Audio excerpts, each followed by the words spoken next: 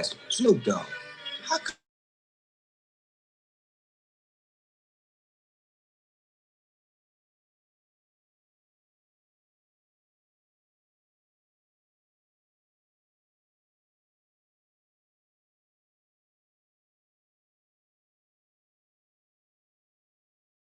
pues el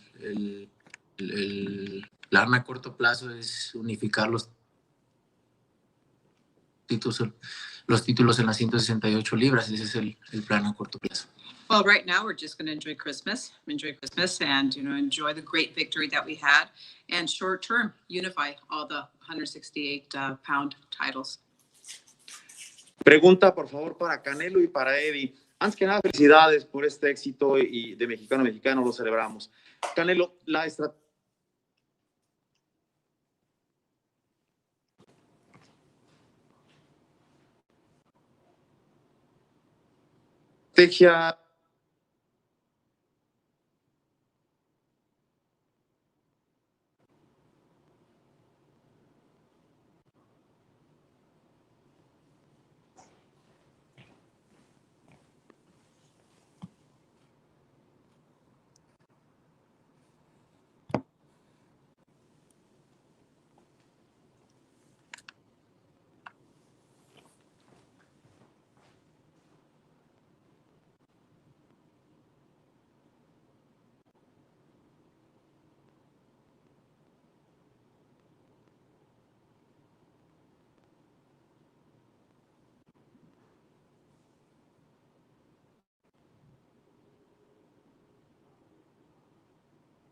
porque soy mejor.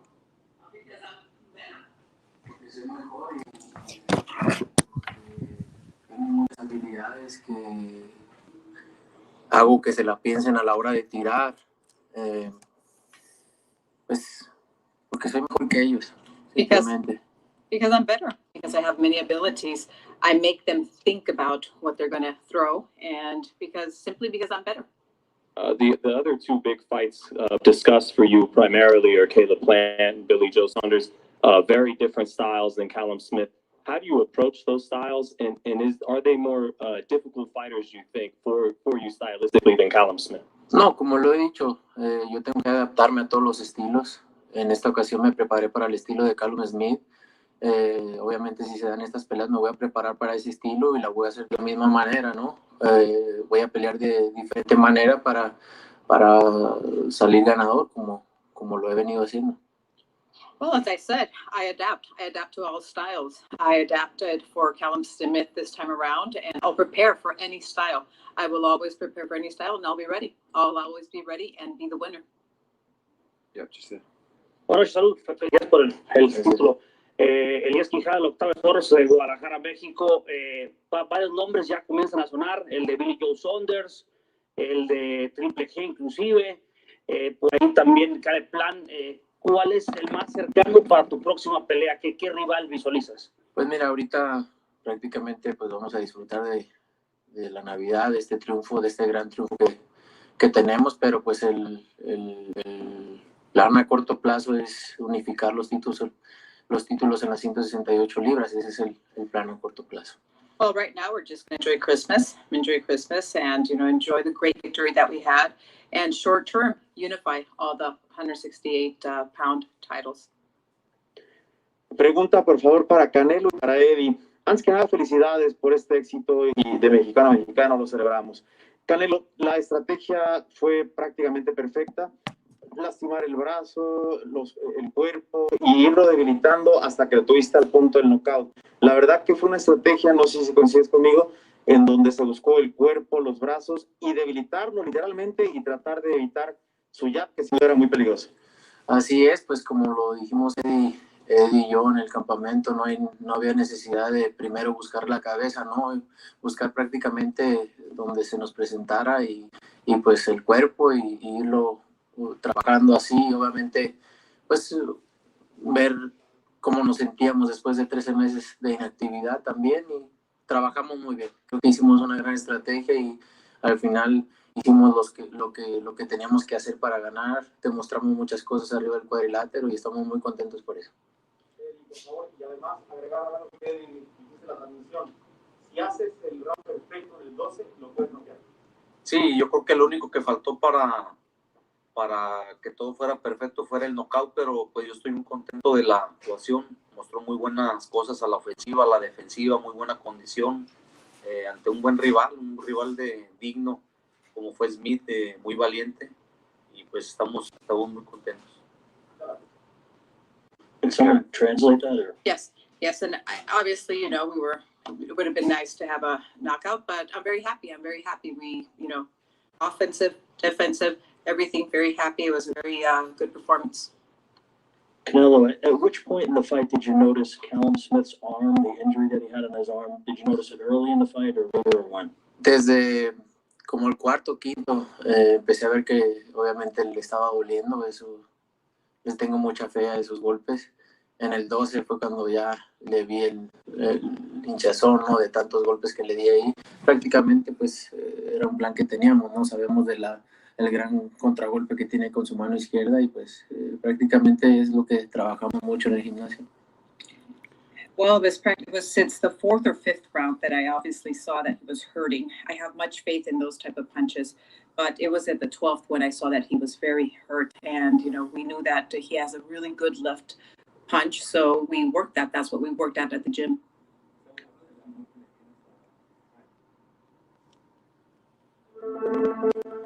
The most human trait is to want to know why. And in a year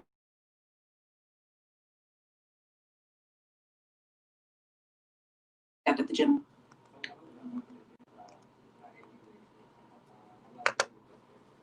No, Eddie y yo obviamente somos una familia. Le tengo mucho respeto, estoy muy orgulloso de todo lo que ha hecho, de todo lo que ha logrado. Y yo me siento muy afortunado de tenerlo conmigo en mi vida personal y en mi vida profesional, porque es una persona que nunca te vas a encontrar en la vida y que te cuida, que te quiere, que es más el amor que cualquier otra cosa. Y en este campamento, aunque no me crean, pues hemos tenido todavía más unión, hemos estado más unidos, nos hemos conocido aún más. Imagínate, después de tantos años, todavía conocernos más, y para mí Eddie es mucho más que mi familia. Well, just imagine Eddie and I we're family. There's a lot of respect amongst us, a lot of respect personally, professionally. He takes care of us, and it's more than, you know, than just the professionalism. It's the love that we have for each other. We're very close, we're very tight, and just imagine just the camp that we have and everything that I've learned. It's love. Eddie cares about me, and it's mostly love. Canelo, congrats. Sí, no, pues estamos orgullosos, hemos trabajado desde abajo, nos han costado mucho llegar hasta donde estamos, y creo que al final de cuentas pues estamos los que debemos de estar siempre. Desde niño lo estoy entrenando, siempre ha sido muy obediente conmigo, y me siento muy orgulloso y afortunado de tener más que nada una persona en la vida de uno como Saúl, que es leal, que es una persona honrada, que es un deportista íntegro. Entonces con personas como él y deportistas, uno como entrenador y como persona crece mucho, y pues me siento muy orgulloso y más que nada bendecido de que estemos, que seamos un equipo y una familia. Well, I'm very proud of him. He's, you know, we started from nothing. We started from the bottom, working really hard. You know, I've been training him since he was a child. I'm very proud of him. Saul is not just he's very obedient. He follows instructions, but he's very loyal. We have grown together. I'm very fortunate and I'm very blessed to have him. All right, so, you know, you're now a four-division champion. I don't think there's any question that you're the best pound-for-pound fighter in the world. For anyone who wouldn't have you as that status, is that someone that you just can't convince?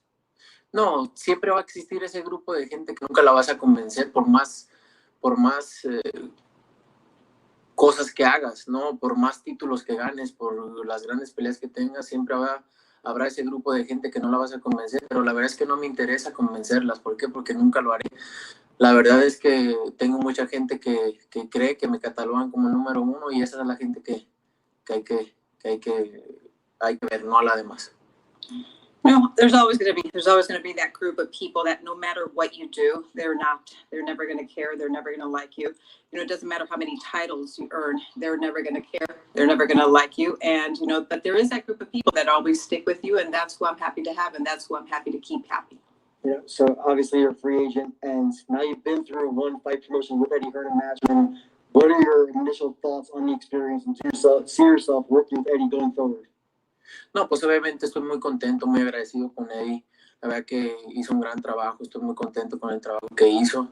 Creo que es una de las presentaciones más bonitas y más orgulloso que me he sentido. Muchas gracias. El empeño que le puso para hacer esta gran función y creo que nunca lo habían visto mis ojos, esta entrada. Me sentí muy bien y pues obviamente la idea es seguir trabajando y trabajando con él y estoy muy contento de haber hecho esta copromoción con él. La verdad que me agradecido. Well, obviously, I'm very happy. I'm very grateful. I'm very proud. It's the first time that my eyes have ever seen a ring walk like that. Very impressive. Thank you, Eddie. Thank you for working together. I'm very grateful for that. And, I'm very happy, very grateful that in our co-promotion that we had this time around. Canelo, aquí Alfredo de Telemundo. Primero, felicidades por la victoria y acerca de la entrada que tuviste, ¿cómo te pareció? Y acerca de los aficionados que pudieron entrar y pudieron disfrutar de tu pelea, ¿cómo te pareció ese ambiente? Ya que tuvimos por la pandemia, no hemos tenido ese tipo de ambiente en cuestiones de estos eventos grandes. Simplemente impresionante la entrada, me encantó. Obviamente el ver a la gente ahí, que aunque no podíamos llenar el estadio, se escuchaba como si estuviera lleno, ¿no? La verdad que me siento muy contento de poder ir poco a poco, que vuelva a la normalidad esto, porque la verdad es que extrañaba mucho esto. Simply very impressive, very impressive. I love the entrance. And even though the stadium was not full, it sounded full. So I'm very happy about that. And hopefully, everything goes back to normal very soon. Canelo, maybe in English, if we can. I'm gonna try. You've done really well. People have responded very well to your English. So you've moved across several divisions so seamlessly. What's the likelihood of you possibly one day wanting to entertain cruiserweight? No, it's too much. It's too much. I think 168 and 160 is my best. Yo, it's your guy, Rapstar Boxing Knowledge. Grinding this boxing, passionate about this sport, the sweet science of boxing that we love. What a great weekend of boxing. Saul Canelo Alvarez puts a dominant performance against Callum Smith to take away the 168 WBA super title from Callum Smith. Canelo Alvarez put on a beating on Callum Smith, and he definitely put Callum Smith in survival mode. Canelo Alvarez showed the boxing world why he belongs in the pound-for-pound rankings in number one. Canelo Alvarez showed all the boxing world why he separated himself to the rest of the guys. Now we have got Canelo Alvarez as a 168-pound champion who's looking to not just unify, he wants to become an undisputed 168-pound champion. But before we get cooking and before we get going on the show, I'd like to salute everyone. Thanks for everyone for coming in the chat. We're going to get going. We've got a special guest today, and we're going to get ready to start cooking this show. Let's get the guest on, and we're going to go straight into it. Give us a sec. How you doing, Road the Dope? How you feeling there today, mate?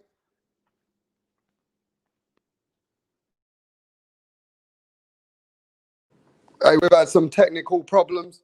This is why we're taking a bit of time to come online. Road the Dope, can you hear me, mate?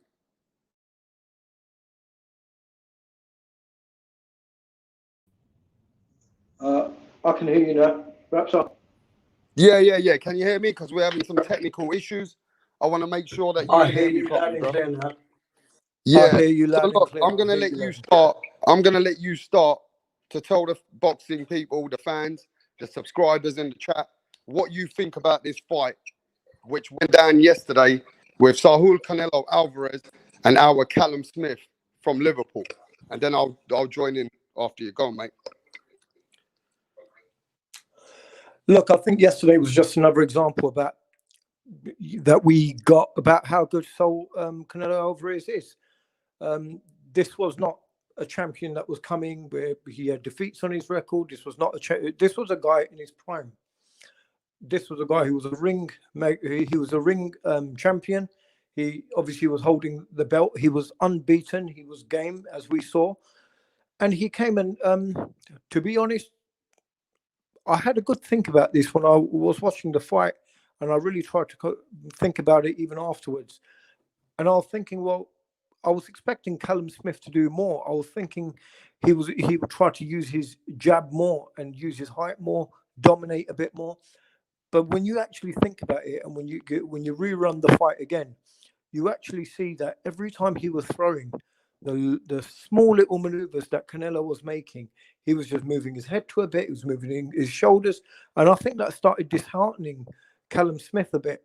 I think during the later rounds, especially towards the championship rounds, we saw that Callum Smith, it almost looked like he just wanted to see the end of the bell at the end.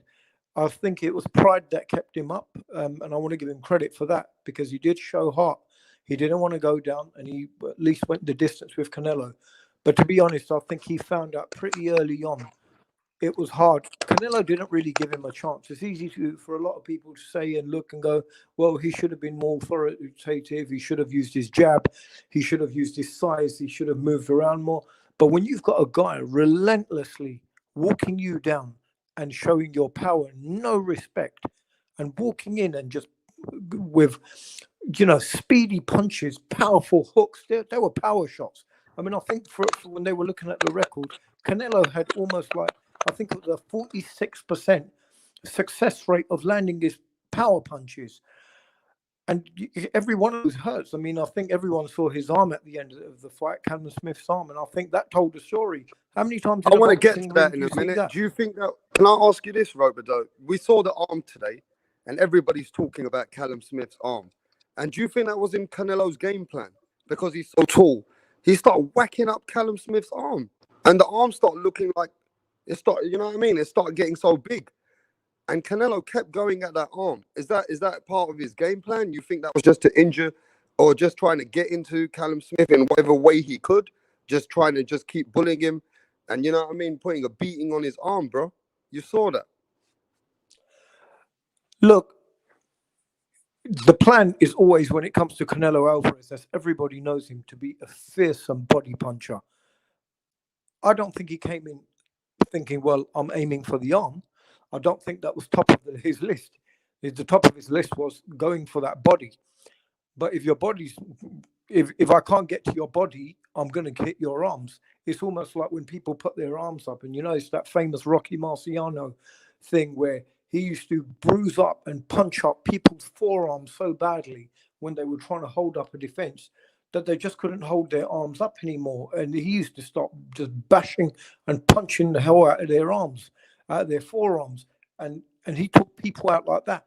And this is what happens, like when you've got a powerful puncher like Canelo Alvarez, if he's not going to get your body and you're going to defend with something, whatever's coming in the way to save your body, well, that's not getting away with no injury. That's going to get pain as well. I mean, a lot of boxers, when they have their fights, later on, their arms are hurting, their bruises, and this sort of stuff. But that thing, I mean, I don't know whether there's been anything official, but I think from what they were saying, Eddie Hearn, I think, was saying that he thinks Callum Smith's bicep was ripped off or something.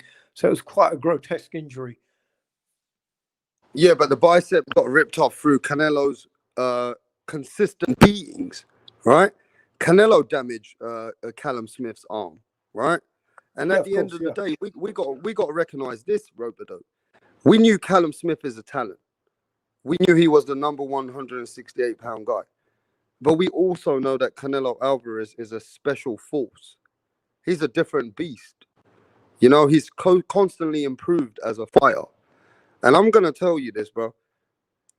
I think Canelo broke Callum's heart by the 4th or 5th round. when Callum was throwing everything at this man, and the guy was just standing there, just constantly coming forward. I mean, Canelo never at one stage looked phased. He did not look like he was at all phased by. And do you know something? Canelo showed no respect to Callum Smith, but Callum Smith was forced to respect Canelo. And I don't know if you agree with this, but I think Callum Smith went in the survival mode at some point in that fight. He went in survival mode, and he just wanted to stay in that fight just to show that he makes 12 rounds. But he took a beating at the end. And Joe Gallagher, I don't know, I mean, what's his name? What's his trainer's name again? Joe Gallagher, yeah. Joe Gallagher. Joe Gallagher, I don't know if you watched it back, but Joe Gallagher said that he was thinking of pulling him out on the 11th round. Did you hear about that? Yeah, obviously, I think everyone could see that is how much punishment can the guy take. But, you know, when a guy's gone 11 rounds and then you pull him out just before the 12th, it'd be different if he's taken a complete pounding to the head. I don't think he was getting that. He was still in there. He was still trying to throw a couple of punches, albeit in vain. But he was still showing that he's trying to put a couple of punches in. I think he knew he was beaten. I think everybody could see that. And I think he knew it as well. But I think he was still putting in there. And, you know, like the champion that he was still putting in the effort and trying to show that, look, I'm in there. Look, when you've gone through 11 rounds of hell, do you really want to be pulled out just before the 12th? I think it's a bit unjust. I can understand if the guy's getting absolutely pounded to the head. He took a few directly in the face towards the nose and that, as we saw. But if he was taking an absolute pounding to the head non-stop without any defense, you know, I could understand pulling him out. But, you know, for a guy who's unbeaten, who's come across a superstar, a pound for pound, you know, number one, as a lot of people recognize him as, you know, leave Callum Smith some pride and let him walk out saying that, okay, at least I saw the end of the bell. You don't want to take an 11-round beating and then be pulled out for the 12th. It's a shame. I think it was the right thing to do. I mean, Papa Kaplan made a good point. He said while Canelo was walking back after the fight, he told Eddie Reynoso that he was trying to land to the body, but Callum was blocking with his arm consistently. What we got to recognize is part of that arm injury is because Callum was also defending and blocking on a consistent basis. But, you know, the force of Canelo Alvarez shows me why he separates himself to the rest of the champions. Canelo Alvarez is so dominant. He breaks the champion's heart in there, bro. And I've got to tell you, I mean, there was no knockdowns. There was no stoppage. But I was impressed with Canelo, how he walked down Callum Smith. You know what I mean? And Callum Smith could not use his reach, his attributes, his height. He couldn't, I mean, let's be honest, Rope-a-Dope. Even the jabs, when you saw Canelo jabbing Callum Smith and you saw Callum Smith jabbing Canelo, the jabs of Canelo were way more stronger and harder. And I was surprised how Canelo got jabbing away after the second round, because I thought Callum Smith might be able to hold the distance for a while. But it didn't seem like Callum Smith can hold the distance. Canelo just kept walking him down and consistently putting pressure on the man. And I got to tell you, bro, a 6'3" guy looked like he was the guy who was the weaker guy, and Canelo was definitely the force, and he was the way stronger guy. And, you know, Canelo got a granite chin. I mean, you can't say Callum Smith can't hit. Callum Smith knocked loads of people out. But everything Callum Smith was giving to Canelo was bouncing. Those punches were bouncing off of him, bro. And he kept coming forward and forward and forward. I mean, that must have broke Callum Smith's heart. When do you think Callum Smith went into survival mode in yesterday's fight? Or do you think he went in survival mode? Because I do. Look, definitely, as I mentioned earlier, I think when it came towards the championship round, he just wanted to get to the end of the fight. He knew he was way below on the cards by the way, Canelo, I mean, wow, that I can't get this guy out. I mean, Canelo, Callum Smith is a guy that's knocked people out with his jab. So the fact that he's landing a couple on Canelo, he did get a couple through, and Canelo didn't budge. And it's pretty much something that Triple G learned as well. That monstrous puncher like Triple G, when he was coming for Canelo and he put the punches up to him, it was just amazing how Canelo just shook him off pretty much and carried on. Look, Canelo's looking pretty frightening right now because he's a devastating puncher. On top of that, he's got boxing skills, and we saw that against Golovkin. We saw that against Cotto, and we've seen that against some of the other top contenders as well. We've seen what he's been able to do. But the thing is, it seems like he's becoming a smarter fighter. Every couple of fights, every fight that we're seeing him in. I mean, remember I mentioned to you previously, as you know, I was at the Canelo Amir Khan fight, and I saw him there, and I saw how he completely just flattened Amir Khan in a flash, because Amir Khan was leading on the scorecard till then, and all of a sudden he just flattened him with a devastating punch. And Amir Khan's even said, it's just for a moment that I took my eye off the ball and that was it. He took me out. So the thing is, with Canelo, it's getting pretty frightening because he's become a smarter fighter. He's already got boxing skills, as you know. I mean, in the words of Floyd Mayweather, the motherfucker can fight. And that's something that Floyd Mayweather was saying back then. So you look at this Canelo now. Canelo now is not the same Canelo that was the one that fought Floyd Mayweather. This one's a different animal. And I'm struggling to see who's going to beat him at the moment. He's looking very, very dominant, and if you can't affect the guy and he's just going to walk through your punches. I mean, I really didn't expect that from Canelo. The fact that he would show Callum Smith no respect. Callum Smith is, globally known as someone who's got punching power. Even before the fight, all the professional fighters, everyone was saying that this is a tougher fight than the Sergey Kovalev fight. Everyone knew what Callum Smith was. He was a respected champion. So all of a sudden, for Canelo just to walk in and show him no respect, the way that he did, just walked him down, and he just didn't give him the opportunity. And when you speak to Callum Smith, it wasn't just a case that he was saying, well, he hit so hard. He just said, look, he's very clever. He's very clever. He said the little things that he does, he's very clever, the way he gets in. And this is what he's done. I mean, I recently saw something, was reading something on Floyd Mayweather, and he was just saying, he said, Canelo, I can see that he's really improved as a fighter. And I'm paraphrasing here, but he was saying along the lines he's really come along, and I can see that he's learnt from me and what he's been watching me. And he's picked up some of the things that I do, and he's been looking at that, and he's brought that into his game. This is something that Floyd Mayweather was just recently saying. Well, I want to get to what we're going to, do with Canelo. Canelo is the pound-for-pound guy, a dominant force, getting better every fucking time. And he had a long layoff as well. Let's not forget that, yeah? And the man, Canelo Alvarez, is the most improved fighter, going in all different weights and beating champions. But before we get to what Papa's thinks for Canelo and what you think should be next for Canelo, we know Canelo is the pound-for-pound guy, and we know Canelo is now going to go into another great fight soon. But what do we do with our Callum Smith rope-a-dope? Callum Smith is an ex-world champion now, 168-pound super title he held.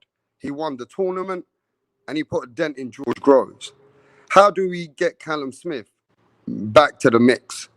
Should Callum Smith go up to 175 pounds like he was suggesting, or should he stay at 168 and compete with Caleb Plant, Billy Joe Saunders? We've got other people at 168. Because if he goes to 175, which Callum Smith's already hinted, that he's saying he might be outgrowing the weight class. So what should we see for Callum Smith? What would you like to see? Would you like to see him stay at where he is? Or could he rebuild and mix it up, or go to 175 and fight a better beef or Bivol? Look, I don't think it's all over for Callum Smith. He did say, look, I made the weight pretty easily. He said, I feel that I'm not carrying all my power up towards the later rounds, but he has obviously talked about now moving up. Look, he's got the size to move up. You know, as I mean, they've talked about, is he 6'3", is he 6'4"? How tall is he? He's got the size. I mean, if he wants He's to move up, 6'3", 6'3". yeah. So exactly. So what I'm saying is, oh, he's got some good fights at this weight still. You know, there's Plant around. There's Billy Joe Saunders who's still in the picture. He could go and have a rematch with John Ryder again. So there's some good fights for him still in this weight, but it depends on what he wants. I'm not sure if he wants to just sit around, because ultimately, if he wants to just stay around where he is at the same weight, you know, right now, as Floyd Mayweather's not in the picture at the moment, right now, all roads are leading to Canelo Alvarez. He's eventually, it was so dominant a performance by Canelo that even if Callum Smith comes and, you know, fights Billy Joe Saunders and beats him, and, you know, gets a fight with Plant and comes and beats him, does anything like that, ultimately he's going to face Canelo again. And, you know, does he really feel he can beat Canelo after the experience that he's just had? Even if he comes new and improved, can you see him coming back and beating Canelo? I don't think anyone Bro, he will. ain't beating Canelo. I might be from Yeah. London. I love Callum Smith. I love Canelo. My boy Callum Smith ain't beating no fucking Canelo Alvarez. I'll tell you that much. After yesterday's performance, I don't give a fuck if his arm was hurting, if his leg's hurting, bro. He ain't beating Canelo Alvarez. And my problem with Callum Smith, Ropedope, and Papa Kaplan is if he goes up to 175, I think those guys are too powerful for him, bro. I think that Bivol will outbox him. And I think that other guy, better be whatever his name is. I've seen a couple of his fights, bro. That guy looks like a dominant force. I feel like he'll stop Callum Smith, bro. What do you think? I think Callum Smith should stay at 168, and let's get a mandatory challenger fight with him and Benavidez. That would be a great fight. Or Callum Smith, Caleb Plant. I think Callum Smith can beat Caleb Plant. What do you think about that? Well, look, it's pretty clear what Canelo Alvarez has already said. He's not said it's a long-term plan. He said it's the short-term plan. That was his words. He wants the titles. He wants to unify. And the two guys that have got the titles is obviously Billy Joe Saunders, who's got, I think he's got the WBO, and then there's Plant, and there's Plant as well out there. So he's pretty much made it clear he wants to unify, and he said it's the short-term plan. So I think they're the fights he's going to be looking for. So that's what's in his plans. So yeah, I suppose if Callum Smith wants to hang around there and fight someone else in the meantime, or fight one or the other, whoever is the opponent, to try and stay within the conversation. But the thing is, again, it comes back down to where is he going to go? He can only go up to 175, and I think he can obviously put some size back on and do something. Those guys, I mean, however good they are, then they haven't got the skill set of what Canelo Alvarez is. So maybe if he puts on a bit of small size and a bit more, you know, and he beefs up a little bit, puts on a bit more muscle and a bit more oomph behind his punches, you know, maybe it will be better for him. You know, he looks like he's quite slim. He looks like he can still put some power in there. I think he could get some good fights at light heavyweight, and people will give him a chance. Say, hey, this guy could actually make a dent in that division, unless Canelo comes back up again. So that won't be too good for him.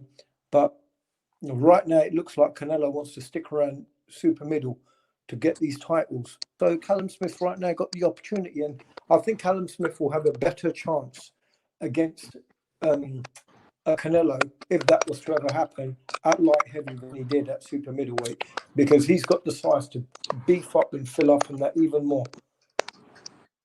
I mean, yeah, I can appreciate what you're saying, but I think Callum Smith still has good fights at 168 pounds.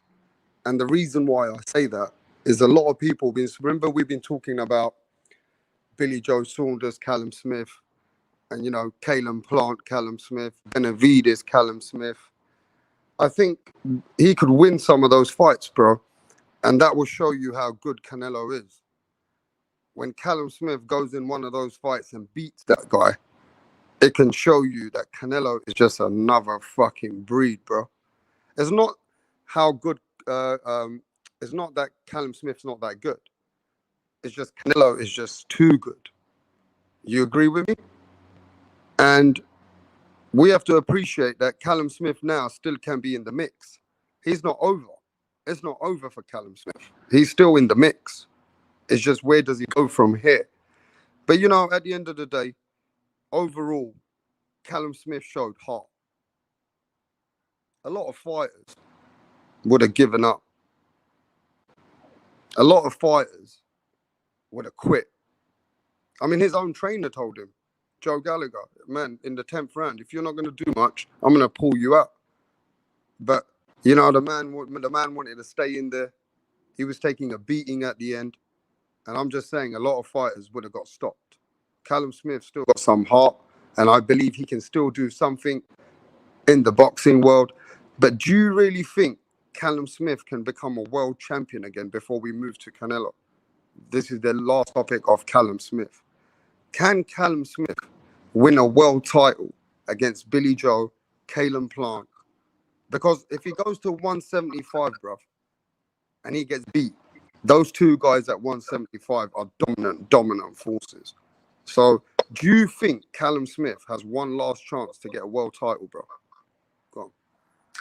Look, I think he's good enough to beat some of the other guys. I think you've got to remember, this was a guy who was universally recognised as the number one at super middleweight. Until obviously, you know, his crown was, he lost his crown last night. I still think he's got, look, there's fights up there at light heavy that he can have. There's Kovalev up there, which is a bit of a name. You know, you've got Better Beav up there that he could look at. But I think if you're going to look at the money fights are really at super middle. So it just depends what he wants to do. You know, it just depends on what he wants to do. I mean, I think he's got more money fights sitting at super middle. Super middle just seems to be a more exciting division. It just seems to be a bit more going on there. You know, you've got, like I said, he's got a possibility he could have a rematch with John Ryder. But I think people would like to see that fight again and see where it goes from there. He could go back to John Ryder. There's a bit of a story there. There's Billy Joe Saunders, who's in the picture, as we just said. And you can't even forget about our mate from Brighton, Chris Eubank Jr. He's still exactly. People forget about Chris Eubank Jr. He's moving from 160 to 168. Well, he's up and down in those weights himself, and nobody talks about Eubank Jr., bro. Eubank Jr. Eubank Jr. I know he's not been in the conversation, but I think recently, from what we've heard about him, is that he's saying that he's going to be making a bit of a splash again in 2021. Talk is cheap. I'd like to see it happen. I'd really like to see him come back. I think he's good for the division. I think he's exciting. I think he's quite entertaining to watch. He makes a good show. He helps sell a fight. So I think someone like Chris Eubank Jr. and a Callum Smith, you know, I agree with you, Rapstar. I think that's a good matchup. You've obviously got Billy Joe Saunders. That's a good British matchup as well. And like I said, he's got some good British fights just in Britain alone. He's got some good fights that he could make. And, you know, with a world champion already sitting here in Billy Joe Saunders, that's a great fight to have right away. And I think Billy Joe Saunders, he would want that smoke. I think after what he's seen, I think he'd be quite confident to take him on.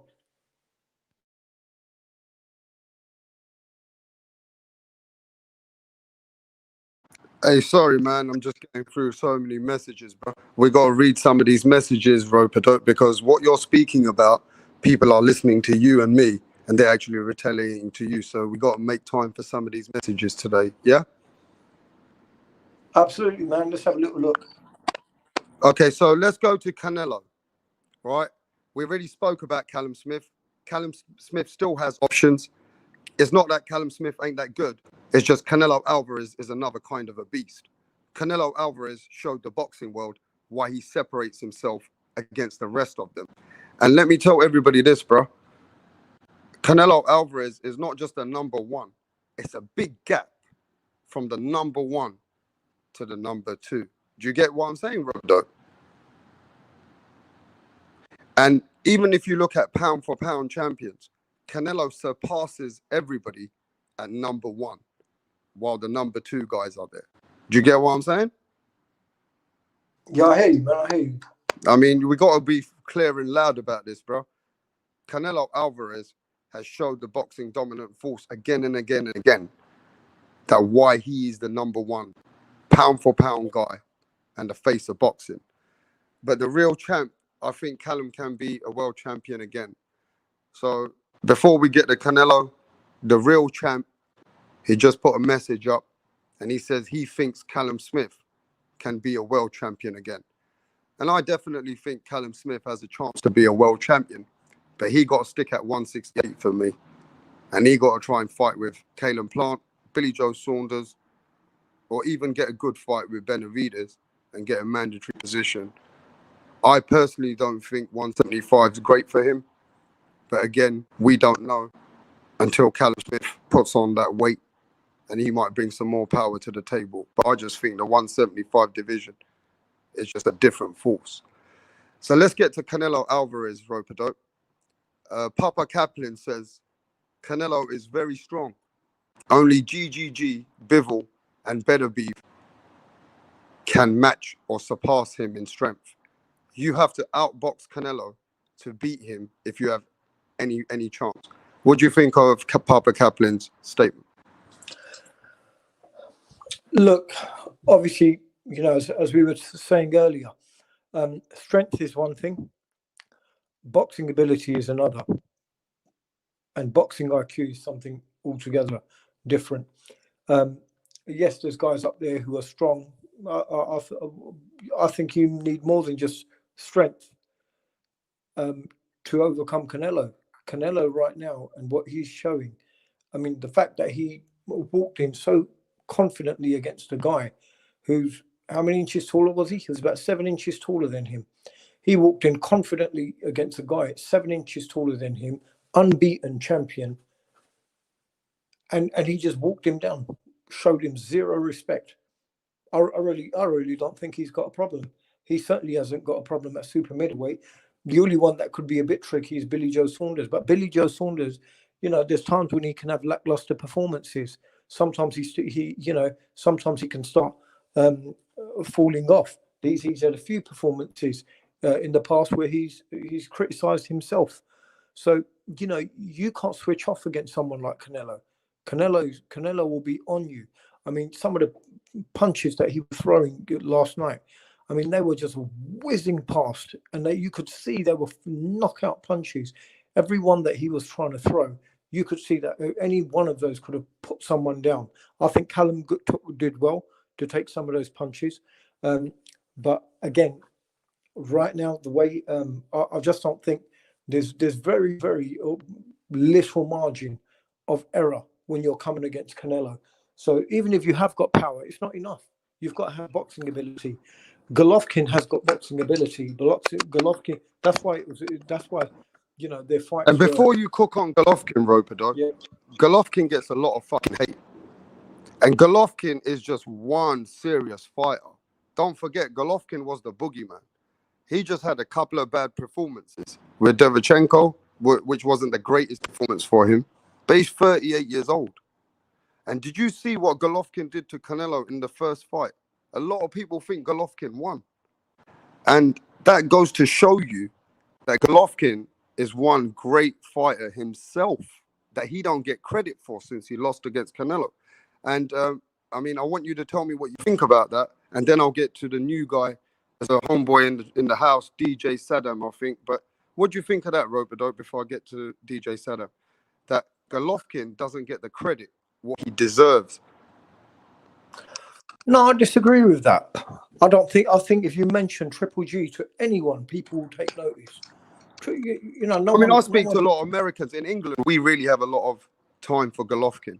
But in America, they don't really think much of Golovkin since he lost to Canelo because they said that he ain't been fighting no great opponents since. Well, I mean, look, maybe maybe he needed a bit of time to regroup. I mean, obviously, it's a bitter pill to swallow to lose a fight that I think to him he didn't lose. I think if you ask Golovkin, he'd probably tell you that he felt he won both fights. So obviously, he's taken a back seat for a while and fought some different opponents. Canelo seems open to a third fight. I guess there's a chance that they're going to have it.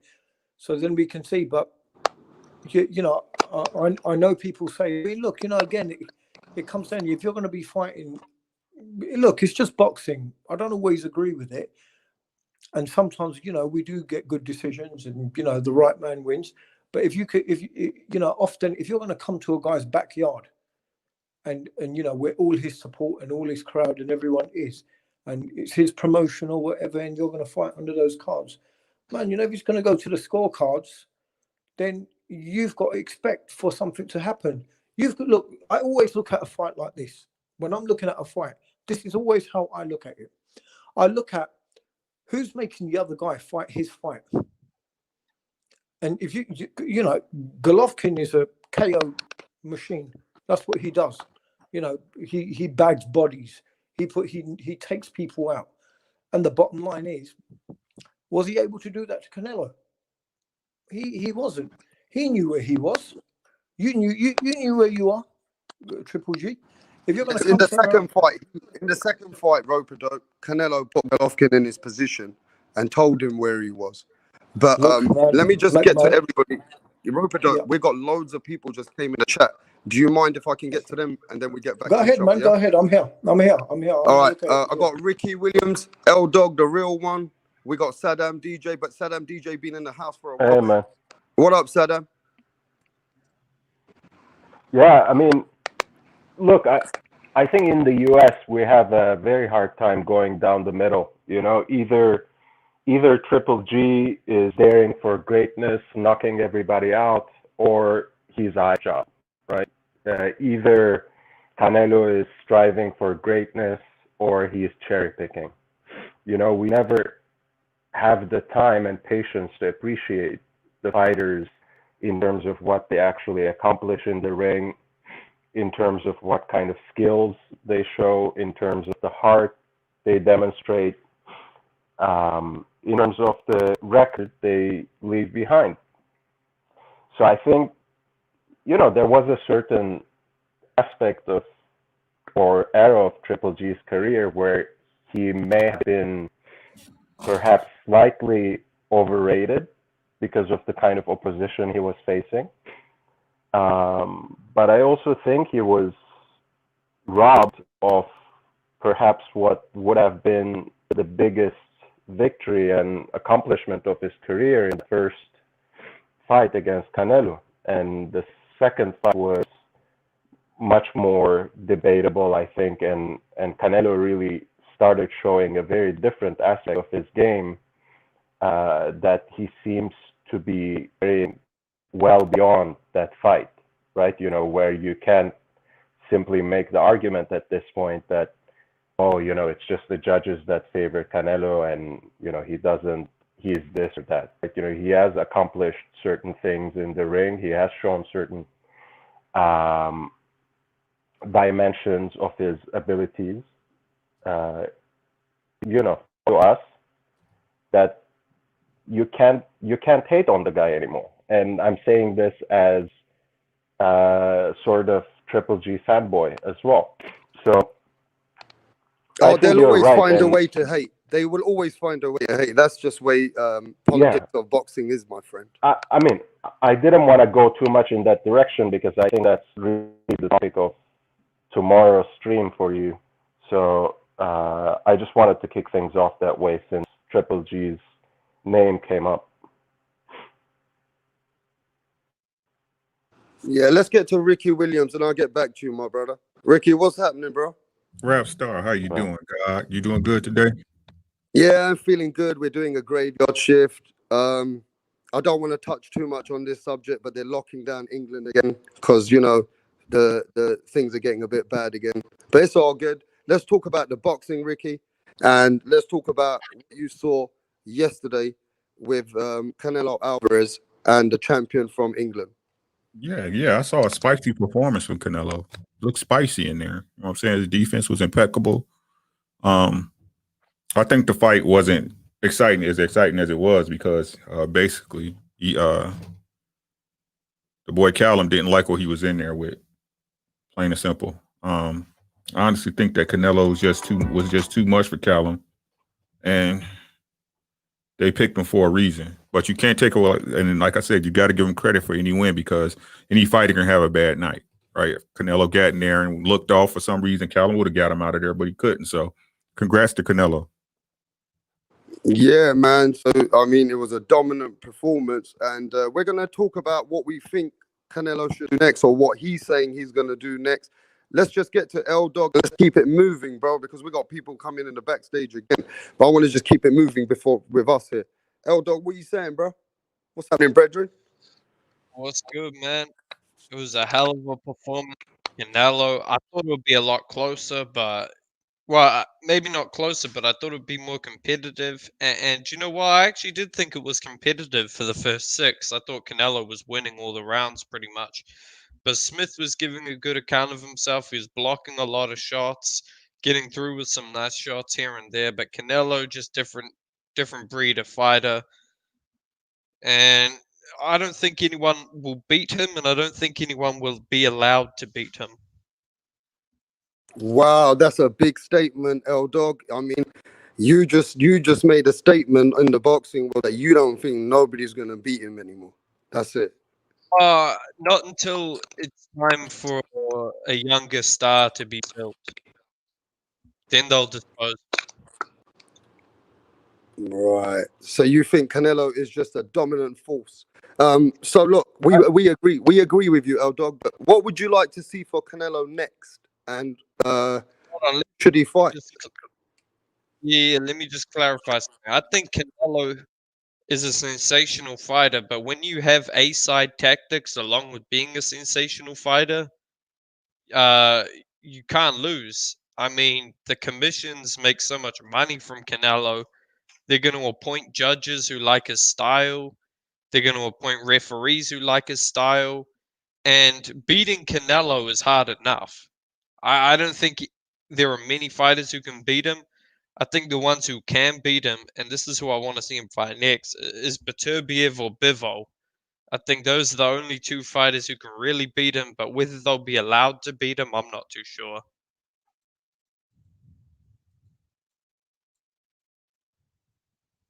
All right, we get that, man. So I just want to quickly keep it so we can finish with our subject that we're asking answers for, L-Dog. What should Callum Smith do next? And do you think Callum Smith can become a world champion again? And then we got the rope-a-dope. Go ahead. I'm not sure Callum Smith can become a world champion again. I mean, I think he's going to move up to 175. He did say he might have outgrown the weight, and I think he probably has outgrown the weight. I mean, Canelo's going to stay there, and we know we can't beat him, so he's going to have to go to 175, and I can't see him beating Joe Smith, Bivol, or Beterbiev. I can't see him beating any. And Bivol is young. I think Bivol is the best of the bunch, and I don't think Smith has the boxing skills to beat Bivol. So I don't think he's world champion. So do you agree with L-Dog that Canelo will probably be the dominant 168 champion, become undisputed, and then once he becomes undisputed at 168, because let's be honest, who does he need to fight to become undisputed? Caleb Plant, and who's the other guy? Billy Joe Saunders. So I'm going to be honest. I agree with L-Dog. He definitely going through both of them. And I like Billy Joe Saunders, and I think Billy Joe Saunders is an excellent talent. But rope-a-dope, I don't see Billy Joe Saunders beating Canelo, bro. What do you think about that? Do you think Canelo becomes the undisputed 168-pound champion, and then he'll look to move up and fight the guys which are at 175 now? What do you think? Look, with regards to Billy Joe Saunders, I think that could be his trickiest fight. And the reason I say tricky is because Billy Joe Saunders is very slippery. However, Billy Joe Saunders has shown that. You want everything on the menu. Sorry, man. I thought we had some interruption there, dude. Yeah, go ahead, bro. So what I was saying is, obviously, yeah, I think someone said, look what he did to Lemieux. So we can see he's a very, slick boxer. He's got it when he said, I was watching something about Billy Joe Saunders actually as well. And he's saying that he wouldn't fight Canelo in that fashion. He said, I've been watching Canelo for 2 years and I've worked on how to beat him. And when they said, well, what would you do that was different? And he said, well, I'm not going to put it out in the media. That's what I've got saved for when I fight him. So Billy Joe Saunders is the only one that I think can be a bit tricky. But the thing is, like I said, Billy Joe Saunders has been known to make mistakes. And if he can be rocked by and troubled by Chris Eubank Jr. in the middle rounds, you're not going to get away with that with Canelo Alvarez. And that's a very good point. I think a lot of people think Billy Joe Saunders might do some good tricks there early on in the fight and might win some good rounds. But ultimately, he might get stopped against Canelo. And Canelo will probably stop him. Now, we saw Canelo trying to stop Callum Smith yesterday. But then at some point, Callum Smith went in survival mode. And Billy Joe Saunders is good at that as well. He probably knows how to survive in a ring if he feels like he can't win in the fight. But is that what Canelo's doing to people? He goes in the ring, and it seems to me, bruv, he just puts a champion into a survival mode. I mean, and it's a bit like Errol Spence. We got to remember, Errol Spence does that to people too. I mean, he did that to Mikey Garcia. He did that to Danny Garcia. And he also, he fought Sean Porter at his own fight. But Errol Spence definitely has this fighting style where he could put a champion into survival mode as well. And going into that, let's get to Ricky Williams. So, Ricky, bro, who do you think is the opponent who could ever face Canelo and give him trouble? Because on the panel, it seems to me nobody thinks that anyone can give Canelo any trouble. What do you think about that, Ricky?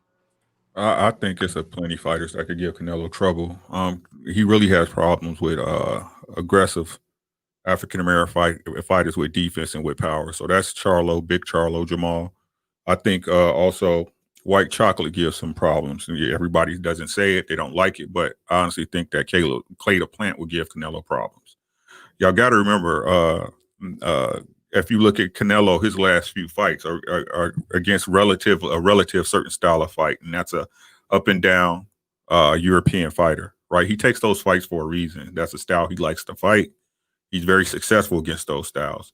But as you can see, he also avoids certain styles. Now, the closest style you can say to the Black African American fighter that's slick was Daniel Jacobs, who's not very slick and who's very heavy on his feet, right? So as far as Billy Joe Saunders, I think Billy Joe Saunders will get stopped by Canelo, right? Billy Joe Saunders makes too many mistakes. He is slick, but he'll get in there and try to be slick with Canelo, and Canelo will catch him with something, probably a left hook or a body shot when he's trying to turn an angle in defense, right? No, GGG would get stopped by this Canelo. Canelo has put on muscle mass. He's a lot stronger, and Canelo has no problem with connecting with GGG. GGG at this point, his career would get stopped by Canelo. They put GGG in there with Kazmira for a reason. That's a confidence building fight. He just got the brakes beat off of him by Derevchenko in his last fight. If y'all recall, Ricky, but some people said that Derevchenko won four rounds off of Jamal Charlo. So he gave Jamal Charlo a fucking hard fight too. So they said that Derevchenko is a fighter which is at a point in his life where he's a great fighter too, but he just can't win. He's coming to that Danny Garcia position. You get me? Right. But like I said, again, what a lot of people, and again, I apologize just for you guys if you don't look at it like this, but I look at every fight with the context attached, right? GGG was on his way to getting stopped if it wasn't for the ref jumping in at a bad time against Derevchenko. He was on his way to get stopped. So to say GGG is not better than Kazmira, that's a lie, right? But again, they put him in there for a reason. But again, I'm not going to argue with people about what their points are. Let's see it. Right, a lot of these fights Canelo has ducked and avoided. he blatantly avoided the fight with Charlo for a reason, right? He blatantly avoided that. If he's saying he can make 160 to fight Errol, he can make 160 to fight Charlo, but he won't do that though.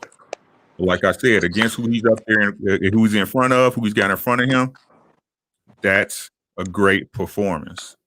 But let's see it with some other champions though. He's fighting a particular type of fighter for a reason, guys. Okay, so let's keep it moving. Anybody want to touch on that one?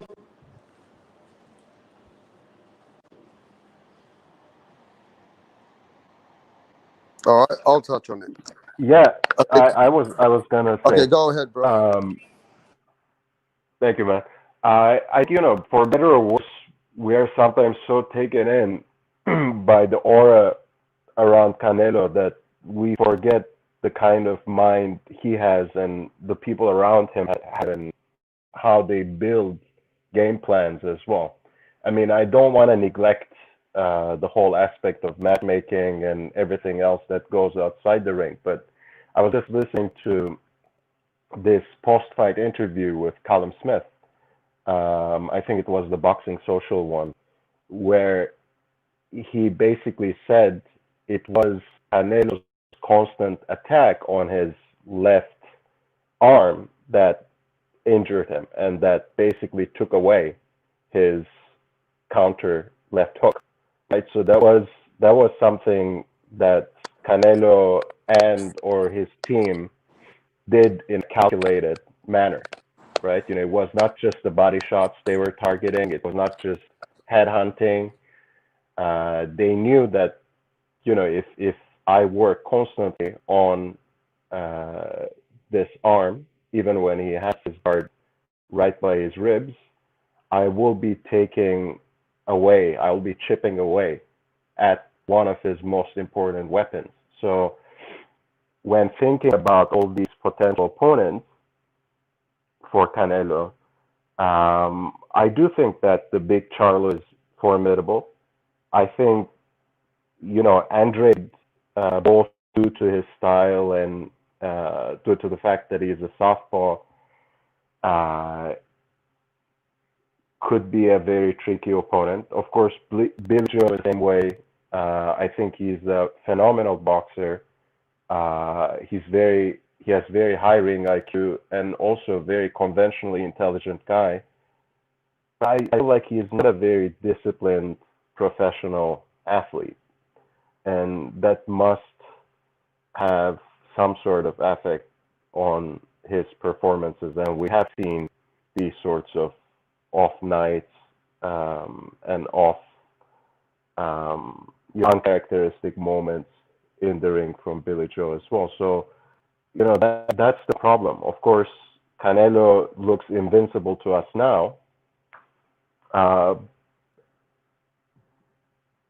all these opponents that look good also have their weaknesses, and it seems they spend a lot of time breaking it down and then building a very strong game plan against those weaknesses, in keeping those weaknesses in mind. So, we don't just need a good fighter, but a good team, behind the fighter who pulls the same kind of trick on Canelo. Everyone watches Canelo, but how many coaches who have good fighters sit down and watch Canelo the same way that Canelo's team studies opponents to pick them and then pick them apart in the ring? Yeah, I mean, look, at the end of the day, it seems to me Canelo's putting himself in a position just like what Mayweather was. When Mayweather was beating all these people, at the end of the day, they always want to find always need an opponent to see you lose. But Mayweather was just so good. At the end of the day, no matter when Mayweather came against Oscar De La Hoya, he was the B side. He proved himself. Against Mayweather, when he came against Ricky Hatton, when Ricky Hatton was unbeaten, he knocked him out. Mayweather did his dues against Diego Corrales, which was much bigger fighter, just like what Canelo's dealing with now. So we always needed to say that Mayweather, why doesn't he fight this guy? Why doesn't he fight this guy? I think Canelo's put himself in that position now that we need to find opponents who can give Canelo a hard time. And in going in that, I want to talk about another fighter next. But Roper-Doc, do you think Canelo's put himself in a position where there's always someone that we got to keep saying that he's got to fight?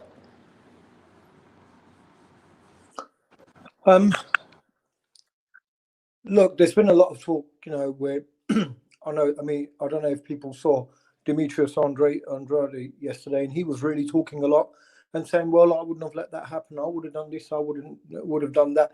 I think he made a bit of a fool of himself yesterday, the way he started talking. I could see that from the commentators. But, like I said, these guys, I think Charlo's an interesting fight, but, he's obviously fighting a couple of weights below at the moment. So I'm not sure if that's going to happen, but he's got size. I'd like to see some of these other fights come in, but to not give Canelo credit, I think that's a little bit unfair. He's been in there with some good people. Even if he's come up against some people that might be a bit more towards the end of their career, they were still guys who were good enough to wipe the floor with pretty much most of that division. So I don't think he's taken some, all easy fights. And if we're going to start questioning Canelo and that, he only fights bums, because somewhere in there I saw a comment with someone saying, Canelo only fights bums. Well, was Floyd Mayweather a bum? He fought him, didn't he? So I don't think it's fair to say that. I think Canelo should be given credit. And look, anyone that can see and has been watching boxing, and I'll take it, all the guys on here, they have, everyone takes enough of an interest. Surely you can see what Canelo's being able to do. He did fight Triple G as well. You've got to look at, how he done in those fights. There was a lot of punches that Triple G was throwing that Canelo was just swerving and ducking. Okay, he got caught with a couple of big shots, but he rolled with them.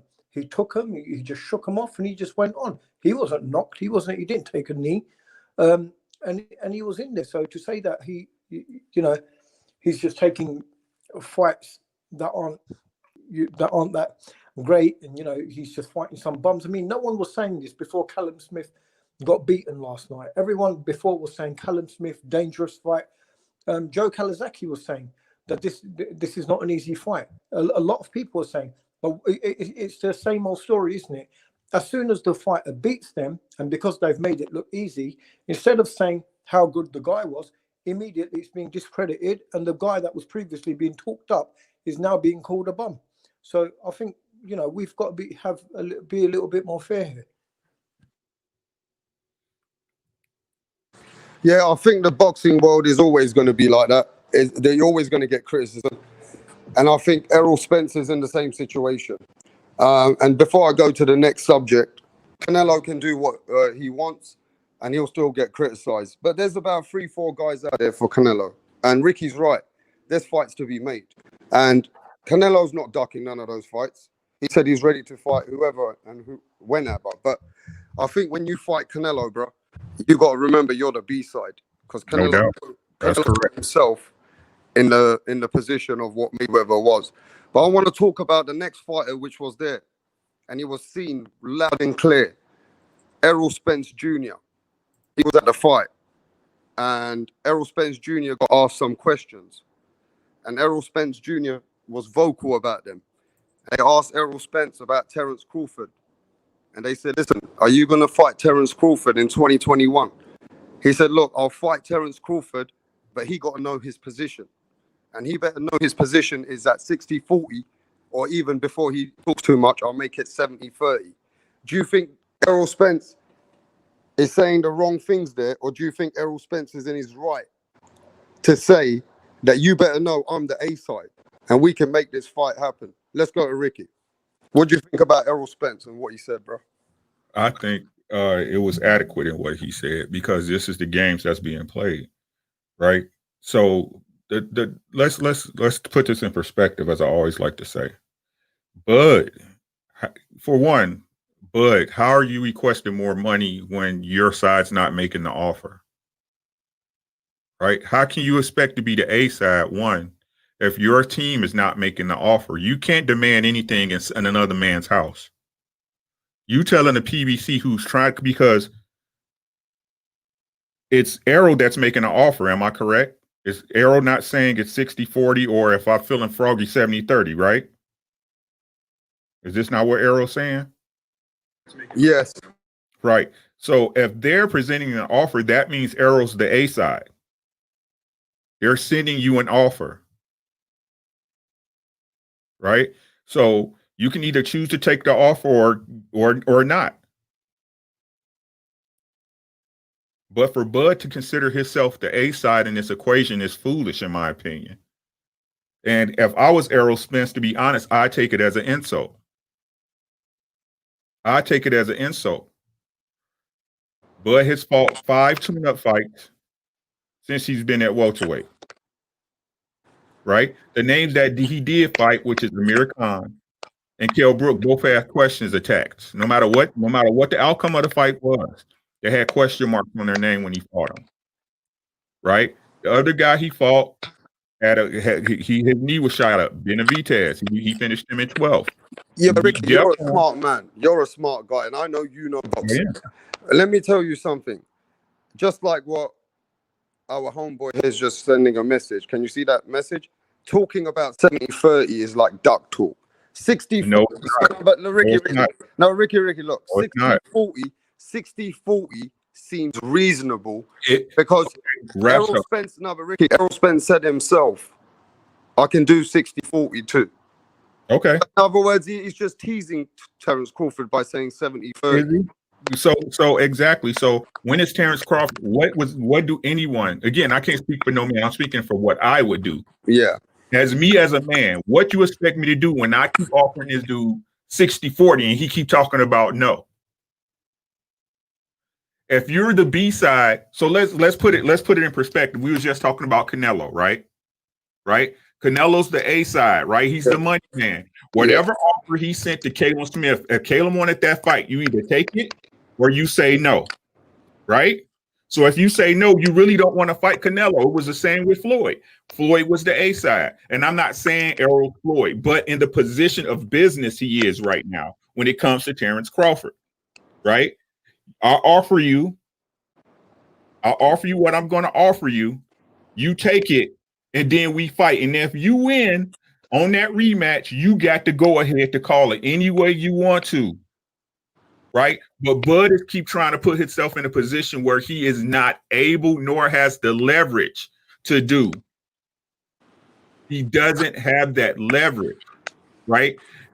Or she said Spence never sent Crawford no offer. Crawford has to come sit at the table, you people. If I'm putting it out there publicly that I'm offering you 60-40 and you keep hunting me, okay. And not even that, the things that he needs to do to even become on a 50-50 playing ground with Errol, he's not willing to do. He's still not willing to fight a top 5 welterweight. I mean, what we do know, Ricky, right? Let's make it clean for the casuals as well. We got hardcores here and we got casuals. Errol Spence is the #1 welterweight. Do we? Correct. Right. He did all the heavy lifting. He's the #1 welterweight in the division, right? And he's a unified champion. So he's got the IBF title and the WBC. He's not going out his depth. He's just saying, look, Terence Crawford, if you want to fight me, I'm the fucking A side. And we can fight in 2021, right? So he turned around and told the whole boxing world, this fight can happen now. Just signed a contract, and he's trying to tell them, look, 70-30, if not 60-40, we might be able to push it for that. Do you think Errol Spence is out of his depth? Let me go to the next man. Do you think, Ricky, I'll come back to you because I know you got a cook on that. Do you think Errol Spence is out of his depth, yeah, saying that he's the A side, and you better recognize if you won the fight, you better know that I'm a minimum 60-40 or I push it to 70-30. Do you think that's disrespect to Terence Crawford, or you think that's real shit, Roper-Dope? Look, I agree with Ricky here. Do you? I think everything that he said is correct. You know, Terence might have been the fucking man when you look a couple of weights below, but you're at welterweight now, and over here, Errol Spence is the king. You know, Errol Spence is the one that's holding 2 belts, and both his belts that he's got are better belts than what Terence Crawford's got. You know, Errol Spence, I feel, has fought probably better opposition. And you know, like I said, he's holding the IBF. He's got the WBC. You know, Terence Crawford is there. And it's not like Terence Crawford is like a real great talker and someone who's really going to sell the fight. I mean, you get some guys who are like great, you know, champions who come in there and sell the fight. And if you're someone with a dud personality, this is what. If we go back to something that we were talking about recently, if you look at Keith Thurman was recently asking for a lot of money, and we had this conversation, and we were saying, and I said, look, it may be worth paying Keith Thurman some good money. The reason being is because Keith Thurman's got a mouth on him. The guy can talk, the guy can sell a fight. Terence Crawford ain't got that. Terence Crawford can't be coming and trying to dictate those kind of terms. And bottom line is, Errol Spence is the man. I think what Terence Crawford is looking at, that, hey, you know, I was the man at some of the lower weights. I've now come up here and I've won a title as well. But yeah, but you're at the man's division, bro. You've come to Errol Spence's fucking division. Correct. Yeah. Correct. So Terence Exactly. Crawford, This yesterday. is what Look, my man was just I'm saying gonna as cook well. on this in a bit. Yeah, Robert, because Terence Crawford, I just seen Terence Crawford's messages, and he's put some messages up. But before you carry on talking, carry on cooking while I'm reading these messages about Crawford. Go ahead. Yeah. So look, bottom line, I'm saying is, I think it's fair. I think 60-40 should be in Spence's favour. Terence Crawford can't come all of a sudden to the weight with the champion who's dominant there, who's got two belts, two superior belts to the one that you've got, and you're going to tell him. Because I think there was some talk about when Errol Spence talked about 60-40, that Terence Crawford said, well, I want 60-40 for me. Well, that isn't going to happen, and there won't be no fight if that happens. Errol Spence doesn't look too bothered. He's got bigger fights that he can go for. As you know, he's already talking, and there's talk about Canelo somewhere up there. I'm not sure when and if that's going to happen anytime soon, but there's certainly talk of it. So what I'm saying is Terence Crawford, I mean, you know, he's got some guys that he can fight at welter, yeah. But if he wants Errol Spence, he's going to have to take a back seat. You ain't the king of this division, Errol Spence is. So you're going to have to take a back seat. And I don't think Errol Spence is serious about 70-30. I do think 70-30 is a little bit disrespectful. I think he's starting at 70-30 to maybe agree at 60-40. I think he knows his own reputation could be on the line because everyone's talking about the Crawford fight. So I think that we can see a deal happen at 60-40. And bottom line is, Terence Crawford has got to get off this thing that he's the pound for pound number one. And I think the chat agrees. I think the chat agrees with you right now. Joe DC said exactly what you're saying. Spence is the unified champion, right? Bud isn't a unified champion. Spence is the one who deserves 60-40. He's being fair. He's giving Bud an opportunity. So why is Terence Crawford turned around and said yesterday that, look, man, Errol Spencer doesn't want to fight. He's a fucking ducker. And he's saying that I'm not going to fight him now. He's wasting my time. So Terence Crawford seems like he's putting some duck moves up, bro. He got a chance here. Because listen, let me tell you why. First they were saying Errol Spence didn't say nothing. Look, we're from England. We're not riding with no horse here, right? So we're going to be honest about it. First they said Errol Spence ain't saying nothing about no fights. Well, we just had a fight. He said he wants to go play with his horses, spend time with his family. Now he came on fucking live TV, bro. And he told us all over the world, I will fight Terence Crawford next. But he got to know that I'm the A side. So what's he doing wrong? Look, it's the typical thing that happens that when a fighter basically, you know, asks for a ridiculous request, and when they don't get their way, they're going, oh, well, you know, they don't want the fight. We've been talking to them. We've been trying to get the fight. Look, this is a common thing that happens in boxing. And, you know, you may be able to hoodwink the people that don't follow boxing properly, the casual fans. But the people that know their boxing and are into it and know who's got the titles and who's got what, they know the bullshit that's going on here right now. So this shit is not going to wash among, you know, the real boxing people. Everyone can see what's happening here. You can sit there and shout and scream what you want. If you're going to sit there and if Crawford comes in and says, hey, I want 70-30, and that's the deal, and Spence should take 30, and then because Spence refuses, Crawford walks away saying, oh, he doesn't want the fight, he's ducking. That's bullshit. Everybody knows what's going on here with the numbers. Everybody knows that 60-40 Spence would agree. And Crawford can't come with his weak-ass WBO belt and try and look. You've got a bottom line look about who's putting what on the line. Spence is putting two superior belts up compared to Crawford. And he's been the person who's been sitting at welterweight. That has been his division. And he's been sitting there with that. Yeah, and Crawford listen, I can't come agree with dictating you. those terms. Yeah, And, look, and you know I what? Let me agree tell you with. something. You go ahead. Let me tell you something.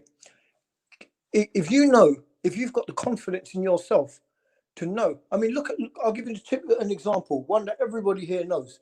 All right, look at Floyd Mayweather. He walked in there against Oscar De La Hoya. He went in as the B side. Didn't like it, but you know what? Said, okay, fine, because I know once I beat him, I'm going to be the man. All right, and that's exactly what he did. He did that to then say that now I'm the A side. So when you come and start meeting the people at the top and the bigger names, you've got to maybe sometimes take the back seat and say, all right, if it helps me get closer to my goal, to help me get to becoming the A side, then maybe I'll do that. So if you know that you are in a position to become the unified champ, to pretty much, you would become the WBO, the WBC, IBF, and probably, the ring champion then as well. What I'm saying is, when you become that, wouldn't you just give up 10% to know that you could get that? Think about all the fights that come after that. Going forward from there, you would be the A side in lots of fights, unless you're coming up against a big name like Manny Pacquiao. But you could at least command something there. You would put yourself in a position to command that. But sitting there and talking this nonsense, I think he's fallen in love with his own legend, because he's been a bit of a superstar on a couple of the weights below. I think he's falling in love with his own legend. But you know what? He's not a Floyd Mayweather. You don't talk like a Floyd Mayweather. And you're not someone that can sell a fight like that. So you're totally with Errol Spence. So you're totally with Errol Spence, telling the boxing world. So you're with Errol Spence saying, look, man, you need this fight. Yeah, you're with him, right? Yeah. Well, that's the rope-a-dope. I don't blame you. You're a hardcore boxing fan. You got no horse riding in this. You come from England, bruv. You're a Londoner, and you see it from the outside in, bro. And I know you've been watching Spence from when he started. I know you've been watching Crawford. You're just keeping it real, bro. Hey, DJ Saddam, what do you think about this, bro? I think I mostly agree with what you guys are saying. Spence is the unified champion. It is his weight class. And I think a lot of this discussion is happening in the public, and the public, both the casuals and diehard boxing fans are just getting manipulated. I think they should really sit down at a table and hash out the details. And honestly, I think 60-40 at this point seems fair. And, I do think it's a little disrespectful on Spence's behalf to say 70-30 at this point. And I think that's exactly what he tried to do. It's part of the trash talking. That is part of the sport. But the truth is, no pun intended, if Spence ends up getting another title, somehow getting the Pacquiao fight or getting the WBA title in some other way, he might be able to sit down at that table with an even stronger hand and actually dictate terms that are even less favorable for Crawford. Can you tell us how that happens? Exactly. Tell us how that happens. Well, I think, we have been complaining for so long, even those of us who are fans of Crawford and who believe that he passes the eye test for being a top 5 pound for pound fighter, maybe even ranked even higher, both in terms of his achievements and in terms of how he looks. We all agree basically that having knocked out all his opponents at welterweight, he has still not faced that one opponent at welterweight at 147 who doesn't have an asterisk placed next to him, right? As Ricky, I think it was, right, bro? Yes, sir. As he said, Amir Khan and Kell Brook are big names, but they were both kind of past it by the time they faced Crawford. So I think if it keeps going on like this for the next 2-3 fights, let's say Spence, with all his disdain for Thurman, ends up fighting Thurman for the next fight, beats him,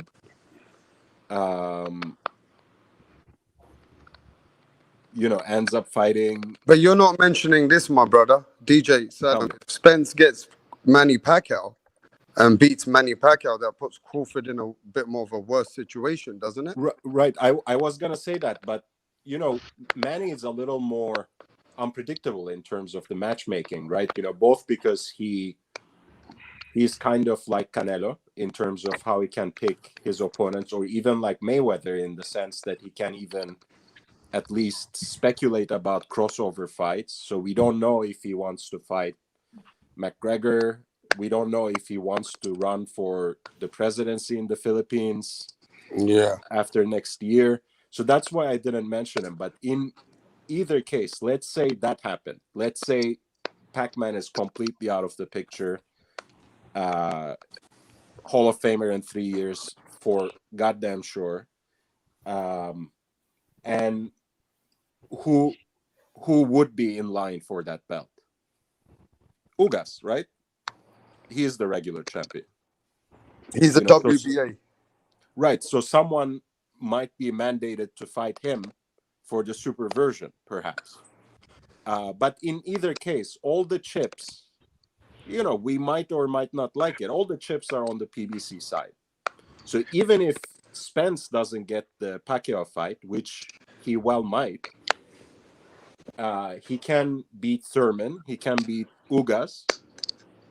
And in the meantime, if Bud is not getting Pacquiao in the ring, he will be weaker. And if Spence actually gets as his next fight Pacquiao for a unification and ends up with 3 belts, he can ask whatever he wants, right? If Bud really wants to be undisputed, if he really wants to show his mettle at the welterweight division, he will have to accept those terms. All right, man, let's keep cooking, bro, because I want to get to some guys who've just made it in the building. And I know Ricky Williams, a lot of people are agreeing with him as well. And a lot of people are agreeing with Errol Spence. But Major Key and 1-2 kids in the house. So let's just go. Major Key, where you been, bro? Where the fuck good, you bro? been, What's good, man? We ain't seen you for a while. You good? Yeah, man. I'm saying because you go late, bro, and I've been working at 7:30 a.m. Eastern Standard Time, so I'm going to sleep early. I'm not trying to stay up all night, and also I had to pick up my daughters for the holidays, so I was on a big road trip yesterday, but everybody's home, and we had a nice movie night and all that. But yo, let me ask you real quick before you ask me a specific question, DJ Shaddam, what Caribbean island you come from? Yes, sir. Sorry, say it again. What Caribbean island you come from? I wish. I'm actually really from the... you have little tones of Caribbean, like Bahamas or Barbados or something like that. That's why I asked. I appreciate that, man. Irie, That's you know what I mean? Irie, man. All right. Well, most of my family live in St. Croix, and my mother's aunt was like the senator there for 12 years. So, in the U.S. Virgin Islands. So, I'm very just familiar from with the U.S. Okay, no doubt. Well, you got a little undertone. I don't know if anybody else hears it, but there's a little undertone of Caribbean style talking. But anywho, what's up, Rap Star, man? God bless you. You know what I'm saying? God bless. You know what I'm saying? Lekum salam. Whatever it is, bro. Hey, rope it up to Shalom. the building too. Rope it up, Ricky, 1-2 kid. We got a little full house going here, bro. All right. So I mean, if you want to introduce 1-2 kid, and then if you want to ask me a direct question, because I just Yeah, hopped on. okay, real I quick. can go with 1-2. Yo, 1-2, what blow, man? You good, brethren? What's going on, man? How you doing? How's Hey, everybody doing man. tonight? Hey, man. Some brother. Nice for pulling up. Nice for pulling up on Rap Star Boxing Knowledge, bro. Oh, no problem, man. Hey, so what do you No think, problem. man? So right now the panel has been kind of like unanimous decision that Errol Spence finally made noise, and he said he will fight Terence Crawford, but just remember he's the A side. Now, what do you think about that? Because nobody's defend Crawford yet. I know you've come to defend Crawford because I know you're a big Crawford fan, my brother. So Well, I look at it like this, man.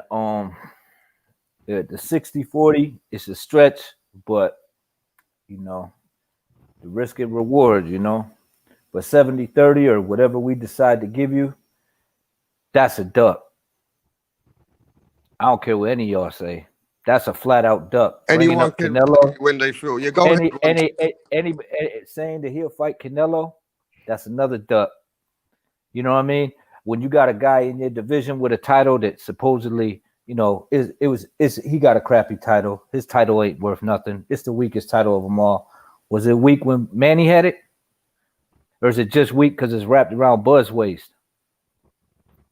You know, everybody wanted to smoke with Jeff Horn until Bud got a hold of him. Now nobody want that WBO title. I thought it was strap season. What happened? I'm just saying, man. I'm keeping it 100. I'm not saying that he's not you know, laced at the welterweight division, Spence, but he's not Money Mayweather. Y'all talking like this dude could call any shot he wants to. I'm saying 60-40, okay, stretch. But yeah, he could probably make that happen, but his response is supposed to be 60-40 back. They're supposed to meet in the middle somewhere. Then you get, you know, wind up to be about, you know, 55-45, or, you know what I'm saying, trying to get that. Of course you're going to say the exact same thing, you know what I mean? Because he got the accolades coming up. I don't blame him for doing that. That's bargaining. But, I mean, does Spence deserve more? That's debatable. I mean, it's debatable, man, because Mikey got Can you 50-50. explain why it's debatable? Because I know you got Ricky coming at you next, but everyone's a gentleman on this platform. Right. I can't ask for greater men. Everybody's going to give you a chance, and then we're going to introduce the next guy, which is Ricky next. So tell me why it's debatable, bro. Because I mean, Mikey, 50-50. You know, yeah, Sean Porter, 50-50. And Bud can't get 50-50. I mean, Mikey didn't have a title. Yeah, but let me just speak. He won a unified champion then. Now he's a unified champion.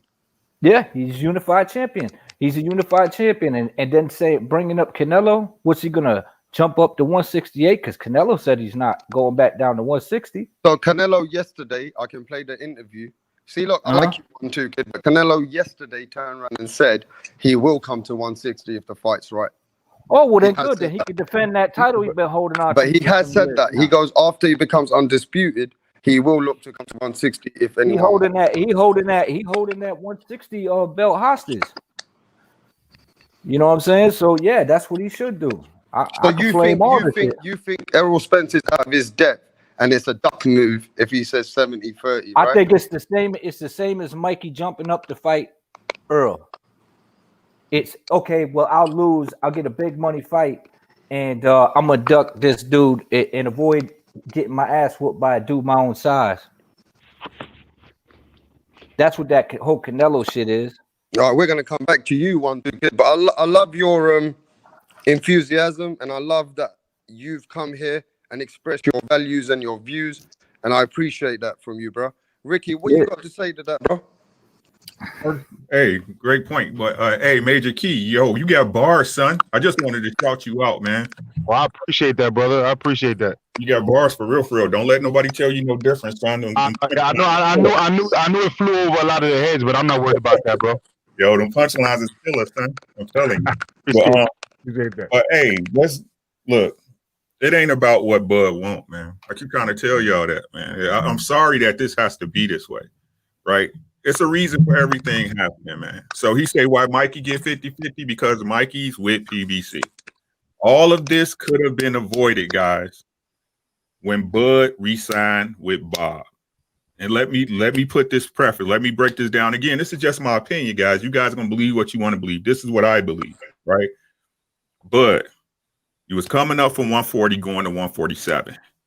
Everybody know, Major Key knows, 1-2 knows, Rap Star knows, Don Ramon knows, Mr. Popo knows, OBZ knows, right? How Top Rank does business.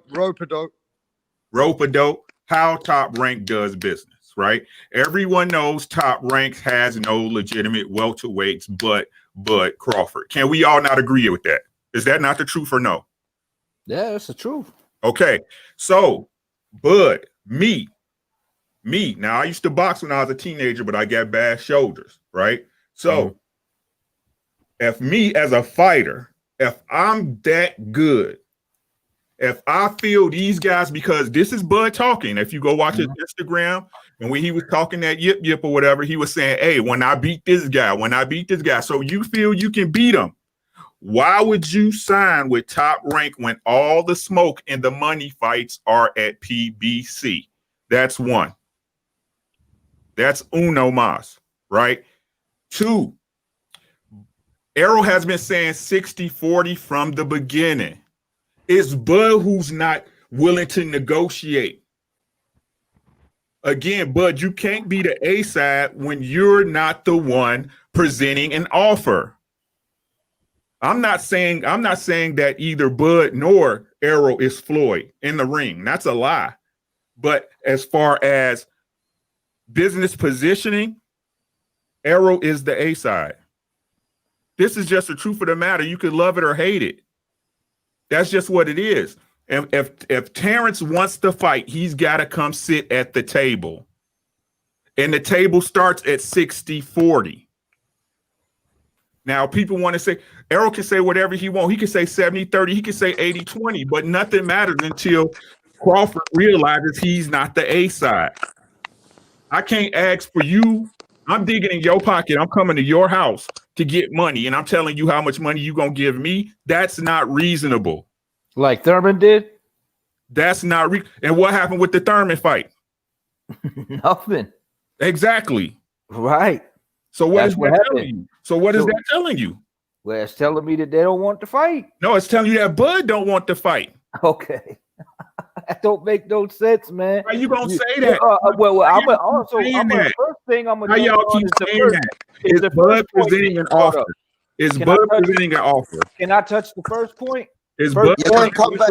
Ricky, let him come back to you, and then you can come straight back to him. Go on, then. All right. Now, the first point you made, you said why sign with Top Rank?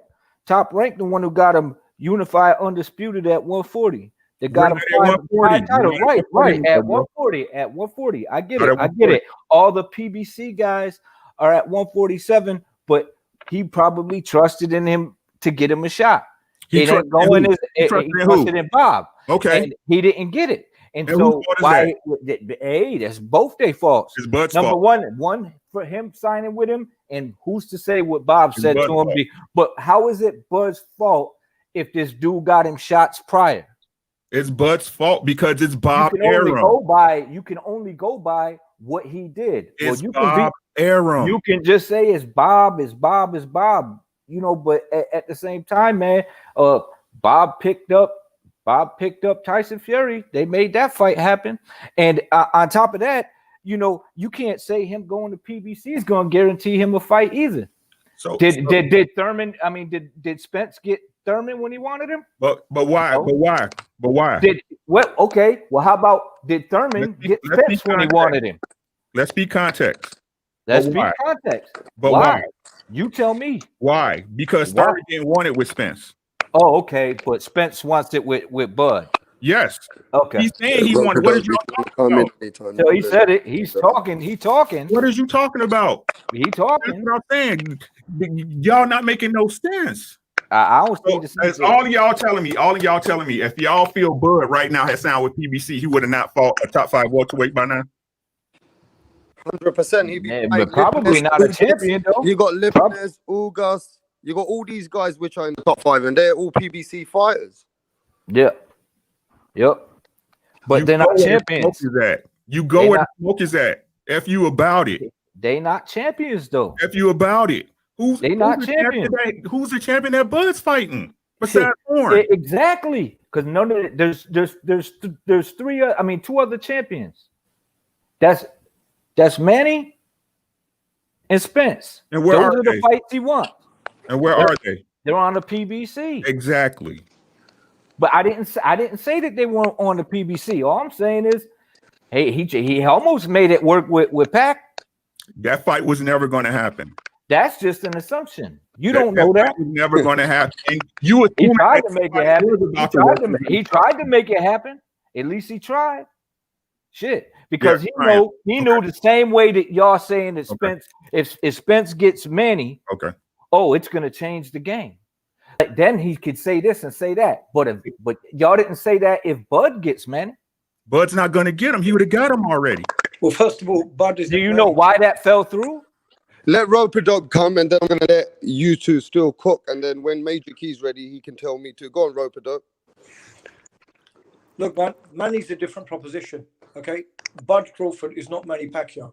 Manny Pacquiao is a far bigger draw. So if Manny Pacquiao comes in there commanding more money than what Bud's getting, that's a different story. You know, as I said, Bud isn't Manny Pacquiao. So that's number one. Second of all, I want to address something. This seems to happen every time we come on live. That whenever we use an example, like I used an example earlier, only about business dealings, i.e. when you get an A side and a B side, does not all of a sudden mean that I'm calling Spence Mayweather or I'm calling Spence De La Hoya.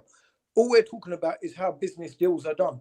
Exactly. What happens when you have an A side and a B side. So guys, come on, if you're on here, please don't talk that rubbish. Okay, you know, you should know better than that.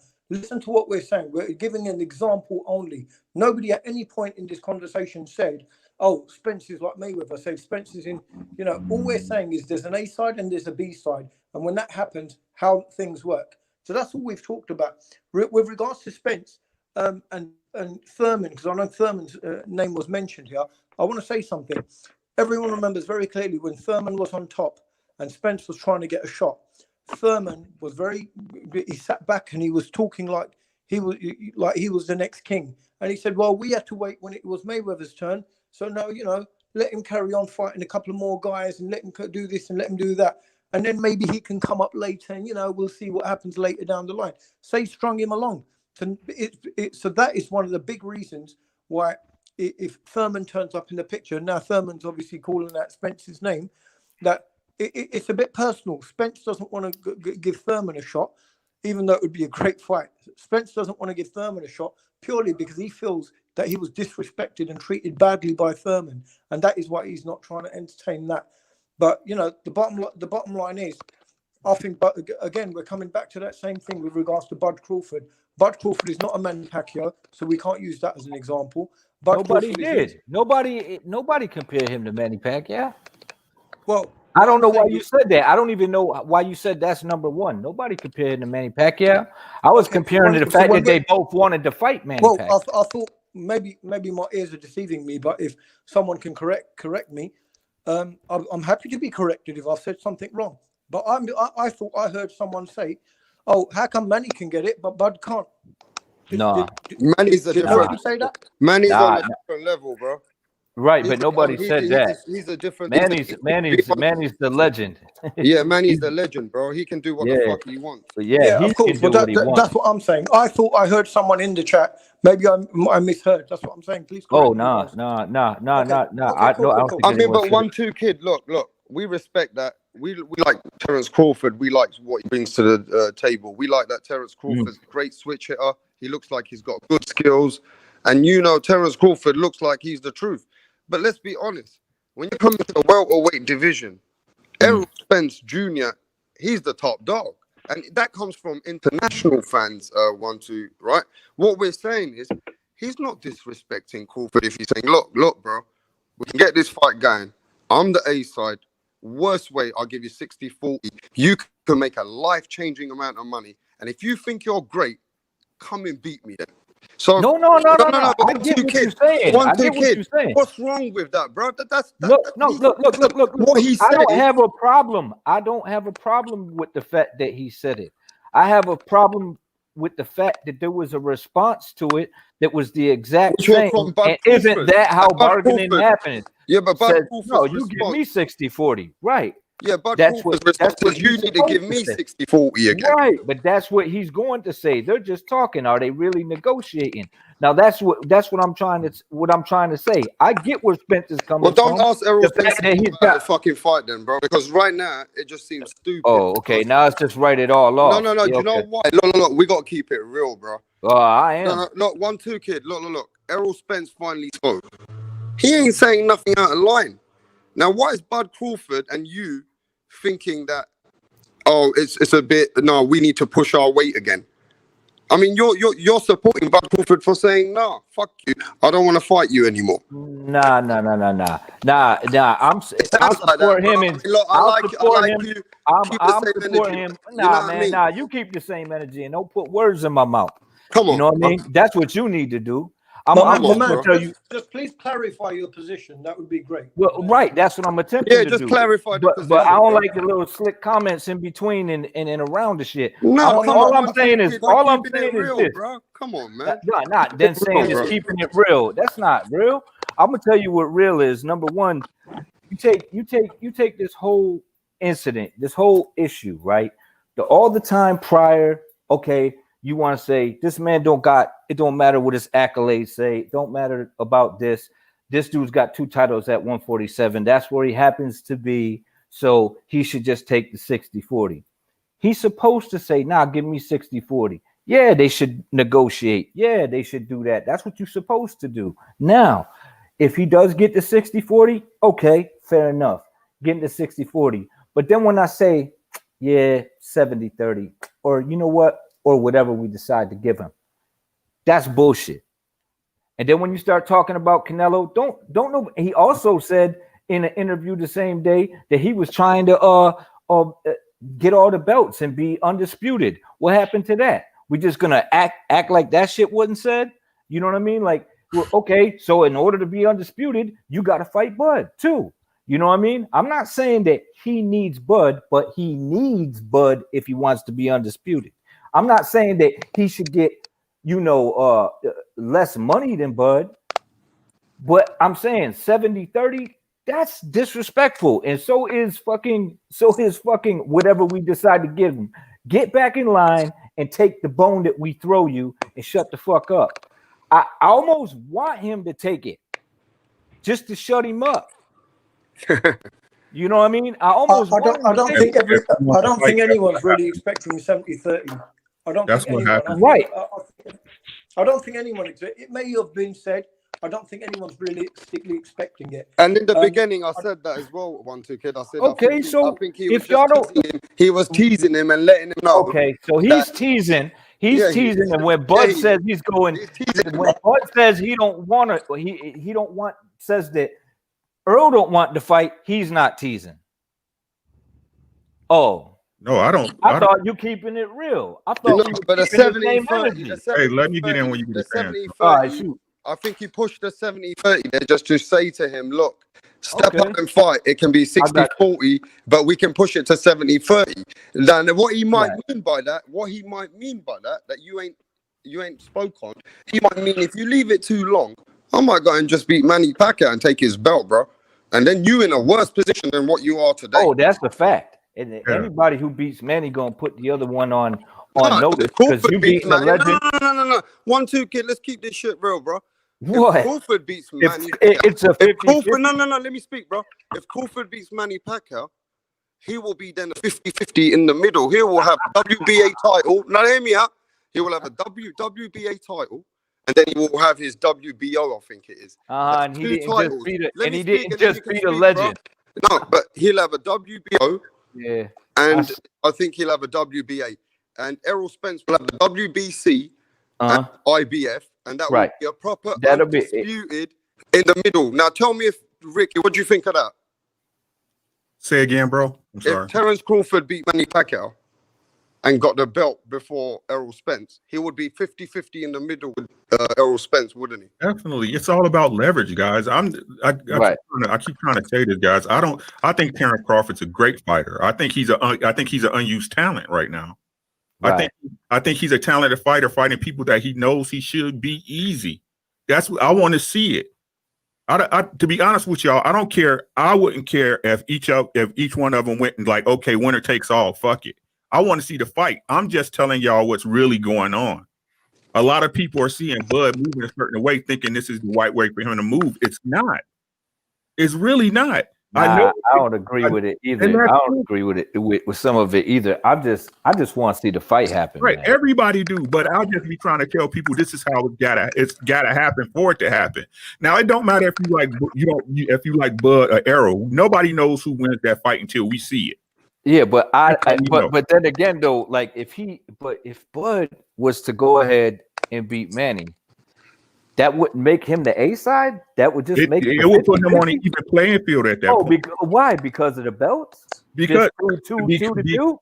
The reason is because Bud has done none of the heavy lifting at 147, guys. That's the reason. He's done none of the heavy lifting at 147. If Bud was at PBC, he'd be in a round robin gauntlet the same way the rest of the welterweights are. He's not. He's the guy on the outside looking in. I know y'all hate hearing that, but that's what it is. Man, I don't know, man. So let me ask you this then: if Errol Spence gets a Manny Pacquiao before Crawford, and Errol Spence beats Pacquiao, let's just say, and he gets the title, he'll have 3 titles. What position would that put Crawford in? A bad one, a very bad one. Much worse. Where he would have to take. Then he can say things like 70-30 or whatever we decide to give you. Right. Then it makes sense. Then I get it. I'm not saying that it like the 50, the 60-40, I think it's a stretch. I think it's a bit disrespectful in itself. But if Bud feels he could whip him, you know what I mean? They got a bet too, you know. They got a side bet on that fight too. $1 million. For a cool meal. I think that's another reason why this man don't want to fight him. I'm just saying, man. I don't think it's about wanting to fight. It's about people getting what they feel they deserve. Right. What it is. And you can't be mad. Like I said, I'm not mad at Bud for saying he feels he deserves more. But like I said, the realization of the situation is not that you're getting more.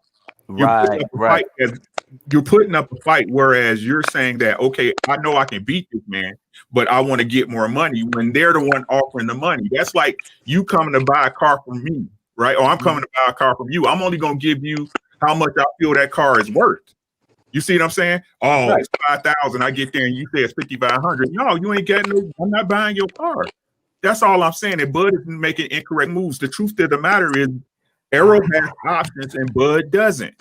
Errol has options and Bud doesn't. So Bud can't. Bud's got options too. Who just not at 147. Exactly. He can't. If he go to 154, he's going up against a bunch of killers. If he goes to the top 5. Yeah, right? But he could also drop down. Hey, let's get Major Key involved, bro. Major Key, you still in the building or what? Yeah, I'm in the building, man, but I think that they were like hashing out the details. You see what I'm saying? So I wasn't trying to interrupt them because I feel like I want your opinion on this as well, though, because I feel you, but there was like a 3-way highway between them at the beginning. Yeah, I just thought I'd call it and they've been getting closer to the point, like Canelo got closer to Callum Smith last night. You know what I'm saying? So I was enjoying it. You know? Yeah. Okay. Well, yeah. So, everybody got their take on the situation, and if Major Key want to cook, you more than welcome, man. You know what I mean? My thing is to be completely honest with you, bro. Like I kind of agree with both aspects to a certain degree, because I have my own personal opinion as well, and I feel like right now, none of them hold weight to be acting like they have superior. Leverage at this point, because Bud doesn't promote himself well. We get that. Errol Spence is just like self-promotable. He just smiles in front of the camera and talks like, and everybody's like, hell yeah. You know what I'm saying? I feel you on that. Yo, You know what I mean? Like, you're a comedian, bro. Carry on. Hey, but listen, man. But I love both of those dudes because they're excellent boxers, man. You know, regardless of who I think is going to win, I think that at this point, I feel the reason I feel what you kids saying because he's trying to say, look, man, there's no way it's going to be 70-30. But I also feel what my man, what was your name again? I apologize, brother. Ricky Williams. Ricky, yeah, there we go, Ricky. I was thinking about it. But Ricky got a great point too because it's just starting the negotiations. It's like when Teofimo and Loma, everybody thought that fight wasn't going to happen, and I was one of the first people to say, look, man, you guys got to give him time to negotiate, and they thought that he was ducking Loma, and it wasn't even about that. It was just the pandemic and all that. He was just trying to get his paper. And so I can't really get mad about all that because those type of things, that's the business side of it, and it's reality. You know what I'm saying? You can't say that there's no business side of it. Of course, the promoters are trying to bank and all of that. But at the end of the day, man, I feel like they should really stop vocalizing all this on like that's the main thing that I disagree with. That's my perspective, the different perspective that y'all didn't bring up. I feel like they shouldn't even be talking about this type on social media. Yeah, I think it's like a pump fake. You know what I mean? It's like, well, how much they both throwing each other's name out there, but giving you different fights. You know what I'm saying? And they're not living up to it because we don't see that next. You see what I'm saying? So they should just keep that behind closed doors and work. Major key. You can't win, yeah, because when he didn't say nothing and he said, "Well, I'll let Al Heyman decide and we'll work it out." They start saying, "See what I mean?" Errol Spence don't say nothing. Errol Spence didn't say nothing. He said, "Look, man, I'm going to the farm. I'm gonna go chill with my horses, play with my family. I mean, chill with my kids." And then they said he didn't say nothing about Crawford or Manny Pacquiao. And now that he's fucking vocal about it, he shouldn't say nothing. You see what I mean? You can't win. You can't win. Yeah, but you see, but that's another perspective right there because now we know that Terrence Crawford is calling him out. But then he's trying to call out Canelo. You know what I'm saying? Like, so it's like they have different goals right now in their future. Even though we want to see the Spence versus Crawford fight, it's like they have different visions. Just like Canelo last night, he said, they asked him about Triple G, the third fight, and fighting Charlo. And he's like, well, look, right now I'm worried about unifying this division. Once that's done, you know what I mean? Whatever presents itself, we'll look at it. So that's what he said. He said it in Spanish though, but if you understand Spanish, then you understand what he basically just said. Hey, I'm trying to unify this division. Once I do that, whatever's there is there. You know what I mean? No doubt. Agreed. Yeah, that's what I mean. Like him coming down to 160. My bad, Rapstar. But him coming down. What I'm saying is some point of this kind of makes a bit of sense, right? Terrence Crawford, I just checked. He's 33. Ain't gonna be long till he's 34, bro. Errol Spence is 30. He can still chase other things. I think Terrence Crawford should trap Errol Spence on that vocal vibe when he turns around and says in front of everybody, "All right, we'll give you 60-40 then, worst way out. Okay, the 70-30 don't work. 60-40. You should trap him and put him all over social media and say, okay, now let me come straight away and sign that contract. Right now. And if he does that, but wait a minute, if he does that though, Errol Spence can't say nothing then, can he? Well, if he does do that, are you going to keep that same energy? Of course. I want to see the fight. I'm like, you want to, kid. I want to see the fight, bro. No, that's I how. want to see the fucking fight. I'm going to hold you to that if it does go down. Of course. Of course, because so if he says he don't want it now, you know what I mean? Like he did with Keith. And I don't blame him with the Keith thing, and that's the reason why I don't blame. Well, Rope-a-Dope explained to you about the Keith situation, which went on when Errol was coming up, and Keith shut Errol, bro. He said on an interview live, "I'm not fighting him. I'm not gonna fight him. Y'all might as well let that go." So he just and EJ said all the time. He just kept making excuses like, "Go fight this guy, go fight that guy, go get a championship, go get a belt yourself," and all that kind of stuff. Right, they will turn. The problem is, coming back. I mean, it's common sense, right? You're with the same. Before you jump in, Rapstar, let me just say peace to the chat, bro, because we got Lisa Bills in the building. We got Jay Blues, you know what I mean? So I just want to say that because everybody's saying what's up to everybody, and I know we cooking up here, but you know what I mean? So Milo, listen, we got Mr. Popo, we got Milo. We got the boxing channel. We got MMA, MXBC. We got Joe DC, we got AOBZ, we got loads of people, bro. We got Mr. Popo, we've got what's that homeboy's name? Son of Goko, Mike Tyson, he calls himself. We got Combat Ethics.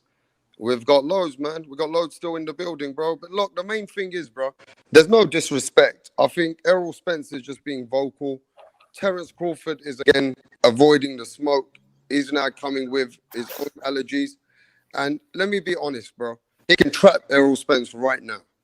He can put him straight to the trap line. And he can just put him all over social media and say, send the contract, let's sign this shit now. But you see all what you gotta do is bow down. Ricky, I think Errol Spence knows that Terence Crawford don't want the smoke straight away. Exactly. It's Because easy, he wouldn't put that out there. Because if you put that out there and a fighter traps you to your... What are you talking about, man? This dude at his fight, this dude don't even mention him. Bro. This dude, I wouldn't even go to his fight. Go ahead, Rick. I wouldn't even do that. We keep track, but like I said, we get back into that emotional stuff that ain't got nothing to do with the game. Right? That got everything to do with the game. The game is this. 1-2 kick. The game is business. The rest of this stuff is fugazi. It's for optics. It's business. This is about the money, bro.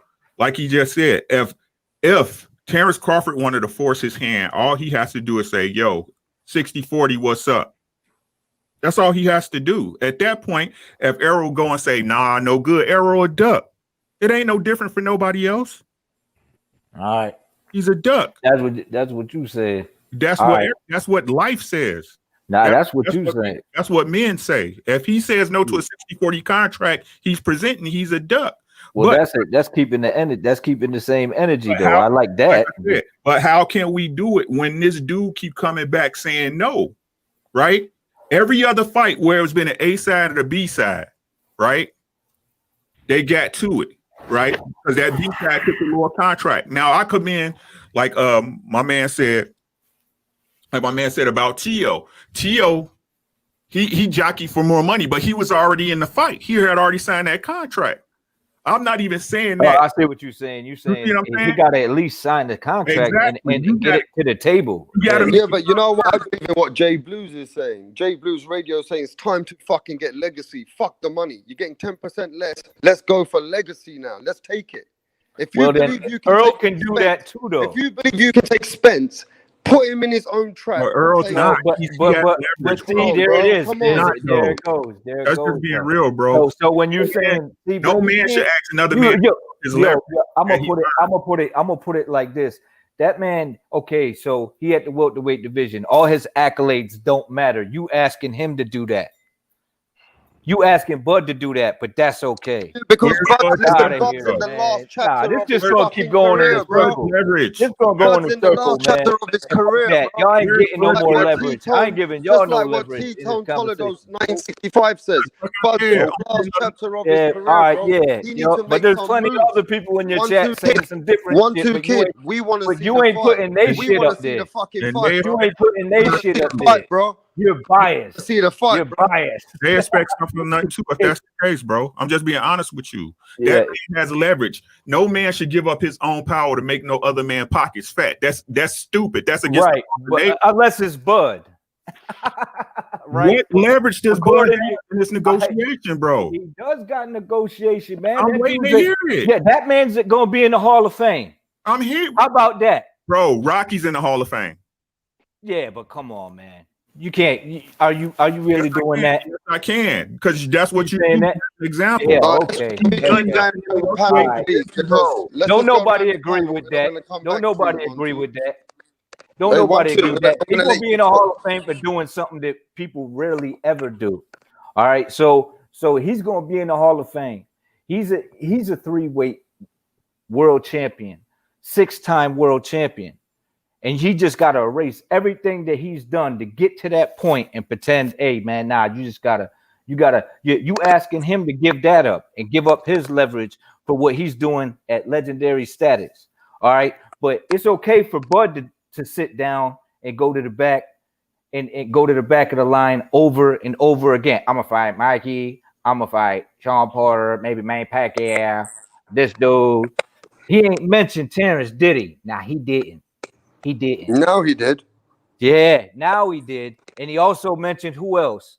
Manny Yo, I'm gonna fall back to Pacquiao, the and Canelo Alvarez.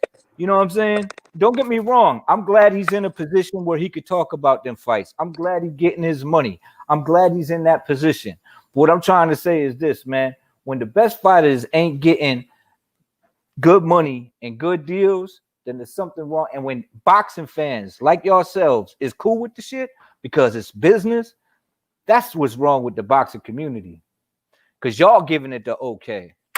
So there you go, man. Ricky, you want to talk? That's my take on it. Bro, look, I love the way fans want to play this when it's not working out for them. This is part of boxing. This is part of the sport. No matter what y'all say, no matter what y'all do, this is part of the sport. Cry about it all y'all want. It's simple, bro. This is all discussion. Y'all can say what, don't nobody know who wins that fight. I have my opinion who wins it. You have your fight. This is not what we talking about. The point is, these guys got to do certain things to make certain fights pop. And Bud's not willing to do that. That's just the truth of the matter. And neither is Earl. Earl is offering 60-40. He's why don't he offer 50-50? Why should he? Why shouldn't he? Why should he? Well, why should Bud do it then? Because Bud doesn't have the leverage. What leverage? A belt? None, exactly. Another belt? None. He has no leverage. He don't have a belt. He don't defend his title. He has the weakest belt in the division. No one he's fought at welterweight has been worthy. Was y'all saying it was the weakest belt when Manny had it? Yes. Yeah.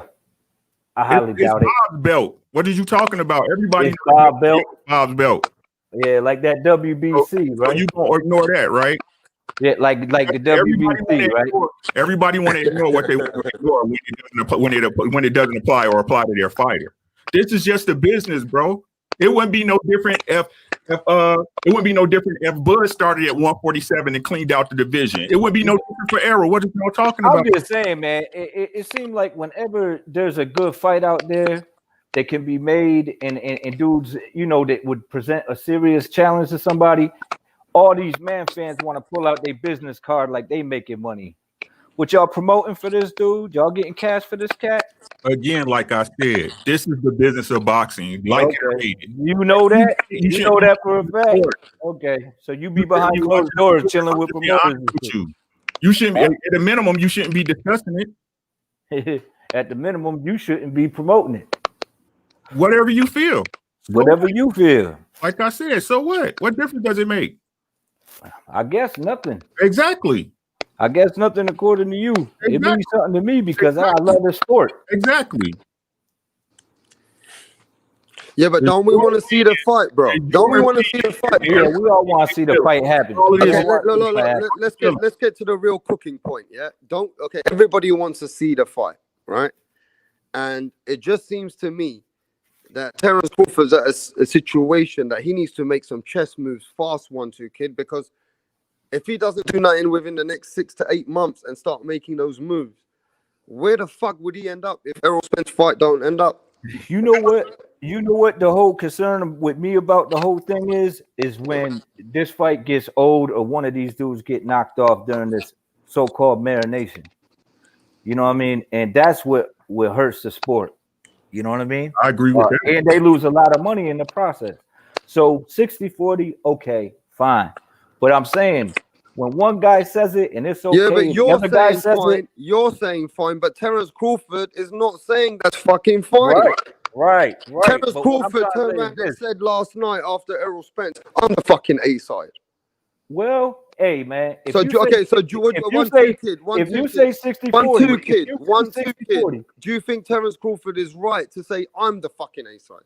Hey, look, man. When the dude show up, it show that, you know, sportsmanship. Show up to your fight and you say, man, I don't even know why he came. Whatever. You already blowing this dude off, man. Like, but yet when he went to Canelo fight, what if Canelo said that shit to Earl Spence? Well, Canelo is the A side, right? But he is the A side, and he knows that fight might not ever happen.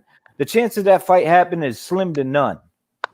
Okay. How do you know that, bro? You don't know that. How do you? Because know? Canelo, Exactly. Canelo even spoke on the fight yesterday. So what up? He spoke on it. So what? He spoke on being undisputed at 160. How'd that shit work out?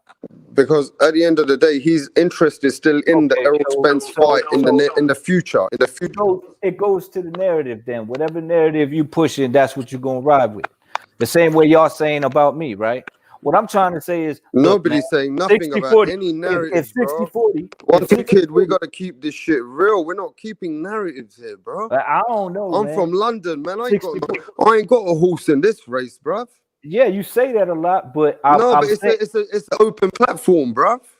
I'm just saying like this, man. If you feel that Bud got to bow down to whatever Earl say, then that tells you right there.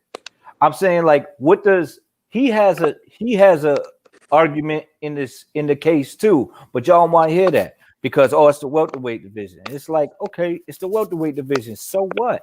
It don't matter if this dude got accolades. Okay, listen to the chat. We got to talk to some of these people. Cabin Chili Recipes, he's a brother, right? Cabin Chili Recipes says Crawford needs to step it up quick or he will be one of the weakest welterweight champions right now of all time if he doesn't move up quickly. And if he doesn't go to PBC, Cabin Chili Recipe thinks that he'll be not classed as one of the best welterweights. He'll be in the weakest link. What do you think? So if you freeze somebody out, then that's what it is. And I mean, I thought so. Who's freezing him out, bro? Well, hey, man, right off the bat, 60-40. Okay, I want 60-40. Let's negotiate. You know, right there, they already talking. They ain't at the table, but they getting it started. Oh, nah, man. Bud don't want to fight because he says 60-40. There you go. You could say the same thing about Earl. But y'all can't, but you can't. Oh, well, he got more leverage because he got 2 titles. So this man has 6 titles. This man strap season for real. You know what I mean? So it's like, oh, well, okay, well, you know, nah, man, he's this, he's that. It's like, yeah, okay, he didn't fight nobody. He ain't fight no one in the welterweight division. You are absolutely correct. You are absolutely correct. So he ain't fight nobody in the welterweight division. Okay. You are who the hell is Green Machine, right? Who the hell's Benavidez? Right. He got shot in the leg. You know what I mean? Who the hell is this guy? Correct. Right? You're 100% right, guys. Okay, so you saying all that shit, right? But then you look at Earl. You look at Earl. He fought Brooke, right? He went to his country. After coming back, right? I gave him props for going over there and doing what he. I used to be a immense Earl Spence fan until he didn't keep that same energy when it came to Bud Crawford. You know what I mean? Go get a belt. He got a belt. Okay, now when he wasn't unified, he didn't want that. Why wouldn't I take the easier route? Boom, right there. That told you right there. Well, because he's with the PBC. Oh, so y'all PBC fans? I thought y'all was boxer fans. I don't know, man. I just don't get it. I don't get it. But I got something going on right now. I mean, I could cook for a little while longer. I got like maybe 5 minutes. No, but I'm gonna let Ricky cook because he's from America, bro, and I'm coming as a neutral, and I'm telling you, Errol Spence is not doing nothing out of order. He's just keeping it real, and at least I'm thinking of myself. If Terence Crawford hasn't got that much time on his hands, go fucking take the fight at 60-40. And if you think you're great, you just go and beat Errol Spence and prove it to us. But Ricky, you from them ends, bro. What you got to say, bro? Hey, just like the brother said, he's absolutely right. It's all depending on your perception of the matter. But that doesn't make it the truth, right? Your opinion or my opinion, just because we believe in it makes it the truth. But this is the truth of the matter. He does have accolades at a lower weight. He is undefeated. He was undisputed. But with all that said, and he has the WBO belt. Yes, he does. But with all that said, he still doesn't have the numbers, the fan base, or the leverage to be the A-side against Errol Spence. This is what's going on, guys. Yeah.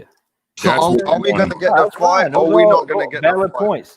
Okay, you guys are in America. I certainly hope so. Fight, or is it just pure capping, bro? What's happening here? I are we going to get the fight or not? I honestly think if Bud takes 60-40, the fight happens sooner than later. What do you think? I honestly think that.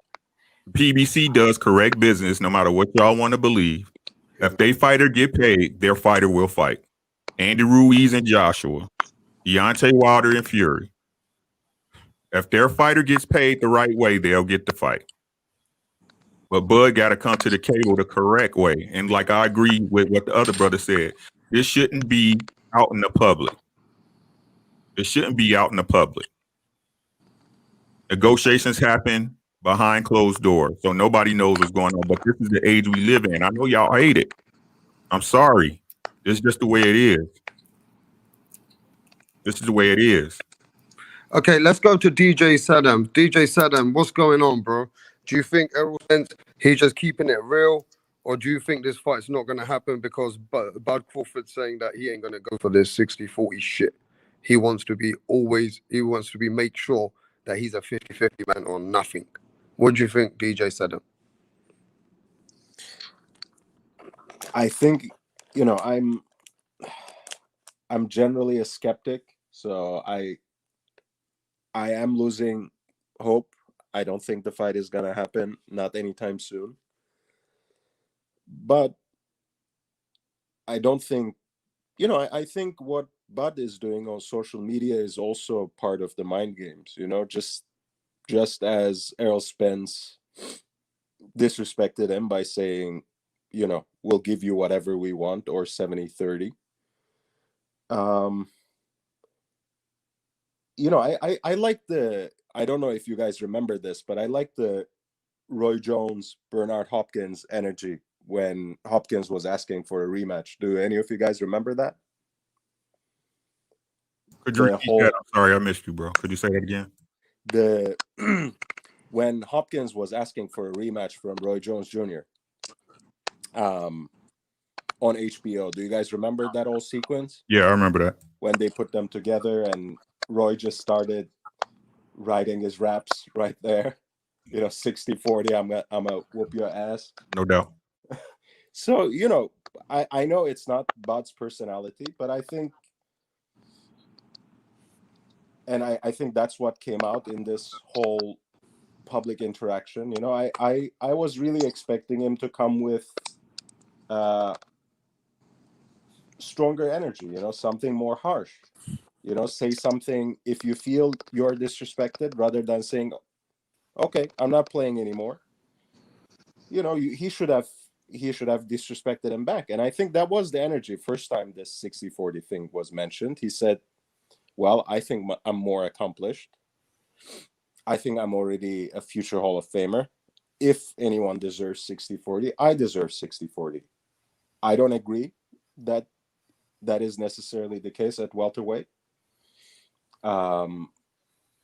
But obviously, they are going to push and pull from either side before they actually sit on the negotiating table. And I don't think any of them is ducking.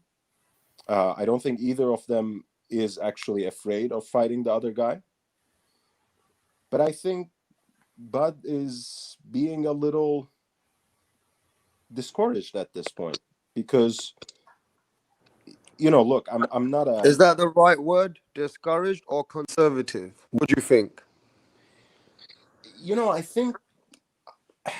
Look, but I think Bud is not stupid. He knew that when he was signing a new contract with Bob Arum, Bob must have made him certain promises, if not commitments, if not actual contractual clauses that guaranteed him at least the goodwill of negotiating for certain fights. Because yes, Bob Arum delivered a lot of things for Bud Crawford, but he also couldn't or didn't deliver the biggest fight he asked for, which was the Pacquiao fight, when Pacquiao was on Top Rank. So, and that happened before his old contract elapsed. So when he was signing, probably Bob made him certain promises. Bob gave him certain commitments, and those are not coming through. And I think, I don't think he is he's afraid of making certain kinds of challenges. I don't think he is being conservative necessarily, but I don't think it's in his character. He's not the kind of guy who, like Roy Jones, would start disrespecting Hopkins live and then write a whole diss record recorded and disseminate it, right? And I was expecting at least the energy, right? I know Bud is not a rapper. I know Bud is not Roy Jones in terms of his temperament. But honestly, I'm more of a Bud fan than Spence. I enjoy his fighting style. I really admire the way he carried his power into this division, even though, again, we haven't seen that tested against someone like Spence, against even Danny Garcia. But Thurman, Sean Porter, Ugas. yeah, Lipinets.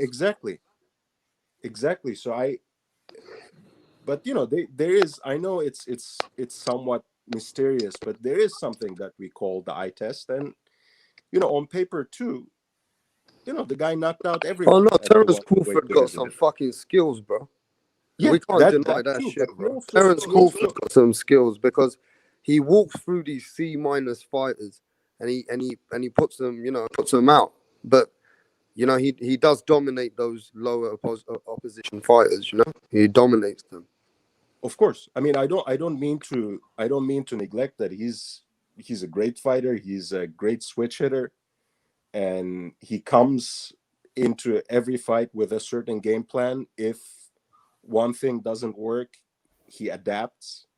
He tries different things. He figures the opponents out, and while he figures the opponents out, there's none of that quote unquote downloading data kind of bullshit. He's active. But he also has a dog in him, right? So I really appreciate that. I think for me, he's a complete fighter. And from a more emotional perspective, I would say, if that fight happens, I would say 51% Bud, 49% Spence in terms of who I think is going to win, right? But again, it's not my job. I'm not an accountant. I'm not a businessman. I'm not going to hash out the details of the contract, but I can't get mad at what Spence says at this point in time at the welterweight division, 60-40, because he has the leverage, because he has the better resume at welterweight, because he has 2 belts, because he's the unified champion. And he also has still a couple more opponents in his own stable that he can legitimately match with and would still give us entertaining fights. I think people would be much more excited, especially considering the build-up, about a Spence Thurman fight than they would be excited about. Then we have been excited about, Bud versus Brook. Then we have been excited about Bud versus Mean Machine. Again, no disrespect to any of these fighters, right? We can put all sorts of question marks or asterisks about, their current state or even their general abilities, but they just weren't bringing the same kind of excitement that I think even a Spence Ugas fight would have a better build-up than the next fight that Crawford might potentially have, unless, again, that's the wild card, unless it is Pacquiao. And that carrot has been dangled in front of him by Bob Arum for God knows how long now. It was there at some point. Then it was never going to happen because Pacquiao was too old. And now it's back again, and it was almost going to happen supposedly, but Qatar closed, the borders. We couldn't do anything, and whatever, there's always an excuse from the promoter side of things. So, yeah, but in saying that, I heard you, and I like the way you've kept it level-headed. I like the way that you've kept it totally real. You're a Crawford fan as well as a Spence fan.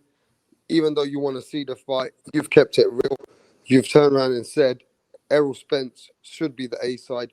but you want to see the fight. So you want Crawford to just take this fight, even if it's for a little bit less, and prove his greatness. I mean, at the end of the day, I just don't think there's that much wrong in that. And I don't think that things are going to move forward unless Crawford actually starts demanding it more than Errol Spence. And it's unfortunate that I got to say that, because it seems like Crawford is in a position where he needs to get some great fights on, and he needs to prove his position in the welterweight. So, I don't, like you said, I agree with you, DJ Saddam. Errol Spence has a lot of people in his own promotional team, in his own stable. He can make fights and then move up when it's time right for him. I think Terence Crawford needs to put the trump card on Errol Spence and finds a way to make some noise and get this fight motivation going, because so far it doesn't look so good. But in saying that, we can go to whoever. Go ahead. Hey, Rap Star, I just want to let you know, thanks for having me on. I seen you as on, so I just want to show some support because you hopped on my panel or whatever.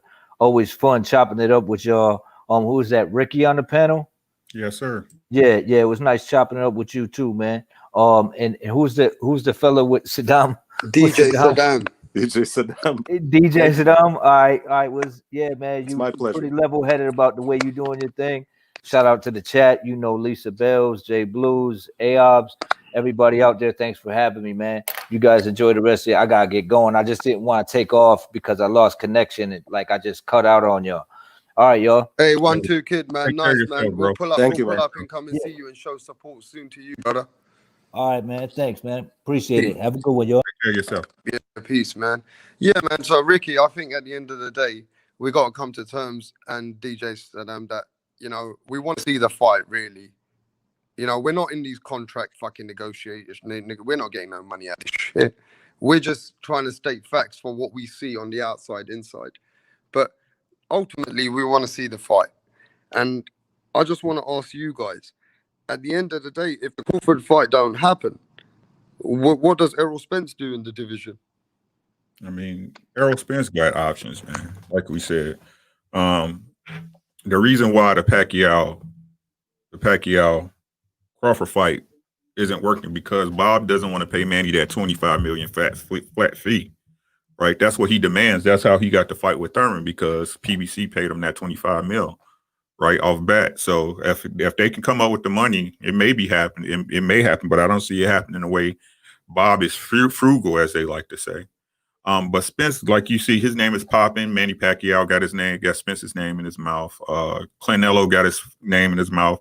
But like we said, he can still fight you guys. He can still fight Thurman, even though I don't see that fight happening unless they really, really get to the bottom of the barrel. Because, like I said, Errol don't want to fight him because of what their previous history. So, but he can still get a rematch with Porter. That's one of his mandatories. So the field's wide open, right? The thing is, it's like right now, it's just Bud don't have no options at welterweight. He just doesn't. I mean, anybody that he does fight, you're gonna have a question by it right now. What Bud needs to do is just build his profile and start fighting, level five and up fighters. He got Porter as his mandatory. If they can come to, and I don't care what the deal is. If they can come to some type of deal for them to make that fight happen. So if he can beat Sean Porter and dominate him like he's doing everybody else, hey, you got to give him his kudos at welterweight, right? But like I said, the big difference to me is that Errol's done all the heavy lifting at 147, and Crawford's been fighting tune-up fights since he's been at 147, right? So in other words, Crawford might be put in a position where they'll say that he's never been a great welterweight. Say that again, bro. I mean, it's just like saying that Crawford, he might have done great things in boxing, but you can easily say that he ain't been a great welterweight because he hasn't fought no one. Right, and that's the example I like to use as far as him. He looks great against the competition he's in there with, right? He looks great, but once you step your competition up, you don't look so good. If he steps comp up and he looks that great, he's the goods, right?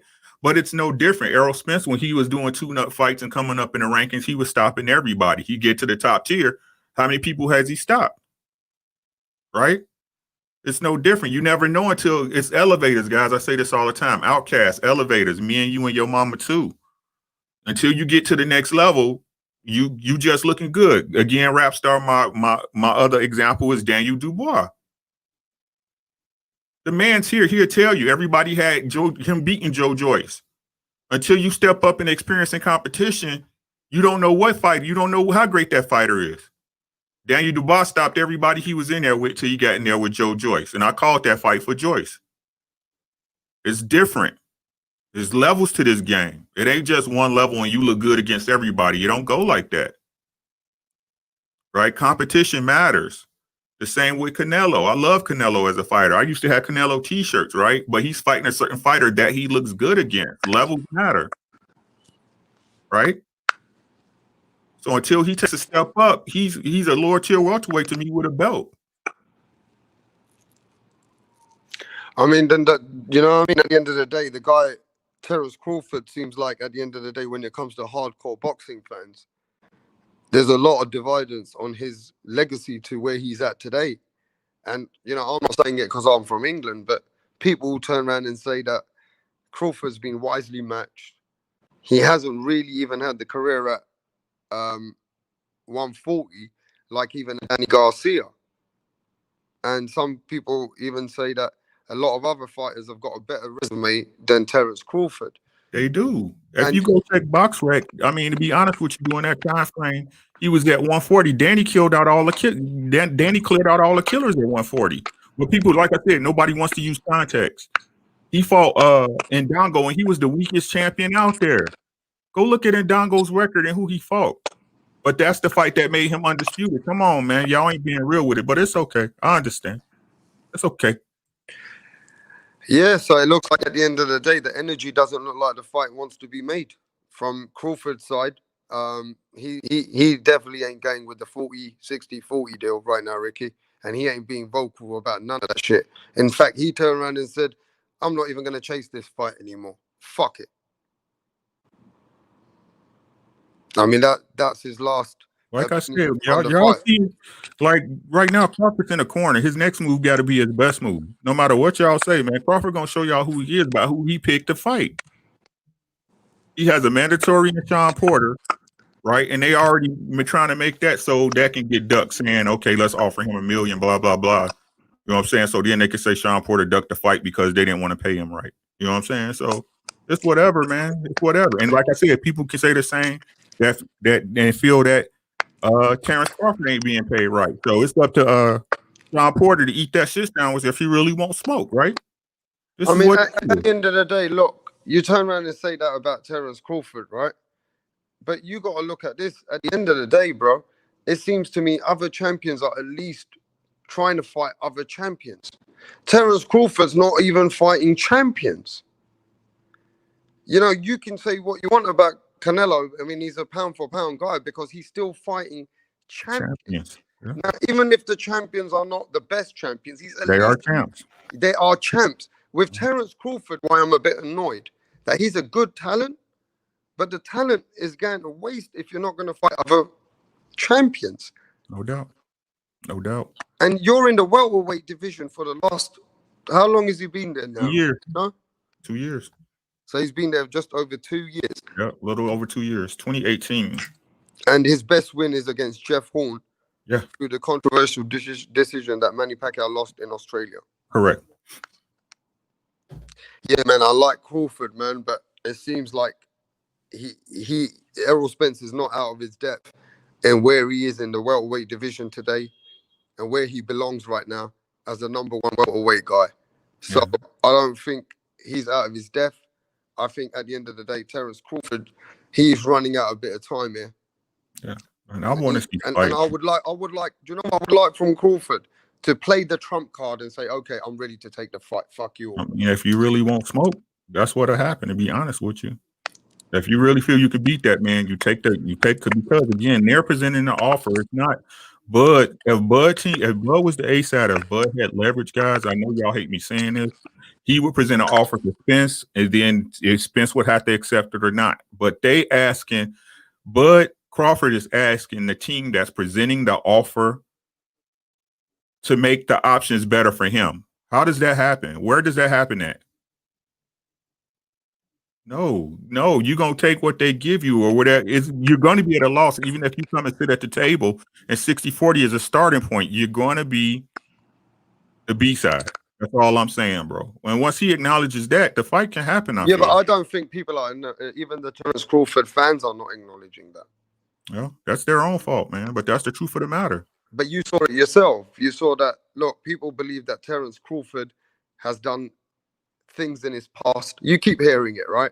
That he's done things at 135, 140.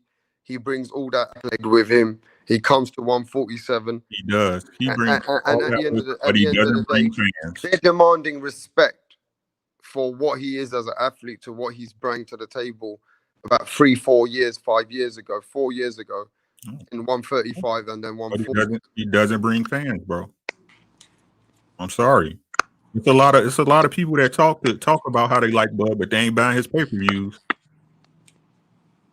If that's the way y'all feel, y'all want him to have an A-side, support him, get more people to buy his stuff, and get more people in the seats when he fight, because that's not happening. I mean, one point we got to be a little bit fair. He did come to Texas, right? When I was watching the fight from England, I saw Terence Crawford was at Texas at Errol Spence's fight, right? He's not from Texas, is he, Ricky? Not at all. He's from Nebraska. So he's totally from another state altogether, right? Texas never showed him no love. That's how it looked like on the screens in England. They were booing him, but he still made his appearance in Texas, though. Yeah, but he's interested, right? Again, I hold people to the same accord. The same way Errol found the mic and the camera, the same way Tio found the mic and the camera, Bud could have found the mic and the camera.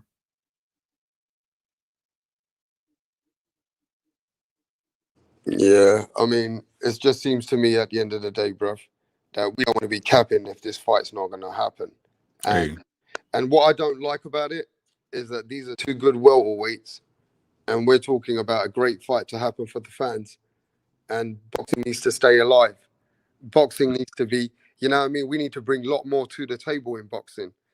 And Errol Spence and Terence Crawford can produce a big fireworks show for the welterweight division.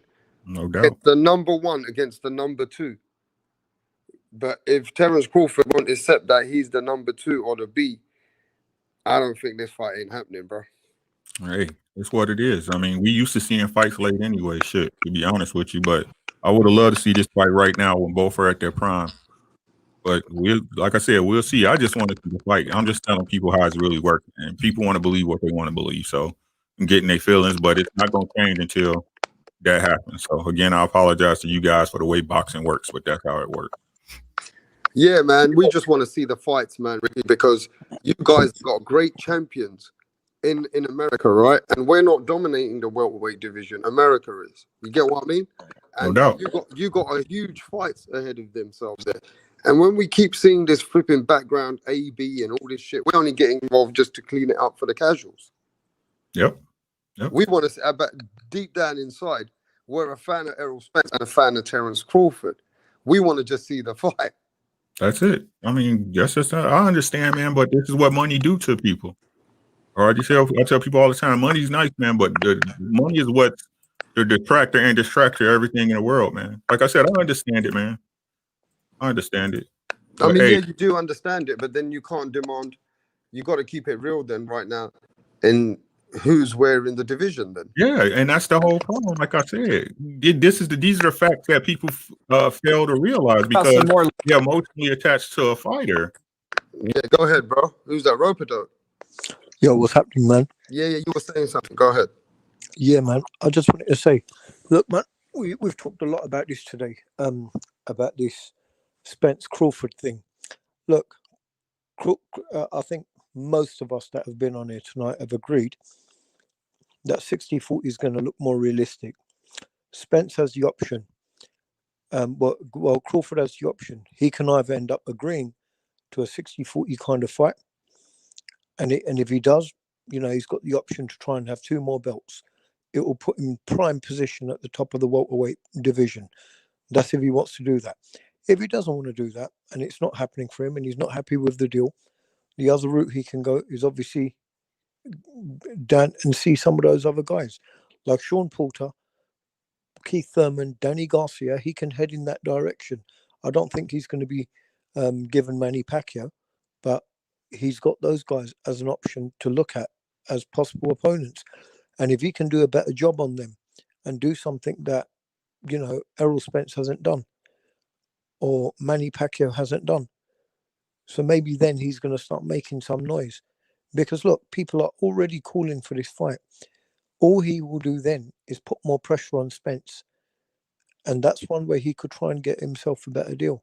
So if he goes in there and he stops a Sean Porter, if he goes and fights Danny Garcia and he's the first to stop Danny Garcia, or he does something and he's able to stop a Keith Thurman, or he does something like that, or gives Keith Thurman a worse beating than what he got with Manny Pacquiao, or it came to something like that. Correct me, Keith Thurman actually did come back and do well in the second half of the fight against Pacquiao. But what Crawford can do is head in that direction, because it looks like, I don't think he's getting Manny Pacquiao. PBC looks like the only direction he can go in. And if he does go in that direction, he's got to deal with those guys. And only then will he enhance his reputation to a point where then everyone's going to start saying, look, man, you can't avoid this guy. There's nowhere to hide. There's nowhere to run. I'm not saying Spence is doing that at the moment, but I'm saying that is what people are going to start saying. And that's not going to be nice for Spence to listen to. So then you made a good point. Terence Crawford can put Errol Spence in a position where it would look like the fans will not just demand the fight. It showed that it put Errol Spence in a position where he'd have look, kind of like right now we've got some people, we've got a less of a percentage of people that are saying Spence is ducking Crawford. But I'm saying if Crawford goes and dismantles Sean Porter as an example, or absolutely, you know, knocks out Danny Garcia in 4 rounds, or does something like that that nobody else has done, people are going to start talking. Then Errol Spence will start getting some pressure, and he's gonna have to answer. People are then going to start saying, "Look, you've got to fight him," because if he does a better job on all, look, so far Spence has fought Danny Garcia and he's fought Sean Porter. Okay, he's not been in there with Thurman yet, but he's been in there with Sean Porter and he's been in there with Danny Garcia. Both fights went the distance. If Terence Crawford can stop either one of those two, it's going to show that he's done something better than what he's beaten what Errol Spence has done. Then he's going to have a bit more of a shout. He'll be able to make a bit more of a statement, and people are going to start talking about Crawford some more, because you've got some people talking about him now and people clamoring for it, but there's going to be more people talking about him. He'll start making a noise, a bigger noise. And that will put Spence under pressure. 100% correct there, Roberto. If he beats someone like Sean Porter, fans will demand a fight. And that's a fact. And before we get to the other brother in the house, I mean, Roberto, at the end of the day, mate, we got to see this fight one way or another, or it's going to be a robbery to the boxing fans. Don't you think so, mate? Look, unfortunately, that sometimes in boxing that happens. I do think this one is likely to happen. If I was going to say something, I do think sooner or later this fight's got to happen. People are going to want it unless someone gets beaten. So I'll see sooner or later this fight happening. But if it doesn't happen, we did miss out on other fights as well. I mean, we never actually ever got to see a Nigel Benn versus a Roy Jones, did we? So, you know, there were fights that were missed, but this just what happens. We never actually got to see Mayweather and Pacquiao in their prime against each other. But that doesn't mean we still can't see a good fight. Okay, I'm so glad you came back. Having your, your opinion means a lot from the London perspective, from England, from urban, from where we come from. I just want to know that the next subject is if Errol Spence is the A side, Transcend Sports. I'm going to come to you back with Rope-A-Dope and DJ Saddam. I want both of your views for all the chat, because we know we're going to Teofimo Lopez next. We're getting Teofimo Lopez next, bro. Yo, Transcend Sports, what's happening, bro? What's up, brother? How are you? Hey, we're doing good, bro. How do you feel right now, bro? You good? Yeah, I'm good. How you guys are gonna go for another lockdown, aren't you guys? Yeah, man. The shit sucks, bro. They're Oh, locking, man. they're locking different parts and different cities down. There's going to be a lockdown again, and they're saying that this is going to happen again in different parts of the world. But hey, Transcend Sports, I want you to get your opinion quickly before we go to Teofimo Lopez, because I want Saddam and Ropadok to cook on the Teofimo Lopez situation. Errol Spence, he turned around and said to the boxing world, if you want to fight me, I'll fight you, Terence Crawford, but I'm the A side. You agree with Errol Spence? Somewhat, but to be honest, I'm kind of really sick of hearing the A side B side thing. Like, I just want fighters to get over the concept and just whoever wins gets the bigger purse. That's more motive to win the fight. Because this fight is already what 2 or 3 years, almost 4 years late, right? We don't want to turn this to like a Mayweather versus Pacquiao thing where they merited the fight too much. Yeah, I kind of get why fighters want a bigger payday, but man, we as boxing fans, we kind of want to see them in their prime. They're at their prime. They're at the peak right now, and the best versus the best. We don't really want to see a fight where, in terms of Pacquiao and Mayweather, it was a boring fight. Everybody was kind of disappointed, right? So we don't want to be disappointed in this fight. They're at their prime right now, and to be honest, the A side B side thing, I understand what the fighter's perspective, but also a fighting fan. And you just gotta get over it. Whoever wins the fight gets the bigger purse. That's more motivation for you to win the fight. And like I said, I kind of agree with Spence, but Terence Crawford is no joke either. So, what do you think about that? My concept of that. Hey man, I wish the concept was like that the winner would get the bigger price, but you know how boxing works. And before any boxing match, numbers need to get put down. And who's the most favorite? Who's got more belts? They analyze everything. They go into a rematch. They put a rematch in the contract. Everything has to be, analyzed to what position the fight is in. And, the boxing fighters don't happen like you say. It'll be nice to happen like that the winner gets the higher price. But right. It doesn't really work like that. Yeah, wouldn't that be much more better for boxing fans, for for everybody? It would give more motivation for people. I know it says it's not like that in boxing. I mean, like, why not start now? Why not do it now, or at least try it? Get like a big, not a big super fight, but get a great fight and see how it works. See if the concept works or not. If you get what I'm saying, it'd be nice. But it sounds really good. But that's a good prize fighting, or like having a competition, have a tournament, and the winner has the biggest prize in the tournament. They've done something similar like that before, where the tournament, the winner of the tournament gets the titles and then gets the big paycheck. I mean, those are good things to have. The winner has the bigger price. But right now, in this particular circumstance, when it's two great welterweights, one who's got more titles is going to demand more money. That's just the way it is, because he's a unified champion fighting better opposition. You see what I mean? Yeah, but guys, you have to remember one thing.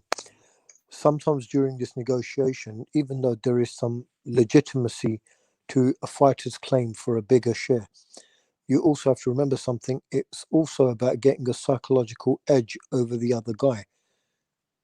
So it's not always just about the money. Often it is. But the thing is, there is also that aspect of it as well, which I don't think we've talked about today, is that you end up having a psychological edge that you've already got. You've already made them heal to your demands. Yeah, I understand that. I understand what Rapstar said, but I just really don't want this to be like Pacquiao Mayweather.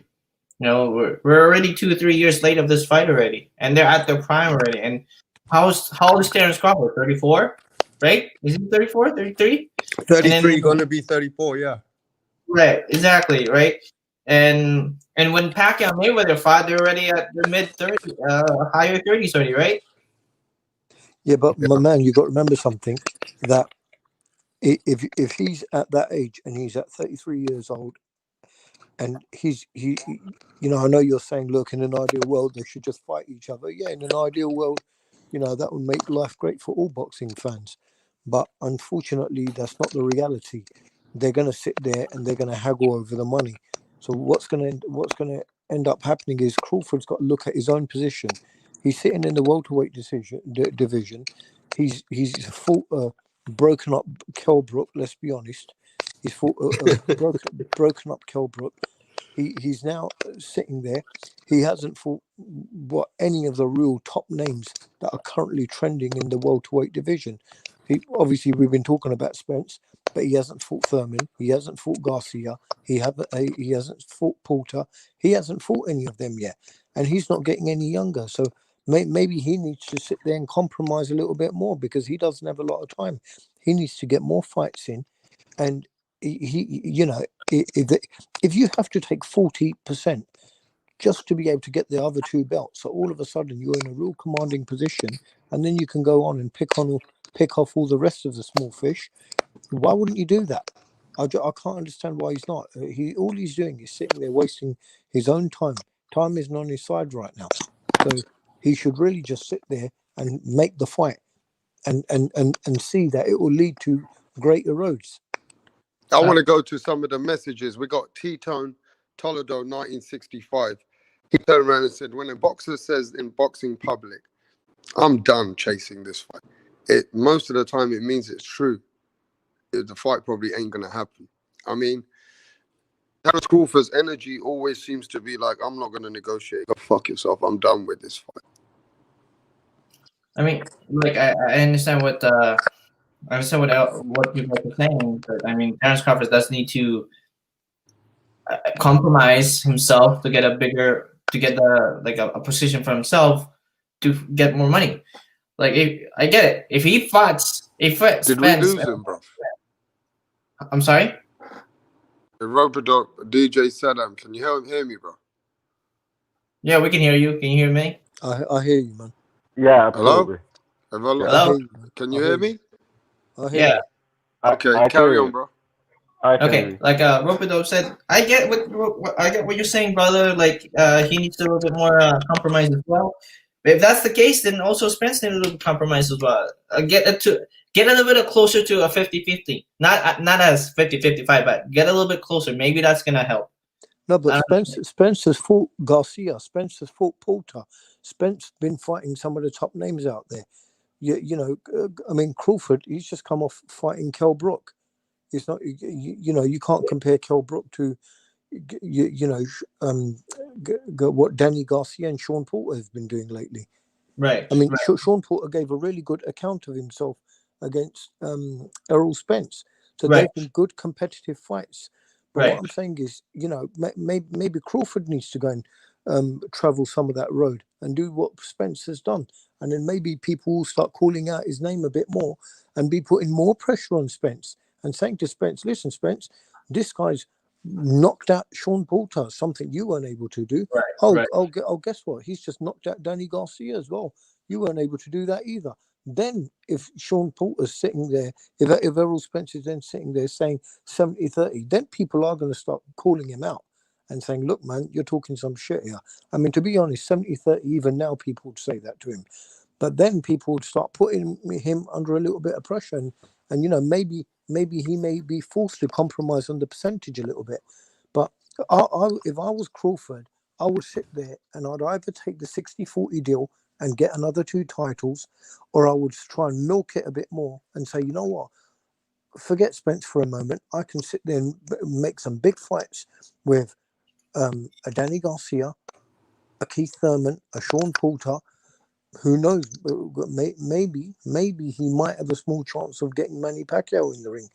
So what I'm saying is that there's still some good fights out there for him, and it will probably be better preparation for him. But he wants to jump in straight with Errol Spence, which is fine. People think he's good enough, and I'd like to see that fight, as I know you would and everyone would.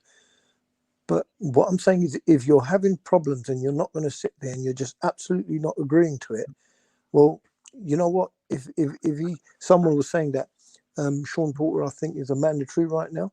So you know what? If he is, that's going to be a great fight. I think that will only do credit to Bud's record. If Bud comes in there and knocks out Sean Porter, something that nobody else has ever done, or stops him, or does something, or he retires hurt, or something like that happens, he would have made a massive statement.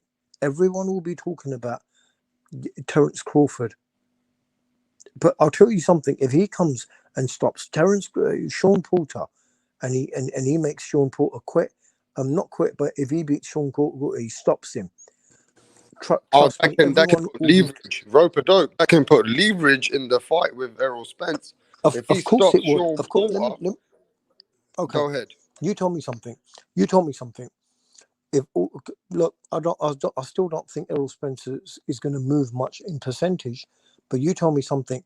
If Terence Crawford went in, knocked out Sean Porter, knocked out Danny Garcia, okay, who would you say is the real threat at welterweight? Would you still say it's Errol Spence, or would you say it's Terence Crawford? Terence Crawford.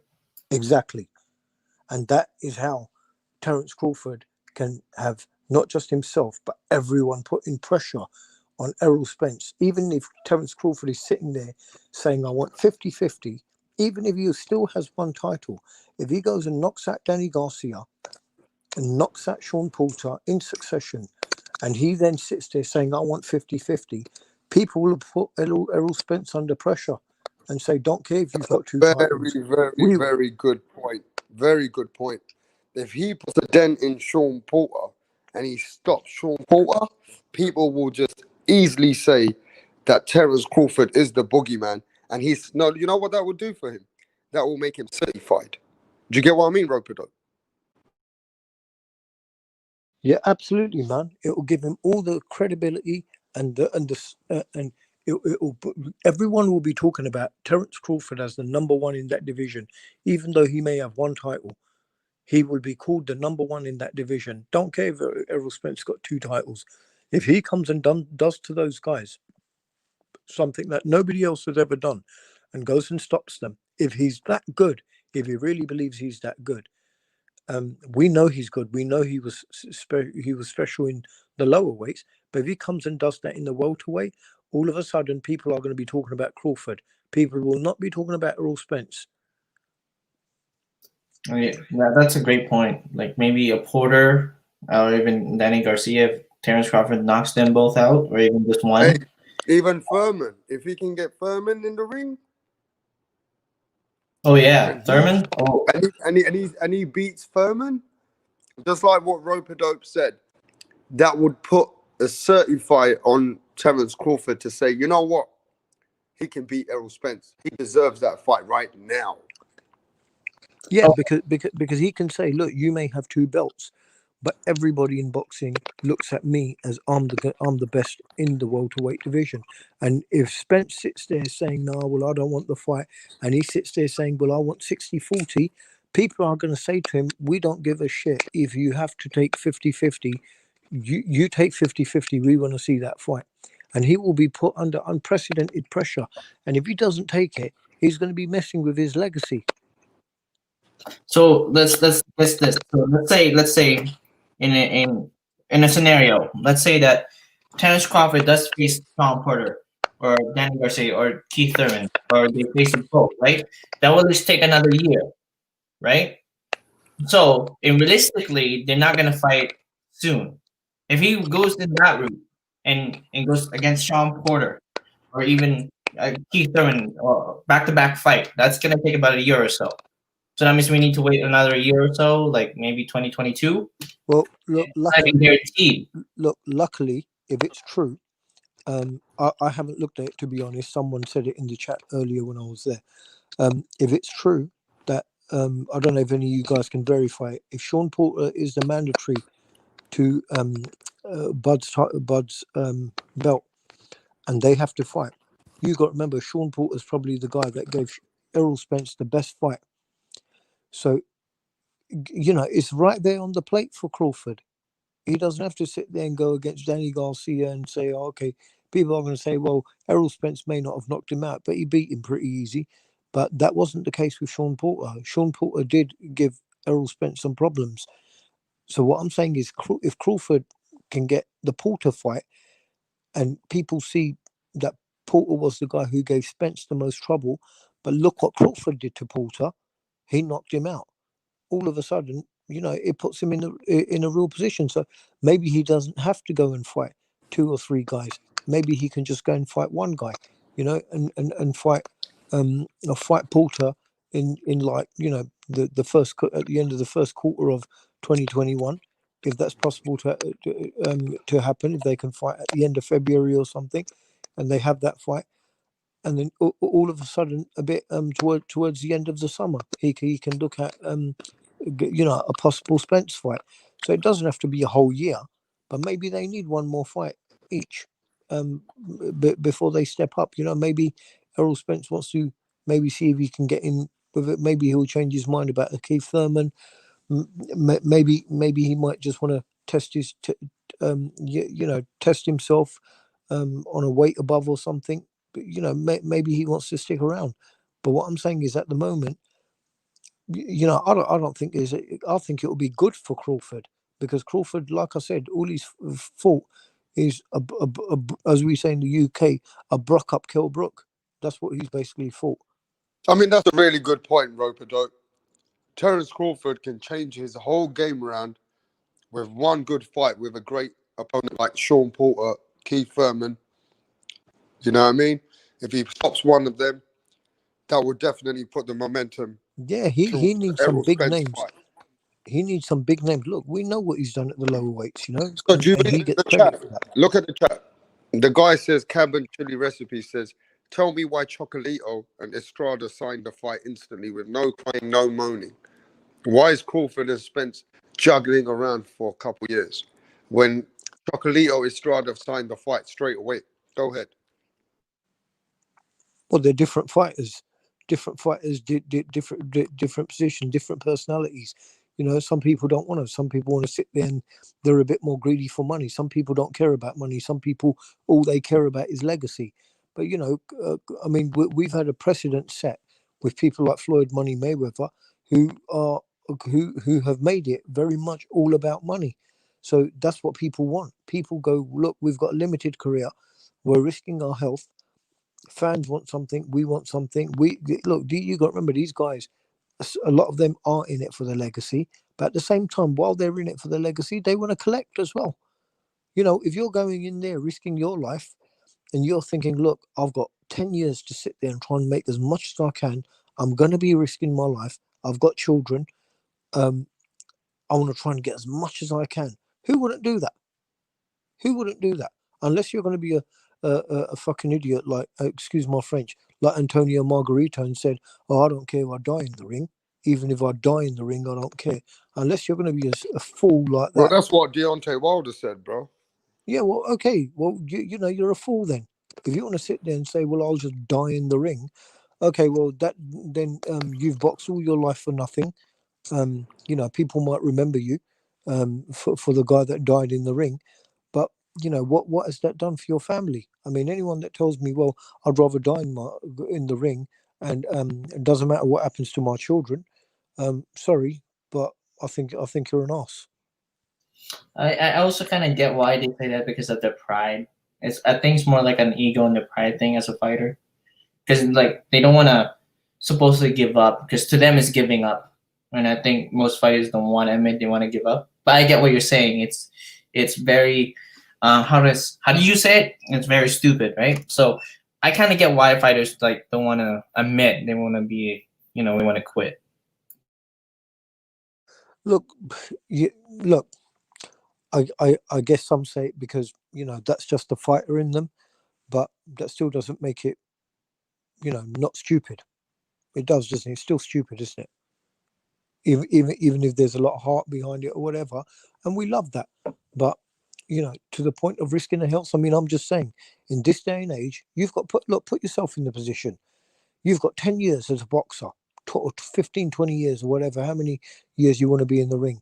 Your first, for most to be fighters, really honest, I'm sorry, but to be really honest, I think it's a mentality issue.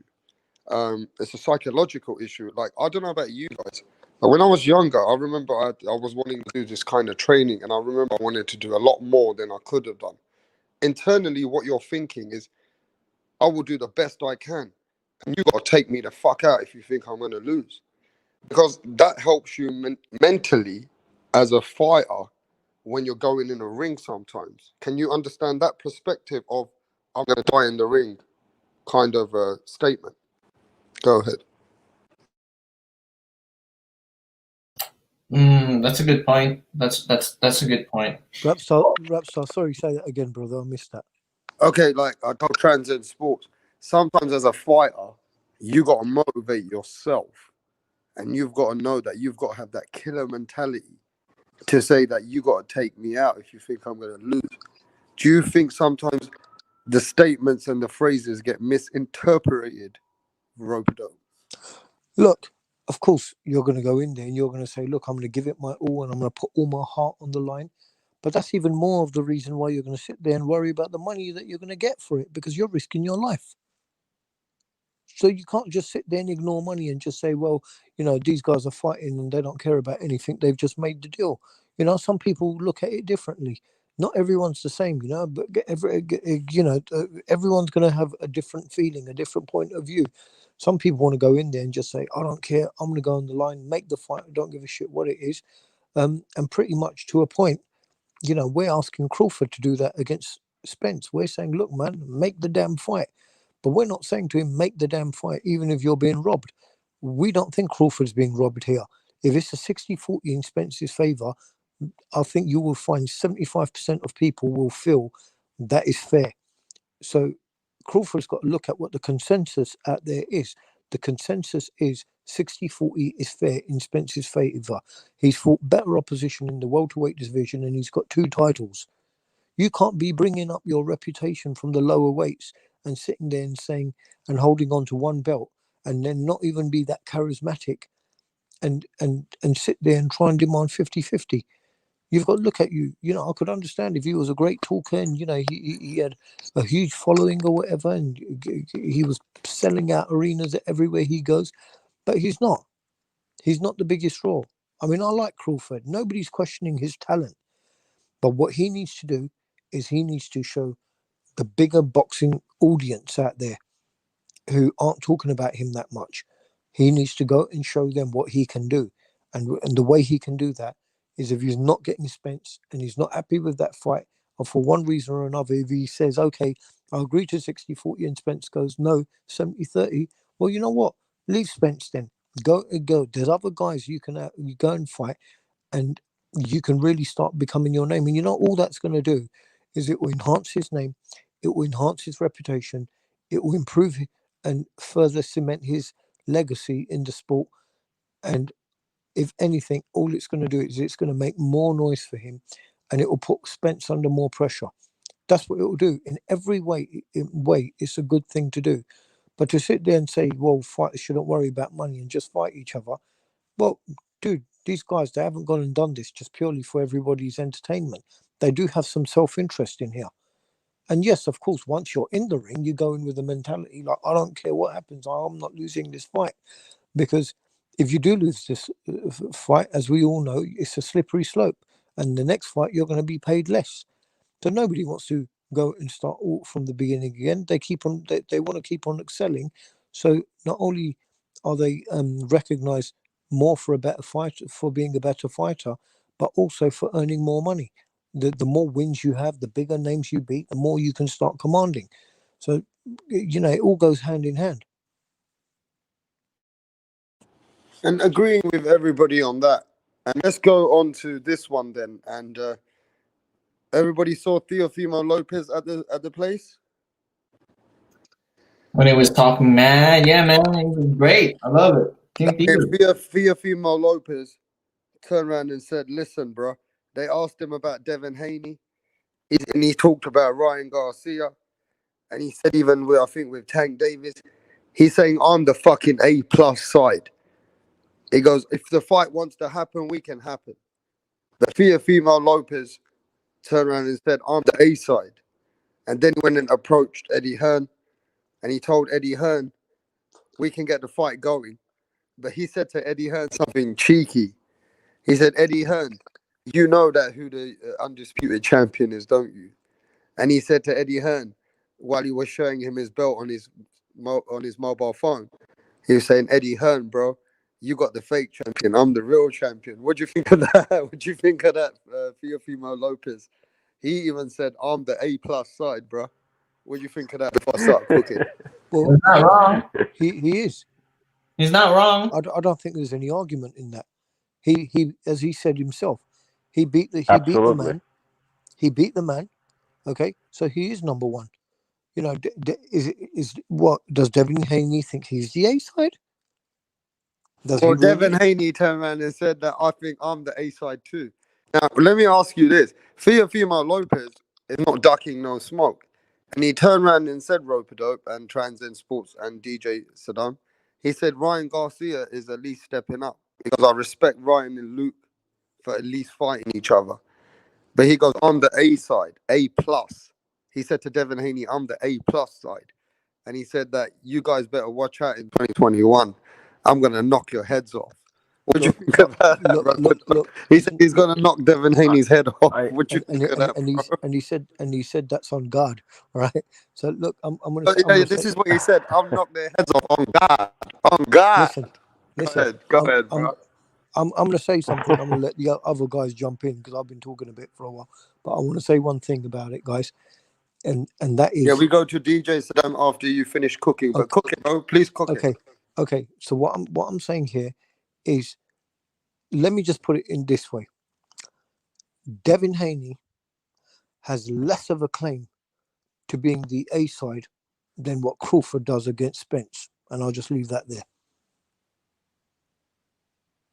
Way less.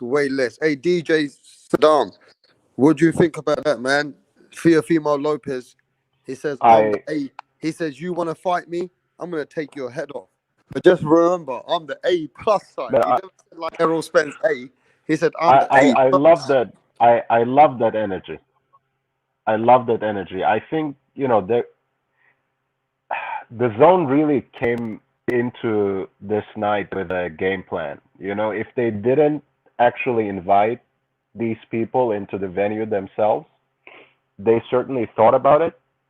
They had an idea about interviewing fighters without paying any undue attention to network affiliations and promoters and asking them questions that were not necessarily very challenging, but certainly no softball questions. And I loved Teofimo's energy. He came prepared and pulled out that chess piece out of his pocket, said, I am the undisputed king. It's chess, not checkers. He had all these one-liners. I love that energy, and again, he didn't dwell too much with franchise this, WBC that. He knows where he stands. He knows how the boxing fans assess him. He knows that he is undoubtedly the A side, no matter whatever social media attraction the other figures in the division might command. And I do agree, though, that Ryan Garcia is certainly taking a big step-up fight. I think people are somewhat disrespecting Campbell. I don't think that's an easy fight at all, even though I do think that Garcia has a good chance to win. Yeah, man, I think, for Lopez to be there, of course, it's a Canelo fight, so he may have been there at any rate, but for him to be there, for him to speak live, present the energy, for him to accost Eddie Hearn, say, I am the real champion, say, give me 10 million and, maybe I'll fight your guy, but know that I'm the A+ side. That's what we're expecting. That's what we're expecting from the fighters. Again, I think the actual, of course, none of these things are real offers, before a contract is actually presented. Not whatever they say in public, on live TV, on social media, really means anything. Yeah, and but he got we the like to most see love. that energy. DJ Saddam, Teofimo Lopez got the most love from Canelo yesterday. Canelo went all the way up to him and gave him Don't you a think hug. he deserves it? Okay, yeah. He deserves it. He earned it. No? Yeah, he Of earned course, he got some love, but he earned it. You know, it wasn't just because he was a Latino. it. No, he earned it. He earned it. He earned it in the ring. Yeah, he earned it. So Transcend Sports, Teofimo Lopez tells everybody, bro, I'm the A fucking plus side, and I'll knock your fucking head off. What do you think about that energy, bro? I love it, dude. That's when you need energy from a champion, and he's right. He is the A side. He literally beat arguably the top pound fighter. No one can really take that away from him. And he told Eddie Hearn that Eddie Hearn's got the email champion, and he's the real undisputed champion. And that's what he's telling Eddie But Hearn. that's crazy when he said that on live. I was like, that's really funny. Hey, Rapstar, I was wondering because I didn't kind of talk to you last night. What do you think about Canelo versus Smith fight? I didn't really get a chance to talk to you last night. I mean, Callum Smith tried his best, but a lot of fighters would have given up after the 10th round. And Callum Smith, he still dug in there and tried hard, but he took a beating, bro. Canelo Alvarez is a special breed. Canelo Alvarez is different to these champions. It's his time now. Do you know what I mean? Right. Is it fair? You know how there's many great Mexican champions, right? Yeah. I know Canelo is still fighting, but I can argue he's probably the top 4 of Mexican fighters, at least in my head. Don't you agree? I mean, we got to remember, we got Chavez Sr., yeah? Right? Yeah. Okay, we're going to stick with Mexican. We're not going Latino. We're not going Puerto Ricans. We're not going all that. We're going to stick with Mexicans, right? Right. What about Salvador Sanchez? Right? Yeah. Edwin Valero, who died. God bless Edwin Valero. He never got to achieve much out of his boxing because of his tragic, right? Right. But they never achieved like what Canelo did. Chavez Sr. Give me some Mexicans, Roper-Dope. Help me out here, bro. Eric Morales. Marcos Antonio Barrera, bro. There you go. Wait, Oscar De La Hoya. Juan Manuel Marquez. Who? Juan Manuel Marquez. Yeah, Marquez. I mean, if we're gonna say he's in the top 4, give me 3 fighters better than Canelo if you're Mexican, because I'm not being asked that question. Well, it depends how you want to look at it. I mean, you know, Oscar De La Hoya was a 6-weight world champion, from what I remember. Right. So Oscar De La Hoya definitely needs to be up there. Chavez Sr. needs Julio to be up Cesar there. Chavez, you cannot forget him. You cannot forget Chavez Sr. So they're there's 2 already. Give me another one. I mean, you got Eric Morales. You got Marcos Antonio Barrera. Assassin. I mean, you got Emmanuel Marquez. There's a lot of Mexican guys. Edwin Valero. You got Salvador Sanchez. What about Wilfredo Gomez? Oh yeah, that's a great fighter. What about the other guy? What's his name? Wilfredo. What's his name? Wilfredo Benavidez. What is it? Benitez. Yeah. Benitez. Benitez. Wasn't Edwin Valero from Argentina or Panama or somewhere? I can't remember. Oh yeah. Lisa. He's from Venezuela. Hey, Lisa Bell's Venezuela, correct. Yeah, Venezuela. Yeah, but you know what, Lisa? I just remembered Edwin Valero. You know that, Roper-Dope? I've not spoken about Edwin Valero since he died, I think. Yeah, I mean, I think he had something crazy like 20 fights and 20 knockouts or something crazy like that. He knocked them all out, bro. He knocked out the guy with Antonio DeMarco, didn't he? Yes, he did. I think that's the same guy that Adrian Broner had a fight with him afterwards. Yeah. After a little bit after he died, after Valero died. Hey, what about Lisa saying George Perez? Does anyone know George Perez? Anyone know these fighters that Lisa's talking about? Michael Caballero. I know. I kind of have a memory of George of that fighter. I just don't know who the other one is. Hey Lisa, we love you loads. You're the queen, but I'm not. I'm still pretty young, you know. I have to go. Yeah.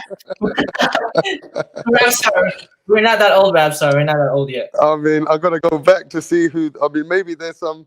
Hey, give me some more Mexican fighters, man. There's some more greats out there, bro. Hey, question. Remember when Barrera was like a top pound for pound fighter before Pacquiao fought him, right? Yeah. And when Pacquiao beat him, that's when everyone was kind of shocked, wasn't he? Was that before he had the 3 wars with? Yeah, that was probably the 3 wars before with Eric Morales. Yes. Eric Right? Morales had wars with him before. Yeah, and then before he fought Pacquiao, he fought somebody else, and I know it's another great Mexican warrior. I forgot his name. Before he fought Pacquiao. Do you guys remember who it was? I can't remember on top of my head. Garcia. For the featherweight championship? Was it him? He fought this guy, which I remember, which was in the sport. Danny something. No, it wasn't Danny Garcia. It was this other guy. What's his name? The guy that retired after that little while. I think that guy beat Eric Morales or something. Right, and then Barrera beat him. Yeah. And then that's when he got the bragging rights, and then that's when he fought Pacquiao. I just forgot his name. But he's a good warrior too. What a Mexican guy. Yeah, I think it was a Puerto Rican. I can't remember. You remember Rapstar? Man, I can't remember the guy's name though. He had a flat nose, didn't he? Yeah. Really flat nose the guy had, yeah? And yeah. He was a tough fighter too. Yeah, he was doing really well. He was unbeaten. And then I can't remember his name. And then everybody was like, "Oh, him versus Barrera would be a great match," and people thought he was going to win against Barrera because he defeated Eric Morales. And then the guy beat Eric Morales, and he had a flat fucking nose. The guy did, and he was doing good, wasn't he, for a while? And then man, someone needs to go and look this up because it's really frustrating me. I need to know who this is because I'm sure I must know the name. Dude, I forgot his name, but he was like legit a top fighter, and then he beat Morales, right? And then him and versus Barrera was like one of the top fights of the year candidate because he was doing good, and then he got knocked out. But it was a good fight. He was much younger than him too. He was a young guy. He was a young dude, Robidope. And he was doing pretty good for a while. But it's just a shame that we can't remember his name because he kind of didn't make that much noise, but he had a great fight with Eric Morales. Well, he did, and then when Pacquiao fought Barrera, people were like, "Oh, Barrera's gonna just take this another young kid out."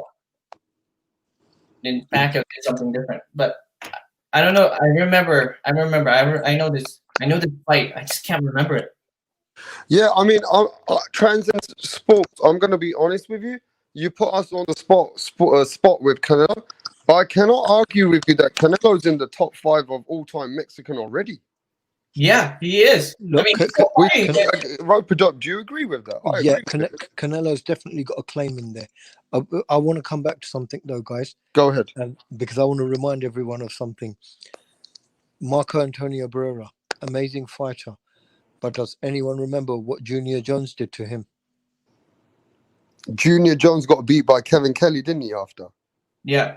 But do you remember 2 fights, Junior Jones, what he did to Barrera? Yeah, he took him out 2 fights. Boogeyman 2 fights, he stopped him. Poison Junior Jones. What was like? What's his name? His name was Junior Jones, but his nickname was Poison. Junior Jones. I know the guy that you're thinking about, Transcend Sports. David Diaz. There you go. Oh, David Diaz. There you go. Diaz. It was David Diaz who lost and who beat Eric Morales. Right. Against Pacquiao, right? He got knocked the fuck out by Pacquiao. Right. Pacquiao TKO'd him. Yeah, that's him. And that's one of the weight classes that Pacquiao got before he went to 140, I believe. Wait, that was the 140. When that 140 for the weight, him versus Diaz. Hey, do you know? Remember Pipino? Can you see what cabin chili recipe and Lisa was talking about? Pipino Suaves? How do you pronounce that? Pipino Suaves. Oh yeah, I know what it is. He's a good Yeah, fighter. he was a bad boy fighter too. Ricardo Lopez. Yeah, I know him. Great jab. He probably has one of those power jabs. Oh man, Ricardo Lopez was a beast. He was a beast. He has Yeah. Oh one man, of those triple G jabs, dude. oh man, Ricardo Lopez was something. Yeah, great one. Whoever mentioned him, that's a great one to bring That up. was cabin chili recipes. I think he's from Africa, you know, bro. And if I'm not mistaken, yeah, he told me he was from Africa last time when I saw him on the chat. Hey, Rapstar, I gotta go, my friend.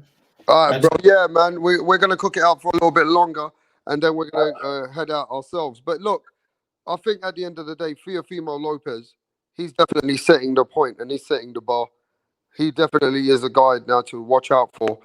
I think the other guys that we need to watch out for is how Ryan Garcia does with Luke Campbell. And the fight's next week, Rodo. And in case I don't catch you, because you get really busy, can you please tell everybody what you think of Ryan Garcia and Luke Campbell? And then I'm going to ask DJ Seller. Look, with regards to that fight, I think it's a great fight. Ryan Garcia is obviously talking a lot. I think this is going to be a find out fight for Ryan Garcia. I think this is where we're all really going to see what Ryan Garcia is about.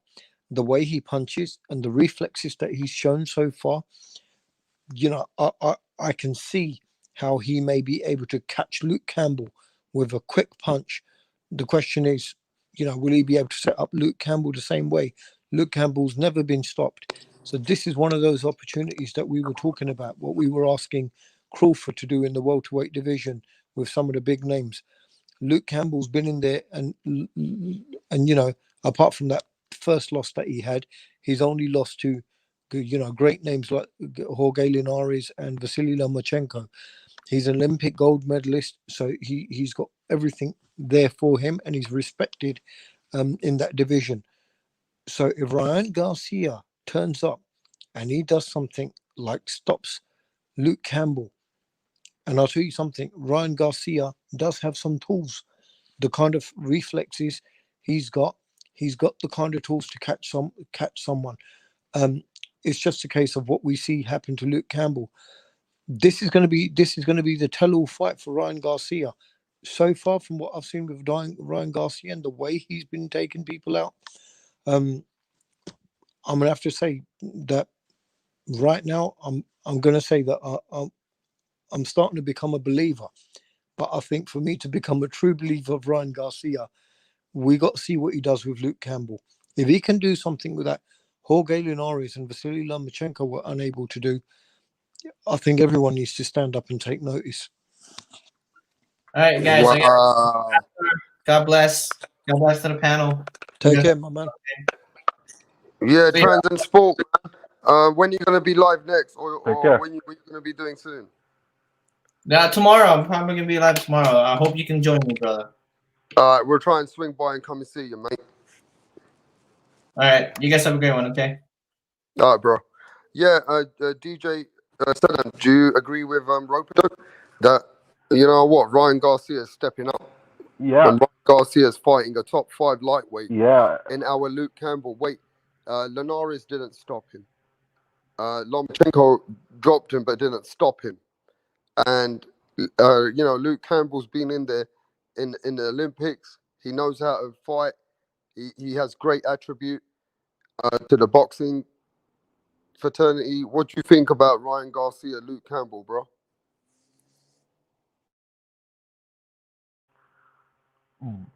Both of you set it up really well. You know, I think Campbell has already been there with a lot of the top guys at his weight division. He is an Olympic gold medalist, so he has the amateur pedigree behind him as well. And he came really close to beating Linares. You know, that's that was a close fight, a very competitive fight. I don't think anyone would be too mad if the decision had gone his way. And not only is Ryan Garcia stepping up to the plate, I mentioned before that I like the trash talking that goes, with this level of the sport. But I like it even more when these fighters actually back it up with action as well. And in Ryan Garcia's case, they had this little special for him at the Zone, right? Best 10 seconds of my life. And honestly, I know he's young. He may have been simply naive. But I think it takes a lot of guts to film a segment like that, because if I know the odds, I know how the bookmakers have gone for it. They are favoring Yeah, because Garcia. I just want to But remind if you, he loses coming to out from, Campbell, I want to remind you this. He's coming out of top 20 guys, getting straight into the top 3 guy. of course. Top 3 or 5. You Yeah, I can mean, name him top 3 or 5 within sanctioning bodies. I mean, I wouldn't even call it an upset if Luke Campbell edges out a decision victory, for example. I don't think that would be an upset. That's not my prediction. I think Garcia is actually going to be. But I like the fact that he filled that segment. It may have been his youthful, naivete. It may have been anything, but imagine how people would clown him if he were to lose this. And that was your 10 seconds of fame. That was, in fact, your 15 minutes of fame. Those But were the one best thing 10 we got to seconds of your realize, life, and now you're good.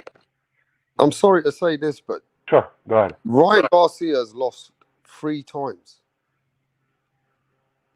And I mean, not Ryan Garcia, sorry. Luke Campbell has lost 3 times. Luke Campbell has lost 3 times. 3 times. He knows what it's like to lose. He lost to Mendy. He lost to Linares. Mendy. He lost to Lomachenko.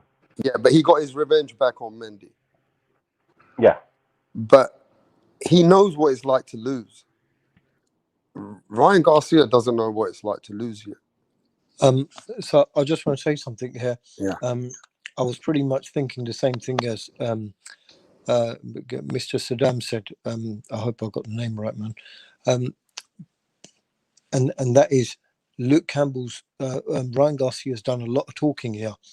He's gone in and he said, "I'm putting people on notice." And Luke Campbell, I feel bad for him because he's the first one that's going to get it really, really bad. And he's been talking in that kind of fashion.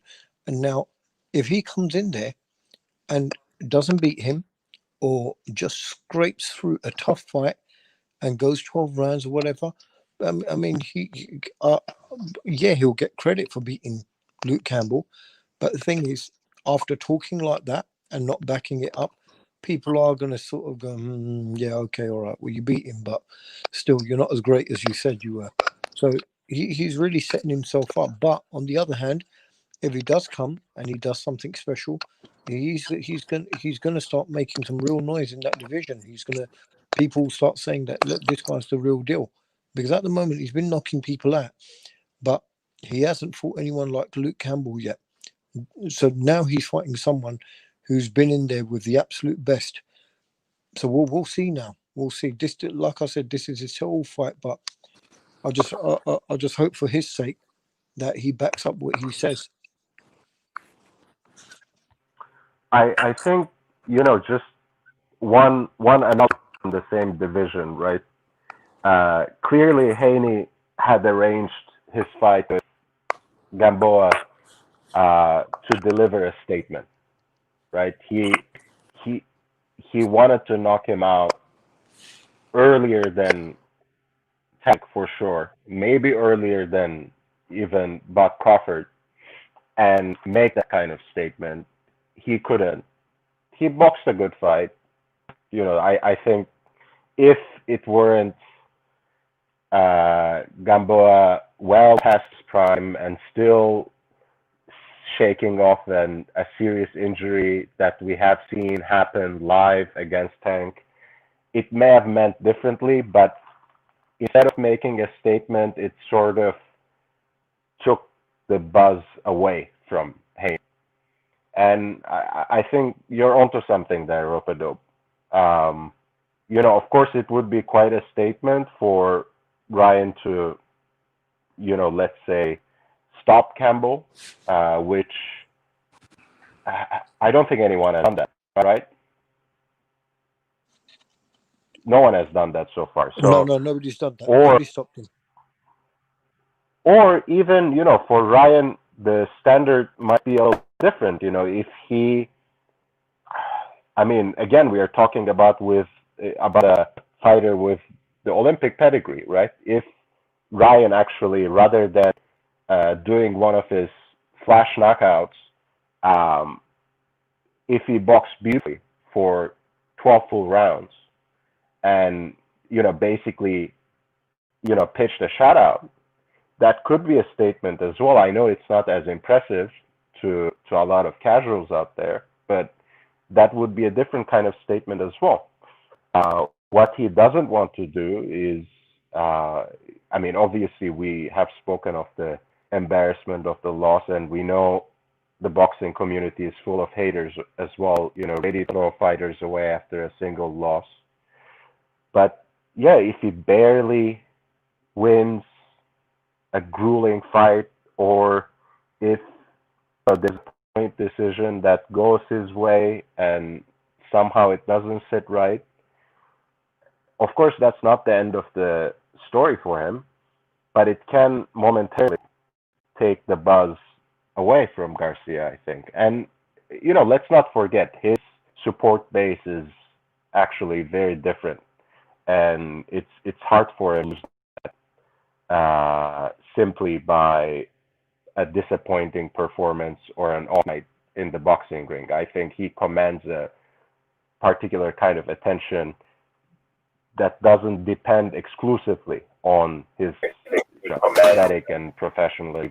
So, but I think it is a good step up. If he wins and makes a statement, I think that would be a much more attractive for many fighters in the division, and it would make him much more desirable than Haney, even though Haney once again holds a better version of that WBC belt, right? Because I think Ryan too has a version of that, right? It's the diamond belt or whatever it is. Hey, very, very true. Very, very open the way that you said that. Ryan Garcia is taking a big step. He's a young man trying to get into big shoes. And I believe in what Ropadope said. If the man stops our Luke Campbell, I'll be the first one with Ropadope to start telling everyone he's the truth. And you better watch out. Because if Ryan Garcia proves to me that he's that kind of a fighter, I'm sorry, I'm going to rank him in the top 5 lightweights very highly. I don't know where he's going to be in between 2 or 3, but he's going to be somewhere in number 3. Because that's a good step up for Ryan Garcia. But Black Star TV, what is going on, my brethren? How you doing, bro? Hey, good brother Rapstar. What's happening, my brother, man? Finally got a Introduce chance to come yourself over to here. my panel, bro, and the chat, man. And then I'm going to ask you where we're cooking. Go ahead, bro. Hey, man, salute to the good brother DJ Saddam, man. I dig that picture, man. That's pretty cool. And Robodope Boxer, man. Salute to you too as well, good brother. Sup, And Black everybody in Star? the chat. Thank you. Yes, indeed. Nice to meet you. Yes, indeed. Good brother Rapstar, man. I've been trying to get over here to you, man, but the hours and the time has been an issue for me here lately, man. Plus trying to do all this extra working and everything for the holidays and stuff, man. It's just been crazy. But I'm glad I was able to come over here and kick it with you, good brother. We got D Calico, D Hodges. Oh man, Everybody's in the house, bro. But look, Ropadope, we're all with Ropadope on this particular one. If Ryan Garcia next week beats our Luke Campbell, Ryan Garcia is coming to make a statement. What do you think about that, Black Star?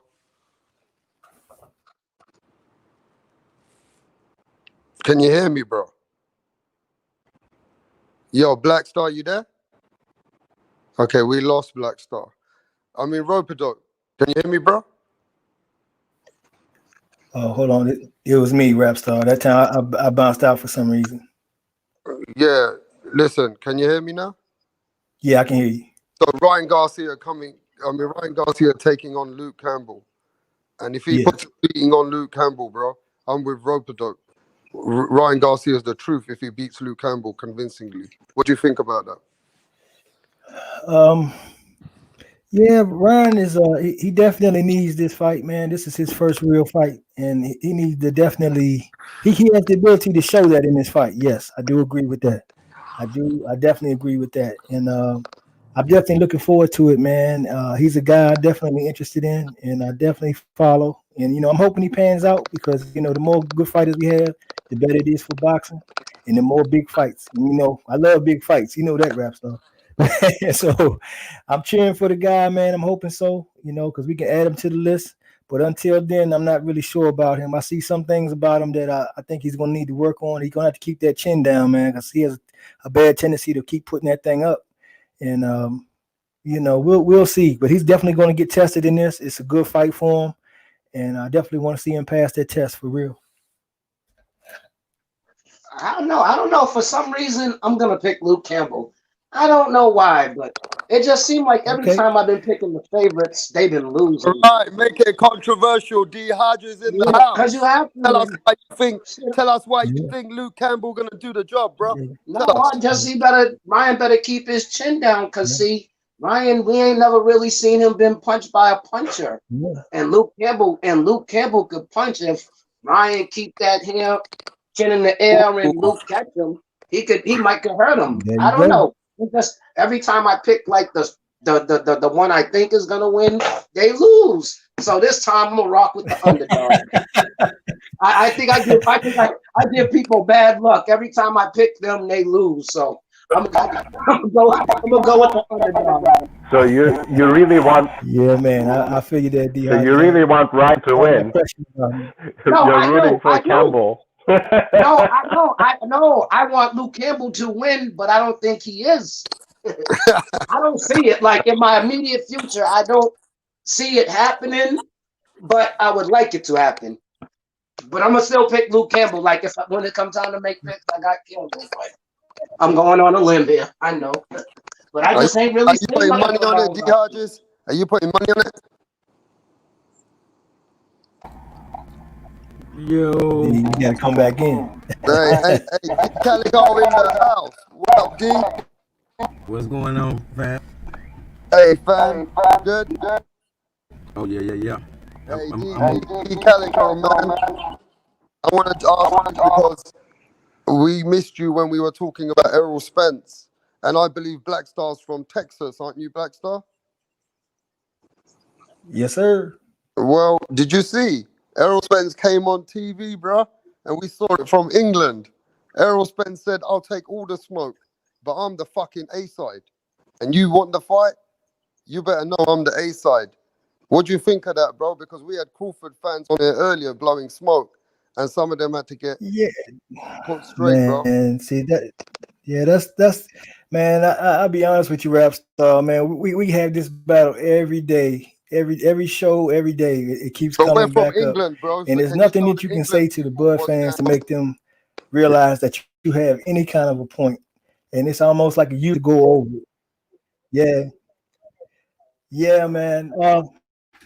Yeah, I mean, Earl basically what Earl did was he showed the world, he sent a message to Bud Crawford that, man, I don't need you. I can fight Canelo, which is the biggest fight that he could possibly have. He can also fight Manny Pacquiao. He don't necessarily need Bud Crawford. But who's going to fight Bud Crawford? There's nobody rumored to him but Errol Spence. So how can you sit here and say that you don't, if he offered you 60-40, I mean, how can you even form your mouth to say, well, I want 50-50? On what grounds? You have yet to fight a top 5 welterweight to this day. So what it's like, I don't want to be demeaning or nothing like that, but this is a good analogy for it, because it's like a girl who puts on a pretty dress, gets her nails done and gets her hair done, and she goes to the prom, and she stands by the door and she demands that the prom king go to the prom with her. That's really where Bud Crawford sits with that. He got no leg to stand on. Everything that's being achieved has been done by Errol Spence. He built the platform. If you take Errol Spence's name out, what else is attached to Bud Crawford? Nothing. There's no other fight. You know, he keeps talking about I want to fight Manny Pacquiao, but Manny Pacquiao for 7 years, that fight ain't been made. You know what I'm saying? And then they say, well, Errol doesn't want to fight him. Well, he says himself. He said, well, who do you want to fight? He said, I want to fight Manny Pacquiao. He's not mentioning Errol. He said he don't need Errol. You see what I'm saying? So this is how crazy it's going. But the bottom line is Errol has all the options. Because even if Errol says, you know what?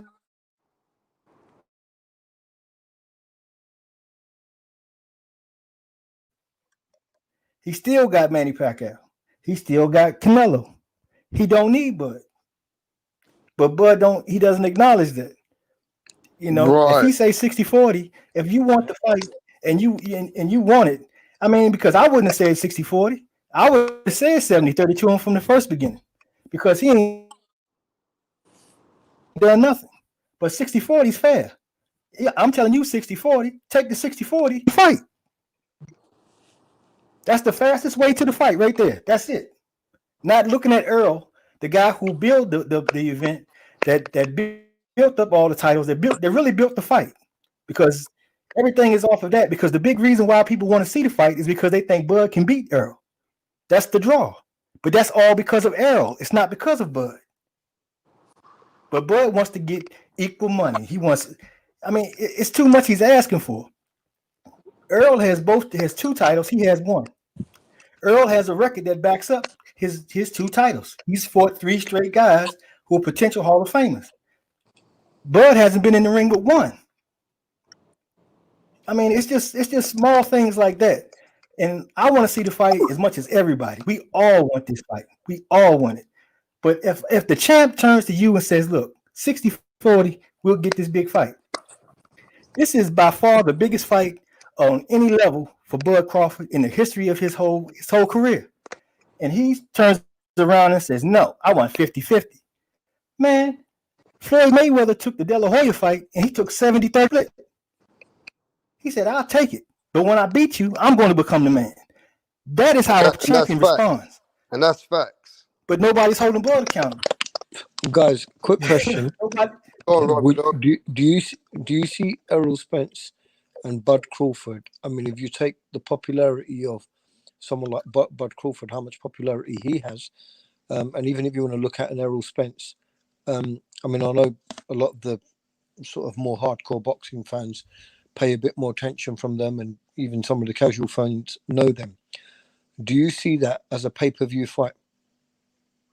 I know they're both great fighters, but I'm talking about based on, you know, their marketability and the way. I mean, none of them are big talkers.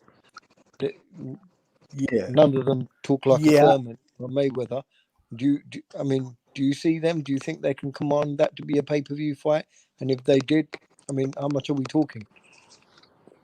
Yeah, I get exactly what you're saying. You know, the thing about it is they share like the same fan base, basically. It's like you know, because Bud is not bringing any other fans in. He makes some of the guys who are casuals may have a slight interest, but I don't know if they'll pay pay-per-view for it. So if they did have a fight, it probably would go pay-per-view, but it probably wouldn't do no more than maybe 400,000.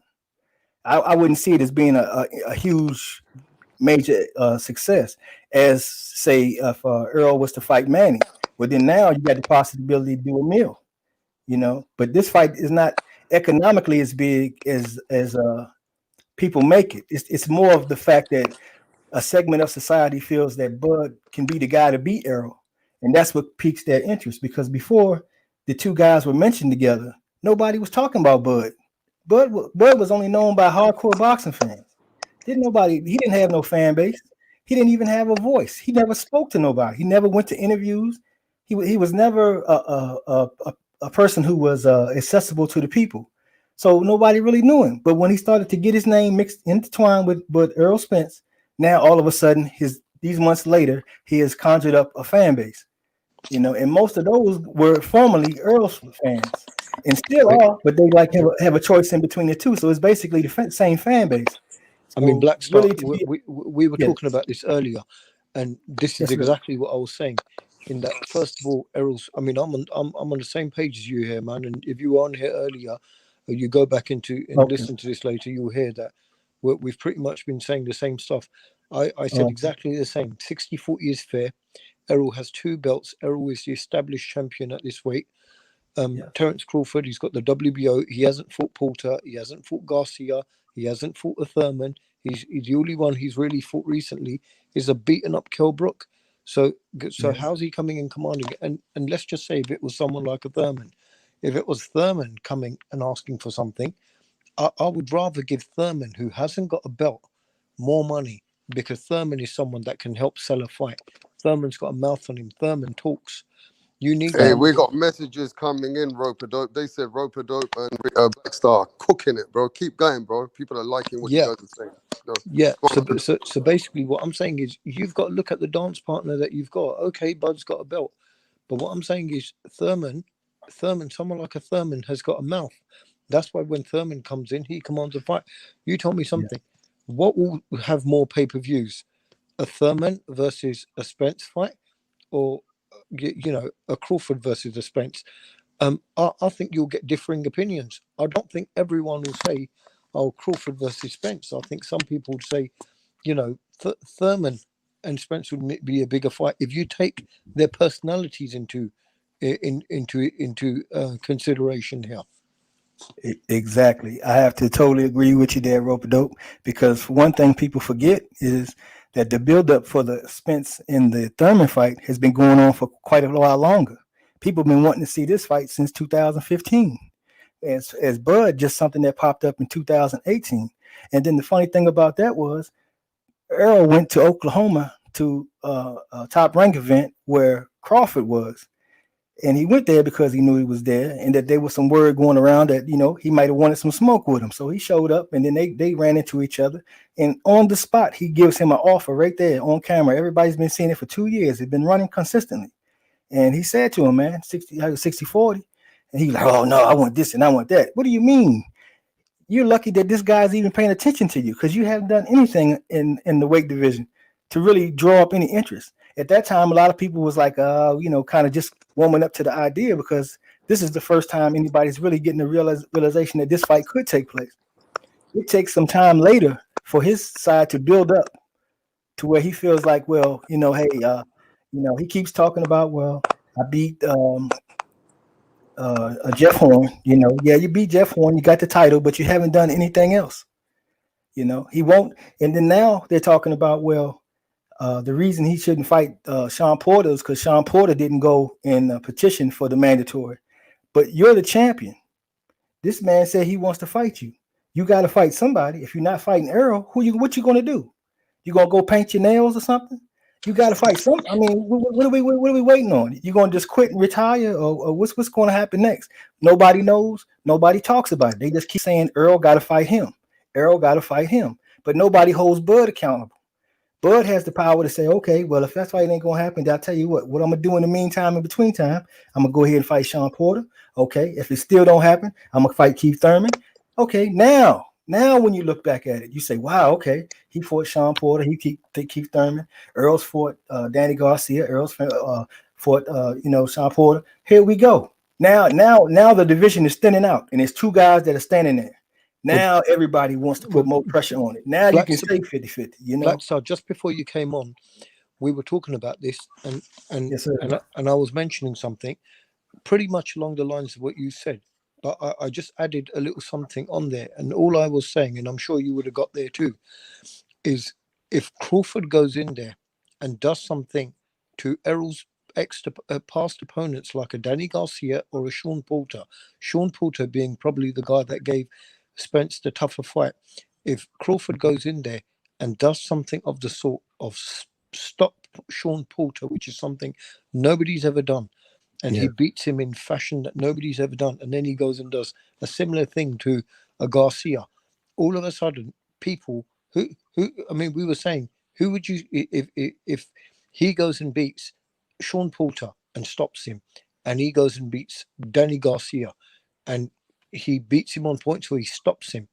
Let's just say if he stops both of them, if he's that good, if he believes he's that good, that with one title he believes he's worth 50%. Well, who do you think will people will be saying at that time is the number one in the division if he goes and does something to opponents of Errol Spence that Errol Spence wasn't able to do? Mm-hmm. Yeah, that would definitely put a lot of pressure on that fight. That fight would have Correct. to be made. That's fact. That's a very correct, good because point. because what will happen is that Errol Spence will be put under pressure, and he may even be pushed to a point where people will say to him, look, you know, because it's going to start affecting his legacy right now. If Spence Exactly. doesn't fight Crawford, yeah, okay, some people say it's a shame it didn't happen, but it won't affect his legacy. If Crawford can go and say, all right, Spence, you know what, you don't want to give me any action for whatever reason, okay, let's just say for whatever reason Spence doesn't fight him, Crawford shouldn't waste time. He should go and make a statement with some of the other top guys, a statement that Errol Spence was unable to make, and all of a sudden Crawford's work will be halved because the fans and everyone, the boxing community, will be putting the pressure on Spence and saying, we don't care what happens, what the percentages are. If you want your credibility, you have to go and fight Crawford. Otherwise, we're just not going to recognize you as the best in the division. And Spence will be put You under can't pressure. win both ways. You can't win both ways because first they said Errol Spence didn't say nothing. Errol Spence doesn't say nothing. But now when Errol Spence is fucking saying, look, you want to fight? Let's fight. I'm the A side. It's 60-40 and let's just get the fight going. Now, let me tell you this. In this day and age with social media and pressure, Terence Crawford, he's running out of time. He can just put Errol Spence in his position and say, come on, then I'll sign the contract. Yeah. He's not coming At the with end that of the fucking day, energy. he's stupid. He's not coming with that He's energy. Steve stupid. Hodges, I'm going to let you cook before you get chucked off the panel again. Because you've been already out the panel 4 or 5 times. You've come. No. That was because it was You're StreamYard. leaving. Go ahead. No, it was StreamYard. Somehow, soon as I said Luke Campbell over Ryan, it started dropping on me. I never left. It dropped on its own. That's why I restarted my whole phone, and so far it ain't dropped yet.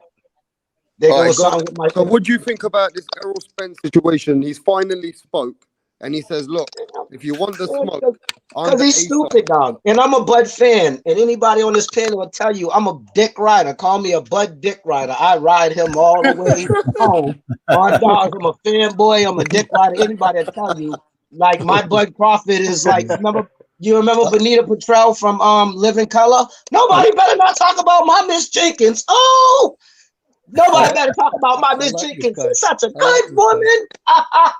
But he better fight somebody good or he gonna become a bum. He better fight a Ugas or a Porter or a Thurman. If he don't and he fights another cab driver, he might lose me as a fan. But I ain't the one to gossip. You ain't heard it from me. He don't need Spence. Be the Ugas. Stop Ugas. If you go in there and knock out Ugas, they gotta respect you.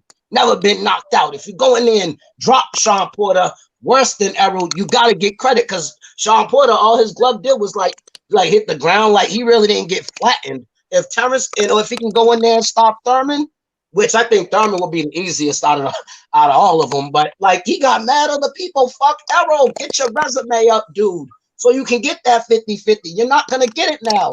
Pretty soon he's gonna say fucking 80-20. You keep acting stupid, and I'm a Bud dick rider, but he's starting to aggravate me, man. And I don't like to give up on my favorite fighter, but it's like he's pushing me to that limit, dog. Fight somebody with a name. We need names now. You already did Undisputed. You showed you knocked everybody out at that weight division, so we know you got power at 147. So fight Ugas supporting them. I swear to God, I might end up going in his email or go on his Instagram. I'm definitely coming back to you. Look, man, I'm definitely coming back to you. Here's just another example, man, of more Bud people, obviously, you know, agreeing, man, that take the fight. Even if it's 60-40, take the fight. So, you know, Bud's got to also look at what the consensus is out there in the boxing community. If 80% of the boxing community is saying that, look, 60-40 is fair, he's got to look at that and go, okay, guys, maybe I should. But you know, I mean, all he's doing, man, he's just going to mess with his own legacy. At least Okay. try to negotiate. At least he could negotiate a 55-45. You know, he's trying to get. You can't get 50-50. At least I'll make an attempt at a. You know, I'll give you 55 and I'll take 45 and whatever on. You know, we do whatever with the back end. But I'll take that. But dude, don't sit up here and say you want 50 and you're not the man. You can't tell the man that's the man. You think anybody can go tell Canelo they want 50%? Look, man, I heard it went as In far my as opinion. I heard it went as far as Crawford turning around and saying, "No, I'm 60, you're fucking 40." Facts. I think it went as far as that. Yeah, So it did. I want to go. I want to speak to D Calico because both of whatever those. he's smoking. D Calico's in the house. Yeah, let's give him a chance. He ain't spoke at all yet. Yeah. Hey, D Calico in the house, bro. Yo. Errol Spence turned around and said to the boxing world, "I will fight Terence Crawford. I'm A side." What do you think about that? You already know. I mean, just looking at them in their street clothes, man, like, you know, you would automatically just say that Spence is the A side. Like, I think he's gonna beat him like easily. You feel me? You know, because like I said, the Terence Crawford that fought Kell Brook, like he can't beat Errol Spence. You feel me? He's gonna have to go back to the drawing board. He got to act like he lost that fight and get better. You know, because that Terence Crawford can't beat Errol Spence. So you agree with him? Yeah, he's the A side. He's a 60-40 fighter, and Terence Crawford is saying, "No, I'm the fucking A side, or the fight's not gonna happen." So who's making the most sense? We're saying Errol Spence is talking facts. Errol Spence is turning around and not talking feelings. I think Terence Crawford's in his feelings. Are we saying anything wrong about that? Go ahead. Oh, nah. That's not, you know what I'm saying? We already know who get them, you know what I'm saying? He get them millions, you feel me? On every level. And we're not really sure how much money Terence Crawford did. You feel me? Because Bob Arum act like he ain't getting nothing. And I'm pretty sure Bob getting half of the money. You know? So they split the money and Bob is pissed off. So Terence must be pissed off too. You feel me? So, you know, that's why they want as much money as they can get.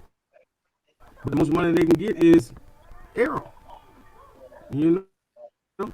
For real. Because he could forget about that Manny fight. Manny ain't wanted to fight you since 135. He moved to 140. He didn't want to fight you. He moved to 147. Still don't want to fight you. Yeah, So if anything, go for the other people. Or if not, if you can't get no fight before the end of next year, I'll fuck around and jump at 154, do a Canelo and beat the bum. I ain't gonna go against the Charlo or you know, no, 154 be me and Charlo. I'll wait for Charlo to go up, beat this steroid, go up, and then I'll go clean up 54 with the bums. Like, it's many options for him, dog. You got more options than Errol Spence. No. Hey, can I ask you guys something? Because he can. If he go up to 154, that'll be his 4th or 5th division. D Hodges, my brother. You know, hey, you know, but love and respect, bro. But Bud ain't going to 154. Bud be talking a lot of smack. Bud ain't really trying to fight nobody at 147. He only want. But it could be a weak champion. A lot of people do it. They move up and fight the weakest champion. Roy Jones moved up and fought John Ruiz because he knew it. He was slow and everything else. People know how to move up and pick the weakest champion. Yeah, that's facts though. That's facts, D Hodges. I can't argue with that, but that's how he got it 147. That's what he did to go up there. He fought. He beat up Luke Campbell, who's not. Jeff Horn. He beat up Jeff Horn and the weakest champion. He didn't go for Thurman. He didn't go for Porter. Exactly. He didn't go for Errol. He went straight to that guy. And it's only because he beat Manny Pacquiao. Yeah, and then, you know, and then the thing about the Pacquiao fight is people don't like to point out is Bob Arum came out publicly and said he shut the fight down himself. And you know, you still think you're gonna get the Manny fight? Somebody's echoing badly. Ooh, I hear an echo. Can you hear it now, or should I mute myself? No, No, no, you're fine you're now. better. Yeah. You're better. Okay. Yeah, So man. let me ask everybody this question here. If we talk about facts over feelings, who's in their feelings? Black Star. I mean, it looks like Crawford's in his feelings then. Yeah, because he seems like he's trying to beg for recognition, like he's on the same level as Errol, but he never takes the time to realize the fact that Errol has been putting in work at 147. He's been going through the guys. He ain't just going and fighting one person and standing and say, okay, I'm here. You know, he's going through some guys. He has to do the same thing. And that's the difference. You can't just sit there and say, okay, I got this now, so let's get the big fight now. I don't want nothing else. I just want the big fight. No, nobody else. I just want him. I mean, that's not how it goes. But then you have a champion who has more options than you. That doesn't really have to fight you. You're really in a situation where if you want that fight, you're going to have to make some concessions because this guy can make more money fighting other people than you. But you can't make more money fighting nobody else but him because you can't get the man he fight. Hey, Crawford. I want to ask a question to Roper though. Roper though, we spoke about this not long ago. That we believe that Errol Spence, once he moves to 154, he'll be able to do some stuff at 154. We talk about this, don't we, Roper? Yeah, man. Yeah. I mean, But he can't because then that means he have to fight his boy Charlo along the way. So he's gonna but wait for Charlo to move, Charlo will end up moving up. So like I and believe, then that's when he's gonna move up. yeah, and I believe He Errol coached him. Spence. I believe Errol Spence has a great chance to become a But great see, at the end of the day, 154. the biggest person I know is both sides. But in my opinion, Manny Pacquiao is gonna hold up undisputed because even when they fight, Manny Pacquiao got to fight one of them. You need Pacquiao for the complete circle. So even if they fight each other, if Manny don't want to fight, then we still won't have undisputed because Manny got the final And vote. on that note, Mr. Popo said D. Hodges is speaking facts. Yeah, because Manny ain't fighting neither one. That's why I said Manny need to just retire. You're rich, be a senator, the king of Philippines, drop the belt, and then let that be like whatever belt for whatever, and the winner get it is undisputed. Because Manny's gonna hold it up no matter what. That's what I be trying to tell everybody. No matter if the fight happens, they still got to get Pacquiao. Hey, D. Hodges, what do you think about this, bro? What if Pacquiao drops their belt and they make Bud fight Keith Thurman for it? That'll work. Just no, that's what I'm saying. It's just at the end of the day, without Pacquiao, I'm trying to explain on everybody's channel. Without Pacquiao, it's no undisputed. It's not about Bud. It's not about Errol. It's about who Pacquiao's gonna fight. Hey, Pacquiao let's talk about Pacquiao. I'm so glad you bring out Pacquiao because he's still active in the welterweight champion, right? He's a 42-year-old man coming back, and he just put a dent into Keith Thurman. So thanks for reminding me about Pacquiao. Let me go to Roper-Dope. Roper-Dope, what do you think Pacquiao's gonna do now, bro? I mean, he's a senator now. He's 42. He's gonna be. I mean, what do we see for Manny Pacquiao, bro? I mean, Pacquiao said that he still wants to continue fighting. So, he doesn't look like he wants to hang up his gloves just yet. I mean, obviously, I know Keith Thurman would want to run that one again. But even if, it would be good to see that. But I'd rather see what Pacquiao can do against some of the other guys now. I think he'll give some of the other guys problems as well. I don't think that's an easy fight for anyone. I think anyone will have some problems there. I'd like to see Bud and Pacquiao go at it. I'd like to see how that turns out. Because you've got to remember, Manny Pacquiao's been sitting around this weight for quite some time. I know Bud's come up as well, and Bud's got some skills. But, if you look at some of the guys Bud's been fighting, Bud's fought, And then I'm just saying the stupid thing with Manny, because you've been holding belts for so long, paying the sakes and the fees, and you ain't even defending them. Yo, that's some weird shit, dog. That's weird. You're paying to keep a belt and you're not fighting. Manny's a shame. He's ashamed. I mean, he can afford it, I guess. That's what I mean, though. I know. You know what? And you notice the sanctioning bodies, they really ain't doing nothing because they know that's when he come in anyway. Even if Pacquiao don't fight, he's still getting some. I reckon he will have to fight within the next 4 to 5 months. He gets 18 months in order to make a decision. I think he's coming up to his 13th or 14th month now. 13th, 14th month. Yeah, So that's true. he has to make a decision soon. And I think they might not strip him, because of this pandemic, they can work things out through court. Manny would probably be able to sue. I think Manny is looking for a fight, but we're looking for a gate. And you know they got to pay Manny that 20+ million fucking dollars minimum. So where they're gonna find 25 million, right? They got to get a gate open. So I think personally, they haven't offered him the right fight yet. As soon as the right fight gets offered, Manny Pacquiao's coming straight in the back. But dude, the dude's already 42. Yeah, but Like, look what he did to fucking Keith Thurman. I know, but then what if his next fight is 44? And then at the Nah, end nah, of the nah. day, He got to fight soon. He's gonna have to I fight know soon. that, but at the end of the day, no matter what, I would have been fought one of them, got a bag and retired with a loss. Because at the end of the day, if they beat me, they're gonna say he beat an old Pacquiao.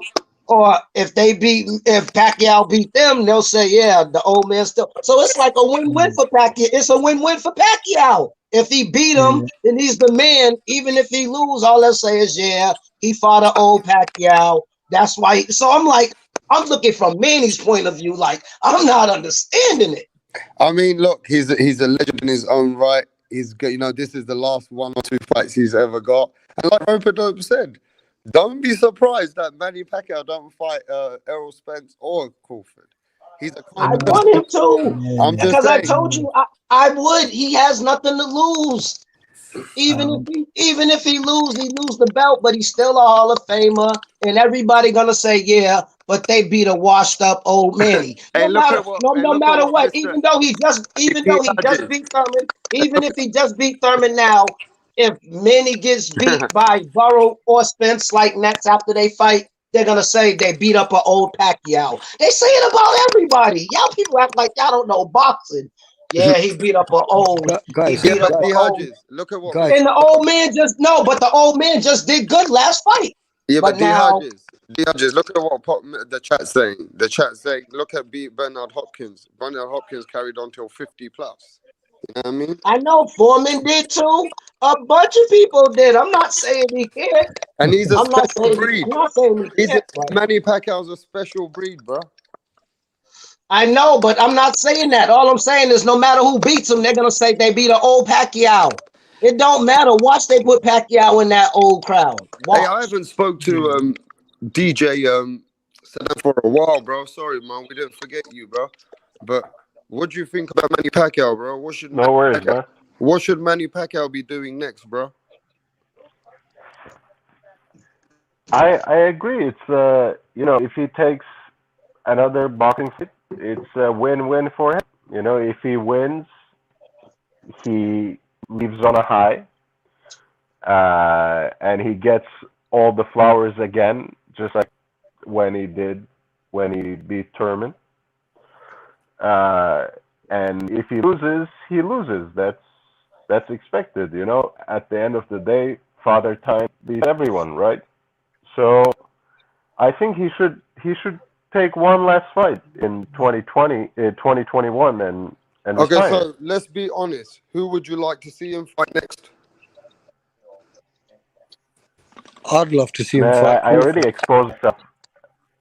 Who? Yeah, I already exposed myself as a Bud fan, so I would say I would love to see him against Crawford as well. Okay, I Crawford, second that. Roper, who do you want to see Manny Pacquiao fight, bro? I'll second that. I'd like to see him against Bud. I think that would be a great fight. He'd unify another title by getting the WBO if he beats Bud. I think that would be a great fight to have. Okay, who do you think, Black Star, you want to see Pacquiao fight, Bud or Spence? Yeah, I'm gonna have to go with my brothers here, and I'd have to say Bud as well, because to be honest with you, man, and I love Manny Pacquiao, man. I don't have nothing against Manny. He's been great for boxing a long time, man. But I really think that it would not be in his best interest to get in the ring with Errol Spence. I don't see that as a good thing for him. But in there with Bud, I can see that. I really can, and I think that he may even beat Bud. I'm not saying because he still got something left in the tank. But one thing you got to remember, when he fought Keith Thurman had been injured and really in a bad way for 2 years. He came off a bad performance with Josecito Lopez. You know, he was not looking like, you know, the one time that we remember. And you know, I'm not saying that as a no excuse or anything like that. I'm not saying it, but I'm So just let saying me at ask that this time. question to Yeah. everybody. Let me Can ask I you this answer? Can I give my answer real quick? Yeah, you can, but I want to ask Yeah. this, and it's going to be really nice answer for everybody. Do No, you I know. think? I just want to say Go my ahead, thing okay, real go quick. ahead, D-Hard, just quick, go ahead. Okay, yeah. I just say, Manny, he just y'all made me forget. Come back to me because I forgot that. Okay, cool. So I got this before I fucking forget, and D-Hard Nigga is nice gonna right make now. me. Nigga nice D-Hard right is gonna now. make me fucking forget, bro. And listen, let me tell you this, Black Star. Let Yeah, me just go come to back you. to me, bro. Okay, go ahead. Just saying that, like, at the end of the day, like, Manny has nothing to lose and he needs to fight. And at the end of the day, I love to see him fight Bud. And it's not even because I know Bud's gonna probably box around him. I'm a boxing fan. I've been wanting this fight since 135. Every time, facts, go Google it. Every time Bud Crawford was the fight Manny next, he moved up. When he was the fight about 140, that's when he went to 147. And now I would love to see him finally fight. I've been wanting that fight since 135. Go look it up. They So let's supposed to get fight. straight to the point, though, D. Hodges. Are we ready? Are we ready for Manny Pacquiao Crawford? Is that what you're saying? Of course. Because Okay. So let me ask this question now. it'll be a much more entertaining fight, dude. I just want Because to get the to Black Star's spin comment. just seemed too strong. Like, because Right, my Terrence Crawford is my more. homeboy in Terrence America. Crawford. Let me just chat this. Terrence Crawford is like. Sorry, Okay, Terrence carry on. Crawford is like more of a boxer, so it'll be a good boxing match. All right, let me Technical say and this all though. that, but if Errol go in there, he's gonna, like Black Star said, if Errol going in there, he's going in there, he gonna catch Manny to the body and it's gonna be over. Like, I would love to see him and Crawford first. Okay, so let me say this though. If he beats Bud Crawford, then I'll pick Fucking Manny for hell. Errol. I'll pick Manny. If he beats Bud Crawford, I'll be like, wow, he can be Errol, but I will pick Bud first. Man, I've got to Bud, say something. Bud Errol, nigga, I'm going You with can't Bud. say nothing with D Hodges. You got to wait for him, bro. D Listen, Hodges. I need to say something here. Go ahead. No, I'm quiet now. I said what I had to say. You can Listen, just finish I've got to talking. say something. All I right, bro. just want to make everyone's mouth water just thinking about this. Can you imagine if Manny Pacquiao pulled a win against Crawford, unified the belts, 2 belts, Yeah. and then he had a unification fight with Errol Spence? Bro, you just took wait. You just took the fucking question out of my mouth. What I'm trying to say. Go ahead. You just said exactly. You reading my shit, bro? You reading me or what? Because that's exactly what I was gonna say, man. And I'm not gonna lie to you. If Manny Pacquiao, Black Star, and Rokadoe and D Calico comes and beats Crawford, I mean, let's be honest. Manny Pacquiao's already an elite Hall of Famer. But if he does that, what would we think? Man, at his age too. At his age, bro. Listen, Manny Pacquiao older than me. Carry on, bro. I love this. That would amazing. Be, man. That What the that might fuck, bro? that might make that the biggest fight in boxing. That's gonna be some money right there. Hey, listen, Rokadoe, this might really happen. This could really happen. What you're talking about might happen.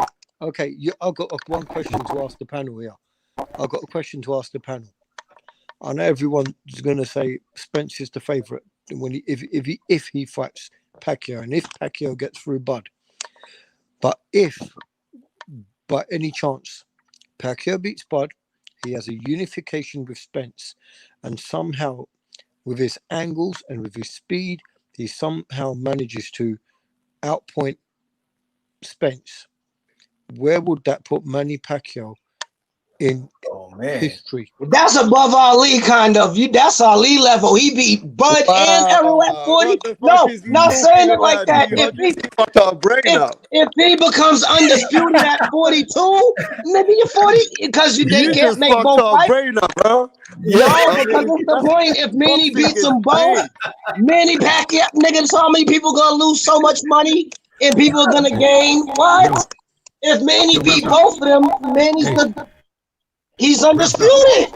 And he went up 8 weight classes, fought good people, resume good, and he beat the 2 young lions, and they're almost 20 years younger than him. Nigga, man, he's a legend. If everybody gotta agree, if he beats Spence and Bud, I'll take away his PEDs. Real talk. He's two. Funny, He would. It's a possibility. He's 2 fights away from that. So just think about that.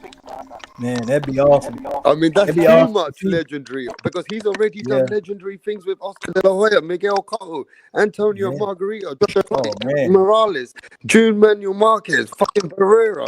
You're talking the Yes. list keeps going on and on. Keith Hey, Thurman. that is crazy. Fucking, you asking him to do that again, Rope-a-Dope. Man, that is. I mean, Rope-a-Dope, if that's possible, people will say that this man is something else, bro. Well, you've got to remember something. Listen. I want to take you back to something. If you think about some of the people that Manny Pacquiao has beaten, look at someone like an Antonio Margarito. Look at like a Miguel Cotto. Don't forget these people that he's beaten. I mean, if you were gonna put in that old Miguel Cotto against an Errol Spence, or that old Tijuana Tornado Antonio Margarito against Errol Spence, you'd say, man, that's a tough fight. But you've got to remember the man that's had that experience and been in with people like that. I mean, he's even been inside there with Mayweather, and he's heard all the Barrera, the Morales experiences that he's been through. I mean, just think about the wealth of experience. We're talking about Canelo's experience. I mean, and the that's that so Canelo true. has. I'm so glad you bring that up, Rope-a-Dope. We talk about Canelo today, Black Star, but Manny Pacquiao separated himself away from Canelo. Oh, Yeah. I think he was already ahead of Canelo anyway, because Canelo was Right? fighting. We these talk guys. about And Canelo he's today. still ahead of Yeah, Canelo. Yeah, he we fought talk them about guys in the Canelo, but beginning. we're forgetting Manny Pacquiao is way ahead of Canelo, bro. No way. Yeah. No Oh way. man, he fought those guys in their primes, man. He didn't fight nobody on the way down. Ain't nobody can compare to Canelo. Man, he was. Hey, I mean, he Canelo, fought them cats. Man, I just got everybody's juices flowing there. Yeah, man, you did, bro. You got us hey, yo, something to rap talk about, stop. that's for sure. Hey, rap stop. but Yeah, D. but it's, Hey, yo, see the thing about my boy Manny, like, see, Manny not gonna like revitalize his career, but he wants to fight the one guy that can prove that he can beat all of those guys. Like, he wants to just fight one guy that basically it'll prove he can beat that whole weight class. And the only guy that is Errol Smith. He has to fight Errol because Errol has fought everybody. Fighting Terrence Crawford doesn't prove anything. Not even for Manny. Like, nah, that's not gonna prove that for me. I want to show that I can beat all y'all by beating the baddest ever in the division, you know, and that's Errol Spence because he's fought everybody. So that'll be like knocking down all the dominoes. Hey, D. Calico, that's a good point. But is it me or is D. Calico sound a bit rough? yeah, he's crackling a bit. Yeah, Rap D. star, Calico. it been you I heard more. what you said, though. I heard what you Yeah, said, it though. been rap star more. I've been on the show for a minute. You like when you talk, that's when it, you know. I think it's yours, my good D guy. Calico, I hear you better now. I hear you clear. No, that's D. Hodges. Oh, okay, D Hodges, sorry. Yeah. I mean, I'm having some technical difficulties on this StreamYard anyway, like you are, D. Hodges. You know? We're having some problems on this StreamYard lately since we've been Yeah, going on. I've had some too, bro. So I know exactly what you're saying. Look, for someone like Manny Pacquiao, the only way he can go now is after the titles. There's no point in him fighting, you know, a Danny Garcia or someone like that. He's looking for legacy fights, and the only two legacy fights that can take him there are going to be these two guys. It's going to be Bud Okay, so Crawford, we've it's going got to be Errol some Spence. questions, Rope-a-Dope. We've got Punch Drunk Boxing. Homeboy Punch Drunk Boxing's in the house, man. Mr. Popo's in the house. What up, Punch B? What up, Punch, my D. nigga? Hodges. We got Bruce Coles, we got Love and Hate. But Punch Drunk got a question for everyone. Whoever thinks Canelo versus Spence is a good fight, is it straight clownish? So I don't know. I think what Punch is saying is Spence and Canelo a good fight, or is it just a clownish fight? I think that's what he's saying. Or if not, I'm not sure, but that's what it sounds like. Look, look, I'm not going to say it's clownish Punch Drunk in the because, house. Go ahead. because there's a possibility, but I think I think it's premature. to talk about it. I just think we're a little way away. I don't think Errol Spence is going to walk in there and say for his first fight, I want Canelo. I just don't think he'll do that. He's not going to do that against someone like Canelo Alvarez. Yeah, that's facts. I had to agree with that, but I think it's more of the way that I think that fight should happen one day. But I don't think right now is the time. I think he should do what he got to do. Like he said, one more year, go to 154. And kind of bring his way on up there. And then I mean, they got time. That fight can happen 2-3 years down the line. I mean, them guys won't be too old, and at that time it'll be more of a natural fit for it to take place. And we'd get the best fight out of the two. Cause like if they fought now, a year some from now over, Canelo probably have a little edge. But I don't think it'd be no whitewash. I don't think that Canelo will go in there and just walk him down and just that's the end of it. Now, I think if you believe that, I think that that sounds a little clownish to me because this guy come to fight, man, and both of them come to fight. Hey, So it's what I gonna be just a saw good the other fight. night, hey, from what I saw the other night, boy, nobody want no smoke with Canelo. Nobody. Nah. Hey, Canelo did what he's supposed to do, man. I'll give him props for that. He did that, but I mean, I but we don't. got to be honest, yeah? We're not talking about Errol Spence and Canelo right now. We're talking about Errol Exactly. Spence if Errol Spence has proven himself at 154. We're Yeah, talking because you about gotta an Errol also. Spence. We're talking about an Errol Spence, yeah, who might go and do greatness at 154. And if he Yeah, does do that, Canelo said last night that he's looking to go to 160 if the fights are great. So let's be honest. If anyone's teasing anyone, it's Canelo teasing Spence. And Spence is also what's it called? Spence realizes that Canelo acknowledges that he wants to fight him, but he also realizes that you know what? I'm not going to back off this talk. This fight can happen in 18 months to 2 years, and I think I can give Canelo a great fight.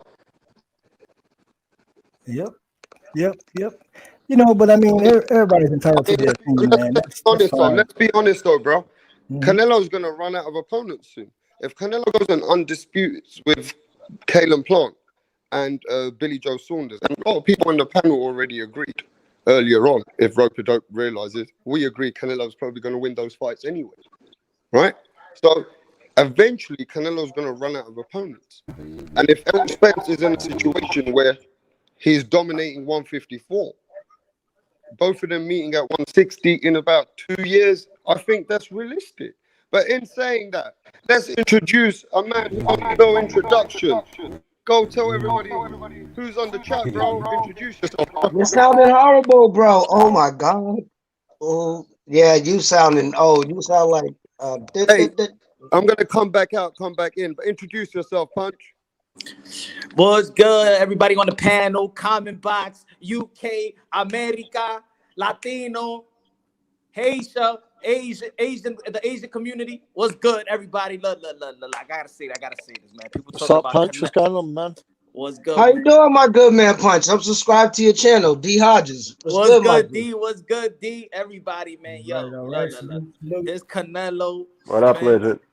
is a mismatch now. Is a mismatch later. Shouldn't even be talked about. No, Canelo Alvarez is too big, too strong. Errol Spence could have knocked out Mikey Garcia 135. He couldn't stop Danny Garcia. He couldn't stop Sean Porter. Guys, let's not even entertain this talk of Canelo Alvarez and Errol Spence. He fights Canelo Alvarez, it'll just take him back to the Ferrari. Canelo Alvarez will probably do more damage than what the Ferrari did.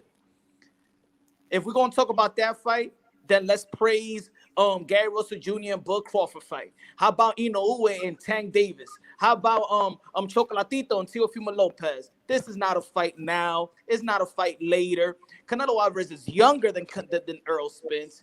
He could move up. He's gonna move to 175. Younger than Errol? Yeah, Canelo Alvarez is younger than Errol.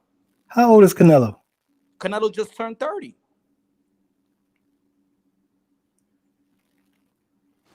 He's younger than Errol by 6 months.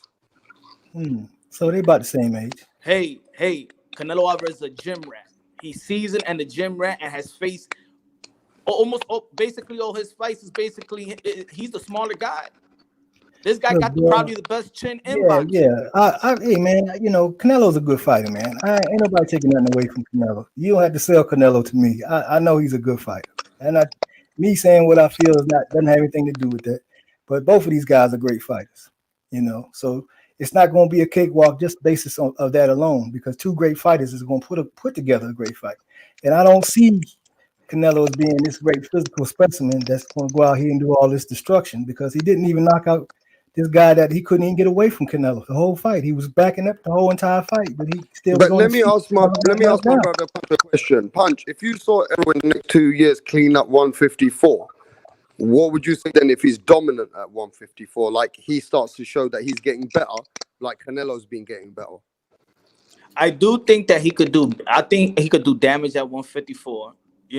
But one thing about Errol Spence is a break you down fighter. He's not a knockout artist. He's a break you down fighter. He throws a lot of That's true. punches, which is good versus another fighter that don't throw a lot of punches. You throw a lot of punches, what that means? Yeah, you're high volume puncher, but you're also subjected to be counter. You're gonna be subjected to be counter versus a Canelo Alvarez.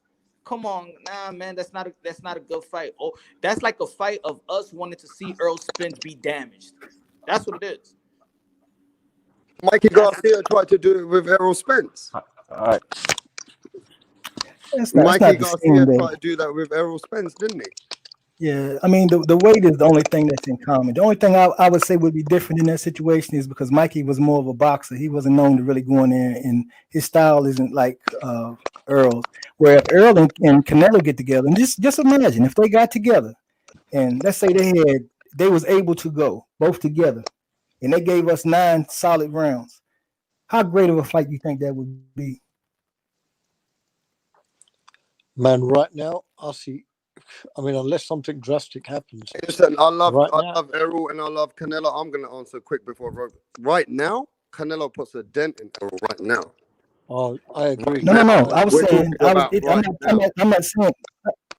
Yeah, I'm not talking about now. I'm just saying, at any time, if they was to give you 9 solid rounds, so they both went 9 rounds together. Nobody's got knocked out or anything, and they just went just stylistically. This is the one question. That's the question I wanted to ask. I really wonder if, say, if Errol was to go for a Canelo fight, could he still keep his 147 title?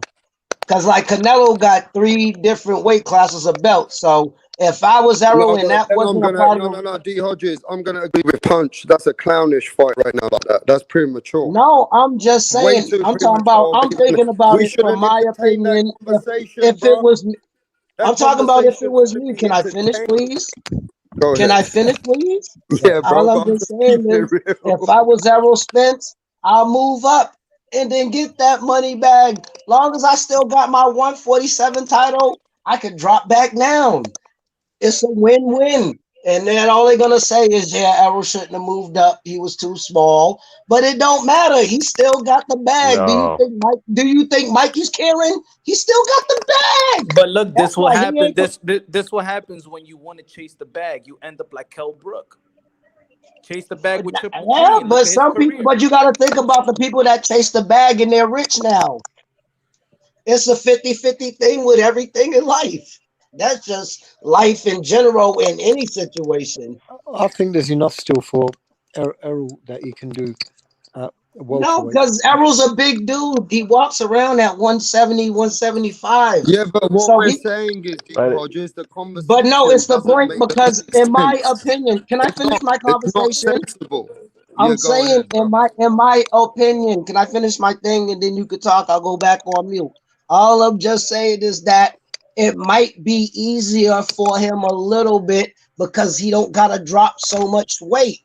That's what people don't understand about boxing. Some people be at 147 and Sean Porter walk around at 170, 175.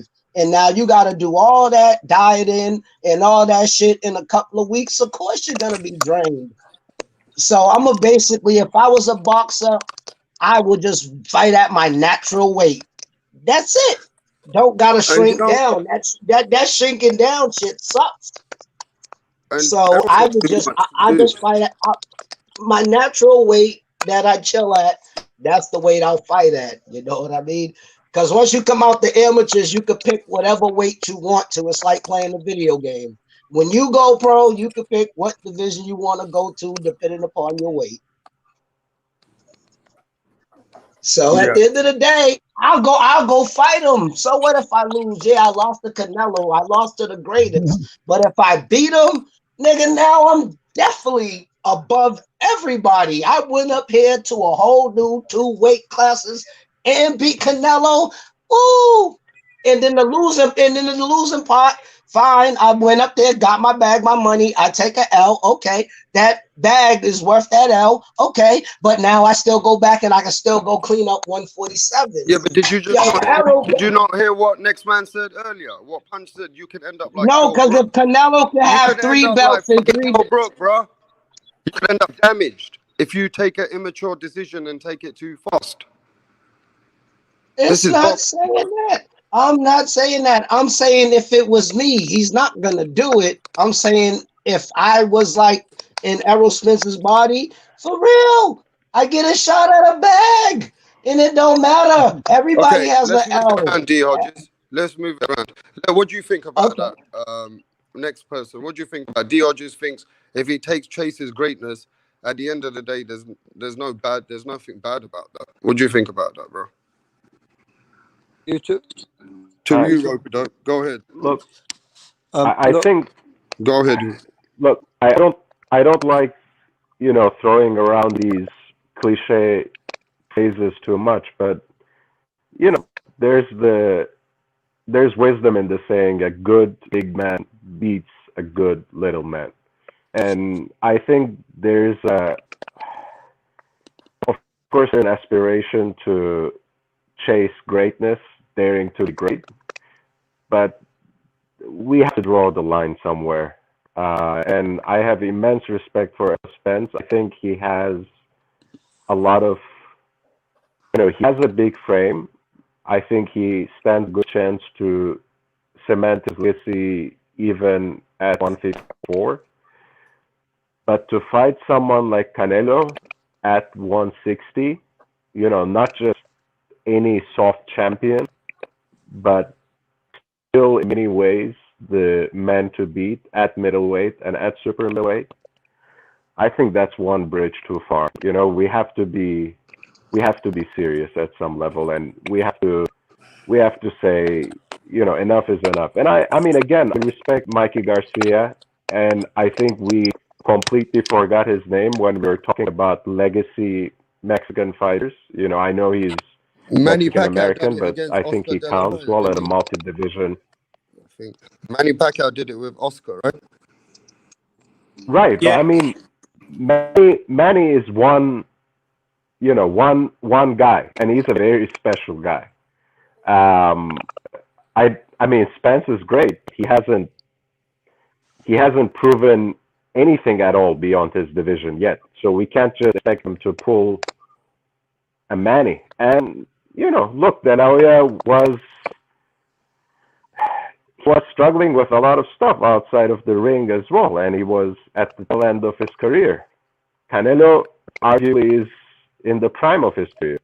So if Spence faces him at 160 anytime soon, not tomorrow, but even in 2 years, it's not just about your walkout weight when it comes to boxing. You have to be carefully and consistently build up a certain muscle mass if you want to move around at a certain weight and still carry your attributes to a higher weight division. Let's not forget the elephant in the room. Again, I don't like maligning any professional athlete's character. Spence is certainly not an exception, but he had, in the past at least, his sins outside of the boxing ring, right? The reason he walks around at such a high weight is not because that's his natural frame. It's because he balloons up between the fights. It's because he drinks a lot. It's because he eats uncontrollably. That doesn't mean he will, suddenly fill into an ideal middleweight or super middleweight frame. So,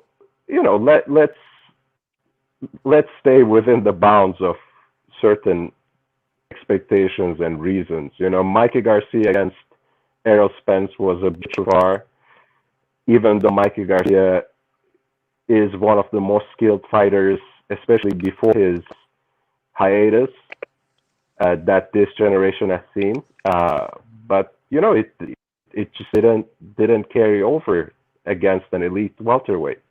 And Spence, he can't.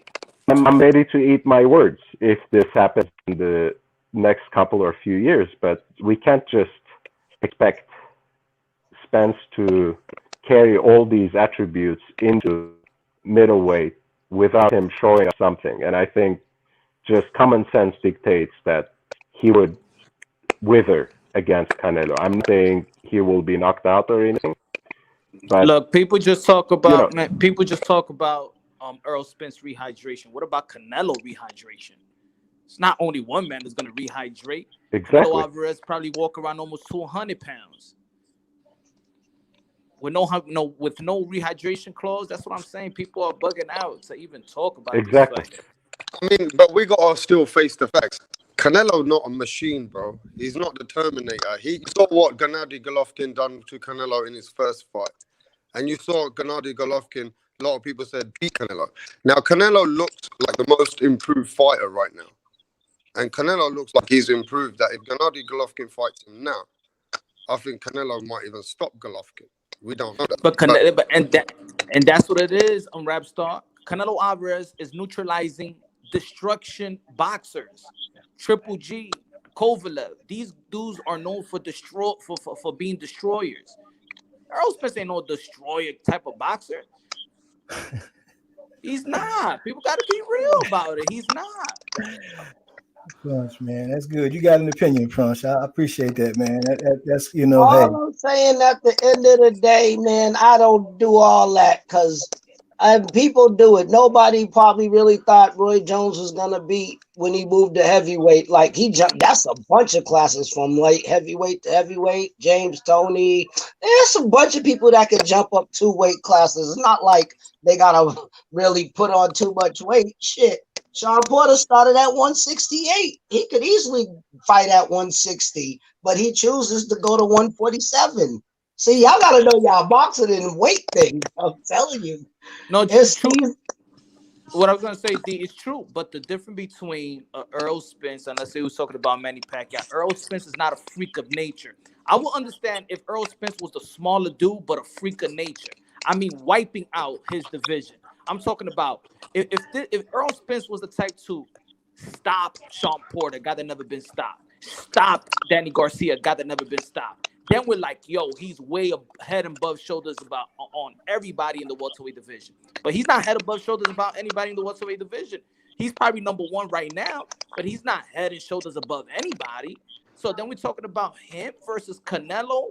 And Canelo's not going to go to 160. He's going to stay in 168. Canelo Alvarez is not going to go back to 160 after almost 3 years if they fight next or in 2 years. But Canelo said he would. Canelo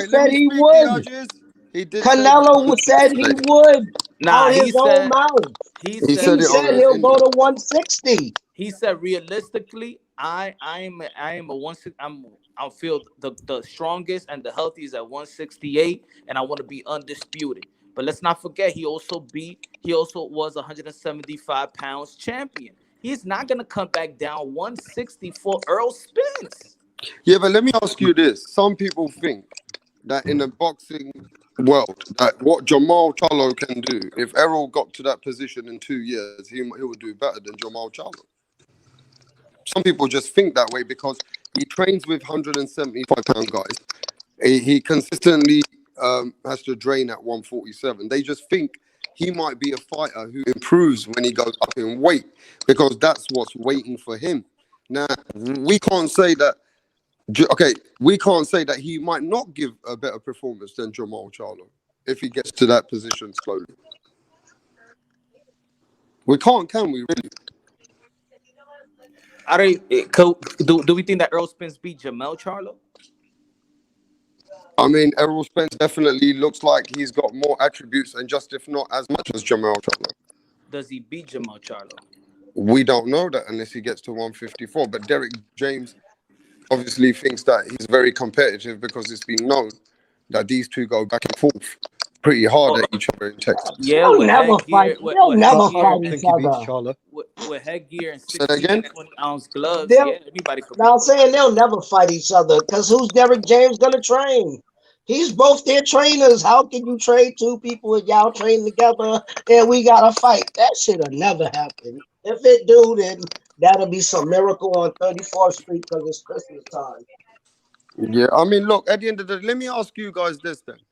Who right now, because everybody knows where Canelo is today, right? But who right now, who It the happened. fuck, let me ask this, who the fuck beats Canelo in your eye test right now?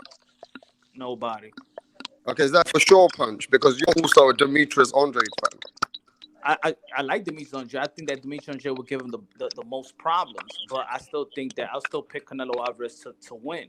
I just don't see the only way I see Canelo Alvarez losing if we put him in a disadvantaged fight where it's not a 50-50 fight, it's a disadvantage. He got to go to 175. He got to go beyond 175 in a heavily disadvantaged for me to see him lose. But I think that Demetrius Andre will give him the most problem, being southpaw, being 6'1", could switch. Probably has the better pedigree than anybody at 154, 160, and 168. The best pedigree. I ain't say the best fighter, but the best pedigree. Okay, let me go to the next guy. So Punch says he don't see nobody beating Canelo. Do you guys need me to remind you some names? There's Benavidez, there's Plant. You know the names, Jamal Charlo. You know, I know all you guys know the names. So let me go to the next guy.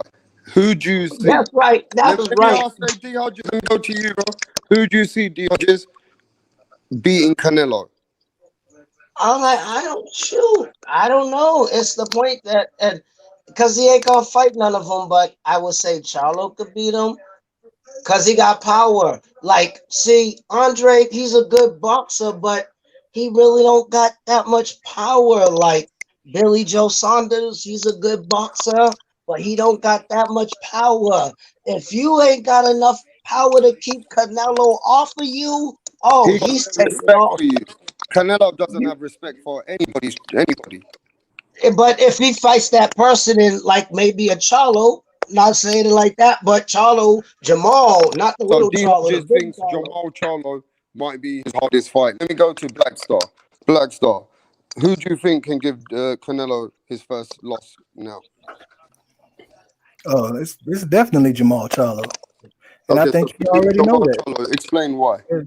Yeah, I think Canelo already knows that because you can see the moves that he make. He makes sure that he don't have to face this guy. Anyone This guy, can retaliate. Go ahead.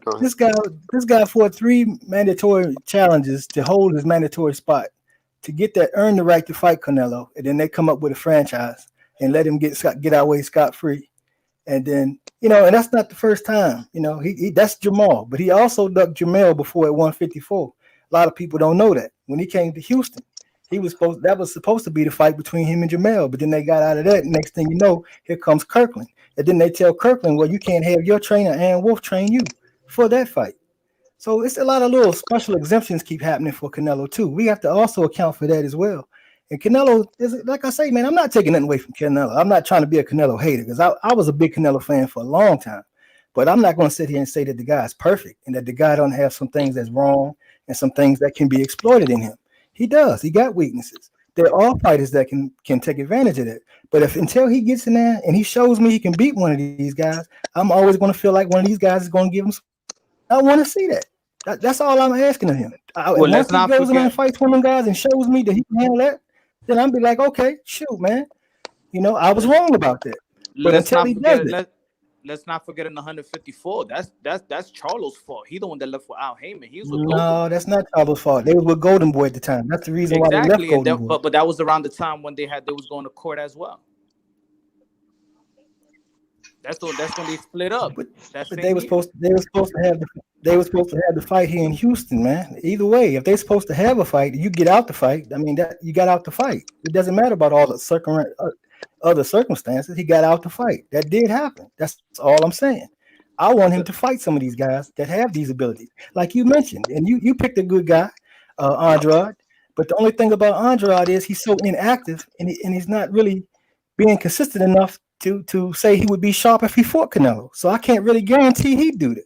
But it would be a good fight. I would love to see it, and I like that you picked him because that is an interesting style matchup. So I'm with you there, bro. So don't get me wrong there. Man, Like I said, Carnelo's man, I gonna was a give huge it to Canelo him. fan when Carnelo's gonna give it to when him. he He been too inactive. The longer you don't fight, that's the less the tools ain't sharpened because you know you're not sparring unless you're a person that spars and trains every day of your life, no matter what, fighting for no that long. Oh, you got you in trouble. He better get a tune-up fight first and then see. A good tune-up though. It's a bunch of other people. A good person tune up and then see. But if he just jump in there with Canelo, Canelo's gonna wipe him. All right, let's This what keep I it could say. moving. This what I could say. Go This what ahead. I could say about. This what I could say about Earl Spence that I admire more than probably anybody. That Earl Spence goes and creates his own legacy. He's not trying to go and jump in somebody else's legendary fighter to create their own legacy. Like Oscar De La Hoya fought Chavez. Like Mayweather fought De La Hoya. Like Canelo fought Mayweather. Actually, Earl Spence is creating his own legacy, fighting guys that is not legendary fighters. So I want him to go that way. You see how Keith Thurman ended up. He could have fought Earl Spence and unified, but he wanted to pick a legendary fighter not to pass on that fight, which I know a lot of people wouldn't pass that fight, but it failed. Now look where he's at. Earl Spence could keep on doing what he's doing and creating a good legacy, and then going to you faded 154, out, Punch. a two-division world champion, and then manage to go to 160 and fight one of these guys. I mean, there's PBC fighters, and he could create his own legacy, and he's doing a great job about it. He doesn't need to go and prematurely go into a legendary fight like a Canelo Alvarez, which would just fuck shit up. I think, in my opinion, I think he's going. I love the way he's creating his own legacy. Yeah, Yeah. Hey, that's let's awesome, keep bro. it moving. Yeah. Yeah, go ahead. Go ahead, Blackstar. Oh, I just say real quick, yeah, man. No. I agree with what you said there, Punch, man. That's a good synopsis to that. And it would be better because it would make for a better fight if they did ever meet. That if he moved up that way, just imagine, man. At that point, them guys. I mean, because like you said, he would have if he was able to if he was able to somehow get undisputed at 147, went to 154 and did the same, and then they met at 160 or maybe even possibly 168, man. Then that would be a catastrophic fight at that time. You know, and that would be the best time for it, you know, historically wise and for the fans, you know. So that, yeah, I definitely Hey, agree with that. so let's keep it moving because we haven't gone to Rope-a-Dope or DJ Saddam. Yo, Rope-a-Dope, who do you think out of all the champions, the Billy Joes, the Charlos, the Andres, the Benavides, all these guys, who can beat Canelo out of all of them? Who stands out? Does anyone stand out that you can say, you know what, I think he can maybe beat Canelo? I'm just going to say because of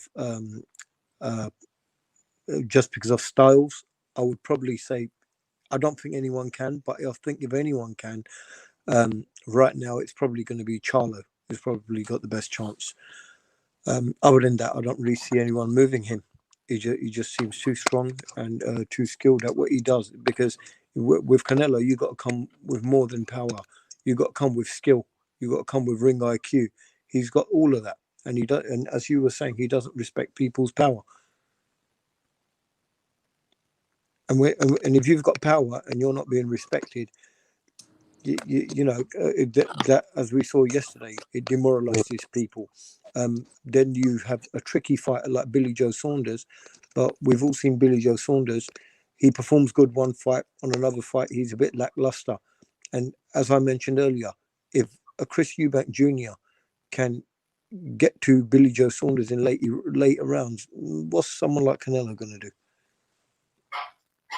Yeah, so is Canelo the untouchable guy then, really? Well, for the moment, he is, yeah. Because if I really be honest with you, I'm liking what I was seeing from Benavides because of his height and the way that I was seeing how he was using his jab, and you know, he looked like he was coming up. But then when he lost his title on the scales, doesn't mean that he's still not a threat. Nobody mentions fucking Benavides, bro. I think Benavidez might be more dangerous than Jamal Charlo. I think I think Go probably ahead, Punch. I think with Benavidez, I think he turned people off with his unprofessionalism. I think that's what it is. But I think that David Benavidez is also a better fight in terms of style. In terms of style, I think it's a better fight. But I think people just got turned off by David Benavidez' unprofessionalism. But that's a good fight down the line. So is Jamal Charlo and Canelo, is that a fight that we can get, or is that going to be politics? I think they can get it because, see, Canelo, I bet you if you ask Jamal Charlo, I guarantee you to fight Canelo, the way that interview yesterday about how they never sent him no contract and all that he did, I really think he'll fight him at 68. I really think he'll move up 8 pounds for a Canelo fight. So make it happen. We might see that. Can that fight happen? Yeah, because if Jamal goes up to 168, and what if he goes to 168 as the he's the WBC champ? If he goes up and calls he can call that title shot at 168. Because once you move up and you got a belt, Canelo has to fight him. Have to. Yeah, that's how a lot of people went up and I don't think Canelo have to fight anybody, Hodges. He's his own. No, because it's mandatory by it's mandatory by the boxing thing. Anybody, how do you think a lot of people move up from a different division and they fight a champion if they want to? Some people pick tune-up fight because they want to see how well they do. But if you got a belt, you can move up and fight the champion. But I think that's the case with every single organization. I think that's the case with WEO, but it's not the case with every single organization. And you know how WBC treats. I mean, they give special treatment to Canelo. This is not a secret. Of course, he wasn't the only franchise champion. So, I don't think anyone can enforce a fight with Canelo at this point. The offer has to come from Canelo. You have to hit the Canelo sweepstakes, so to speak. But beyond that, I really like the Charlos, both of them. I'm a bigger fan of Jermell than Big Charlo, to be honest. But I feel like, I know it's hard to measure this, but Canelo does have a great chin. Remember that first Triple G fight. He had that stiff jab on his face the whole night.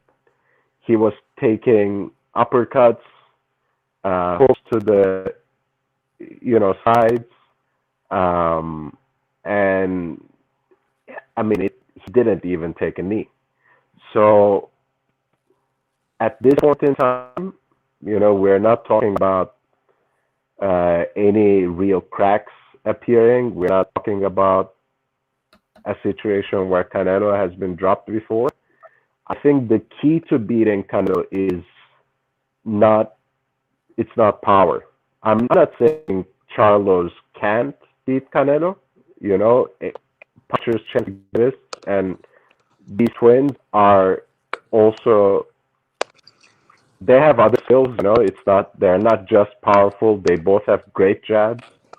They know how to set up those killer punches. No disrespect, but I think power alone is not at this point in time the key to beat Canelo. You have to come up with a very careful game plan and hold some sort of wild card. And that's why I agree with Punch. That's why I agree with Punch, actually. Andrade is the dark horse. Yes, he has been inactive. Yes, he loves clowning around, in every single public appearance.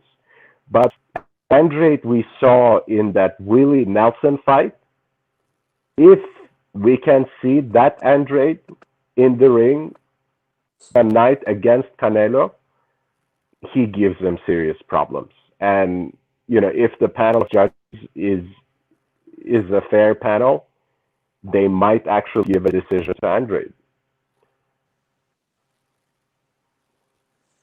But again, there are a lot of ifs. right? And it's not that Canelo is invincible. It's not that he's unbeatable. I think power in and of itself. But Um, he's certainly showing that there's a difference between him and the number two guys at the moment. for sure, for sure. I mean, we can't deny that, man. You know, I mean, in all honesty, I think we've already seen how Canelo gets beat, and it's not by power. He gets beaten by skill. And I think when you're searching for a guy who is the guy that can beat Canelo, I think more than looking at power punches, you have to take that. It's as my man was just saying as well. I totally agree with that. And it's what I was basically trying to say earlier as well, is that with Canelo, you can't just come with power. You've got to have, ring IQ. And that's where Yeah. Canelo's winning his fight. Callum Smith yesterday came with power. That's what he was known for. He's supposed to be a big puncher. Canelo just completely took it away from him. So it's a case of who is a fighter out there that can come and meet Canelo and and impose his game plan, and where Canelo can't walk him down, and he gives Canelo something to think about. And we've seen that. We've seen that with Floyd Mayweather. He's the one. I accept that Canelo's a different animal now, but still we've seen that if he was fallible in any way, he was outdone by skill. I think that's going to be the key again. and I don't see nobody with that skill that you're talking about. I can't Yeah, see not the not even eye test Benavidez. at Well, 168. I mean, you can call Kalen Plant. He ain't fucking even fought one of the 8 opponents of Canelo's. Canelo's got a style that can adapt to any style. And what he showed me is that he not just have a granite chin, his boxing IQ is getting smarter and smarter. And he puts a champion into survival mode. You know when you put a man into survival mode, Ropido, he kind of like takes that out of them and makes sure Look, that they know that they're that game A plan that they bringing to the table. Canelo quickly takes that away from you, bro. yeah, exactly. Like it was taken away yesterday. Callum Smith came with a plan that he's going to keep him at distance. It was completely taken away from him, and Canelo did it with ease. And I'll say something else because there's some comments in here talking about Caleb Plant and what he could do to Canelo. I'm going to say quite loud and clear right now. I think Canelo will destroy Caleb Plant. I think you stop him. Exactly, I agree. And the but scary part is about Canelo Alvarez is he's getting better. That's the scary part. The dude is Oh, getting better in man, yeah, defense. punch. So true, and that's the thing about him, and this is why you just can't write him off, no matter whose name you're mentioning right now, be it Benavidez, be it anyone. You just can't write him off because it's exactly as you're saying. The skills that he's coming with, he just seems to get better and better. And did you hear what Mayweather was saying? Mayweather was saying, I can see that he's been watching my fights, and I can see he's doing some of the stuff that the way I fight. So Mayweather's got his Yeah, own little thing on it as well. exactly. But see, people forget that, he come down the Floyd Mayweather coaching tree as well, because Floyd Mayweather Sr., was training Canelo, Oscar De La Hoya for a while too. So some of that stuff had been passed over there as well. And he did pick it up. And you saw it for several fights. Even he way But back when he fought Laura. he's the most improved fighter. One thing I'm going to answer to you guys, I don't think, does Gennady Golovkin have the greatest skill? No. But Gennady Golovkin, in the first fight with Canelo, I watched it the other day. He gave a lot of trouble to Canelo in that first fight, and that was to straight grit and power. Mm-hmm. Yeah, but do you know why that was? Is Why? because Explain that one to me. well, I'll tell you why. Is because Triple G's power was respected.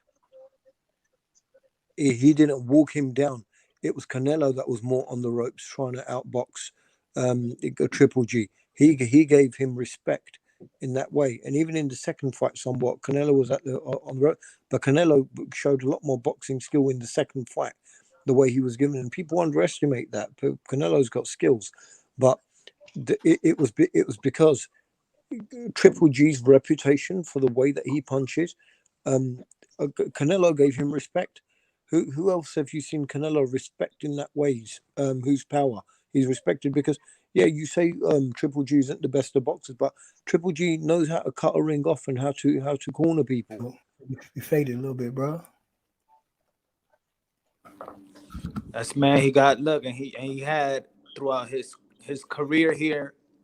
Ever since he signed with Golden Boy Promotion, he's gotten the tutelage from Oscar, Bernard Hopkins, Shane Mosley, because Shane Mosley also has shares in Golden Boy Promotions. So it's like, yo, this guy's is schooled. He's a gym rat. He's younger than Charlo, younger than Spence, younger than a bunch of dudes, younger than Andrade, younger than Billy Joe Saunders. This dude is I don't see nobody beating him unless we put him in a fight where it's a disadvantage. That's the only way. Well, he's special. When we were earlier talking about someone like Manny Pacquiao, who's a special fighter, Canelo is one of those special fighters. You can put him in that category for sure. I mean, look, we can agree with that, right? But we got to also agree that Gennady Golovkin wants the third fight, bro. And I'm going to be honest with you, he didn't look bad. I know what you guys are going to say. The other guy ain't no Canelo. He put a dent in him. He knocked him out with a jab. Gennady Golovkin still can give Canelo a good fight, though. I'm just saying. Nobody else can. But Gennady Golovkin can still give him a fight. Would you want to watch the trilogy? I'll watch No, he got knocked out. I'll watch the He trilogy. got knocked out. Who wants to watch a third fight with a knockout? That's like saying I want to watch Charlo fight Tony Harrison a third time. The same thing is gonna happen. He's gonna knock him out. And I'm not using that in that instance, but I'm saying if Triple J and Canelo fight, he's gonna spark him quick before 5. I don't think that can happen to GGG. What do you think, Punch? I don't think. No, I don't. No, I don't think. I think can't happen. Canelo Alvarez is very mechanical and strategic. One, like again, he likes to break down the fighter. He's just not gonna go out there and knock a person out. But I think that I want to see. Put it this way: Triple G want that fight. I want to see Triple G fighting somebody at 168, and let me see if that power and that age holds up. I want to see him fight 168 first. You're not gonna pay your dues for a trilogy just to fight a fighter that you just fought at 160. You got to chase Canelo now. Chase him at 168. Let me see what you could do with an opponent at 168. How about the IBF? Go after Caleb Plant. Let me see you get through Caleb Plant, get his belt, and go for a unification bout. Yeah, but right now Canelo's running out of fucking opponents, bro. He ain't got the Marvin Haglers, the Sugar Ray Leonards, the Thomas Hitman in this era. He's already gone through a lot of the people, bro. He's gone through different weights, and now we're running out of opponents for this man. Do you think he's going to be put into a position where he got to go to 175 and fight Bivol? Nah, he's not running out of opponents. He ran all. He don't got no more mega fights. Not opponents. He's because got it's opponents. Billy Joe Saunders and Canelo a mega fight. That's a unification bout, so that's a good, great fight. But That's a fight. Is it a crossover success internationally mega fight? Maybe not. I think he don't got a mega fight left, but he does got a great unification fight with a Billy Joe Saunders. He got a good unification fight with a Caleb Plant there. So that's what. I mean, he got okay fights, but they're not super fights, bro. He got no super fights left anymore. Do you know what? Go ahead. Billy Joe Saunders could possibly be his biggest fight because it's going to attract a big UK audience. Yeah, it would. So that could possibly tell everybody right now on the panel, Billy Joe Saunders is a bigger fighter for England than Callum Smith, isn't he? Like, you would say that even Callum Smith's done a bit more and been active. Billy Joe Saunders seems to have a whole bunch of that gypsy crowd and a fan favorite, isn't he, for that kind of crowd? He will promote it better. That's only in the UK, not in America, because I swear to God, in America, yeah, but he'll that's the promote that reason why. better, like Punch said. Once you're a drug cheat, it don't matter how good you are, and I believe he's good, but he a drug cheat. So once you a drug cheat, you know. Yeah, but D Hodges, he can't take no fucking drug cheat when he's fighting Canelo, then, innit? They're gonna fucking test them both like in and out. So whatever you've heard on the past, he's still fighting, isn't he?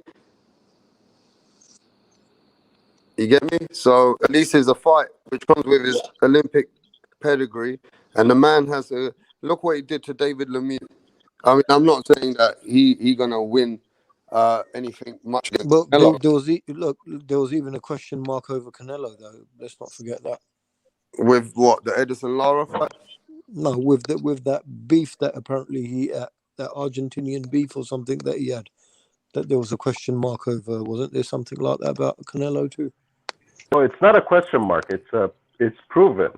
He had clenbuterol in his system, and we changed the rules around it for sure. Yeah. So this So is what I'm saying. That if we're talking about Billy Joe Saunders being a cheat, well then you can start talking about Canelo then as well. exactly, yeah. Suspended for I mean, we have been That's true. we have been pumping up Canelo since the beginning of the show, basically. So it's a little bit of a double standard if we write up Yeah, Billy Joe yeah. Saunders I'm You and know, trying then to tell Repstar. y'all over Excuse me. here, I'm sorry, bro. you can be an Um, American fighter I just if wanted to you say get one little popped quick thing. dirty. That's We all. don't like you no more. You can't get popped dirty over here. Oh, we instantly, yep. And a lot of times I'm on a bunch of boxing And it's camps a and they shame, say Hodges. I can't put them on the list because But they listen, cheated. And now you know I'm. but D Hodges, it's a shame that it happens all over the world. Look again. I know you. I know you appreciate Evander Holyfield. Of course I do. Yeah, well, Evander Holyfield was taken something that he nearly got done by himself. It's all on the internet. Evander Holyfield had some steroids that he got in Yeah, public. we There you go. give And, we give the major passes here in America. well, We you do give give the major passes. Look at this, James Toney, the man being done more than 2-3 times. What about Shane Mosley? You want to talk about more fighters? You guys have got the bigger problem in America, my friend. Roy Jones. Roy Jones himself. So, you go through the internet, America's exposed in bad ways themselves, Hodges. And they're the fighters that you look up to. You got that You one got to though. keep that. You Damn, got I to didn't. understand that this You got happens in that one. America. Yeah, but it goes for Fury, and people in America still love Canelo. It don't matter. It's Yeah, all but about I what. just mentioned the fighters that you look up to, bro. I'm just saying, some people, when people cheat, the bias or whatever, but sometimes cheaters don't get put on a person's list. I'm not saying me or you, but to a lot of people, it's like, no, I don't put him on a list because he cheated. Do you know Because at the end of the day, it don't matter. Because like I keep telling people, Barry Bonds and Lance Armstrong, they got caught that one time. What if that was their one time ever doing it? Nigga, they took away his home Do you know run what record, happens, D. and Hodges? I want to explain something to you, D. Hodges. they stripped Lance Armstrong But of D. all his Hodges, medals. let me tell you this. Like, Like I mentioned it's for all these different fighters to you. people. Let me mention all this to you. Like I mentioned all these fighters to you. Even the people of the Errol Spencers, the Crawfords, these people I mentioned, the Shane Mosleys and all that, they all have nutritionists. And these nutritionists get an email of a list of products that the athletes can use. And now, as a nutritionist or whoever the person is in charge of giving you what you need, right, whether it's something which is energy drinks or whether it's something to do with a spray which helps you with breathing, you could have asthma, but you got to tell them that you've got to use these pumps or extra oxygen. All these things have to be labeled. Now, let me tell you something, D. Hodges. Some of these nutritionists or these people, they use these products for their people, but sometimes the list changes. And that thing you're talking about, Billy Joe Saunders, it was agreed in the UK standard shit. But when it went to, where was it, Rope-a-Dope? It was agreed with the UK board. But then as it went to the other side, they said, no, you can't use this nasal spray. So you have to understand, everybody's using something, but they're using it within the system of what's allowed and what's not allowed. And sometimes these people get caught within taking things which is not allowed. But coming back to the original Yeah. point, what we were talking about, is there a bigger fight out there for Canelo right now than Billy Joe Saunders that can sell a fight? Because Billy Joe Saunders, he can help sell a fight. So what I'm saying is, out there right now, is there a bigger fight that will probably do more pay-per-views? Yes. Yep. Which one? Kalen Plant? It's right here in Texas. Him and Jamar Charlo right here in Dallas. That would be, he would have 100,000 But people in Jamal the stadium. Charlo needs to go to 168. Billy's already at 168 with a title. Now let me explain this, Black Star. Problem, man. No, but Just a Black couple Star, let's pounds. talk business again.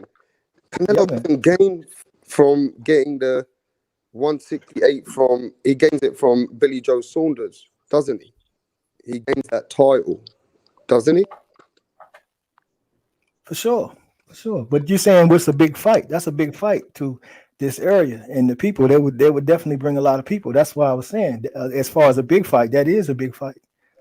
Yeah, Now, I now agree. I agree. you got a That's point about probably the titles. that's probably another good big fight. Yeah, I agree with that.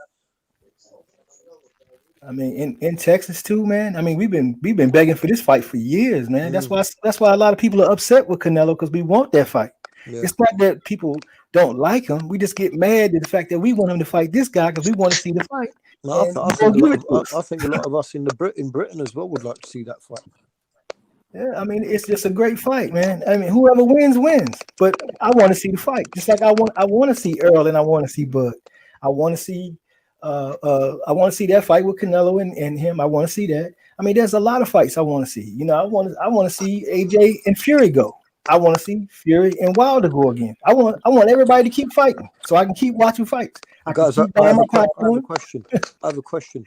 A different matchup, but I want to go back to it.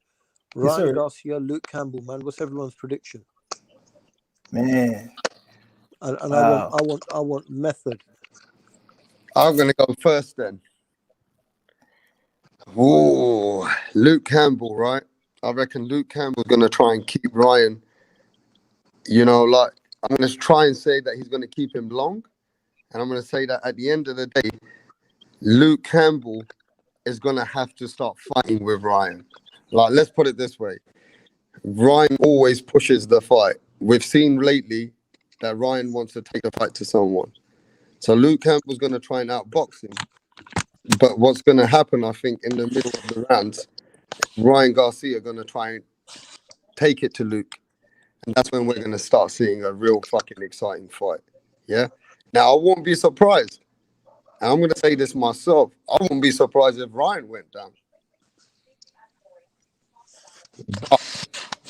If Ryan takes the storm and Ryan starts having no respect for Luke Campbell, then he'll start taking over the fight. But I would see him. See, I don't know how Ryan's going to outbox Luke unless if in the later rounds when Luke's getting tired, I can see Ryan Garcia edging up and winning rounds off of him. And he might put Luke Campbell into survival mode. Now, anything else can happen, but that's just the way that I'm edging it right now. Because Luke Campbell, he knows what it takes to lose. And he's lost 3 times. So he knows what it's like to lose. So I'm just going to say Luke Campbell might do his best, but I reckon Ryan's going to edge it. Let's go to But that. Do you see him edging it as a stoppage, or do you see him going I mean, to the decision? the only way I can see a stoppage is because Luke Campbell's coming to America. And if Ryan's good at these flurry punches, and if Ryan consistently punches and starts sending out his flurries, right? They could stop it if Luke Campbell's getting tagged a lot, or if he gets. So you think Ryan Garcia can do what Linares and Lomachenko were unable to do? Yeah, that's what I'm thinking. But if he does, then he's got my full support. But okay, at the end of the day, I'm more going towards a unanimous decision. Okay, Black Star. Man, you know, Rap Star, I gotta agree with you there a little bit because I'm not really sure about Ryan Garcia. I see a lot of potential, but I really feel like Luke Campbell has the ability to get the win in this fight, and he can't fight him long, just like you said. That is the biggest thing, because if he can extend his punch with, especially those hooks, man, the way that he's been looping them, that's where he's been getting a lot of his knockouts from. If you get inside there and you get into him and you go to his body and come upstairs, because the chin is he has a tendency to keep his chin high. So if he can stay inside there and work himself, and by him fighting Lomachenko and fighting with Lomachenko that way, another experienced fighter and even more skillful than Ryan Garcia, I think he's going to give him more than a little bit of problems, and he may very well expose him. And if he catch him on the chin, I can easily see him getting knocked out because he's never been tested. He's never even come close to being tested in any fight. Because he's never, so this fight right here, I am excited about, and I think Luke is the right guy at the right time to test him, and get in there and let us see really what is Ryan Garcia, because he's been doing a lot of talking, It's time to see what he got, what he can do, what he can take, how he adjusts, if he can adjust, and so let's see if he's real. And what about Mr. D? Is it D Jeffries? Let's go to the DJ Saddam. Yeah, I'm gonna go out on a limb and say Ryan Garcia knocks him out. I don't mean to seem like that I'm disrespecting Campbell. It is his last chance to really make a mark at a big stage or really earn another title fight. So I don't think, we like to say that undefeated fighters don't know how to lose and it's hard to beat them. I think Campbell may actually have an edge on that end because he has already come so close and he has nothing to lose at this point and everything to gain. But I think actually Garcia has a lot of mental strength that is underestimated because he's so young, because he is brash, because he talks a lot, because he looks too pretty. I think actually, if you simply erase the social media, I feel he's more of an underrated boxer than anything else. And he has a kind of power that's more like, Alexis Arguello than Ern Shakers, right? That sort of lean muscles, nice torque, and looping punches sometimes as well, especially with those hooks, as the panel already mentioned. I don't think he's going to disrespect Campbell either. I don't think he's going to go out there to try to knock him out in the first few rounds. But I think as he learns to take Campbell's power in the latter part of the bout, I think he's gonna knock Campbell out. Maybe 9th round or 10th. I mean, but nobody's done that to Campbell either, have they, Roberto? Absolutely. No, I'm making a scandalous statement. That's why I said I'm going out on a limb. But that's how I feel, and I know it's Look, just an opinion. Yeah, man. Look, I'm gonna give my opinion on this. As we were talking about Luke Campbell and the people that he's fought, we've seen him obviously beat Mendy, lose to Mendy, and he obviously got that. He fought Linares, gave him a good fight, and obviously he's been in with Lomachenko, as we all know. With Ryan Garcia, the kind of blistering speed that he's got, and he's got some pop in those punches. It's not just like pitter-patter rubbish. He's got some pop in those hands. And he's been working a lot with Canelo Alvarez, as everyone knows. Joe Goosen, who's a respected trainer out there, he recently made a statement saying, I don't see anyone beating Ryan Garcia ever. And he's worked with Ryan Garcia. I'm going to go for a stoppage for Ryan Garcia because I think he's got enough speed and pop in him to catch Luke Campbell. Because Lomachenko, when he comes and fights people, he overwhelms people with his punches, and he just runs rings around them. And thing is, only when someone's absolutely been beaten up does Lomachenko take him out. Pretty much the same with Linares as well.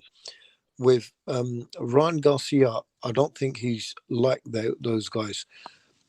I think with him, he's just speed and he's got power and he's very, very quick. And I just think, Luke Campbell's going to come. He's going to try and be durable, but I think he's going to take some punishment here. I think what Ryan Garcia said he's going to do is give him punishment. I like Luke Campbell.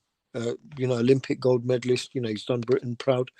But I think the way everyone's obviously been talking about Garcia as well, I think he's angry, and he's got some good experienced people around him, and I think he's learned and he's trained well, and I think he's going to do Luke Campbell some damage. Yeah, but bro, if he does that, and Lomachenko didn't do that, and Linares didn't, they'll say that Ryan Garcia is the next lightweight, and then they'll say that he should be fighting someone like Teofimo Lopez because Well, that's where he's proved himself then. Yeah, but he And has then his and then eyes. if Teofimo Lopez is looking for a fight, well then Ryan Garcia is the guy to be wanting to fight them. Yes, but you've got to remember Ryan Garcia is very young, as is Lopez. That's going to be a more competitive fight. Luke Campbell, how old is Luke Campbell now? Isn't he over 30? Yeah, I think so. Yeah, I mean you've got to take that into consideration. How old was Lomachenko and how old was Linares? Mm. You know, you're looking at a young Ryan Garcia. I think you've got to keep that in mind. So anyway, I could be completely wrong, but that's how I'm just seeing it, because the way he's been catching some of the guys that he's been fighting, it's just been a quick flash punch, and he's taken them out, and he's very quick, and I'm sure and he's picked up some of Canelo's tricks, certainly around the left hook. He's picked up some of Canelo's tricks, and that's who he's been training with. So I think we're going to see something here. I mean, the son of Gokko, Mike Tyson, who's in the chat, says, Rope-a-dope, as you're speaking, Ryan has the speed, but Luke has the experience. Yeah, he does have experience, but, you know, Ryan's got the age as well. Ryan's got the speed. He's got the age. He's got the pop. I don't think Luke Campbell's got that pop that Ryan Garcia has. So, you know, they've both got advantages. And experience does you some good, but there's having experience and having the tools to back it up, having the pop to back it up. If you look at someone like a Canelo, he's not only got the experience, he's got the power and he's got the boxing skills. Luke Campbell's got the experience. Has he got the power to completely just KO someone cold? I wouldn't say he has. And, you know, yeah, he's got skills, but, you know, he hasn't got Canelo skills. Yeah, he's skillful, but he you know, he hasn't had the skills to beat a Linares. He hasn't had the skills to beat a Lomachenko. So, you know, what it's experience, but it's been experience of losing to the guys at the very top. I mean, yeah, you're right there. He's had good rounds with them, but he's lost the fights. But, you know, at the end of the day, Ryan Garcia's trying to come with his own momentum. He wants to show the boxing world that he's the truth. And if he beats Luke Campbell better than those two guys that we mentioned, I would say that he's the lightweight to look out for. I'm not saying that Teofimo ain't the guy, but I'm saying that Ryan Garcia, you better watch out, because if he puts that kind of a beating on Luke, like you said, they'll say that he can match up well against Teofimo Lopez. Yeah, I mean, that's the way I think it's going. I think he's already looking at Devin Haney.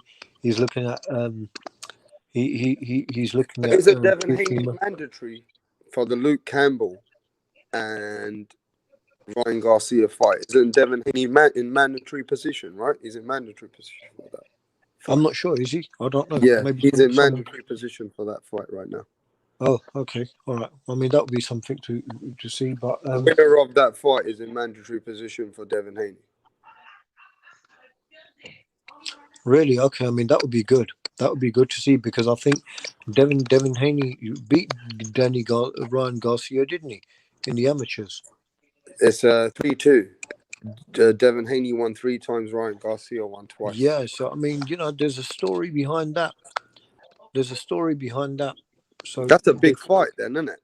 If Devin Haney gets a chance to fight somebody which is good on his accolades, and quite frankly, then the winner of them can maybe go and fight Teofimo. Yeah, but the son of Gokko, Mike Tyson, just made a good point. He says that Tank Davis is a bigger fight than Ryan Garcia, Devin Haney. What do you think about that? Tank Tank Davis and Ryan against who? Garcia got history. They've been going back and forward to each other. Yeah, I mean, of course, that would be an amazing fight. That would be a bigger fight. Devin Haney, Ryan Garcia fight. It doesn't hold a candle up to a Ryan Garcia Tank Davis fight. Ooh, if that fight happened, that's pay-per-view, 105 million views. Tank's following, Ryan's following. Oh, that will definitely be in the mega fight D. category. Hodges agrees with you, Rodo. What do you think, DJ Saddam? Do you think Ryan Garcia and Tank Davis is a bigger fight than Devin Haney? Devin Haney and Ryan Garcia? I think in terms of the wider excitement that it would create, absolutely. I think that there would be all kinds of fans who would tune in to that fight. That's a money bag they're fight. both, Ooh. absolutely. They're both good-looking young guys. They have very loyal fan bases, both of them. Tank, no matter what you say about the opponents that he has faced so far, he has proven time and again that he fills up the venues in a way that most American fighters can't. He sells the fights. People, especially casuals, love that knockout power he possesses, which Ryan has too. Not necessarily, I don't think, I'm not sure if they can use this power against each other, don't take me wrong, but that kind of excitement can certainly build up. And again, I think, they can stream this fight on their own website, $5 a pop, and still generate a respectable purse. So it's not like the fight can't be made for money, even in the absence of actual, live venue crowds. But I think they would wait for that kind of fight for everything to open up, because that would be crazy. Imagine that kind of fight in Los Angeles, in Las Vegas. Oh my God! Oh my God! Do you know it would what? be I huge. don't even want to think about the negotiations and the splits and everything when it comes to that fight. I'm getting a headache just thinking about that.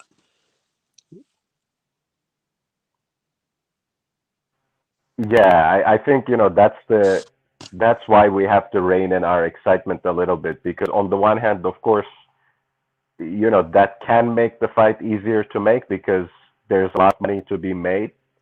So they have the incentive to actually sit down on a table and try to hash things out. On the other hand, that also makes those negotiations much more gruesome. They will for that pot to the bitter end. Ryan has been complaining about money with Golden Boy since the very beginning. Yeah, I mean, it's going to be Golden Boy and Mayweather Promotions all over Yes, again. and Tank is the money team, right? So that's going to be a fight onto itself. Negotiating who gets what of the purse. Errol Spence and Buck Crawford have nothing on these two guys. Oh no, they don't have shit on this one. Yeah, that's gonna be hard work, bro. Golden Boy with the Mayweather promotion. Oh man, I'm getting a Tank headache Davis. just thinking about it. Yeah, I mean that's that. I mean, I don't even know how they're gonna get that together. But again, I think Devin Haney needs to fight as well, bro. So we can't forget about Devin Haney. Or maybe Devin Haney can go and maybe work on a unification with Teofimo. Yeah, but if he works on that unification with Teofimo, then Teofimo's trying to go to Australia right now and fight Cambosis for a lot of money because Australia wants to pay for it. It's a mandatory challenge from Cambosis. Right, I'm gonna bid everyone a good night. It's 6 a.m. in London. It's been great talking to you guys, man. Likewise, man. I appreciate it. Yeah, Roper Dog. We'll see you next week. Okay, my man. See you later. All right, my brother. Thank you for your presence, bro. Thank you. Thank Give you, you a man. clap. Thank you, Black Soul. Yeah, he'll be back next week, bro. Yo, so let's got some questions here. Davis versus Garcia is the biggest fight, but it will happen. But will it happen? Because these young fighters need to challenge one another, and it doesn't seem like that might happen. And that's what CPRS Incorporated said. D. Hodges, do you think there's a lot of talking, and we might not see these fights? Oh, well, I mean, if you're like, I'm 40, so, if you're like way older, maybe not, because, it might not happen no time soon. But if you're 40 and under, it'll happen eventually within the next 2-3 years. It ain't gonna happen right away, but it should. But I really think I really think they could do it because they both beat a good person. He beat whatever Gamboa, and he beat Campbell. So yeah, they could do that. I'm telling you, that will be like a crazy fight. But hey, man, shit. Everybody can make a wish. Shit, if I had my Christmas list and Santa Claus is real, I'll make him make motherfucking fight. Sorry, swearing. Sorry, I'm sorry. If Santa Claus is real, if Santa Claus is real, I'll put every fight I want on his wish list. Please, Santa, that's all I want for Christmas. But we just gotta wait and see what happens. That's all. We can speculate anything, but if the fight don't never happen, oh well. I don't know, because a lot of fights never happen. But I still have a dream about it. I told you I've been dreaming about Manny and Bud since 135. But I hope it happens. How long you been fucking dreaming about Errol Spence and Terence Crawford? No, only once he went up there and beat Jeff Horn. Then I was like, okay, he has the belt. Because real talk, he said, you come up here, da. If you get a belt, I'll fight you. And he went up there and he beat the man, Jeff Horn. Arguably or not, if whatever the Pacquiao fans want to think, whatever the Horn fans want to think, by the record book, Jeff Horn won the fight. And he went up there and he fought Jeff Horn and he beat the brakes off him. So it's like he did what Errol asked. But Yeah, I know it's still. what do you think about the chat? Mr. Popo and T-Tone Toledo 1965 say that Ryan Garcia and Tank Davis is a fight that's more likely going to happen than Devin Haney and Ryan Garcia, because they're saying that Tank Davis and Ryan Garcia is a much bigger fight for the fans and for both of them. What do you think about that? Then we go to I'm telling you, it's about money in boxing. What? That's a money fight. Don't get me wrong. And then the winner could fight Heaven Daily after they get that bag. These people are still 21, 22, 23. They still got at least a good 10 years left. It's not like the older people like the Bud Crawfords and the men and the Spencers that are like 30 plus, Canelo, the 30 pluses, time's running down. But these people, Tio, all of them, they still in the 20s. And it's the early 20s. Oh, I'm 40 years old. I miss my early 20s. So they got enough time to do whatever. Yeah, but why is it? Let me tell you It's a- something. You guys look like you know boxing, especially the DJ Saddam too. All the greats have fought in their 20s.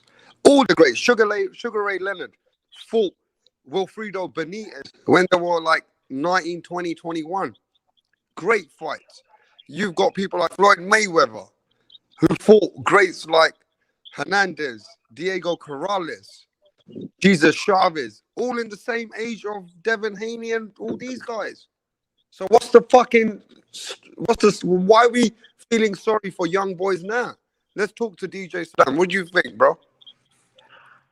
No, man, I agree with you, and I am actually somewhat, moderately hopeful about this fight happening sooner than later because one, I feel like Golden Boy has changed the way they are moving Garcia lately. They were going to match him with Linares first.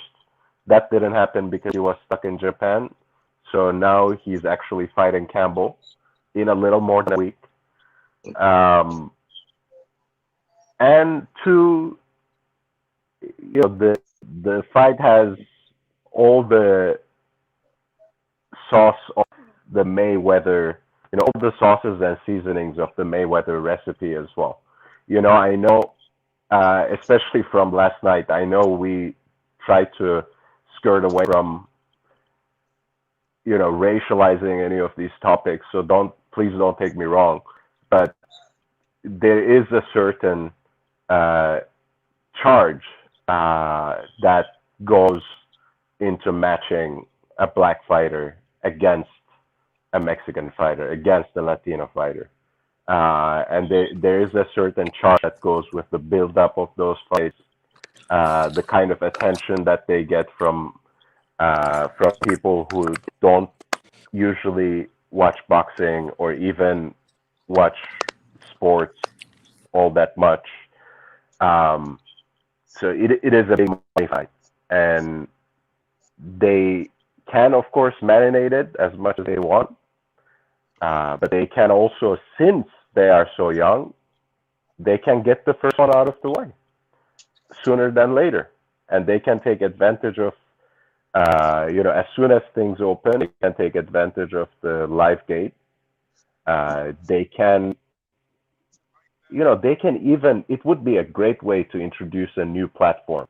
If PBC has such a project, for example, because as much as people like to hate on the zone, I think the zone seems to emerge pretty strong actually from 2020. So I feel like PBC actually needs a new recipe. And if they can find a way somehow in the negotiations to offer Ryan the kind of money that can take him to their platform, and with a unique approach, they might somehow gain the upper hand. And whatever you might think of Al Heyman, he's a great mind. He's a good businessman. So I'm sure, as much as they are trying to protect that O in Tank's record, they're also thinking about all these kinds of moves. And I know Tank resented them for a little bit there when they pitted him against Raza, and that fight did have its moments, difficult moments for Tank. But yeah, they might actually agree to this fight. I'm not saying it's gonna happen next and it's gonna happen right away, especially when they can't have a full venue. But it might actually happen sooner than we expected, because they are young and they can always have a rematch. They can even have a trilogy. So really and truly, Ryan Garcia and Tank Davis brings a lot to the table. If Ryan Garcia beats Luke Campbell, that's a huge fight for the lightweight division. Tank Davis brings a huge popularity. Ryan Garcia seems to be the ladies' favorite. He brings a lot of different communities, a lot of Latinos. I think they can build that fight to be quite a very rich fight. I think the boys can earn a lot of money, and it can bring a lot to the table for the young generation to get into boxing. You can bring a whole bunch of new people, new followers to the boxing fraternity, especially if you're going to bring Ryan Garcia and Tank Davis together. The ladies love Tank too. Don't forget my man. They love Tank too. I know Ryan has a certain popularity and charm, but a lot of young women love Tank as well. Facts. I mean, Tank Davis seems to be a big favorite, especially with his knockouts and stuff. You know what I mean? Absolutely. With the way that he's a fan-friendly fighter, he's got a mini Mike Tyson attached to him. But Tank Davis needs to step up to the 135 pounders in the weight that he belongs. But again, I'm going to ask you guys this. If this is the kind of things us hardcore fans are thinking that this is the way that it's more likely to go, What's going to happen with Devin Haney, who's a WBC champion, sitting at home, and Devin Haney is not getting the fucking opponents because of popularity? Let's go to D. Hodges. Do you think Devin Haney is getting the bad side of the coin, D. Hodges? Better, is he getting a better coin? Well, No, is Devin Haney getting the bad side of the boxing business right now because every fighter are bigger fights than Devin Haney right now? no, it's not, because dude, he's the WBC. We just told you for 15 minutes, Tank Davis and the whole chat told you Tank Davis and Ryan Garcia is a bigger fight than Devin Haney, Ryan Garcia. Oh, I know that. I'm sorry, I'm nice right now. I forgot, but I just said anybody at that 135, Devin Haney's the WBC. But between them two, is the point. Of course, they're gonna do well because they're in the same size. But it's like I already said it's gonna be a better fight. I already said that because it got more. But shoot, it all depends What upon. the fuck are we gonna do with Devin Haney, bro? Devin It Haney is is a not, world because champion Devin sitting Haney at home, is like, and he ain't fought fucking nobody, bro. because I will go and get Devin Haney's WBC. Oh, I go over there and beat Devin Haney. I don't care if it's a big fight or not. Whatever, I'm still good enough for a nice bag, and now I'm the WBC. Oh, now I got to force Teal to fight me. He has to. Like, man, they're so young and they got so many options. Like, I'll sit up here all night telling you different scenarios that they could do. So what should we do with Devin Haney if Tank Davis, Ryan Garcia gets made? Who do you want to see Devin Haney fight? I know what'll happen, but shit, see if he could beat Lomachenko better. They both, like, this will Okay, give that's it a to him. very good matchup. Because if Lomachenko D. beats him, Hodges has just told everyone, let's get Devin Haney to step it up with Lomachenko. yes, because if he go in there and he beat Lomo, because it was a controversy with that fight.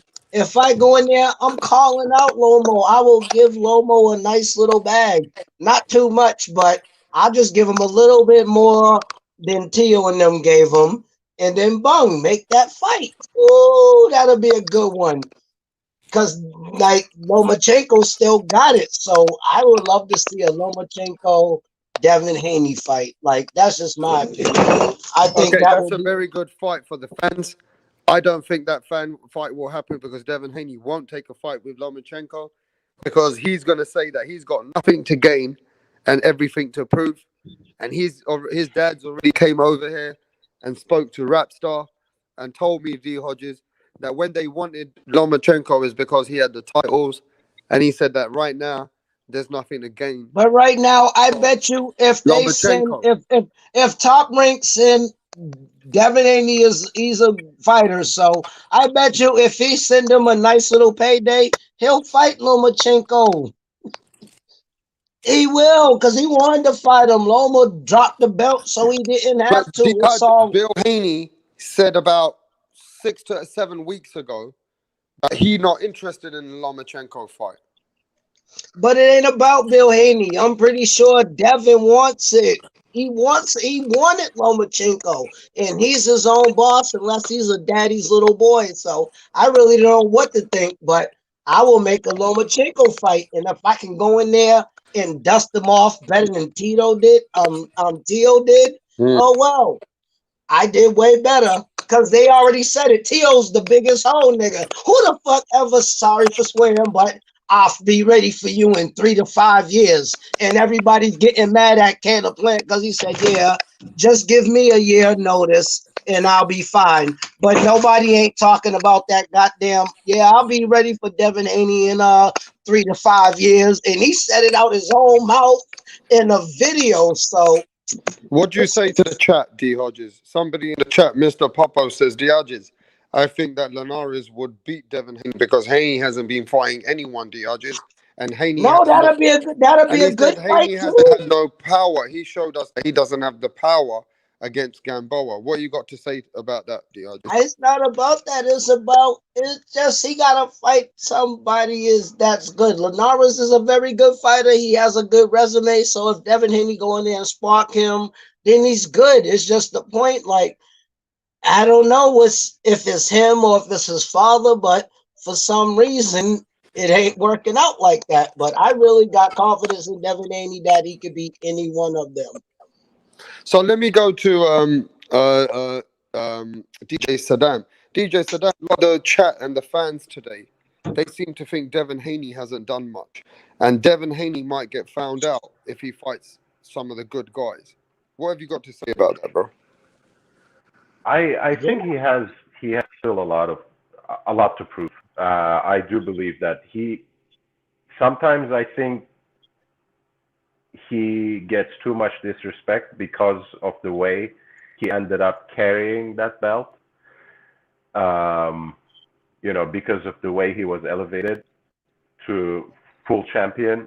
I mean, looking from the outside in, coming from other parts of the world, the organization and the sanctioning body have not showed respect to Devin Haney as a real champion.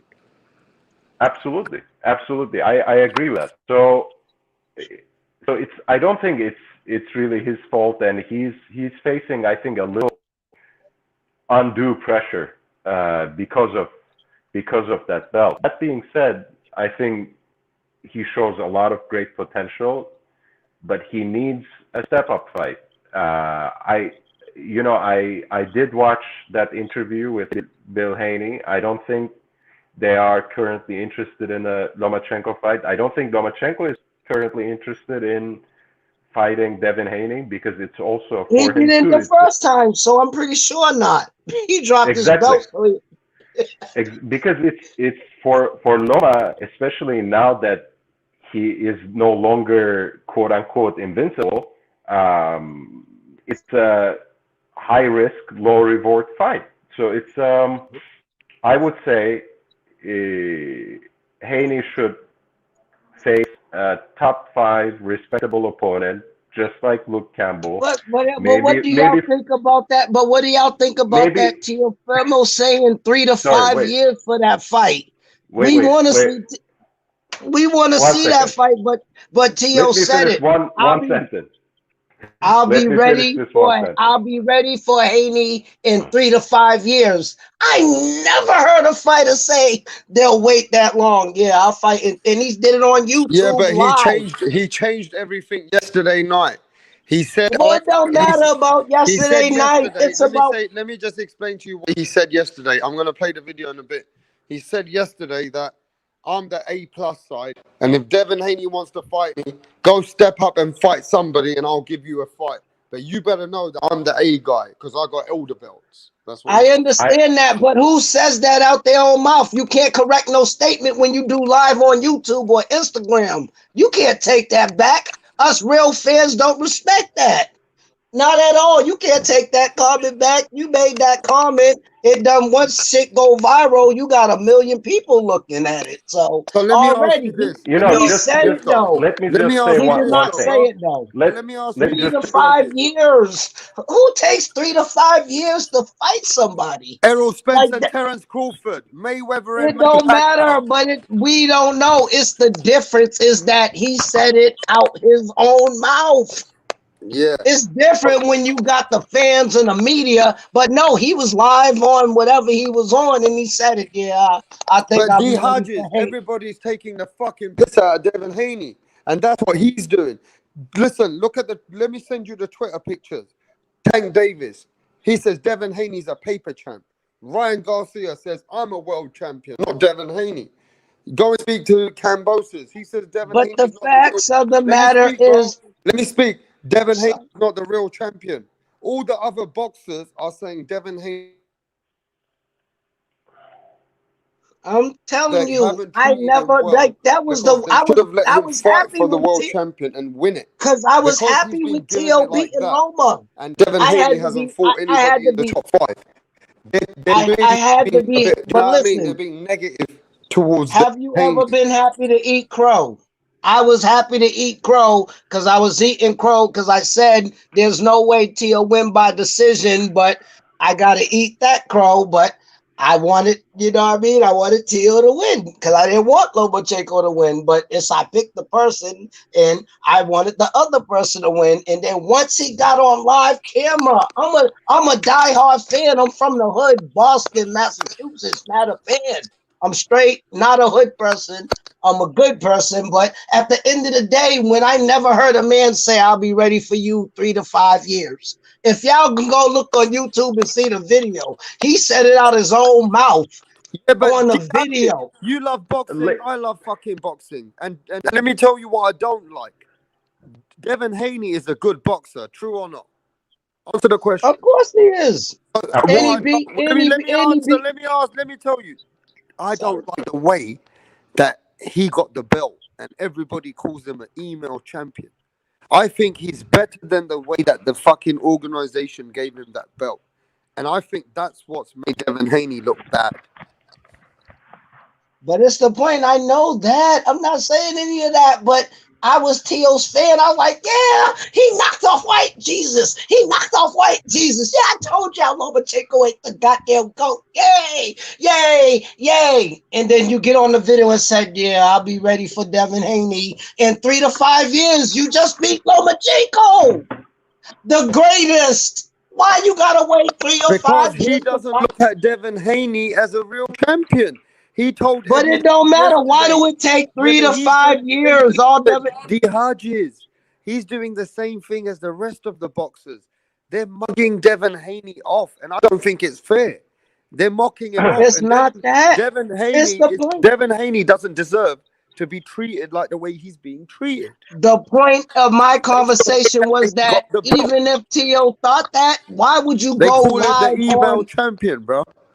But why would you go live and say it? If I was T.O., why would I go live on an Instagram or whatever it was? It was live because he had the face and the camera to the phone selfie and he really said 3 to 5 years. Even if that was my plan, why would you go and say it on YouTube or whatever you was on where you got hundreds of thousands of followers?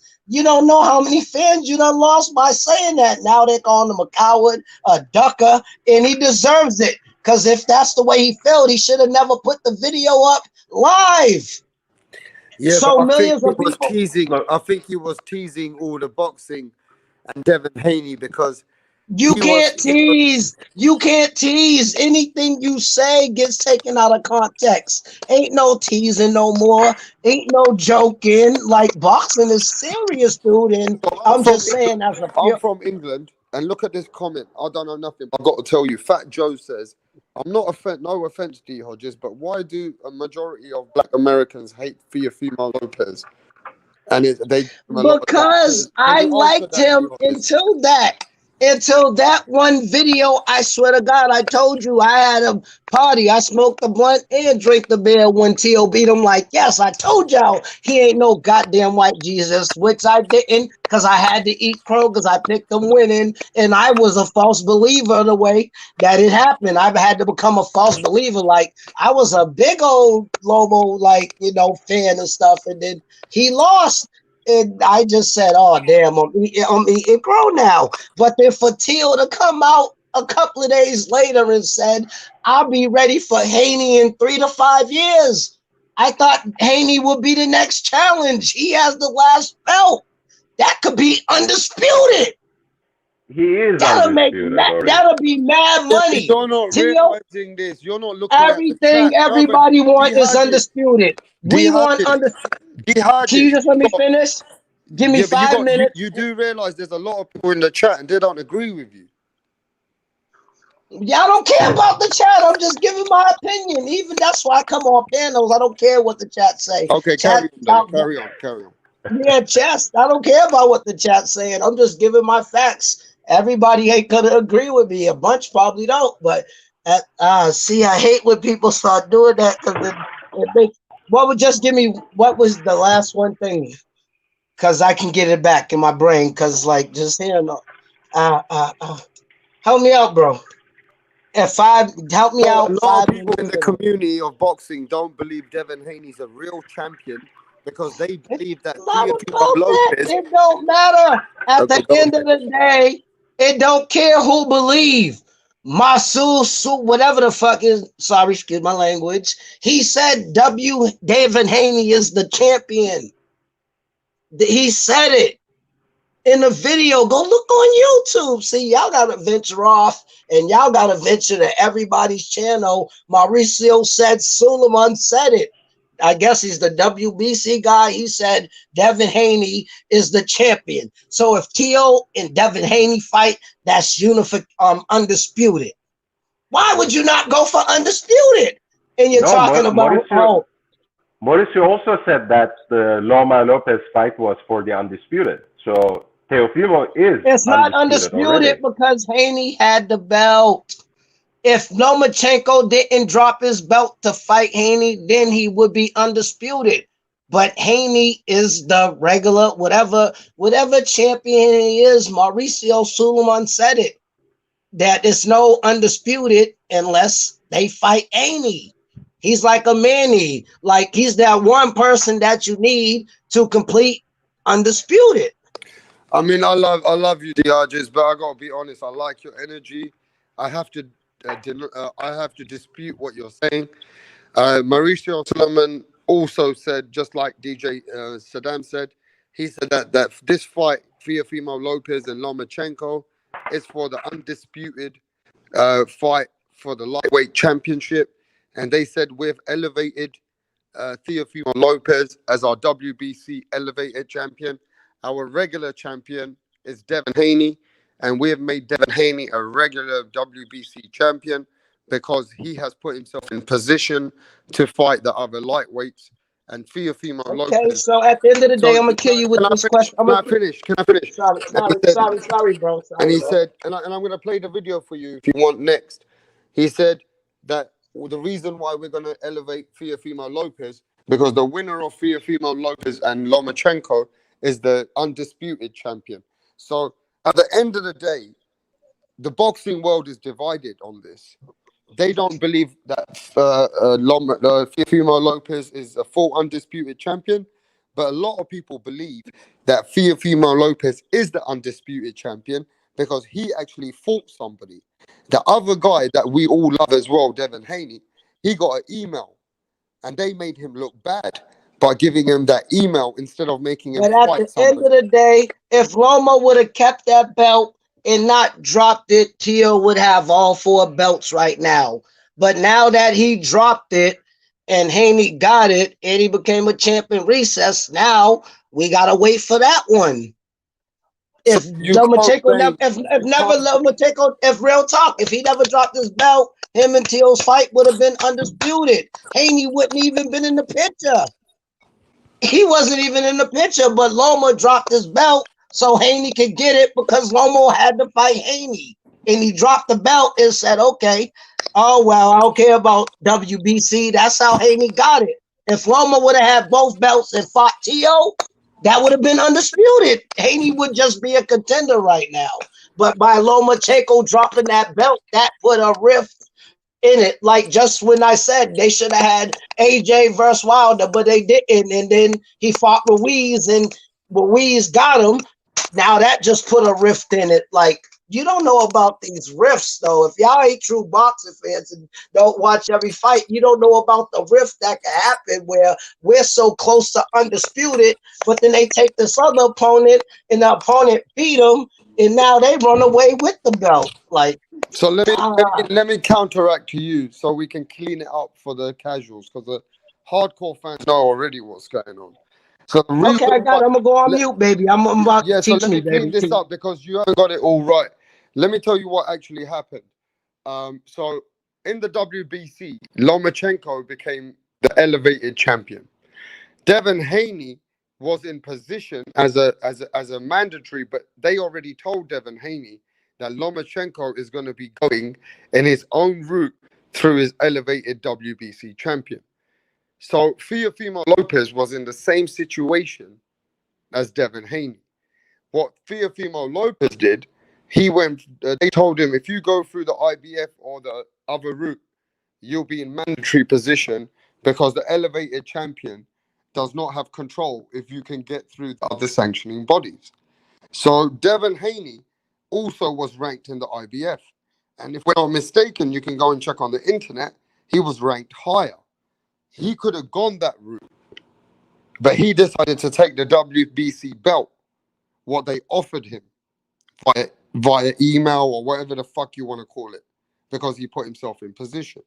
If he had gone another route, like Teofimo Lopez, and came through the IBF angle and put himself under a position against Nakatani, and then go and win against Richard Comey, and then after knocking Richard Comey out, he became a mandatory for Lomachenko.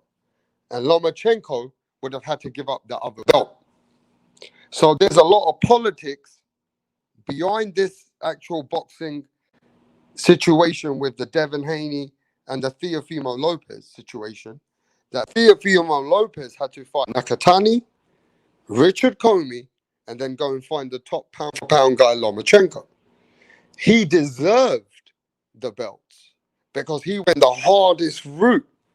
Whereas Devin Haney, he been fighting Santiago and another guy that nobody know, and then a Gamboa, which was 40 years old, coming out of an Achilles injury.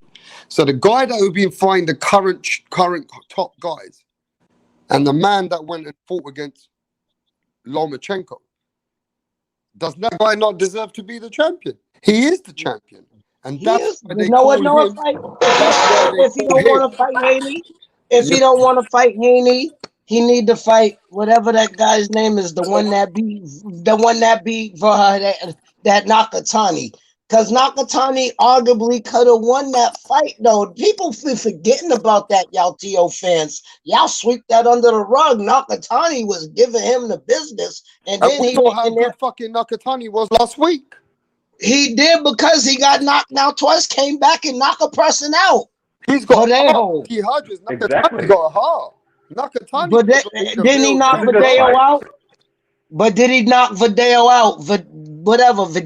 Vajejo. I don't know how to pronounce his name, but the guy Nakatani fight, he knocked him down twice, and Nakatani came back and stopped him. That's right. And That's Nakatani right. got heart. And he He wasn't got a heart, bro. bum. But Verge, whatever, the person he fought wasn't a bum. Like everybody had Nakatani gonna lose to him. And like I said, I would love to see a Tio and Nakatani rematch now. Because Nakatani, like, he really took Tio to a point where, like, they just, I don't know, it could have been a draw, So give us that 1 point fucking fight, decision. bro. Why don't you give us Nakatani Devin Haney then? No, I don't know. I want to see him with Tio because Yeah, I but he think hasn't fought nobody, D Hodges, to fight straight against a Tio. he beat Vedadejo, whatever Vedadejo, they was hyping him up the Yeah, whole but fight. Nakatani is a way more better proven fight for Devin Haney before he I steps know into that. the Tio fight, bro. I just would like to see that. I'm giving you my opinion. I would love to see a Nakatani and Tio Okay, rematch. let me go to DJ Saddam. DJ Saddam, you know in your as a hardcore fan, right? Teofimo Lopez has had 3 heavy big fights. Current Yeah, ranked that's true. fights. Nakatani, Richard Comey for the IBF. He knocked out Richard Comey and then he beat the guy that nobody said he was going to beat in Lomachenko. Are you saying to me that Teofimo Lopez doesn't deserve to be the king and let Devin Haney have a step-up fight? Explain to me, bro. I think, again, it's not the first time that the boxing community is divided about undisputed championships. I think there were a lot of people who contested Roy Jones Jr.'s, I think, light heavyweight undisputed championship, or was it the super middleweight? But, one of those, it was contested because there was this Polish guy who was holding one of the belts or something of the sort, so it's not the first time. So it's normal, just because the alphabet organizations are screwing us over doesn't mean that we have to necessarily follow their narrative, which is not consistent, right? 1 minute they say it's for the undisputed fight, 1 minute they say Haney is our real champion. Look, I love them both, but I do very strongly think that Teofimo deserves to be recognized as the man in the division. And I call him undisputed. And I think people have their own reasons and right reasons to contest that. But the fact remains, and I usually hate this narrative, especially when other fighters spit out to avoid certain fights, that, oh, he should go out there and prove himself, he should fight this or that guy. The fact remains that now among his own contemporaries in that weight division, a consensus has emerged and people keep disrespecting Haney left and right. I mean, Kambosos, for example, who I think shouldn't even be mentioned in the same sentence with Teofimo, with Devin Haney, even he is disrespecting at this point. Devin, who, in my eyes, is the truth. He is going to prove it himself, but he needs that test. He needs a real top 5 opponent. So why not give him Fortuna? Why not give him Linares? Why not give him a Nakatani? I know these fighters are not necessarily under the same promotional banner, but the zone does loosen up the purse strings once every so often, and I'm sure they can make an attractive offer to one of these top 5 people. So let Devin handle that kind of test. Everyone has an off night, and he pitched a shutout against Gamboa, which is, which shouldn't necessarily be disrespected, but it wasn't exactly the statement that everyone expected of him, and he also teased. So feed him a top 5 opponent. Let him prove the kind of champion he is inside the ring, and he will. I mean, anyone who has watched his fights time and again, like that Zaur Abdullayev fight, for example, when he won the interim title, when he became the mandatory, that jab was incredible. So this guy has the skills, and he is just 22 years old. So there is also the real possibility that he will grow into his body, and perhaps in this division, or perhaps in the next division, he might actually grow into his man's strength, so to speak. So let's give him the right kind of opponent. If you can't make a fight with Teofimo, if you can't make a fight with Lomachenko, and both of those fights I think are really hard to make because there's very little, and I think that says something about Devin, right? Because both these opponents consider him high risk, low reward. So he is high risk, low reward for these elite level opponents. So Don't everyone treat that knows. like an opponent. Everyone knows Gazabo how dangerous Devin is. Everyone knows how good Devin is. He just has to show it to everyone in the ring and shut them up, because they have But been let me disrespecting tell him. you this though. I appreciate what you're saying because you're a hardcore boxing fan. Hardcore fans, some of them like Devin Haney's skills. They said that, look, Devin Haney wins majority rounds against everybody, but he hasn't fought anybody. But when he does fight those guys, it seems like he uses his legs really well. He uses his jab really well. He knows how to get away from powerful shots. But was you impressed with him against the Gamboa fight? The Gamboa, which came in for retirement, the last of his days. Was you impressed with that fight? I wasn't, but I also wasn't impressed with Tank against Gamboa either. And frankly, this was even a worse and more withered, more washed up version of Gamboa. So I think at the end of the day, I am making excuses for Devin because I do love him as a fighter. I do appreciate him. But everyone has an off night, and it's not like he embarrassed himself in the ring or anything, right? He came out of the ring unscathed. He basically won every single round. But I was unimpressed. I was underwhelmed. But everyone is entitled to an off night, and I think we would be saying Yeah, but how very was it? much the same thing. Because how was it an off night? Sorry, Because you're a hardcore boxing fan. He won every single round in there. but that's but why don't? But did he go in to win every single round, or was he actually trying to get him out of it? Hey, I like your boxing style. You know, as a hardcore boxing fan, Devin Haney promised all his fans that he's going to put a stop to Gamboa and he's going to beat him worse than Tank Davis. And I think what happened is they hyped the fight up so much that when Devin Haney outboxed him in every round, he never got the credit because he never stopped Gamboa. Go ahead. Exactly. Yeah, I think that's the you might remember the whole build up for the Sugar Ray Leonard Marvin Hagler fight. Sugar Ray was such an underdog. He was considered so meek. He was stepping up 2 weight classes. He was coming out of retirement. He had the problems with his eyes.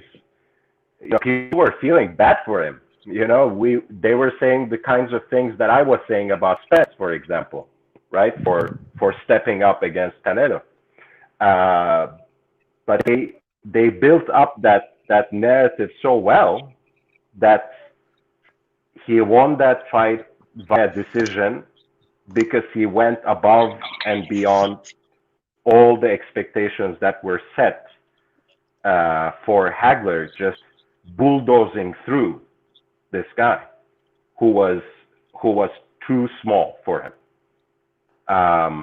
So it's boxing is partly, not partly. Boxing is a mental game. It is about the fear that you use to set up and build a fight. And in this case, they built narrative by choosing a common opponent, a very recent common opponent. But I don't even think that was a good choice because Gamboa is a brand name, but he is almost 39 years old, and he suffered a serious injury in the ring against Tank in his last outing. So I think they basically couldn't match the expectations that they built up for the fight themselves, right? Just as Hagler said, Hagler said, Leonard will fall, and Leonard didn't fall. So the judges basically gave a competitive, close fight to Leonard because Hagler didn't live up to the expectations, and Leonard went above and beyond. Yeah, but do you agree that at first Devin Haney was trying to negotiate with Gary Russell Jr.? Do you remember? I do. And that fight didn't happen. So Devin Haney had to get an opponent, and he had to get somebody in the ring fast because you can appreciate the pandemic. DAZN had a slot for him. DAZN had a date for him, and Bill Haney couldn't get the deal negotiated with Gary Russell Jr.'s family. And then he had Gamboa as an opponent, which had a name. And I think that's what they could take in the short space of time. And I think you're right. And I think we got to appreciate that Devin Haney is a really great boxer all round, but he's being very underestimated in the boxing fraternity right now because of the way that WBC have handled him and given him a belt, but he hasn't been able to fight great opponents. But this all can change. This all can change, just like Keen Mitch. Keen Mitch is in the building. They said Nakatani is a challenge for anyone at 135. I agree with you, Keen Mitch. You know, Nakatani has showed me that he deserves a good fight. And I think Devin Haney and Nakatani would be a good fight. Because look at this. If Devin Haney beats Nakatani, they will demand pressure on that fight with Teofimo Lopez. Do you see what I'm saying? Absolutely, I agree. And even if Devin Haney beats the winner of Luke Campbell or Ryan Garcia, if he can get that fight, if he wins, they'll put pressure against Teofimo Lopez. So I think Devin Haney needs to step up and just fight the right fight so that the boxing fans can demand the fight against Teofimo Lopez. But at the end of the day, sometimes in boxing, I told you I've been watching this for probably like 30 years, and it ain't about who you want to fight. It's about who want to fight you. I swear to God, ask any fighter when you interview them, their fight, they want it to happen. They will say that I wanted this one to happen. I wanted that to happen. It just don't seem like none of these fights, like miracle fights, are going to happen. I just hope so. I mean, then you got to feel for Bill Haney and Devin Haney. They said, look, man, we might not be knockout artists, but we've got a great boxing style that can beat somebody who is even a knockout artist. So at the end of the day, they just got to prove themselves in the ring with the elite opponents. You know what I mean, Diogenes? I know, because I ain't gonna lie, I'm not even a Gary Russell fan. I like him, but he was mad. People was ducking him. Like, it is certain fighters that, like, you can't blame who they fight because they can't get the fight they want with the people. So what, I'm supposed to sit around broke working Hey, at the Super Bowl? What, I'm supposed to sit around broke being a cab driver waiting for that one fight? No, let me go fight him. so It's let's all about, answer. at the end of the day, my point of my thing was, it's all about who want to fight who. So let's answer some of the statements and the questions, D. Hodges and DJ Saddam. Mr. Popo said it wasn't that Lomachenko was a hype job, D. Hodges. It was that Teofimo Lopez was the truth. And he did prove himself in the ring. Because even you had Lomachenko winning and you had to eat crow. So because you had to eat crow, put some respect on Teofimo Lopez's name, is what they're saying. Oh, I'm not saying that. I told you I was his fan after that fight. But I told you, go put up his interview. He was sitting in his house live on camera saying that I'll fight Devin Haney in 3 to 5 years. That's all I was saying to you. Go look at it. It's on YouTube, dude. Go look at it. Yeah, but Yo, he if you could changed put, it. He go, changed it around yesterday. because you could go pull it up. If you could pull up things on your screen, go pull it up. And you could pull it up and say that he did a video where he said, I won't fight in Devin Haney to 3 to 5 years. He said that out his own mouth. I would not say something I heard or something I heard from another channel. No, I watched the video and I couldn't believe it when he said it. Why you wait 3 to 5 years for Undisputed? Dude, who does that? 3 to 5 years when all you got to do, you just beat Lomachenko, go in there, beat Haney. You're undisputed, and now you can defend it once or twice. You can go to 130, move up to 140. But, like, why would you say that out your mouth that I'll fight him in 3 to 5 years? Come on. And that says it. Now, Mr. Popo, go look at the video. I swear to God, on my life. It's on YouTube. He said it out his own mouth.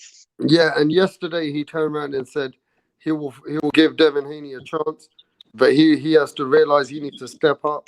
And I'll tell you this right now, I'm the A side. He goes, I will not.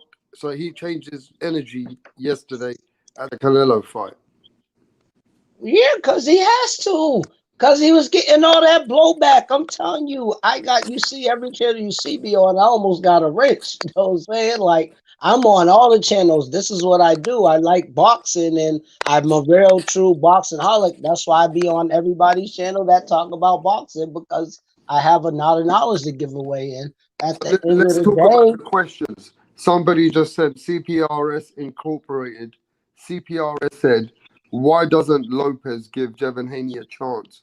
Just like Lomachenko gave Lopez a chance. I got the answers for that, but let's go to DJ Saddam. Why do you think it's harder for Devin Haney to get the fight with Lopez when Lomachenko gave the fight to I know the answer, but it's a simple answer. You know, as disgusted as I was, I actually sat through that video Lomachenko posted on Instagram, and there he freely admitted that he was going for the undisputed championship, and he actually preferred to fight Richard Comey, whom he believed would win against Teofimo Lopez. So, and I'm in the same position as D, actually. I was even getting smart about it, saying that the slow burn of ether would take out takeover. You know, I had to eat my words as well. So, you know, Lopez is the truth. And again, in my eyes and in the eyes of, I don't know how the split goes, but a significant part of boxing fraternity, he is the undisputed champion. So he doesn't feel like he needs to prove himself again against anyone. He has to prove it, because you have to prove that you can beat the man. Do you not know what that would do for your legacy? If you beat the man, he beat the real man. He beat the pound. No, but can you let me finish, please? Pound guy, bro. I know I'm not saying that, but now if he go beat Devin Haney, we'll put him on the pound for pound. He might not be the top 10 or 20, but he'll be on that list, because now you are completely undisputed. It don't matter that he beat Lomachenko. Once Lomachenko dropped that belt and gave that belt up as a vacant belt, that's what messed it up. If he would have never did that and dropped it, it would have been undisputed. And Haney wouldn't even be in the picture. And Tio could have been doing whatever he wanted to do. But it started with Lomachenko dropping that belt. And that's facts. Because Haney wouldn't have had that belt if Lomachenko didn't drop it. Him and Tio could have fought undisputed. No, you keep getting it wrong. It's Lomachenko got elevated as a WBC champion, and they gave Devin Haney the regular belt, and they kept the elevated WBC belt for the next fight for Lomachenko. I'm telling you, at the end of the day, I'm saying Tio's defining fight is Haney. I just beat Lomo, so I know I could deal with Haney. Haney do not have the footwork of Lomo, the whatever of Lomo. So get Haney out the way, and now you're really undisputed. See, the word of undisputed, that's why Usyk is undisputed, but Crawford's undisputed. Undisputed means that you got all the belts, and there is not no other champion in the division. Then you're undisputed, because you can't dispute who got a belt still. You're undisputed when you got them all. You're killing that picture with 5-6 belts. That's when you know you made it. That's undisputed. D. Hodges, do you think Teofimo Lopez needs to clean up the WBC bullshit mess? He don't need to do nothing. Just go fight Devin Haney and beat him. Yeah, but who did Devin Haney beat for the belt? It doesn't matter. No, but answer that question, because it does. He did nothing because he got to show that fans on the chat have said yeah, but I'm explaining to the chat why he got it. Because Lomo, they said, look how Haney got the belt. They said because Lomo didn't want to fight it. Yeah, but so since Lomo didn't want to fight for it, for the belt, bro. Because it don't matter. Lomo dropped it. What the fuck are these stupid ass chat people saying? He dropped the belt. Go look at all these videos. He dropped it so he could become franchised and not fight. So they gave it to Devin Haney. And of course I'm gonna take it if he's just gonna give it to me. It's not his fight. If Lomachenko Haney would have fight, that would have been different. but he didn't. So now is the point. It don't matter for T.O. to become undisputed. He has to fight Haney. If he can go in there and spark Haney, he's undisputed at 135, and he'll get so many bags from Tank. He'll get so many bags from Ryan Garcia, because they'll all be trying to go for undisputed. That's every boxer's fucking. Because watch, I swear to God, I bet you Jamal want Textera next. Like, oh, if I get this one fight, I'm undisputed. I'm undisputed. That's a boxer's goal. People don't want to be unified. Unified is good. Yeah, you got 2 belts. Oh, well, what happened to you getting other 2 belts? Undisputed means that when you leave, like I said, people even talk about my boy Bud Crawford, but no, there was no champions left in that division. And then that's when he moved up and he dropped all his belts. And then that's when the Progress and the Moreras and all them started getting belts. You got to get undisputed. You're not undisputed. You're just unified if you don't, because undisputed means that nobody could dispute you left the division. There was a champion. That's undisputed. I agree with you. It's a divided of opinions. The WBC have made a lot of messes, and Teofimo Lopez is taking the backlash of those messes because he actually fought the fight. Of course, because they made a mess with Canelo, Yeah, so because they made let's just keep his it real. levels of Yeah, but let's computerized. just keep it real, D. Hodges. The WBC made a mess of it.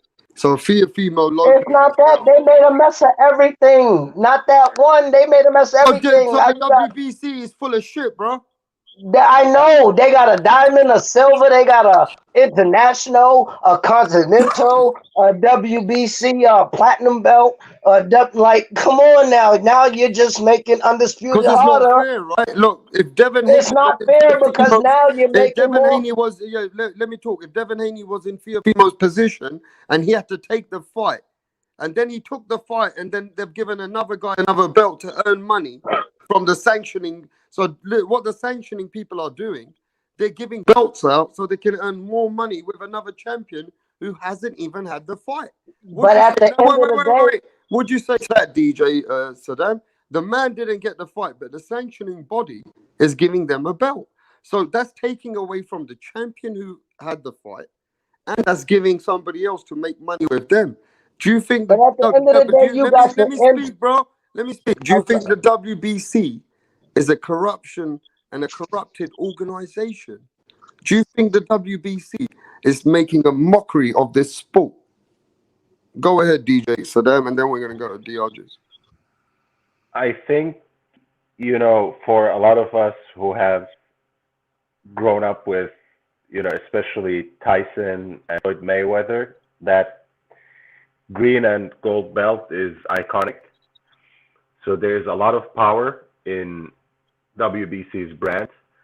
But I think for me today, WBC represents what is worst in boxing. I think I don't have love for any of the alphabet organizations, but if I were to set one of them aside for particular disdain, it would be WBC. I think they have made a mockery of this whole situation by all their trinket and special occasion belts, all these different versions. Now with the franchise championship, with this bridgerweight division that they are trying to establish between cruiserweight and heavyweight. To me, it's all laughable, and it's no secret to anyone who watches their moves closely that it's just another way for them to make more money, and all the time they are using smoke and mirror tactics to disguise that, right?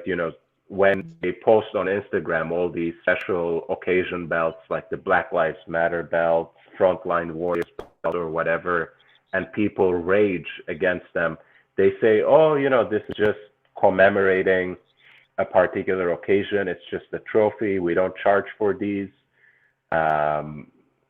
We don't charge sanction fees for these. But of course, behind those screens, there are, as Dee mentioned, diamond versions, international versions, continental versions, all the different segments where they keep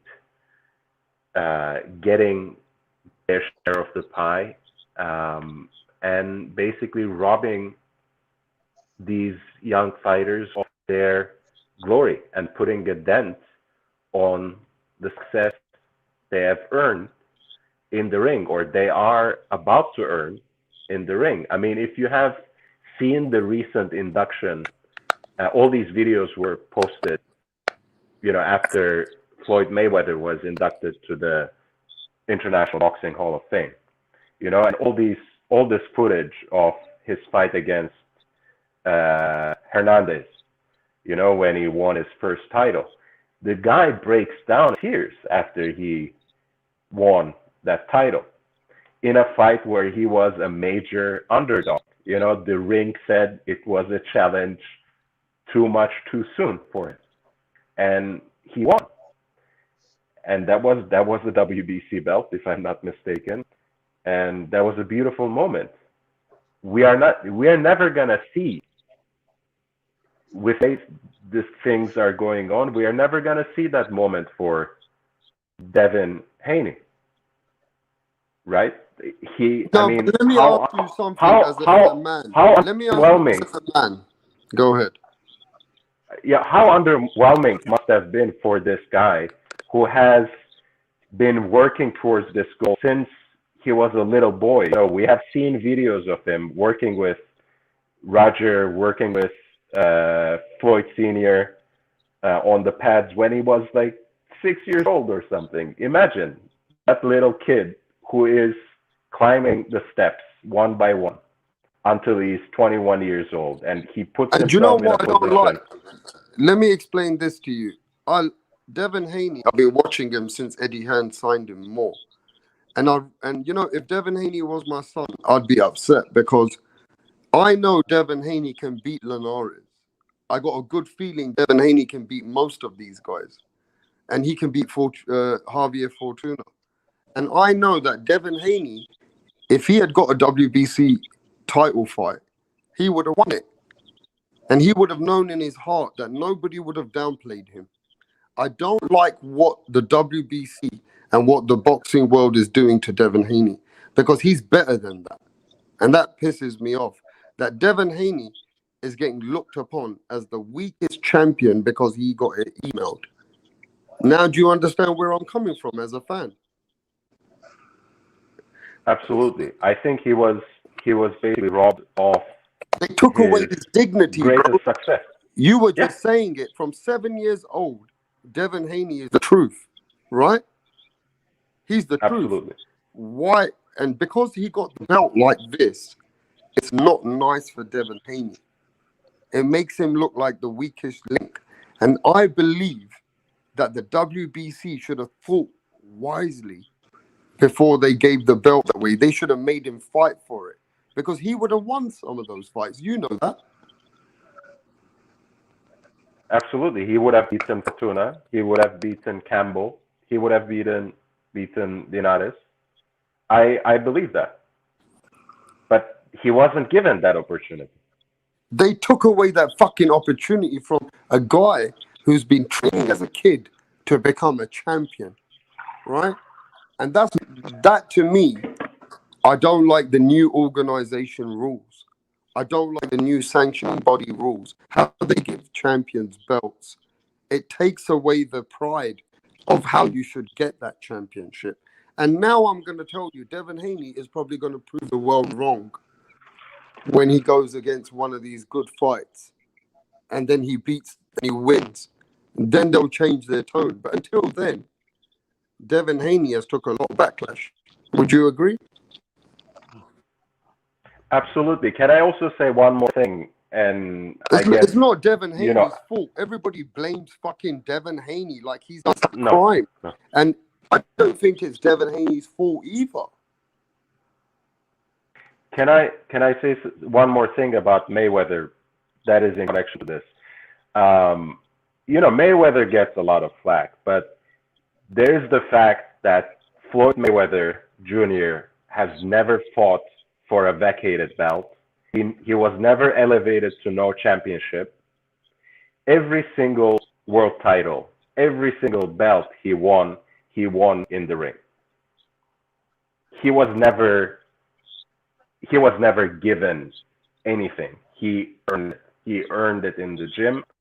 He earned it behind the scenes, and he showed it. He demonstrated it in the ring. So when Floyd Mayweather in his mid-30s says a belt don't make me, he has gone through all this shit and proven himself time and again as Pretty Boy, as Money Mayweather, twice over if necessary.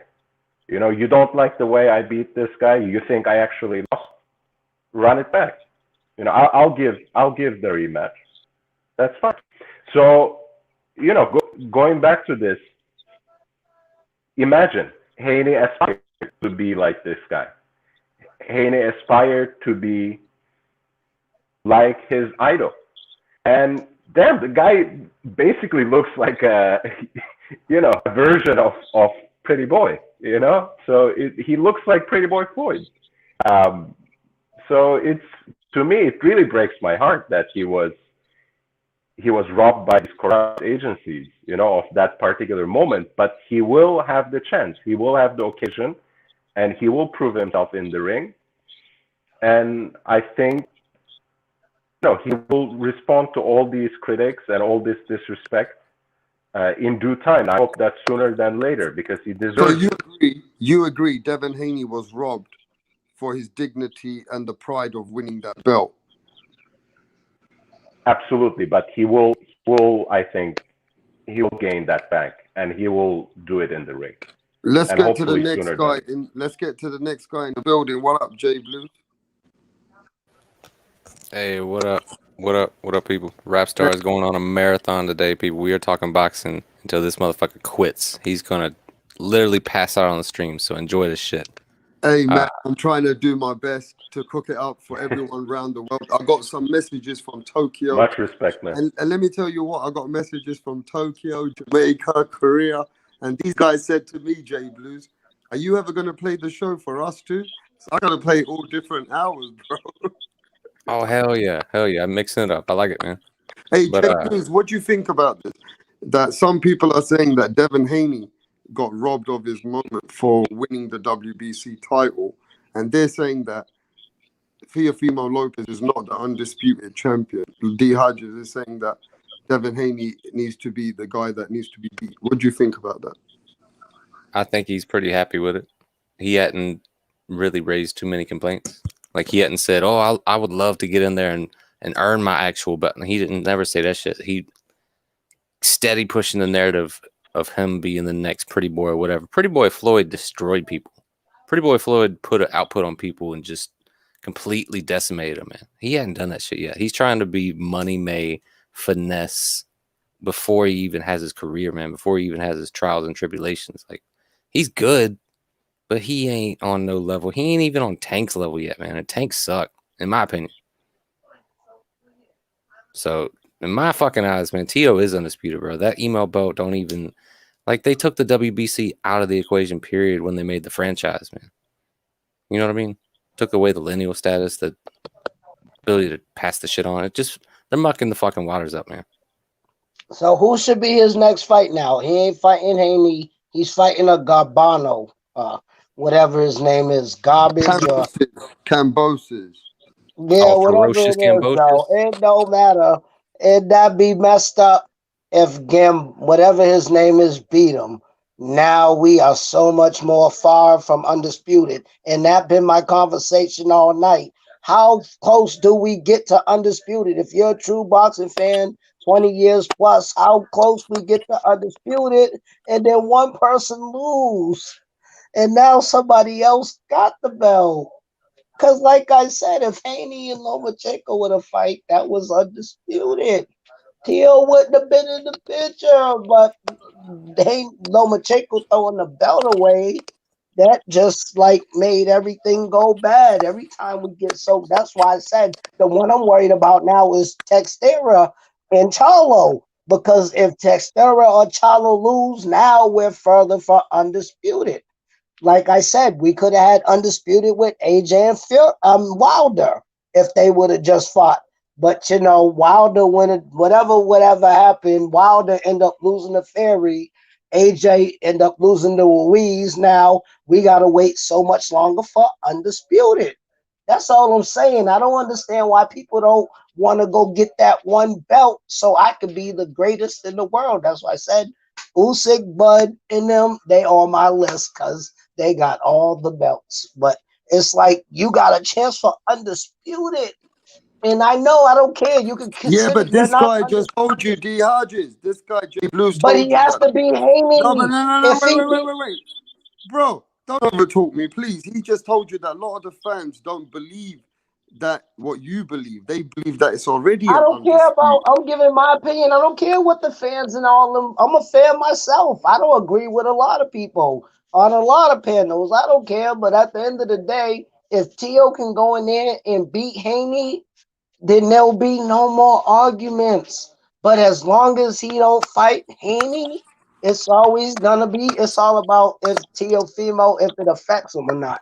But if he Let never J. Blues fights answer Haney, you. because a Let J. lot of Blues great answer you, fighters, bro. J.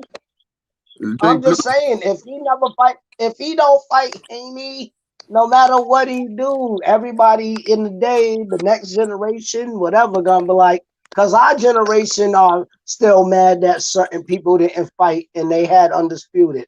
I can't name them all now because I told you I'm drunk, high, everything else. But it's like every time we get close to undisputed, people don't fight that person, and now we gotta wait longer So as fans. in your eyes, he has to fight Devin Haney so that you can class him as one of the best in the lightweight, right? No, because he cleaned it up.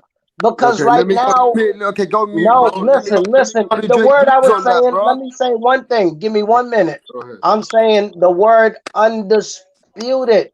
No matter what T.O. do, he will never be undisputed In because your he's eyes, different. in your eyes. In many fans' eyes, what are you talking about? I'm Not saying just you, yeah, mine. but Come right now on. they're not fucking on the panel. You're saying that, right? It's not about that. It's the point. If Hey, he hey, going, hey, hey. Hold on. One if question. One question, listen, Judge. if T.O. go Nah, and beat listen. Haney, What fight did he fight? Who did he it don't fight matter after he about got? the fight. Nah, answer me this. P. Hodges. It don't matter about the fight. It's Come about on, Piss that Hodges. fight. Answer me one Tio, if question. Tio can go in there What was and his beat next fight Haney, after he got the belt, bro? it don't matter Rap about star, that. you It's fucking about answer it. Okay, look, he's P. Hodges okay, ain't still, good. no. Let's be nice to each other. We're having a great but conversation. he's still He's considered just a blabbering, bro. No, but champion. come on, let's If okay. Tio, so, but I'm telling you what happens. I've told you I'm 40 years old. Yeah, but I If just he told never, You you, still don't know shit about if boxing. he D never Hodges, fight they took Haney, it away from Haney. They if took he it away never from fight, Teofimo Lopez, bro. The no, if he WBC never fights Haney corrupted, and bro. beat him, he got to at least fight Haney because the Haney's Why? the Because he only beat one. Gamboa? Shut It's the Okay, not fuck that, up. no, D because Hodges, you said what you at had the to say, point, bro. it don't matter All right, because we can't dispute. all right. Just like we can't dispute Bud at 140. Okay, you know I We You don't pretty can't like good this right now, dispute man. example, bro. Talking because there was shit. no lineal Hey, champions or Blues, I'm nothing. gonna give you your chance, bro, and he's gonna go on mute. So please, D Hodges, can Blues retaliate, and then you can retaliate back to Blues. I got it, because I got my whole list Yeah, written you can down. get. Listen, if you wanna get that free smoke, we can get that free smoke, D Hodges. Come on, man. Let's go, because I'm gonna kill y'all with facts. But Oh my you're not God. killing me, bro. I'm the panel. I'm giving you the opportunity. Yo, Jay Blues, what have you got to say to D Hodges? What was his next fight after he got emailed the belt? Santiago. Gamboa. He shouldn't have been emailed the belt. Him and Lomachenko should have fight. He might have been No. Answer the question. Answer the question. Who was his next fight? So technically, who did he technically beat for the belt? He didn't beat nobody. You know what I but like mean. You I know what I said, mean. What was but the no, next I'm fight? not talking about all All that. right, All P. I'm Hodges. just Come for on. T.O. No, for T.O. to submit his legacy, I will go in there and Yeah, beat up but D Haney. Hodges, just answer the question. Did he fight? I'm answering the question. If he beat Did Haney, Devin Haney answer the man's question? Did Devin Haney fight? Who did he fight once he got it the don't by matter who email? you fought. But can No, It I don't just matter want to who you know. fought. I just want to know. It's gonna prove a point. It don't matter. At the end of the point, it don't matter who What you're fought. doing is filibustering. It's called bullshitting. It's called deflecting. Answer the fuck question. What was his name? Who was the bum that they put in the ring across from Haney to legitimize him as the fucking email champ? And go. I forgot his name, but it's the Rap point star, that what's his name, man? I forgot. I don't even know who he is. And I'm not, guy? Okay, Santiago. He beat Santiago to become the WBC champ, right? Who did Tio beat to become the champ? Oh, that's right. he beat Comey. And then he Loma beat Tio. Chenko, bro. Yeah, he beat a champion No, but before he Lomachenko. had to get Comey, and then he got Lomachenko. Right. But So I'm he just beat saying, two legitimate champs. for him to cement his legacy, if he go in there and beat Haney, there will be nobody in the comments saying nothing about him ducking. If he go in there and beat Haney, he will be the greatest at 135. He already is. He is, but you still got to get it, because no matter what, 10 years later, people are still going to call him a duck because he ain't fought Haney. Nah. They Haney's a are going kid to right call now, him a man. duck, dude. You must be a casual. Haney Because is at the end of a the kid day, right now with at the end narrow of the shoulders, day, just like Tank. at the end of the day, you're a casual. Because at the end of the day, all he got to do is that one. Go beat Haney, and then there's nobody else to say he didn't fight Haney. If he don't fight Haney, everybody 10 years later gonna be like, yeah, he was ununified, but he never fought Haney. I will fight Haney, get rid of him, and there's no undisputed. Nobody can say undisputed with Bud because he had all the belts. Nobody So can what say are you saying to undisputed. the people now? When What are you Usyk saying? left Okay, let me ask you this, Yo, when DRG, you Usyk gotta left the speak, bro. This is division, my panel, bro. You gotta give me that respect, DRG. I'm sorry, because like look, I'm always gonna undisputed let you means speak, DRGs, but you gotta give me my Beating the respect. best I'm guy, sorry. right? Beating the best guy with the most belts, Let me right? speak, Not let me going after just some say this. illusory, imaginary horseshit, business opportunistic made up belt. That's what the fuck their little trinket is over there, bro. That bullshit Bill Haney be holding up on Punch. Look at this. Look at this. We manufactured. We 3D printed this horse shit I'm holding in my hand. This is a All I'm championship. saying is Fuck out of here, man. Tio go fight him and beat him. There's no dispute. Because Tio beat Haney. There's no dispute. It's always gonna be Haney until needs he him, bro. fight. Dog, how Tio would many never old need him. fighters Fuck that outta here. should have fought each other, and now people still say, yeah, he's not undisputed because he didn't want to fight All right, him. Anyway. I'm just saying, Anyway. Bro. Listen, Blues, let me just say this. If Ryan Garcia beats Luke Campbell, doesn't Ryan Garcia deserve more of a chance to fight Teofimo because he's the one fighting better opponents than Devin Haney? What would you say to that, DRGs?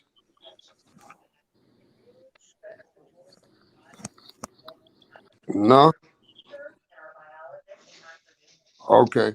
Well, look, the problem is, right, a lot of people are saying that Devin Haney needs to step up and fight a couple of top 5 opponents, even one. Teofimo Lopez said, even if he fights somebody which is relevant, I will give him a fight, but I will be the A side. So I think at the end of the day, there's a big corruption with the WBC. On one hand, they've given somebody a belt without fighting for it. And then the guy who's fought for it, he's getting his credit taken away through the fans for the person who's got the belt who didn't fight for it. So I think the corruption is within the organization as well as it's not the fighters. You do need to blame the organization too. They're very deeply the biggest corruption in this boxing game.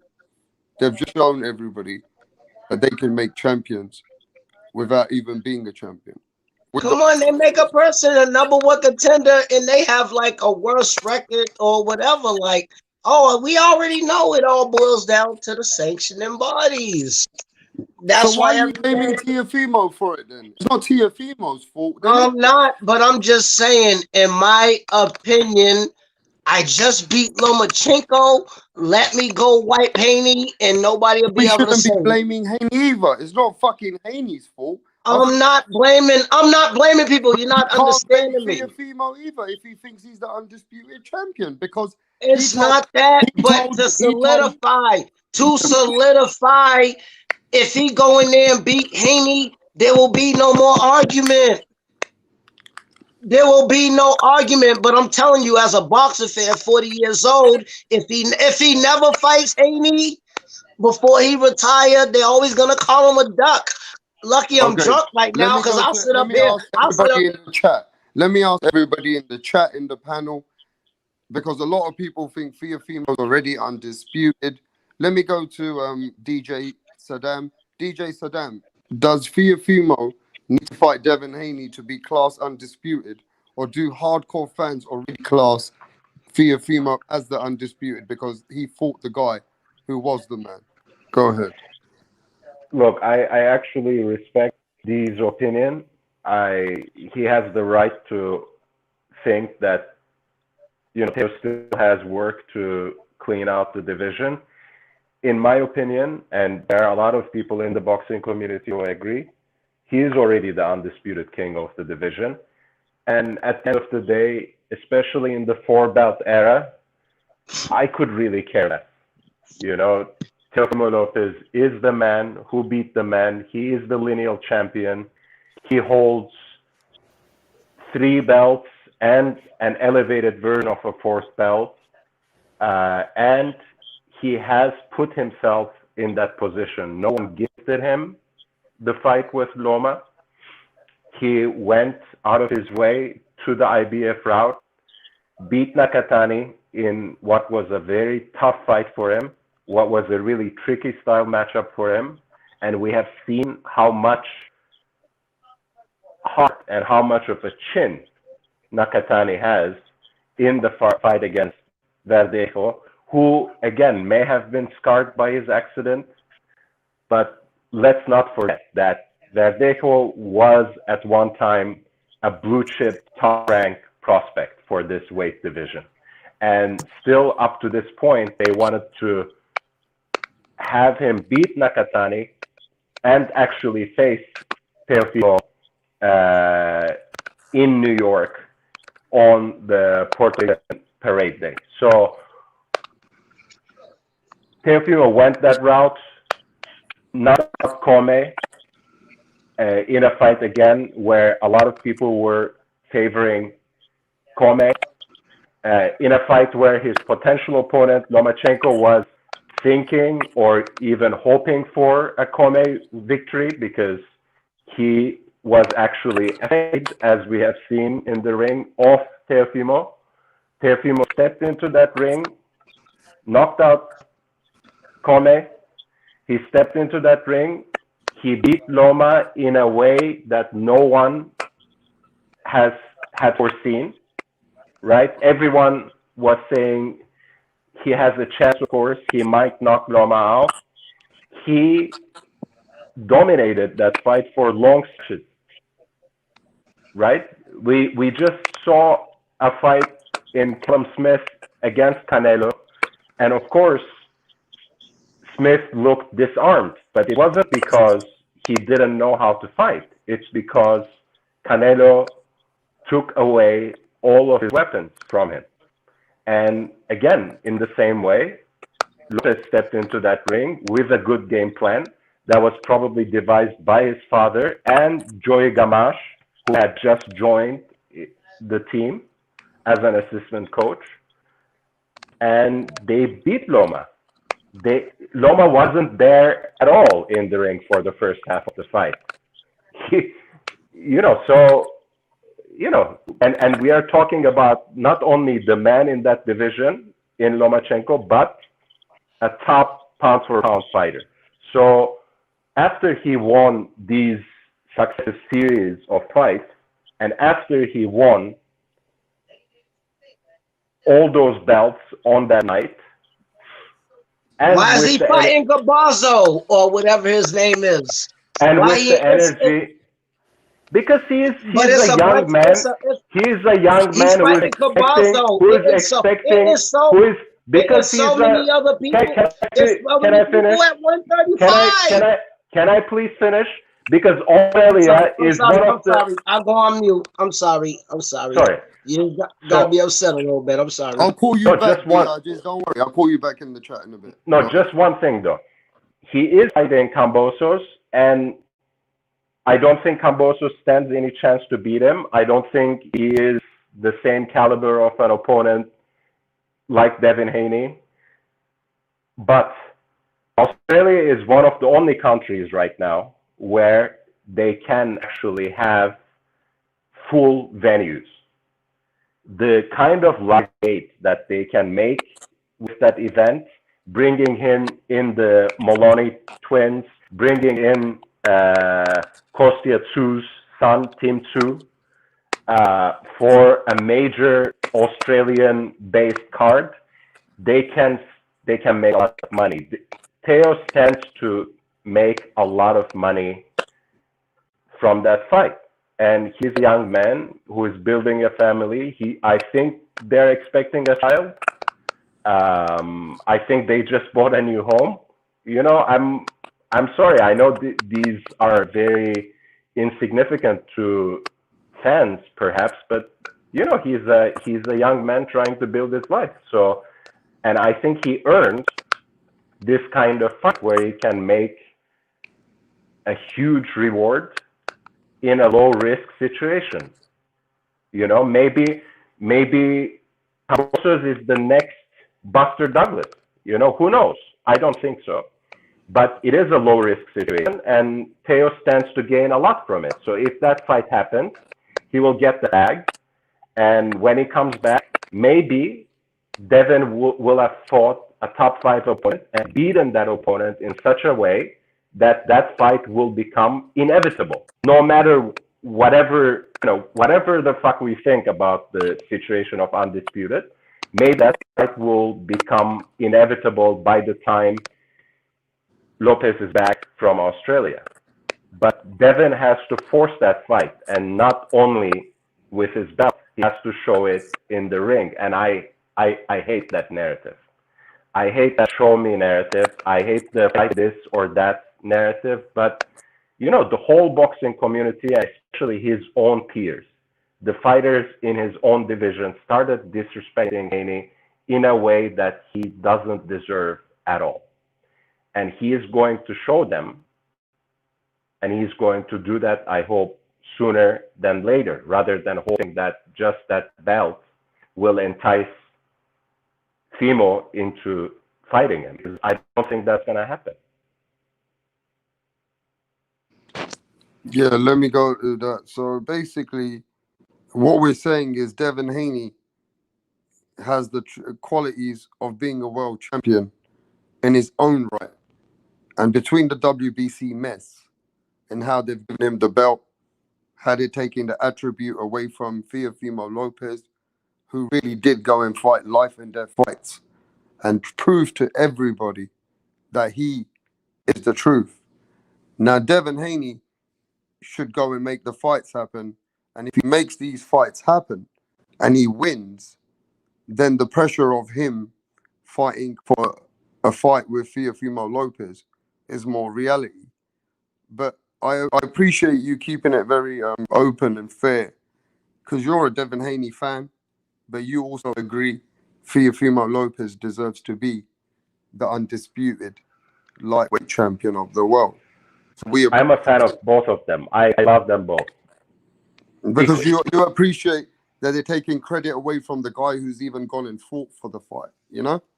And you understand that he deserves to be the undisputed champion. So you kept it fair. You know what I mean? Hey, Jay Blues, what do you think to that, man? The WBC corruption has put such a mess on it that they've took it away from the champion credit, and they've took it away from the guy who wants to be champion. Well, yeah, man, it's overdone on the business angle. Like everything is just an investment that they have to protect and squeeze dry until it's useless and it's past its fucking expiration date. Then they go, oh god, we can't make money off this anymore. Let's push this shit to the side. Like they don't let shit blossom and burst anymore and then cash in or whatever. But yeah, dude, I would love to see Devin Haney come out and be that next Sugar Man. Like he moves a little bit when I was first getting into him, man, that's what I saw. Like little glimpses, little moments, little flashes of the Sugar Man. Like he moves just like Sugar Ray, very, very small increments.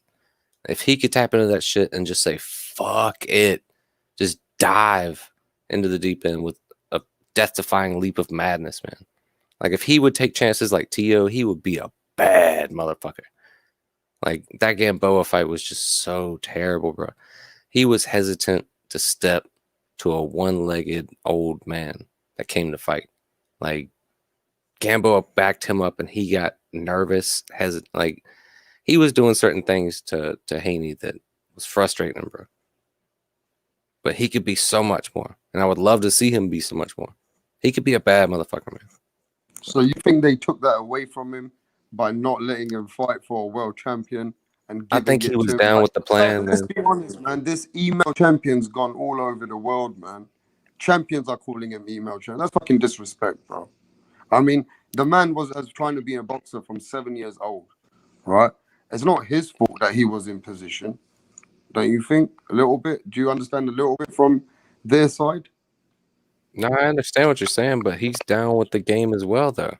He ain't complaining. Like he ain't making a push to make it right and fight. Like he really is that champ, man. That Gamboa fight, like I need to see him in another fight. That's all it is, man. So That what Gamboa fight fight do you left a want to see? horrible. What fight would you like to see for Devin Haney? What kind of matchup would kind of like prefer to see him in now? I don't know, somebody that'll pressure him, man. Somebody that'll test him and make him use his skills. Okay, And, Linares? I mean, sure. I'm gonna be honest. I'm not really acquainted with modern boxing, man. I'm more old school, so I don't really know. I can't I mean, throw the names out like that. You got Linares, you've got Javier Fortuna, you've got Ryan Garcia, but he's fighting Luke Campbell. You got Tank Davis. Can he fight the giant guy? Oh, Who, no, the that's 154. Nakatani? That's 154. What about Never mind. Nakatani? What about Nakatani, the guy who just won last week, who had a good fight with Fimo? That'd be hell on wheels for him, man. Because he was backing Teofimo up in that fight. You know, like that's a lot. So yeah, that'd be a good test. That might be a bit too much though. I mean, Nakatani and Devin Haney. If Devin Haney puts a win against Nakatani, there'll be a lot more momentum for Devin Haney. They'll say, look, he beat the guy who gave Teofimo a good fight. That would at least help him with his momentum, right? He just needs to leap. He just needs to go and dive headfirst into his own fucking shit, man. Because I just feel like he's holding back. He's like a 4.5. He could be at a 10, man. Like he needs to really turn that shit up and be him. Like he can do so much more. Like you said, natural pedigree from 7 years old. He's like Lyoto Machida or Muhammad Ali. He's been doing it. He has more muscle memory than a lot of people in the game right now. Like he needs to tap into that shit. Fuck the star element. Fuck the celebrity Twitter star. None of that shit matters. You gotta fight. Fuck all that shit. You gotta fucking fight. You're at the end of the day, you're a fucking fighter, man. Like the end of your life, all that. Look how sad Floyd is now. I know his life's kind of falling apart, but for real, look at Floyd's face in videos now. All that glamour, all that swagger, all that stupid fucking bourgeois horseshit from all the millions, like all that's starting to fade now because he's getting a little bit older and he's getting real lonely, man. And he realized, God damn, I wish I would have fought like maybe 2 or 3 different people that I didn't, or maybe he's having what ifs. That's why Larry Holmes kept fighting until he was damn near 50 and shit, fighting Butterbean in 1999. But yeah, man, Tio ain't gonna leave that shit on the table. That's my whole thing. Like, if you're as good as Devin Haney, how can you wait? Like, if you're fucking Triple G, why are you still fighting throwaway fights, bro? Like, use that ultimate skill, and like your ultimate that level of skill deserves the proper opponent to be on full display, or else you're not gonna see the full thing. I mean, what do you say to some of the people in the chat? So there's a guy called Keen Mitch, and he's listening to you. He says, no disrespect, Teofimo's good, but we know that Teofimo, he fought the fight It's fact. But also the fact is the WBC has made sure that he is not undisputed by giving Haney the belt. So why not clean up that mess? I mean, is it Teofimo's fault? Should he clean up the mess? What do you say to that, Blues? It's not his doing. You know what I mean? He's gonna go on and do what the fuck he needs to do. And like you said, if Haney makes some noise with Nakatani, that'd be dope. He ends up beating the shit out of Nakatani on a split decision or majority decision. Maybe stopping him, but that's a huge task for him right now, man. Unless he just levels up in between fights. Like, I need to see another fight on Haney, man. Yeah, Mr. Popo's got a statement for D. Hodges. He said it's not Teofimo Lopez's fault. Kambosos is an IBF mandatory challenger. So he's fighting a mandatory, not a voluntary. So if he's fighting a mandatory fight, just like what DJ Saddam said, it's for big money and it's a mandatory challenger. So he has to fight the fight so he doesn't lose the title. So D. Hodge. Oh, I understand that. I know. I understand that Mr. Popo's 100%. calling you out. Explain it to Mr. No, Popo. I'm trying to answer the question. He is talking to me, not y'all. He's talking to me. He asked me the question. I'm just saying at the end of the day that after this fight, he has to fight Haney because he done took care of his mandatory. He can't go fight nobody else because this is his mandatory. Once your mandatory's out the way, bung. Because undisputed is supposed to trump mandatory. But I'm not clowning him for that. Take that fight. But now, if he don't fight Haney after he beat them, whatever, and then who knows? He might get, but he knows he might get beat by Gam, whatever his name is. And what if he do lose? Ain't nothing guaranteed in boxing. And now if he do lose to whatever his name is, now we got Ferocious Kambosos. It's on the yeah, was well, on the screen. yeah, Ferocious well now Kambosos. Put some but respect now on if that shit. Gambosis wins some miracle, he wins lucky punch, whatever. Now we are still even more stuck with undisputed. He ain't gonna win with a lucky punch against Tio. Said No, I'm just saying anybody can get sparked. I swear to God, I thought Joe Joyce was too slow for the whatever. But when that fight happened, I'm still eating that crow too. And I bet money on that fight that DB will knock him out. Joyce is too slow, but shit, he ended up getting stopped because his eye got tore up. Broken eye socket. So at the end, I'm just keeping it real, bro. I'm telling you, I'm a diehard boxer. Hey, listen, we're keeping But it it's about that. But no, Listen. I'm just saying, at the end of the day, he got to fight somebody after Gambosa. He took care of it. It's Ferocious Kambosos. Yeah, if he takes care of Gambosis, he can't fight nobody else but either Ferocious I don't know how to Right. pronounce his name because I be trying to read it and can't pronounce it, but you know who I'm talking about at the end of the day. Fury And firsthand. I'm just saying, after Tio take care of this fight, The man is an then animal. he has to fight somebody good. Y'all gotta admit that. He has to fight somebody good. He took care of his mandatory. Now he gotta fight one of them top people. He can't fight another mandatory because he got another belt. Do you understand? When you get 3 belts, you can fight 3 mandatories before you go for undisputed. If you choose to. You don't understand that. A lot of people don't understand that. If you got 3, 4 belts, whatever, you can fight all 3 of your mandatories. And That'd be then go lame as fight. fuck. Modern day schedule be 2 fights 1 year, 1 fight another year. So that'd be 2.5 years off bullshit mandatories before undisputed.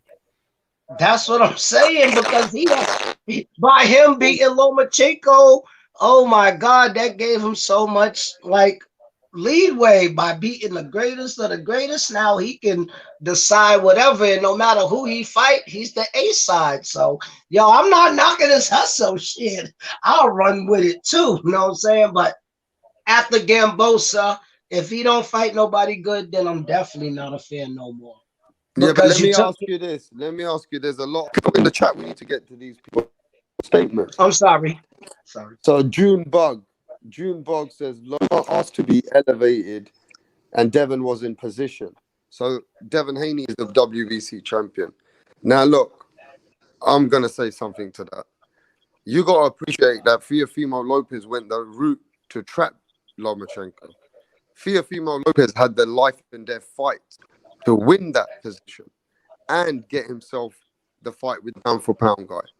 So if he had the fight and he took the belt off of him, you can't fucking take it away from him either.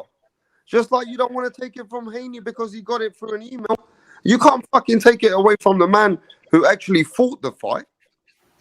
So you got to give And both ways leeway. But it was an easy fight because at the end of the day, Bob what? Arum is a smart man. Okay, He's top ranked. listen, D. What was the Hodges. easy Bob fight? Arum is Lomachenko? top rank. No matter if Did Lomo you just beat call Theo Lomachenko an or, easy fight? but can you just give me 5 minutes? Did you 2 say that? minutes. All I'm saying is that Bob Arum was a winner no matter whoever won. Yeah, but Tio He had to still, fight for it. He had to fight. Everybody didn't give him a chance. I lost fucking $600 that day. I became a big Teofimo fan. You was with me on the panel, and you even said to me, "Rapstar, I'm going with Lomachenko." And the next day, you came over and you said, "Teofimo made me a fan. I'm eating crow." And you went to another panel and told them straight, "I'm gonna eat this crow." So you got to give Teofimo respect and keep the same energy, D. Hodges. I do. I'm just saying about after Gamboza, after this fight, then I'm gonna wonder because who knows, Gamboza might go win. Okay, And then so let's. now, Okay, I now get it. it, I get no, it. he can. Let's go to the next guy. What do you think Okay. about that, bro? At the end of the day, again, you got this guy Jane Boog saying that it's not. We know Teofimo fought the fight, but they shouldn't have given an email belt to Haney. So now you should fight Haney. What have you got to say about that, bro? That's what I was saying the whole show. Yeah, I'm asking someone else, D. Hodges. What have you got to say about that, bro? I would actually love to see that fight. Since I've already admitted that I love both fighters, I would love to see them fight each other. But this basically it was two young, enthusiastic fighters with a lot of potential chasing the man in that division, right? And they went different routes. And like we said, they were both cheated out of a certain moment or credit because of how WBC screwed things up. And for that reason, I don't think it's up to anyone, not any of the fighters for sure, to clean up that mess. And especially because, on Teofimo's end, But he let's keep actually the same doesn't. energy because I want you to keep the same energy because I'm a fan of Devin Haney and Teofimo. Who do you think's hurt more? The guy who went and fought for it and they're trying to take that credit away from the man who put his life at risk and fought the fight? Or the man who was in position? Not his fault. He got into position, but he didn't then get into the right position because the other man went and trapped him through the IBF route. So you can't blame the man who fought for it. He should get the full credit, right?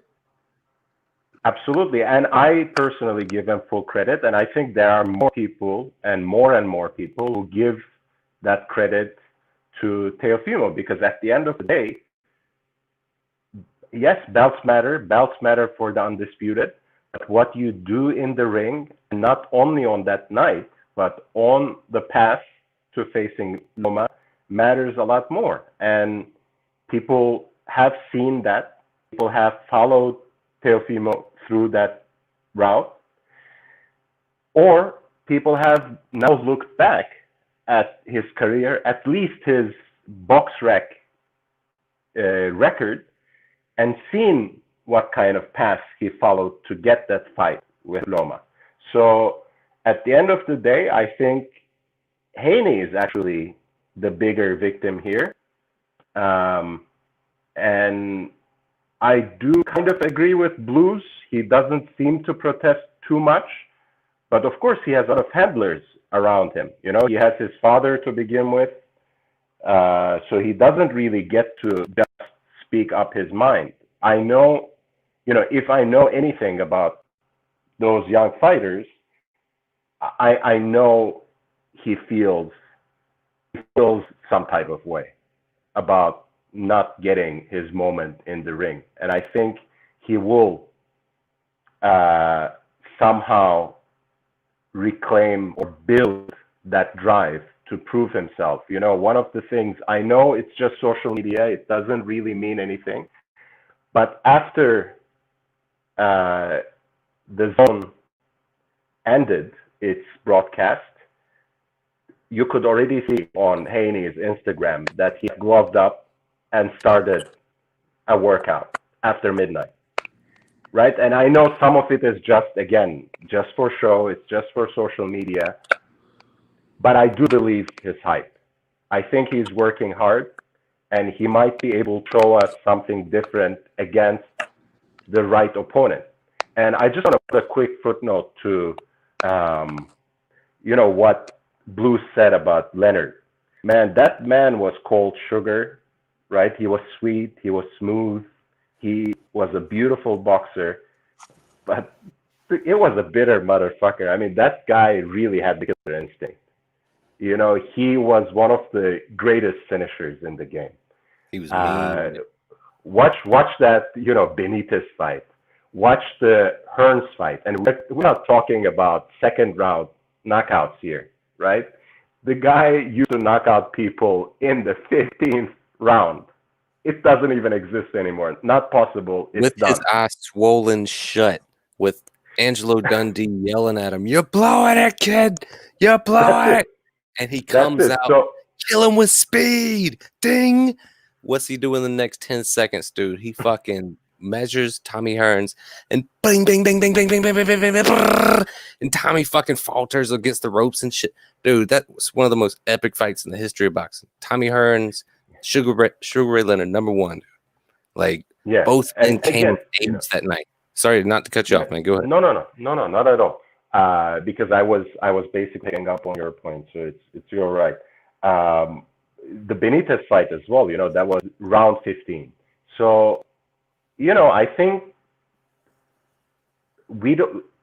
Devin is too young. He didn't have so many fights in the public eye. Maybe we haven't seen all different aspects of his game. I know they pay a lot of attention in that camp to their boxing skills, to perfecting that jab, to fight on the outside, to look pretty, to come out unscathed. But he's still working, and he has so many different things that he needs to learn and so many different levels that he will unlock in that ring, right? Sometimes people joke around about Canelo and say, Floyd schooled him in his loss, right?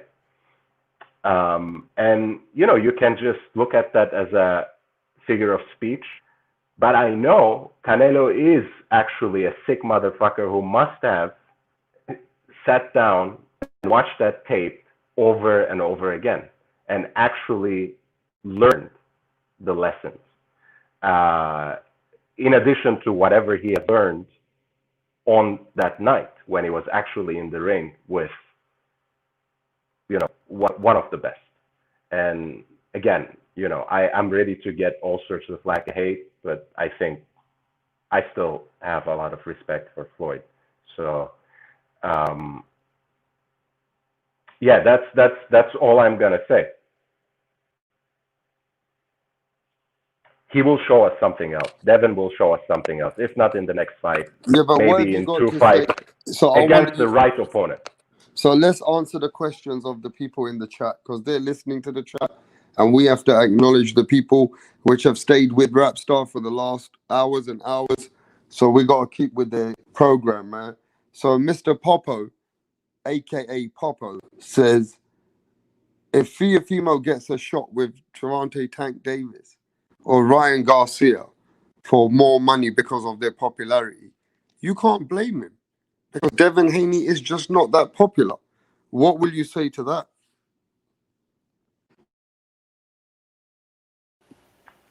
I think we have spoken a little bit about this. I don't know if Mr. Popo was here, but I think I think he might just go that route, you know, because again, there's just a lot of money to be made when you are pitted against one of these rising superstars that have a certain wave behind them. You know, they have something special going on. Some of it has to do what they can do in the ring with those, you know, highlight reel knockouts in Tank's case. Some of it has to do with, you know, the way that people have seen Ryan's rise through social media and the whole glamour attached with being the new iteration of the Golden Boy in our era.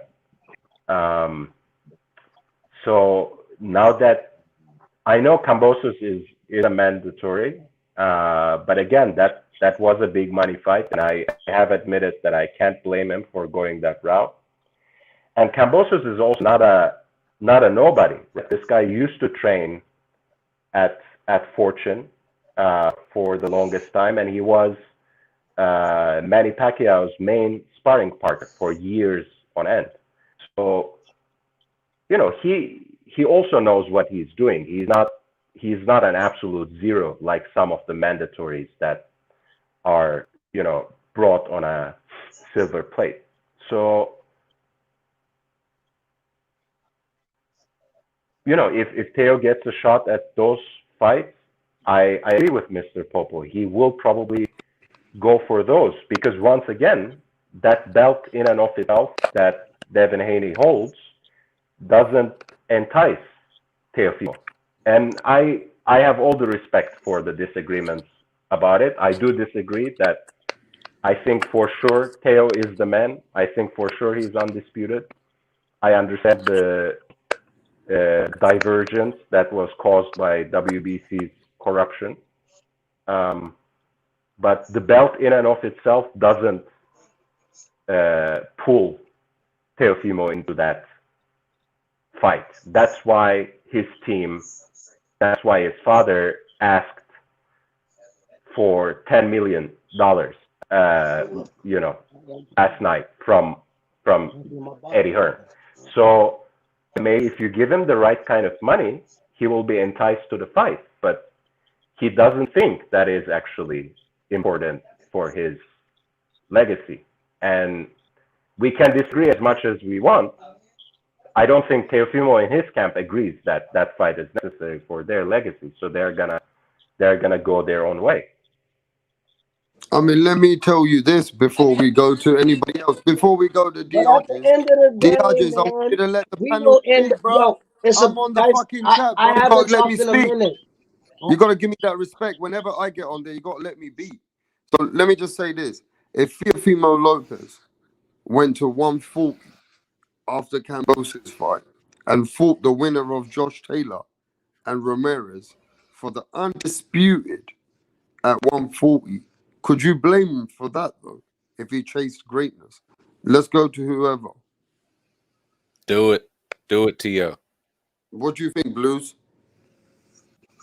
He already beat Loma, man. He already took out the literal pound for pound highest rated dude in that division. One of the best dudes, if not the best dude in that division. And like, you can have belts all day, but that doesn't mean that you were the standing champion who beat the standing champion before, man. Like that shit applies like lineal status in my mind. Just because you dropped the belt and now it's vacant and somebody else got like, hey, you never got beat for it, bro. You're still the champ. Like somebody's got to take that shit off of you, and Tio did. So yeah, why not go up? Just fuck it, become double fucking undisputed and shit. I'd love to see that. So you obviously people couldn't blame him for chasing that greatness. Nah, do it, man. Do it. Hey, D Hodges, it's the platform's yours, bro. What you got to say about everything, bro?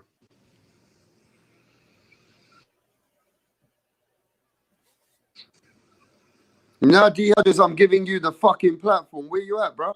No, I was on mute. I had to go. I was reading the comments and I had to go back okay. and switch over so I could go get Okay, off bro. mute. Go ahead. But at the end of the day, I'm just saying though, like after this one, If you really know you could be Haney, why not? Why not? After Because Gambosa, why Haney needs not? him. He doesn't need Haney. Forget money back. I know he do, but he can still get Tank and Ryan afterwards, and Oh now my he'll god, be the he definitely super don't A need Tank side. or Lil. Dude, they're like 11-year-olds to him. That was just said that. That was just the question. Would if he fight Tank or Ryan, whatever? No, everybody fan want to see him fight Haney. And then once he knock out and once he get rid of Haney, and then That shit would he'll be be fine. criminal. He can go What he move would do to up. Haney. He I can don't do want to see that right now. because at the end of the day, why, you know what I mean? What if he lose the Tank? What if he lose to whatever? That's why Undisputed get so goddamn undisputed, because everybody want to fight for bags instead of fighting for that one belt. And then they lose. Because like I said, AJ, all he had to do was wipe Wilder, and I think he might have could have actually beat him. He would have been undisputed. But like I said, him going another way and then everything else, that just made like the whole undisputed so much more further. So all I'm saying is that if Teal go in there, win knockout decision, and he beat Haney, he could shut everybody up in the chat. He could shut the Haney fans up. He could shut everybody up. Nobody will have nothing to say because, like Mauricio Suleiman said, he's not undisputed until he beat Haney. So go in there, beat Haney, get that undisputed. Yeah, but After Tank Davis is a after bigger star than Camboza, Devin beat Haney, Haney undisputed. Diaz. I know they are. It's not about being a star right now. He's already a star. He beat Lomachenko. They're Why saying is the bigger everybody money is trying to with Tank avoid him Davis. fighting Haney? How can it It's not be not about about money? money. You want to Boxing get is a rid of so situation. people because some people because then nobody could say nothing else. Because If he go in Tank there Davis has and got a beat little Devin belt Haney, as nobody else well at could. 135, hasn't he? It doesn't matter about that right now. The fans, I told you, I'm on 100 LDB shows. I've watched LDBC and boxing channels from 8 o'clock to now, and everybody they will love to see it. That's what the fans want What because do you we're mean? So just the dying Devin for Haney fans want the undisputed. You Everybody said a rap wants it. star. The Even Devin Geo Haney fans fans want him want to the fight. fight. That's a I mean, that's foul. But Jay no, Blue. Geo Jay fans want Blue. him to That's what fight it Haney. sounds like, right? Go. That's If you a really go watch foul. if you go watch the channel, It. if you go Just a bunch watch of all the fanboys channels, that's the crying. fight everybody's calling for. He That's should fight that's Devin the fight. Haney. So why are you defending your boy Theo? If he go in there and get rid of Wobbly Haney, victory. nobody That's all in I'm the hearing chat, right now, nobody in the Just world. a whole bunch of No, it's not about that because it's not supposed to be about the bag. One moment, niggas say it's about the bag, and then some other people say it's It about the is about the legacy. legacy of Tio. It's He's fucking already said everybody that. else. That's They all he all talks just about. y'all all are I just just talked over you. y'all all are just confused. Y'all are just You it don't matter. Y'all confused. confused. I love I'm how they try telling to you, Jedi, man. Trip. They because try he's to put getting it a on you, big payday. say a whole bunch of dumb shit, And and he you go, getting like 10 "Oh, million for Camboza in you acting Australia. crazy, huh?" No, How am I see, acting you don't crazy? I'm even speaking understand. facts. There will be no more dispute if he go beat Haney. There's no more dispute after Gamboza. Go in there, fight Haney, All right, beat him, we heard and that. there's no more dispute. We heard. Nobody fans, no fans. I know for No, the that's 19th all I'm time. just We get saying it. though. Like he don't need Haney for his money point, but Yeah, he but why needs we him not so keeping it's this no shit real, dispute. D And Haney Hodges, fans. Because bro? Let's everybody's keep gonna it say real. everybody. I Nah, don't you care gotta about. keep this It's not shit about real, you. bro. It's about a Nah, million man. Devin people. Haney needs It's Teofimo about a more million than people that Teofimo are. needs Devin Haney. Keep this shit real, bro. Okay, at least you're I keeping it know real that, then. but At for least to you're keeping it real satisfy then, bro. to satisfy everybody, go get Haney out of there, and then you will Look, have So, no more D, let's can go nothing. I through the may I chat. ask Get you a rid of People question? in the chat, Haney. bro. The Keen Hold Mix. on. I want to hear Homeboy's question, man. What were you gonna say, D Hodges? May I ask a quick question? Go ahead. So if we are focusing on legacy, what if Top Rank lines up this Kambosos fight roughly around the same time as the undisputed fight at 140 between Ramirez and Josh Taylor, and lines up the winner of that fight to fight Teofimo next, right after Kambosos, as soon as they can, by mid-2021. Do you think it's more important for Teofimo's legacy to take that fight against the winner, against the undisputed junior welterweight, as, again, in my opinion, undisputed 135-pounder, undisputed lightweight? Is that fight more important to his legacy than a fight with Devin Haney?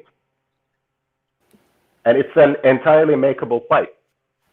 Torren can line that up very quickly for him, right after Kambosos. Gotta be his legacy. If he beats Haney, No, gotta be his the legacy. legacy So of Haney is more Torren important. is a much bigger fight. Because he cleaned out the I give division. you No the matter same what, energy, at bro. the end of the day, I'm keeping the same energy. Once Masrio, son of man, said he's not undisputed, he has to fight Haney. Y'all can say what y'all want. Y'all can say what y'all want, but Mauricio, the WBC guy, said it. He said it. He already He's said not he is undisputed. Horacio. So how are you gonna argue with the God, The sanctioning body said that he the also sanctioning is body said it. undisputed, bro. Man, they're full of shit. Come on, you guys. But WBC, Mauricio Suleiman out of his own mouth said it that Tio's not undisputed. So if Mauricio Suleiman says it, he's not undisputed. It don't matter who he beat or whatever. It's The about the boss already boss. said it And before the the boss fight said took place. Tio's not D. Hodges, undisputed. before the fight took place, the boss man said, And said then the sugar all I'm daddy, saying, Tio sugar go in daddy there of the and take it. organization If Tio said go in there before and the take fight it, took place that this is for an undisputed fight. And he said it. He did say it. He said it was for an undisputed fight, bro. but And he this is where changed it there's a up. It's mix-up. about the now. This is where there's No, a it's not mix-up, about bro. the now. It's not about the past. It's about what he said. He said it now. So in the records, he just said it. Tio's not undisputed. He just said it. It don't matter what he said before the Lomachenko fight. It's about what he said now. When the fight And was I just, going if I was Tio, he turned around and I'll said go when the get that fight off was of going Jeff. on, bro, it's Unless undisputed. Tio's scared. Unless Tio's scared. If he's not scared and I beat Lomachenko, I know you go fight Haney. Anybody in this chat, anybody on this panel, undisputed, you'll go fight Haney. I just beat Loma. I know I could beat Haney. Haney has nowhere near the foot Listen to him movement as now. He's Loma. tearing Haney down so he can beg Tio. Like, so he can fucking make him No, look. I'm not tearing nobody Like, down. dude, what All I'm are you just saying talking is about? You go tearing in Haney there down and to you help beat your bullshit Loma. point. Of You just beat. stop. No, I'm not Just tearing stop. We've nobody been over this down. 1,000 You times, beat man. Loma. He don't So need nothing with Haney. Haney longs for a Tio fight. He dreams of a Tio. just like Bud don't really need Errol. Bud could retire right now and still go in the Hall of Fame. He's still 3 division, still went up and still won, and he was undisputed at 140. He really don't need Errol neither. He could just retire right now. Manny Pacquiao don't need nobody. He could retire right now. You don't even hear me right for now, Tio's legacy, go get rid of him. He's fucking dead. What do you have against with him Because it's fighting horse Haney? shit. And then we wouldn't be having this conversation because whoever wins is the stuff. But as long as he never fights Haney, we're gonna be having these same conversations for years to come. He's gonna have whatever the next thing he does will overshadow anything Haney does for the next couple of years. So I don't know what conversation he's gonna be linked into, but it ain't gonna be nothing connected to Tio. Anyways, Rapstar, what you got next, bro? I don't want to keep beating a dead horse and shit. Everybody be quiet, please. Attention. The franchise designation was created to recognize a very few fighters of the high this level of importance in industry. Teofimo Lopez is a WBC franchise. He won the undisputed. Undisputed. Devin Haney, WBC champion, and he's fighting Gamboa. And I understand there's confusion about this matter, but I take the satisfaction to see great activity of great fights happening, and I'm just happy to see Lopez Lomachenko, to see Haney Gamboa, to see Garcia against Campbell, to see Linares against Fortuna. So it's a great tournament in the division, great, many fights for the fans to enjoy, and it's as simple as that. We are for the fighters, we're for the entertainment, and if I am to blame for any confusion on the heat. Could you say that last part again, Mauricio? Sorry again with the connection. Yes, I'm sorry. As I was mentioning, there's a great tournament going on with great events. I heard that you said about the heat. If there's any confusion or heat, what was that again? Yeah, I'm very satisfied to see many great fights happening. And if there is confusion, any unpleasant feelings from anyone, I take the heat. I take the responsibility. I'm proud and happy to see what is happening with these great fights, riders, and them making a living for themselves. Absolutely. And but Mauricio, you can still hear me, right? Yes, I can hear you. Okay. But I'm sure you can understand that where the confusion and the heat comes from is it's so rare that we have an undisputed champion in boxing, and now seemingly we have one, but there's a dispute. So it can't be undisputed because now, I know you touched on it just now, but the main question is that people have is whose title is holds more precedence. And if you just had to say one or the other, is it Teofimo's franchise title or is it Devin Haney's WBC world title? If we could only look for one guy to hold precedence, who would it be, Teofimo or Devin? Mauricio? I don't understand the question. This is a new concept that the WBC introduced, and it has been an avenue for the possibility of making the great fights. I fully explain the franchise designation puts a fighter in a level of itself. There is Teofimo Lopez. Devin Haney is the WBC champion of the division. So I think it's very clear, and Devin Haney has the relief of the champion. He's going to fight the winner of Ryan Garcia and Luke Campbell, and he's going to fight the winner of Fortuna and Linares. Lopez is a franchise champion, and he has no obligations to fulfill. He's free to go out and fight in other weight categories against any other champions and against anyone in trying to say that there is confusion, but I'm feeling firm to say that he's feeling firm for the greater activity of boxing overall. Mauricio, what originally when the title was made last year in 2019? Did you hear what that said? That Teofimo Lopez is the undisputed champion, and Devin Haney, the reason why I've given him the belt, so I can put him in position against Linares or Fortuna or Luke Campbell and Ryan Garcia. So he's saying that Teofimo Lopez is still the undisputed, but we've got a new belt that we're giving to Haney as our regular champion, so he can make himself in position so that they can make money between each other. Now what we got to say?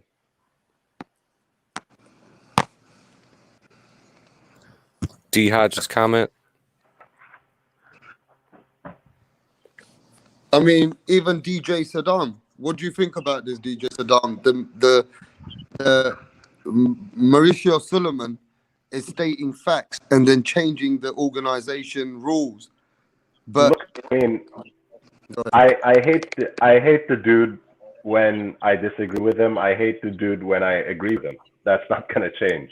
But what you can certainly hear in that conversation is he states that Teofimo Lopez is the undisputed champion according to the organization. But you can also see when the interviewer insists on certain questions, he's basically making shit up as he goes.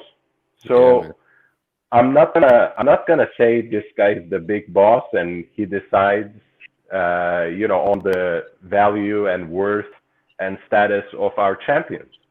It's for us to decide what their value is. It's for us to decide what their legacy will be. And we just basically waxed poetic about Leonard against all these great opponents. And at the end of the day, that's what matters. When you fight a Benitez or Hernandez when you were just 19 years old, when you take out your opponent when, in the last half, when it's clear that you are going to lose on the scorecards, when you pitch shutouts time and again against certain tricky opponents who have given a hard time to any of the others in that same weight class. At the end of the day, we will judge them. And I think again, I insist on this. I think for Teofimo's legacy, if he can get a fight against the undisputed champion at 140, that is much more important for his legacy than any fight he can get at 135. And I'm ready to die on that hill and argue until the morning. But again, this will be something that people will talk about a decade from now, 15 years, 20 years from now, even if he fails. But no one will quite remember, except for Wikipedia or whatever version of encyclopedia we have in 10, 15 years, about this dispute that we have back and forth about whether Teofimo is undisputed or undisputed or disputed champion or whatever. At the end of the day, the record will speak for itself. And it's about the kinds of opponents, it's about the kinds of challenges. And that is a bigger fight. That is, in fact, also a more makeable fight too. The top rank, they're all in the top rank stable. He can fight either Jose Ramirez, or Josh Taylor.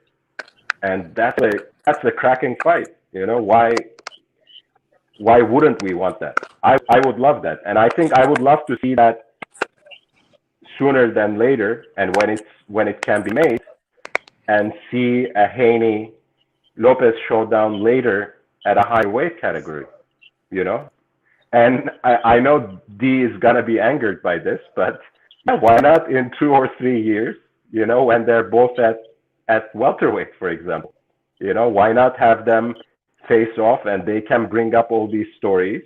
Oh, bro, if you say that, bro, if you're gonna say that on my channel, Devin Haney fans are gonna come and they're gonna be upset, bro. I mean, you know what I mean? At the end of the day, they want the fight within 1 year.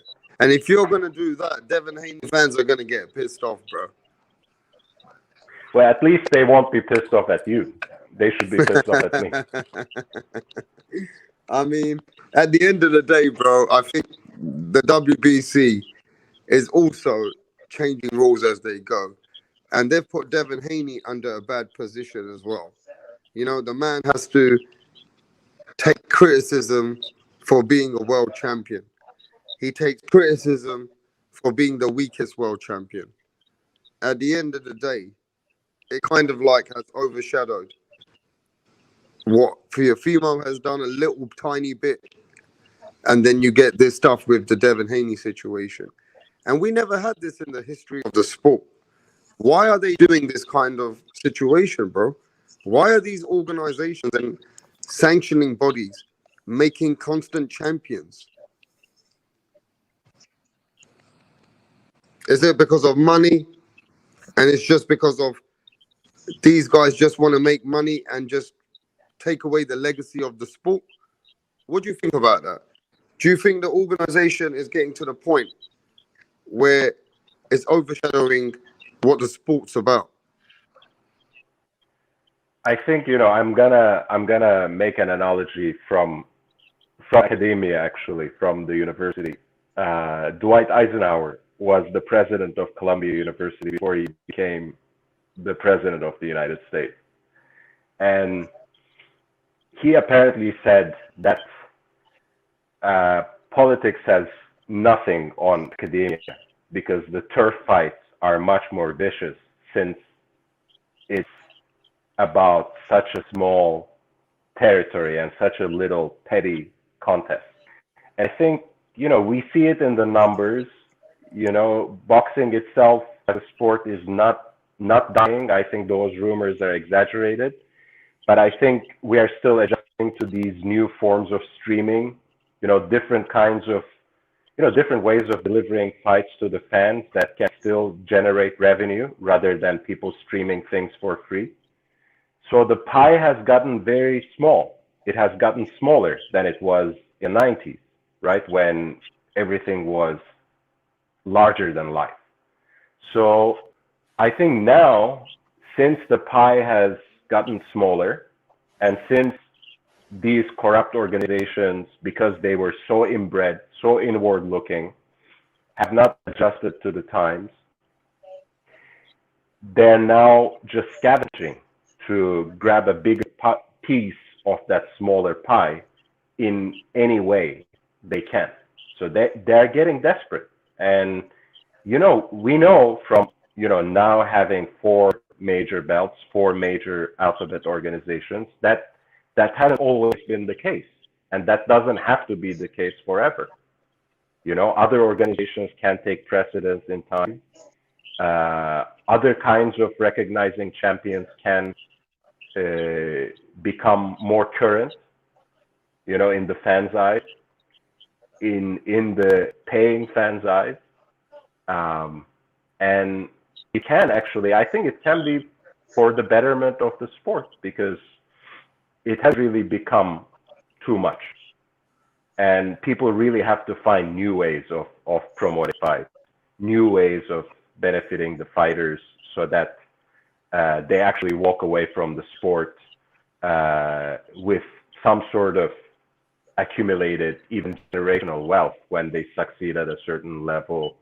There should be, this would be probably blasphemy to most of my compatriots, but there should be a union, right, for boxers, so they don't have to retire in misery if their expectations didn't live up to you know, to what they actually accomplished in the sport, right? It's really, it's the saddest scene, you know. You recognize everyone as a champ in the boxing gym, but you know when people walk in and when they're actually stunted, when they're slurring their speech, when they are, you know, dragging their feet. And, you know, we just have to find new ways of organizing the sport, because it doesn't benefit the fans and it doesn't benefit athletes. And I'm gonna give some credit to PBC here. I think, you know, again, no matter whatever anyone else is going to say, at least they create a situation where they take care of their own fighters. So we have to find a compromise between the system that they have been advocating, that takes better care of the fighters, that gives them a more fair share of the purses, in a way that would also benefit the fans. You know, and give us the fights that we want. And that's where you gotta appreciate these advisors like Al Heyman. He seems to do protecting his fighters in America, and financially, he's an advisor who helps his fighters financially secure their money. And I think a lot of it with these sanctioning bodies, right? It feels like they're doing some favorable, what suits them. They're able to put fighters in position so they can earn the money off the sanctioning fees. But I do believe there should be some kind of a law in boxing if you hold a world title, you should be needing to fight the top 5 people within the first, let's say, 2 years. Do you agree? Yes, and no exceptions. You know, no exceptions granted for anyone. A future Hall of Famer or legacy fighter, we don't care, right? No exceptions. No exceptions to Canelo, no exceptions to Teofimo, no exceptions to Manny, no exceptions to anyone. You don't fight, you're stripped of the belt. Because you can have a voluntary defense, but you should be definitely needing to fight a mandatory or the fighter which is in position as the top other champions. Now, these fighters which are not fighting anybody, like Demetrius Andrade, Devin Haney, you've got even other champions in England now, like Josh Warrington. You've got fighters like Manny Pacquiao, which is holding his belt for nearly 2 years. They should be in position, no matter who they are, to fight for their belt within the top guys. Does everybody agree on that on the panel? Let me ask Jay Blues. Do you agree with that, Jay Blues?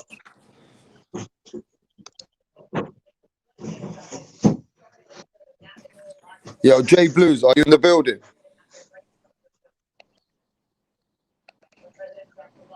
Okay, so let's go I to the think next. Sorry. my tirade ran people away. Sorry No, about I that. think I Jay was a Blues little can't long. hear me. I don't know what it is, but he can't hear me right now. But let's go to the next guy. At the end of the day, should a world champion who's holding a title need to fight the top guys after having his voluntary? He should definitely need to fight the top guys. What do you think about that, D. Hodges?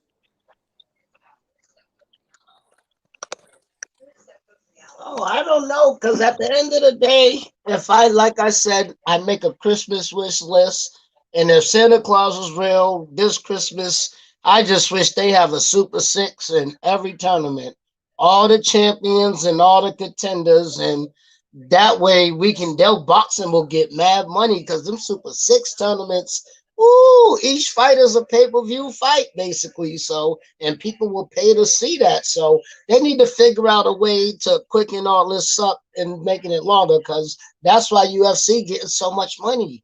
And people fight harder in UFC because for you to get the fight, you got to beat up everybody to become the #1 contender. UFC ain't got no diamond or no franchise. One champion, people will fight so much harder to get to that spot. So boxing need a Super Six. I noticed that's how boxing cleaned up Usyk's division. He cleaned it up. Ward, them I forgot the other one, Progress or whatever one of those. Them Super Taylor. Sixes Josh work. They Taylor. need to start having some Super Sixes. Yeah, that's what I mean. Like they need them Super Sixes. Them Super Sixes make a champion so fast and get mad money. But they'll never do that though. It's boxing. They want all these 125 belts. So it'll never happen. But that will be my wish for Christmas or my New Year's wish. Have a Super Six in the divisions that are confused. Have a Super Six. And whoever wins the Super Six is the man, because you got 4 champions and you got 2 contenders. Super Six. And that will be so much quicker. But that's just a dream for me. Like Martin Luther King, I have a dream. They have a Super Six in every division, because we'll get a decisive champion. But until then, we'll all be debating. We'll all be debating who better, who ducked who fought who never beat who. Have a Super Six, and that defends the champion. Let's You're the go champion if you to win the Super Six. Blues. Are you in the building? I don't think Blues is in the building, bro. Yo, DJ Saddam. So do you think Yes, sir. world title people who got world titles, they need to step it up and fight people after they're voluntary? There should be no reason to avoid or not have great fights as a world champion. And I think what we're looking at now, this repeating now, is some kind of a pattern where champions are not fighting the right fights. Go ahead, bro. Yeah, I mean, look, the only way, again, I think D is right. on the money there. The only way would be to actually force unification, force certain kinds of tournaments, because it's not always the champion's fault that they can't find legitimate opponents. Sometimes they want to force unification, and the other champions just don't pay attention to them. They don't think that fight will generate enough attention or money. They don't think that it's worth the trouble of trying to cooperate with another promotional agency. Sometimes they just have bad blood between them, so they don't want to make a fight, right? You can actually liken Andre's situation. And, again, I have a lot of sympathy for Andre, not only because I like him, but also because his whole career was derailed by that enticing offer that Rock Nation's supposed boxing division made him, and that they later didn't deliver, right? And he was supposed to stay on Showtime, I think, or go to Showtime. Sorry, he was on AQ at the time, and fight Jermell Charlo for a title defense at 154, where he was holding at that point 2 titles, right? WBO and I don't remember which one, but doesn't really matter.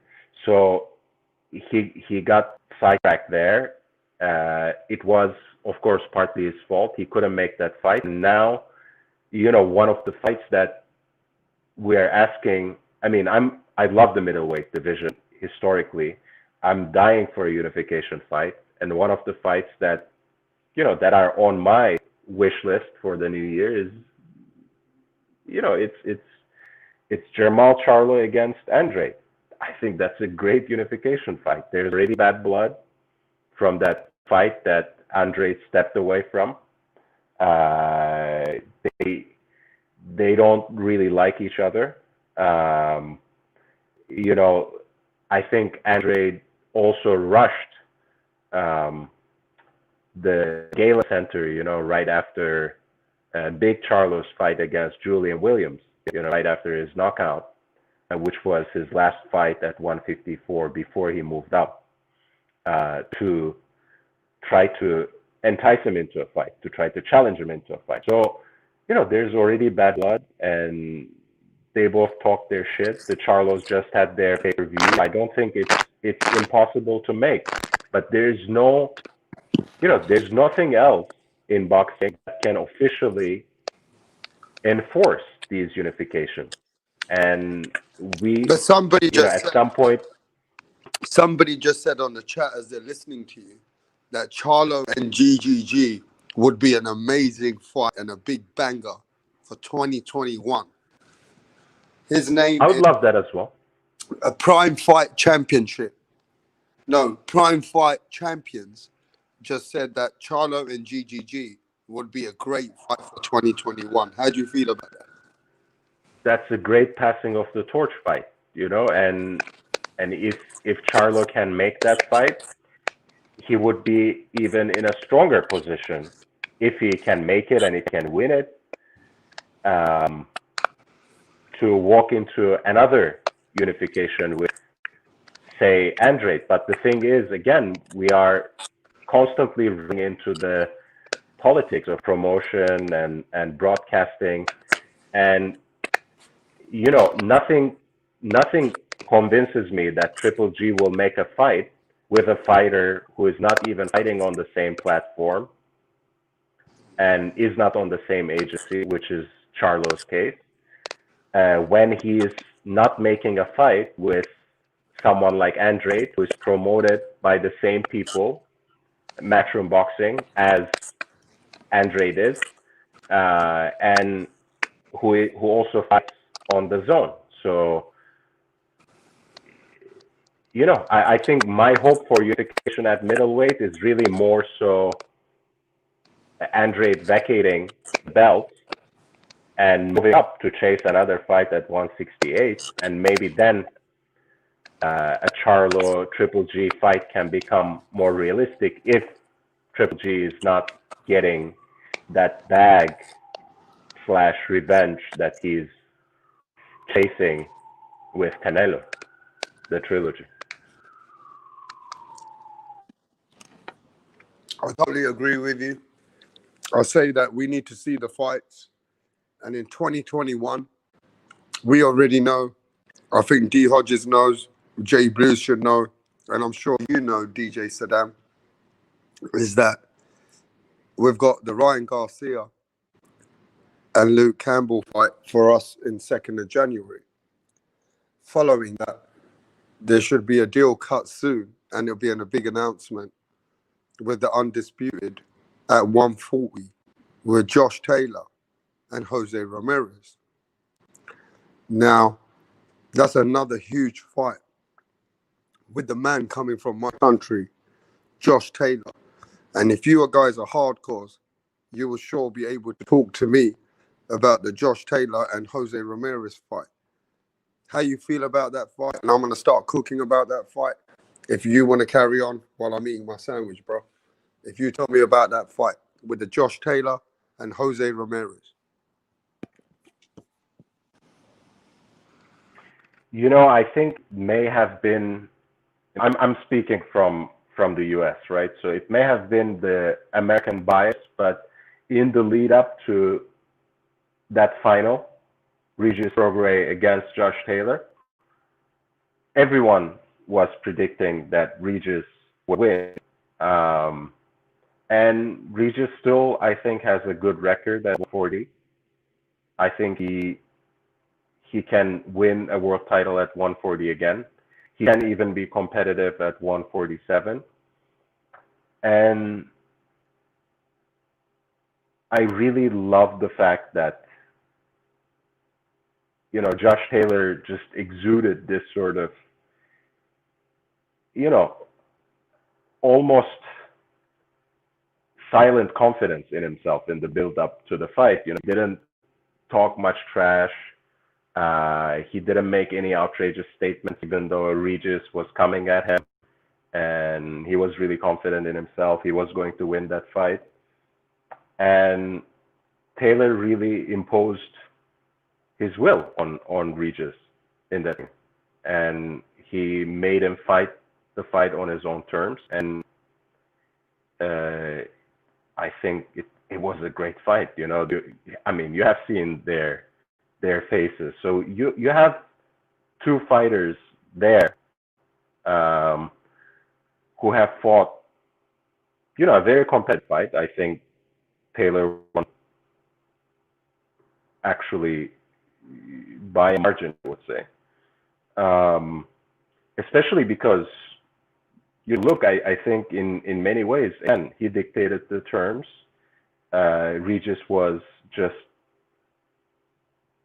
you know, he didn't find the will in himself to pull the trigger and step in many ways, because when he stepped in, he realized how well Taylor actually can fight in the pocket, which I'm not sure he was expecting, because, you know, Taylor, if I'm not mistaken, again, you can correct me, Rapstar, but Taylor was the taller guy. I think he had a longer reach, so he was probably expecting Taylor to simply outbox him and try to walk away with a decision because he was at home. But Taylor didn't do that.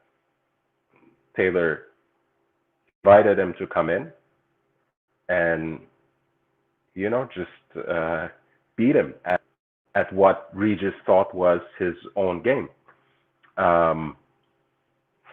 And we also know that Ramirez, as he showed time and again, and as he showed especially against Tucker, he's not afraid to bang either. And I know I'm not really describing anything in too technical terms, but that's really what I expect that fight to be. I think it will be a war. I think it will be fought in the phone booth. In this case, I don't actually know if it will be a 12 rounder.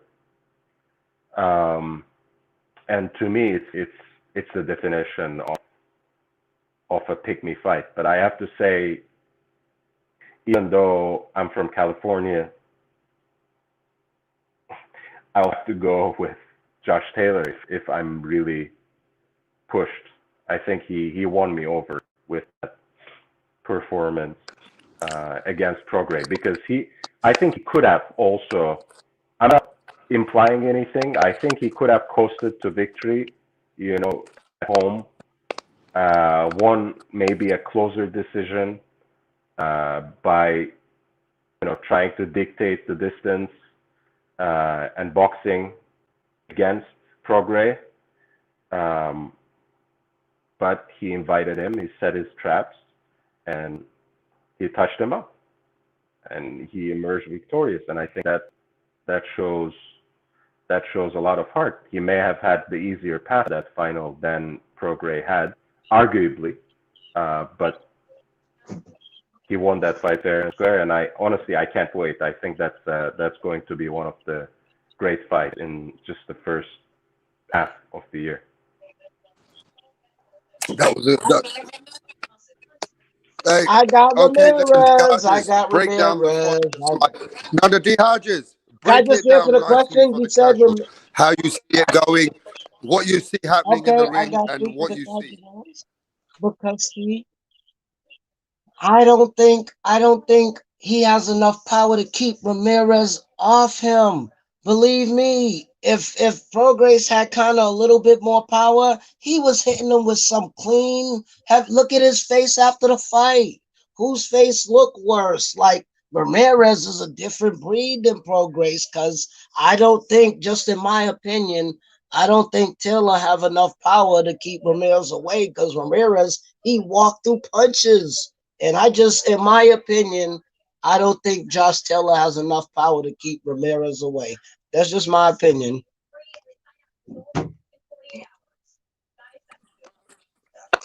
All right, So I will pick Ramirez in I that will one. tell you this. Did you ever watch the Victor Postol fight between Ramirez and Victor Postol, D Hodges? No, but you can't count that. Victor Postol was all right. If it wasn't for Bud, I mean, you Victor got to look at Postol D was still a good Hodges. You got to fighter, look though. at So that Josh Taylor was smart enough to drop Postol in that fight and give him a bit more of a beating, and then Ramirez fought him, and Ramirez didn't do that much I more know, but it's about. after Josh Taylor got a beating on that guy. See, I don't do them. I don't do triangle theories. They never work. That's y'all people's problems. Y'all do all these triangles because he beat him and he beat him. He's gonna beat him. We never know till the fight happens. I don't believe in triangles. I believe when I see y'all fight. Because some people beat some people and then they lose to the next person and shit, they got square theories where I they love got the way four that you sides. keep it You know what I'm real, saying? man. It's not Look, even you got triangle. Ramirez. I respect that. I've got Josh Taylor. I like Ramirez in the fight, but I got Josh Taylor edging it. I'm like DJ Saddam. Josh Taylor made me a believer when I saw what he did with Regis Progress. And I personally Yeah, think because he could take a punch. So I give him. Regis Progress would beat Ramirez. That's just my opinion. Now, we can break it down, we can chop it up. I can tell you that I think that he will wear him down later on in those rounds. So for me, I think Josh Taylor Ramirez is a 50-50 fight. Do we agree on that? It is. Yes, of course. Of course. I'm not saying that, but it's like, you can't say a draw because if you call a 50-50 fight, you can't call a draw. You have to pick somebody, and I'm picking Ramirez. You know what I mean? It's something about that dude that, like, he's a gorilla and he's so aggressive. Progress wasn't his usual progress. Progress is way more aggressive in his fights. It's like he wasn't that aggressive. Ramirez, he fights with reckless abandonment, and those are the worst fighters. The ones that don't care, those are your worst opponents. The ones that don't care how much power, skills you got, they just go in there to fight. Those are the worst opponents than the ones that's like, oh, I hope I don't get caught with that right hand. Oh, I got to watch out for this left hook. Now you're watching out for that left hook and you come with the right hook. Like, Ramirez is a dog. I got Ramirez. But I love Taylor, though, 50-50. But I'll call 51-49 Ramirez, but it's still 50-50. So let's go to what fights we want to see in 2021, bro. Help me cook this. So we got Ryan Garcia, Luke Campbell, great fight. We got Ramirez, Josh Taylor coming through the year. What other fights are we ready to see for 2021?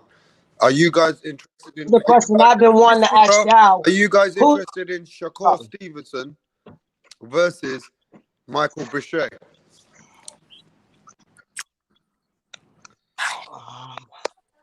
Of course, I got Shakur, of course, because it just seemed like he's more technical. But it's like I said, that's another 50-50 because Burchett could take damage. So if Stevenson don't have enough power to keep him off him, oh, he definitely gonna win.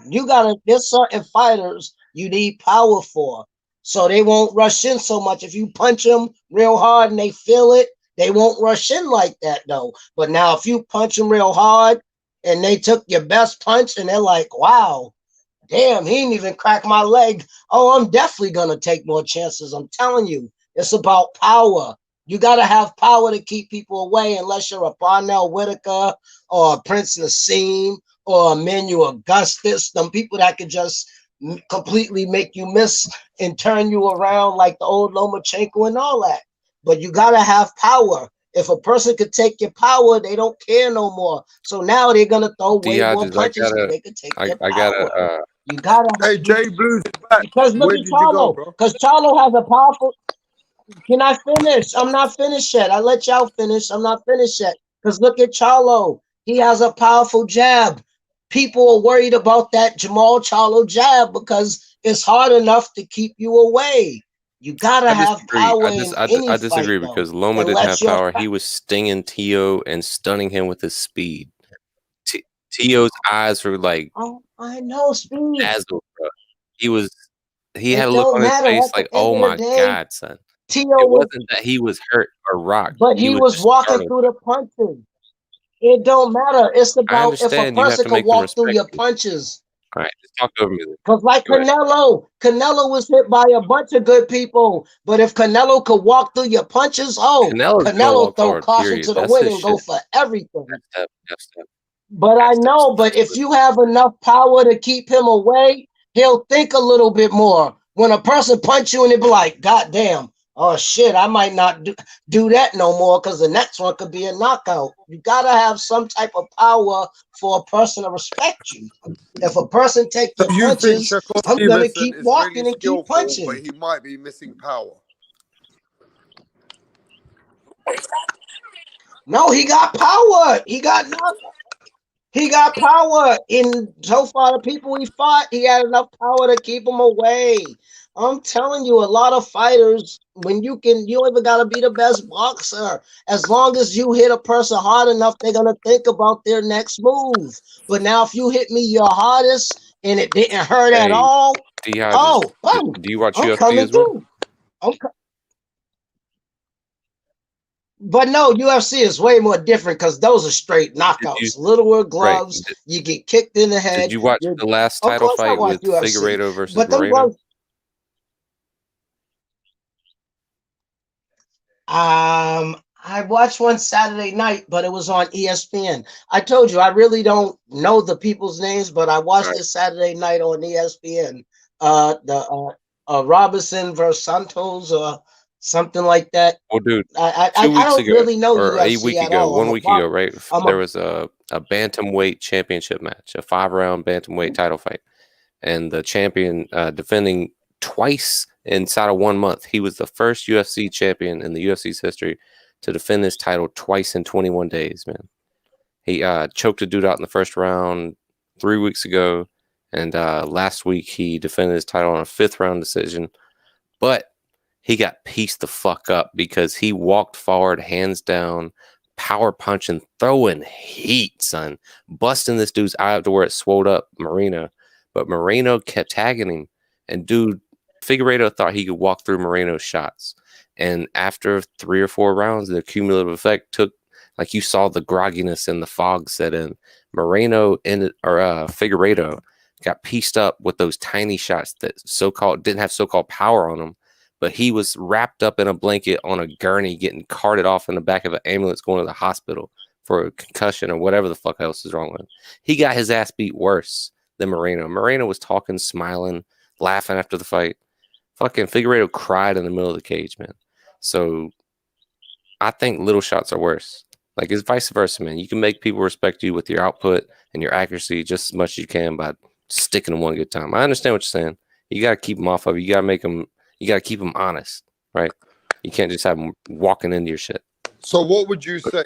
Can I ask the question, D. Hodges? Yeah, that's what they're talking about.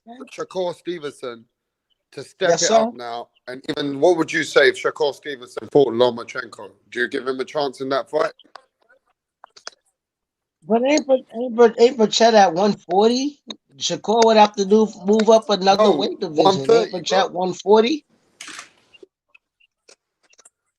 130. No, I'm just saying, but 130. Chet's 140 though. He's 135. Oh, he's 130? Ooh. Well then, yeah, of course I got Shakur. Cause if people want to talk about who you got in your corner, he got Bud and Andre Ward. That's how he is so technically sounded. When you work with those two people that are proven, undisputed, and all that, that goes a long way. Shakur is ahead of his time, you know what I'm saying? And he's still not even in his grown man strength, whatever they call it. He still ain't even got his grown man power yet, you know what I'm saying? So Do you have I more got confidence? confidence in Listen, Shakur. I have more. Do you have The more only one, confidence in Shakur the only one, Stevenson the than Devin only Haney fighter reaching greatness? Who do you have reaching more greatness? Shakur Stevenson or Devin Haney?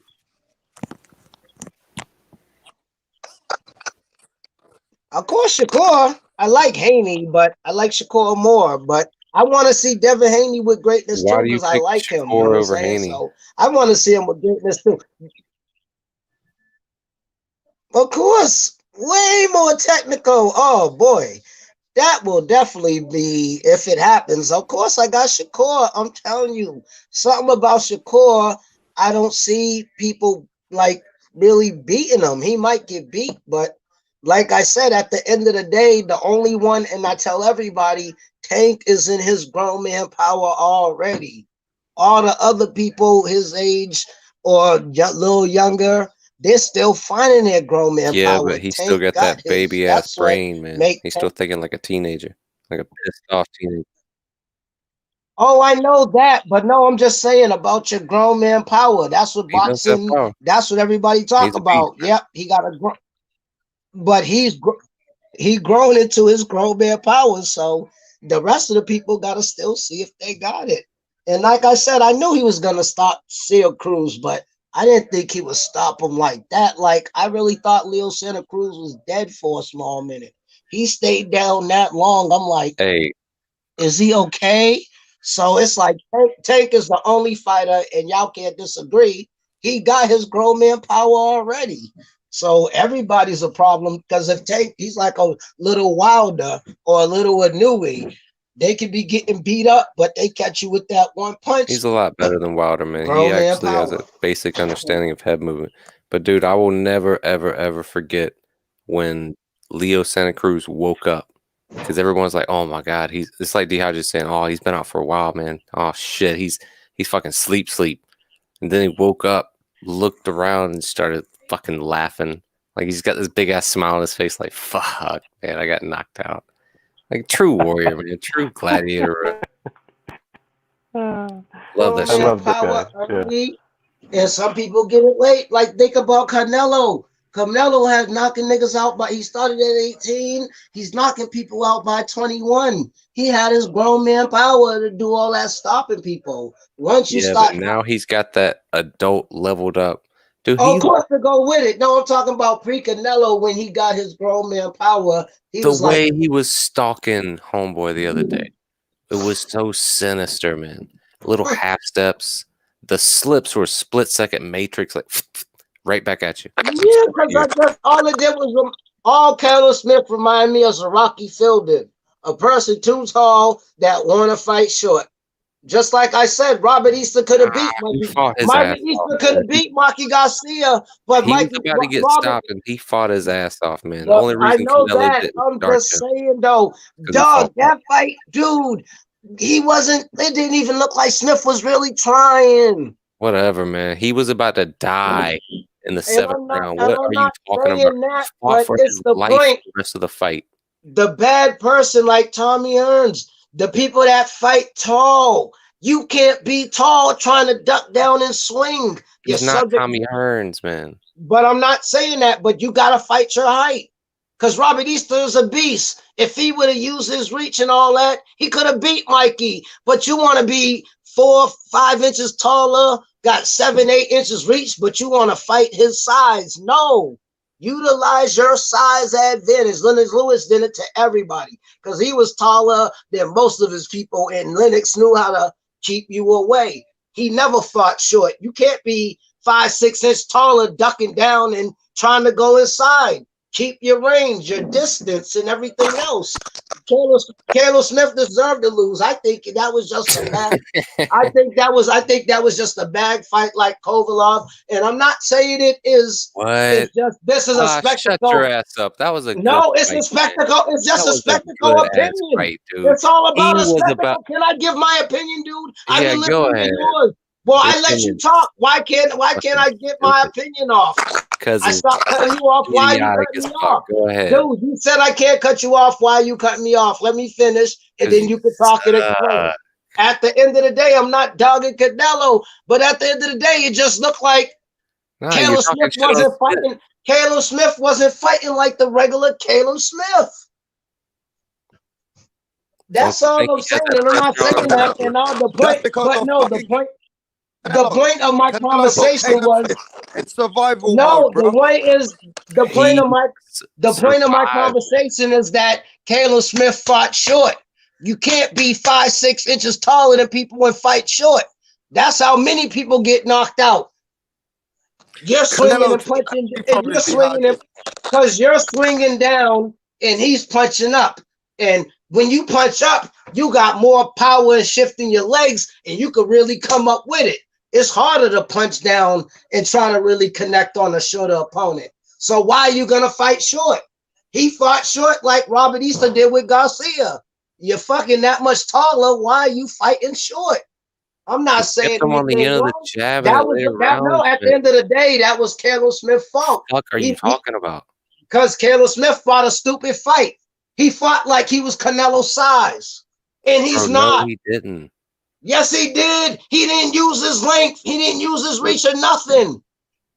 And that's all I'm saying. Like Robert Easter with Mikey Garcia. Robert Easter didn't use his length or didn't use his reach. When you're tall and try to fight short, that's how you get in trouble. Like Hearn, when Sugar Ray stopped him, he was fighting short. If Hearn would have stayed up with his power, he would have got SugarRay, but he's trying to fight short on Sugar Ray's level. That's all I'm saying, bro. All right. If May have Caleb Smith, been it slipped would have been a better fight. my memory Canelo, may be failing me.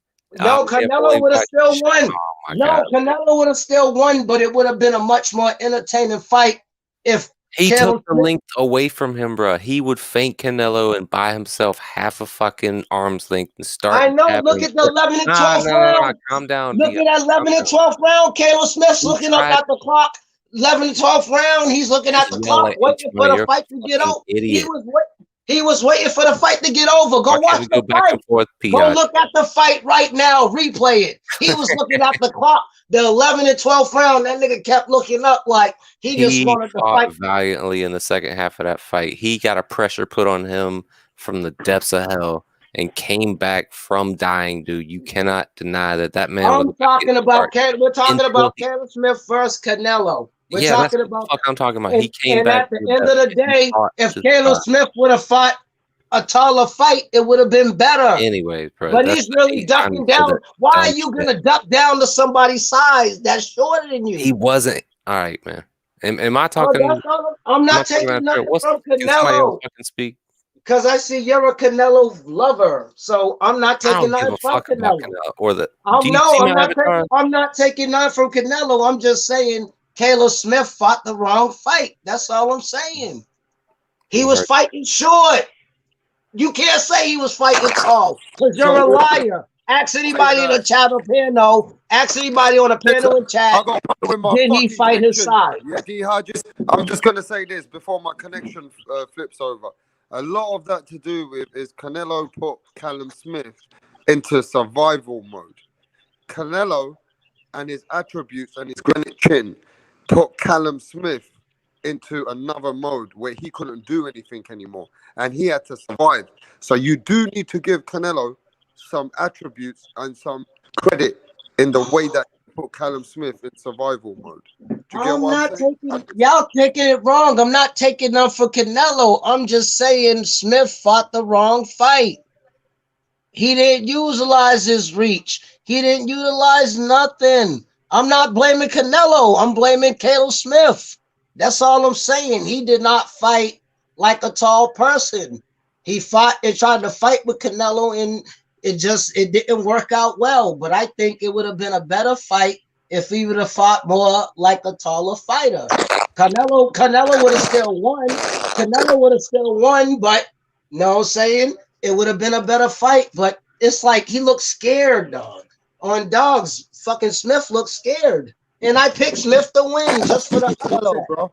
That's due to He Canelo. looked scared. Caleb Smith was scared. That second half of the fight, he was scary. Ask anybody in the chat. Can y'all chat? Can y'all put up in the comments that Caleb Smith did not fight like a tall person? Canelo would have Look, still probably caught him anyway because he would have had his chin up in the air. Canelo would have reached up with a hook. Wow, I'm not taking it away from Canelo's win. He would have won anyway. D, All I'm D, saying is that Caleb Smith, do you not Caleb understand Smith D, messed up. do you not understand Canelo took the length away from him after every exchange? Before and after every exchange, he's half stepping towards him, half stepping, slipping, half stepping towards him. That's a fucking trash compactor slowly getting closer and closer and closer. Like, dude, he was doing everything in his might in that second half of that fight to not get hit while create that distance, while fight at the end of his jab, while fight long. Like, he was trying his ass off, dude. Stop talking shit on him, bro. He had hella heart in the second half of that fight. You're talking We're crazy, talking about the first half. We're not talking about the second.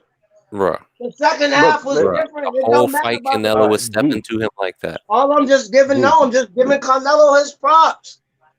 He D, beat him. I knew he was gonna beat him. I said he was gonna beat him. D, But I'm just saying he didn't really fight tall. I don't D, care. Go please, watch the fight. please, If you listen, say he fought tall, then you're just not a boxing person. He tried listen, his hardest, but he's still going short. And by then, he took too much damage going short. listen. Think of it like this. What I'm just gonna try to clarify with you. When you say he didn't fight tall, can you explain a few points of that game plan? What should he have done better? And I will try to respond how Canelo answered those things in the fight. All I'm just saying is he let him get in too close. He wasn't hardly using his jab or nothing in the first half of the fight. He If was I'm trying to, but Canelo was touching him up in the face with his jab. Canelo was it's easy because if he was tall beating the enough, if I was giant that to tall, his jab. you told me to break it down, dude. Why you cutting me off? You're not even letting me finish, and then you could talk. He's All responding I'm to just what saying you is just that said. it don't matter because if you Say know something else Canelo's dumb. ducking and weaving, if you're far enough, you can anticipate where he's gonna duck into and swing. Caleb Smith did not use no tools of a big man. That's all I'm saying. Of a tall guy, he used none of the tall guy tools. That's why he got his ass tore up. If he would have fought like the tall fighter, like I said, tall fighters with long reach keep you away with that jab. And they might not even punch you with the jab, but they just tap your face with it so they know, bow. If I could tap you with my jab, I know I could throw my right and catch you. But now when you want to be all super tall, trying to smother your punches, you're smothering your punches. He could have backed up and kept jabbing. And then as soon as he felt a touch, a nip of a face, I'm gonna come with the next punch. Bang. Because you're obviously in my range. If I can touch you with my jab, I can punch you. Now, if I jab and keep jabbing and you're nowhere near me, then I know you're out of range. But I know when I get that boop, you gotta fight tall. And I'm 5'7", so I don't know how to fight tall. But I'm just saying, if I was a tall fighter, soon as I feel you're close enough, and I got the reach. I gotta flick my jab and I can come with my right. As soon as I flick it and it just glances you, I know that right can easily come because it's extended more. That's all I'm saying. As a person that watches tall fighters, Hey, yo, that jab in any size, any fighter, the jab is the range finder. Sake, man. When you use all the great fighters, when they utilize their jab, that means how much distance you got. That means how much. Punch Drunk's comment. Take over the show for a few minutes, bro. I'm eating my sandwich. Yeah? I'm sorry for Read talking the too messages, much. bro. Read the messages. Yeah, I'm sorry for talking too much. My fault, bro. Nah, you're good. You're good. But read Punch's comment. He broke it down for you, man.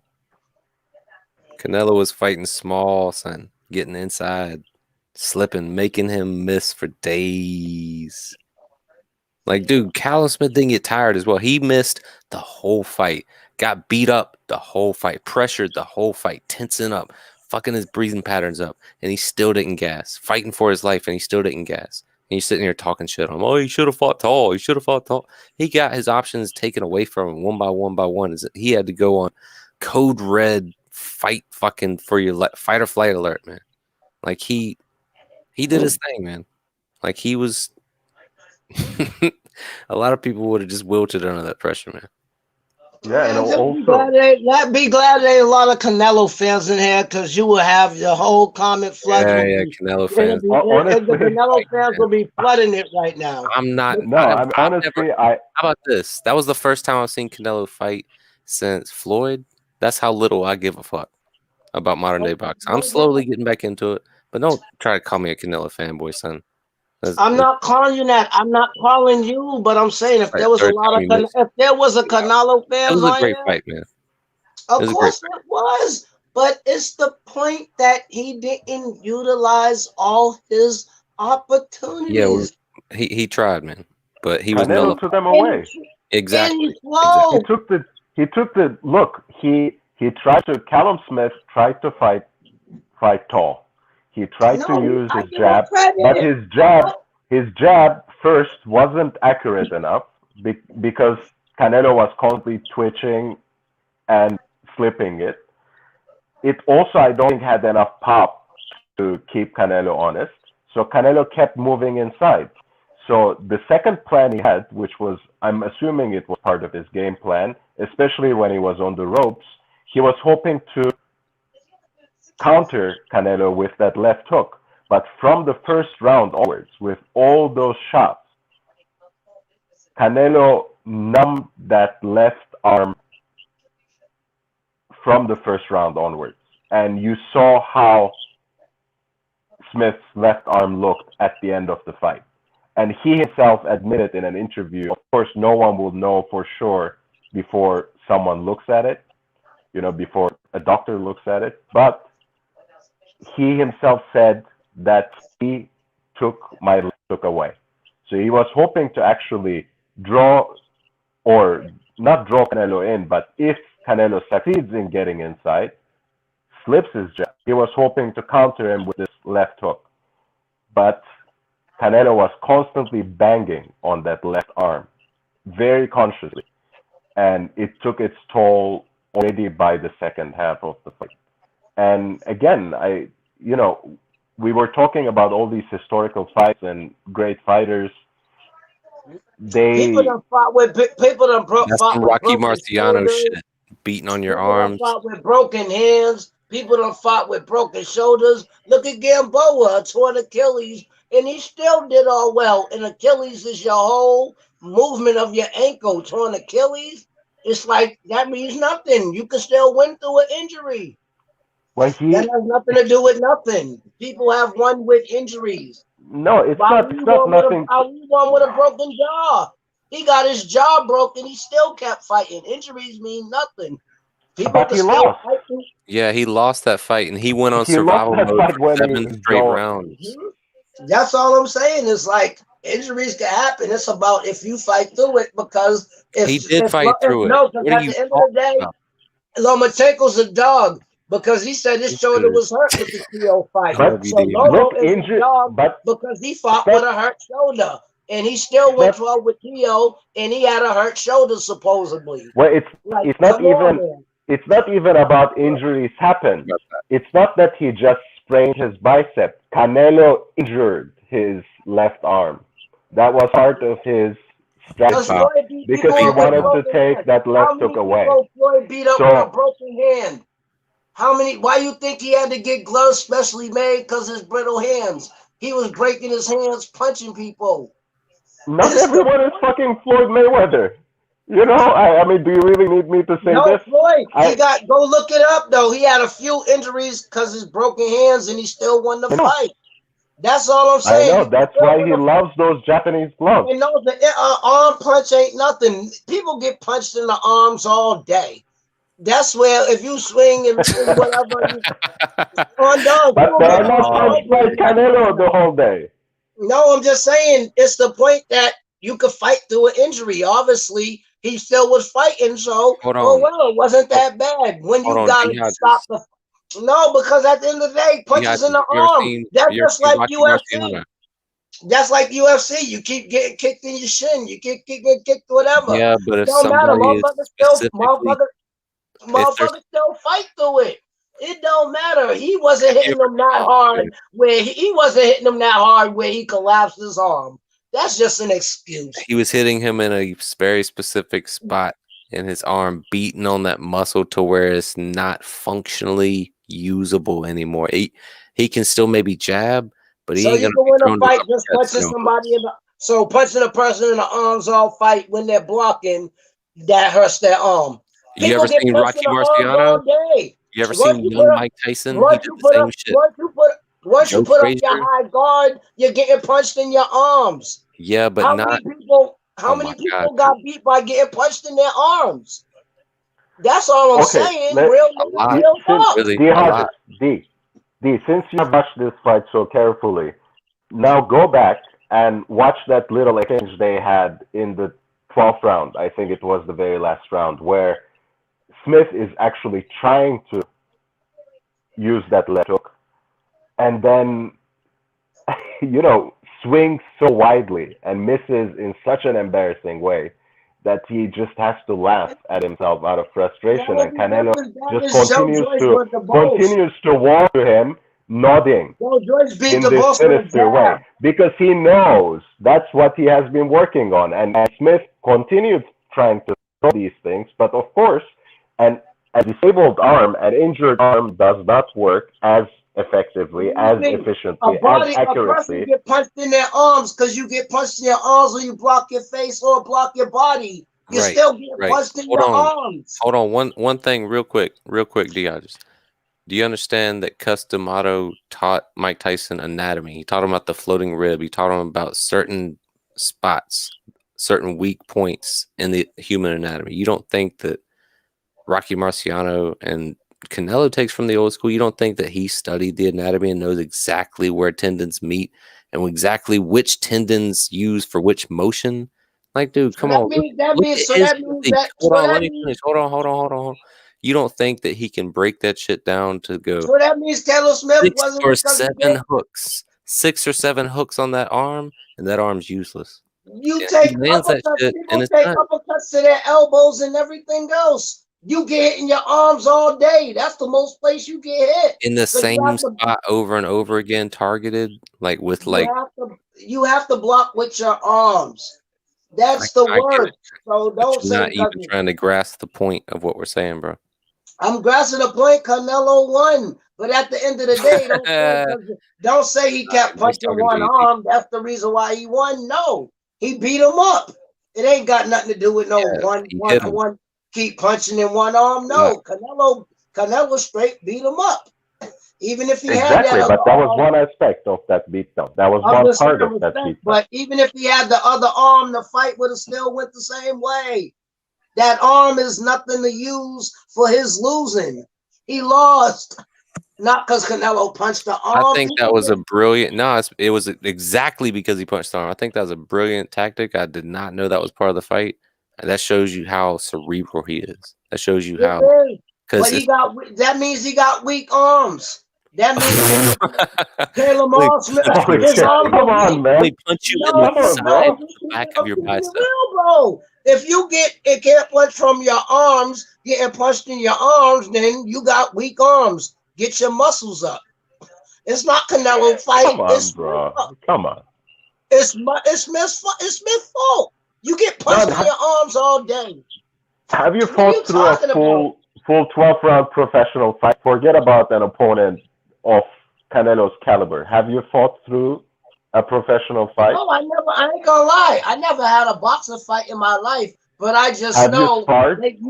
but I know you get punched in the arms all the fight. If you block your face or stomach, you're getting punched in your arms. Yeah, but you can When only you're take so covering your many body, punches they're before you punching. can't block effectively. You can't even punch. You can't even hold your arms up because you're going to get so tired. And then panic's going to set in because you're like, oh my God, I can't. I'm so tired. I can't even hold So my now hands up. This dude's trying to fucking kill me. so you're Like, taking away from Canelo's win because he beat his arm Not up. at all. Not at all. So Because that's taken away he from Canelo basically just beat him up. It had nothing to do with the arm. Even if he had that arm, Canelo would have still you're beat not him even up. listening, dude. Like, we've already broken it down 3 or 4 times that was a brilliant tactic that led to Callum Smith, his main weapon being nullified. He can't utilize one of his main shit, so he has to improvise, which he did, man. He fought a valiant effort with what he had left, bro. He survived, man. Most people would have crumpled under pressure, said, oh my God, I can't hit him the way I need to, hesitated, got caught, got starched, woken up on the mat. You know what I mean? Like, he put forth a great fucking effort, man. It Walk don't out with matter. Lomachenko had a shoulder injury and he still went 12 with Tio by the speculations, and he had a hurt shoulder. It's way more harder to throw a punch with your shoulder than your arm. Your shoulder is where everything come from. When you got a hurt shoulder, it's really horrible. That's why I don't believe that. How long did he take No, to I say just that, don't. though? No, you got your opinion, and I'm gonna just leave it at that. Wasn't it I like got 2 mine. months There's or no 2 way. weeks after the fight they said that? There's no way punching in the arm could do all that. People get punched in their arms the whole fight. People get punched in their arms more than their face. Not with battering shots like that, like Joe Frazier type hooks, like thundering shots. And that's the point. You know, he was trying to get through, but even if he couldn't get through to the body, I give him an even A if for he effort because he lasted. if he didn't get through to the head, he was constantly wearing down his opponent. He was not only taking away that counter left hook, but he was also chipping away at his defense throughout the round. So round after round, because he couldn't hold his arms up in the proper way anymore, because he became more and more vulnerable. He tried to find new ways to get to Canelo, but nothing was really working. And I'm not sure if he had a game plan C, D, E, whatever else. And he was at a loss. And he was, second half, he was completely in the survival mode. And he couldn't really defend himself as well as he did in the first half of the fight. And that's because Canelo broke him down. Even if he couldn't get through, he was numbing down those arms. That's all. He took away his defense. He took away his counters. He took away his jab from the beginning onwards by stalking him, slipping. So don't blame it on the arm. Canelo took everything away. I'm not blaming anything. That's Canelo's doing. That's Canelo's achievement. That's I know, his but mind. he would have did the same thing even if he had the arm. That arm mean nothing. He was still getting whooped when he had both arms. But why speak in fantasy land? Why speak in counterfactuals when we have in front of us a fight plan, the way the fight actually unfolded in front of our eyes, why not speak about what happened there rather than saying he would have won the fight anyway? He won the fight in this way. And he needs the props. You know, Canelo is not just a beast who has immense power. He's not only a pressure fighter, he also has a mind. He has a lot of ring IQ. He has a lot of old tricks. You know, you don't start boxing professionally at age 15, 16 and do that for 15 years and not pick up some of these tricks, especially if you're a good student who is constantly improving. So that's a tactic. That's like an old school tactic. No, I give Canelo his props. Before the arm was messed up, he was still beating him up. So don't blame it on the arm. No, Canelo was just a better fighter. I will not take nothing away from Canelo by saying because he hurt his arm. No, he would have still been doing the same thing even if that arm was functional. That's all I'm saying. Canelo got this one. You know what I'm saying? Hands down. Don't matter about one arm. He would have still had it anyway. He had it before the arm got hurt. So how is one hurt gonna change the fight and you're already losing? That's all It'll I'm make saying, him bro. drop I'm his not guard. disagreeing with you It'll or make nothing, him but stop throwing. Like, dude, it changes it drastically. I know it changed that, but it don't matter. He already got beat up when he had two. If you're already getting beat up when you got two, of course, if you lose one, of course what's gonna happen. Now, if it happened early in the fight, then that's a difference. But y'all said it happened the second half of the fight. So that's a big difference. Big difference. It happened in the second part of the fight, so he got weak arms. Either he got weak arms or Canelo got the punching power of a gorilla because you could really break somebody down by punching their arm. No, Canelo was Okay, beating him up. Before the arm got messed up, D. Canelo was Hodges, you ever beating him. seen somebody get dead legged in MMA from getting leg kicked? Oh, yeah, I understand that. That's the shin, but those Same principle. Same principle. You hit the same spot over and over again, and that muscle says and it seizes up, and but you he was shit with winning the whole fight. All right, or listen, I'm back. I just had breakfast, D. Hodges. Are you still not? Listen, He I've had was a 3-course. Hey, D. Hodges, give me a sorry. chance, bro. I'm he's still sorry. going off, bro. Listen, are you still not giving Canelo the respect of what he took, the attributes away from Nah, Callum he's Smith? saying Callum Smith has weak arms. How can you say that, D. Hodges? Callum Smith got put into traps. Callum Smith was continuing trying to block. And when you take those punches, like Punch Drunk Boxing said earlier, Roy Jones used to do that to fighters too. Roy Jones It used to don't punch him matter. up everywhere, bro. The point of my conversation that he was getting beat up before the arm was hurt. He was already beat up. That's all I'm saying. He was already beat up. Don't Yeah, use but no arm. Canelo put Callum Smith He did. He into fought. survival mode. He did. He He took pieced his him up. soul, bro. He took the man's fucking soul in I that ring, know bro. he did. But so why y'all blaming it on because he kept punching his arm? No, he was ducking when he threw the punch and punching him in the face. He Just was punching admit that it was a brilliant tactic. It was a great to the cerebral arm. move. But I guarantee you, if that arm was still fine, Canelo would have still did the same thing the second half of the fight. He already had his blueprint. You're taking away from Canelo's win, not me. He would have still beat him up even if he had his other arm. So let's just start with this. Is Canelo the #1 pound for pound king? Let's start with D. Hodges. I ain't gonna say because I hate that conversation because I never win. You gotta keep it open, bro. This is an open panel. Look, D. Hodges, you're gonna get the same love whether you agree or don't agree. You know, we keep it real here, bro. So just speak what's in your mind, bro. Just speak what's in your mind. Is Canelo the #1 pound for pound king today? Well, maybe not because I don't know. If I really want to say it, a pound for pound, many 8 the pounds would be the best. But we can't put that because he lost. He took drugs. So everybody puts everything in counts when you count for pound for pound. So I don't know where to put him, but he's definitely in the top 3.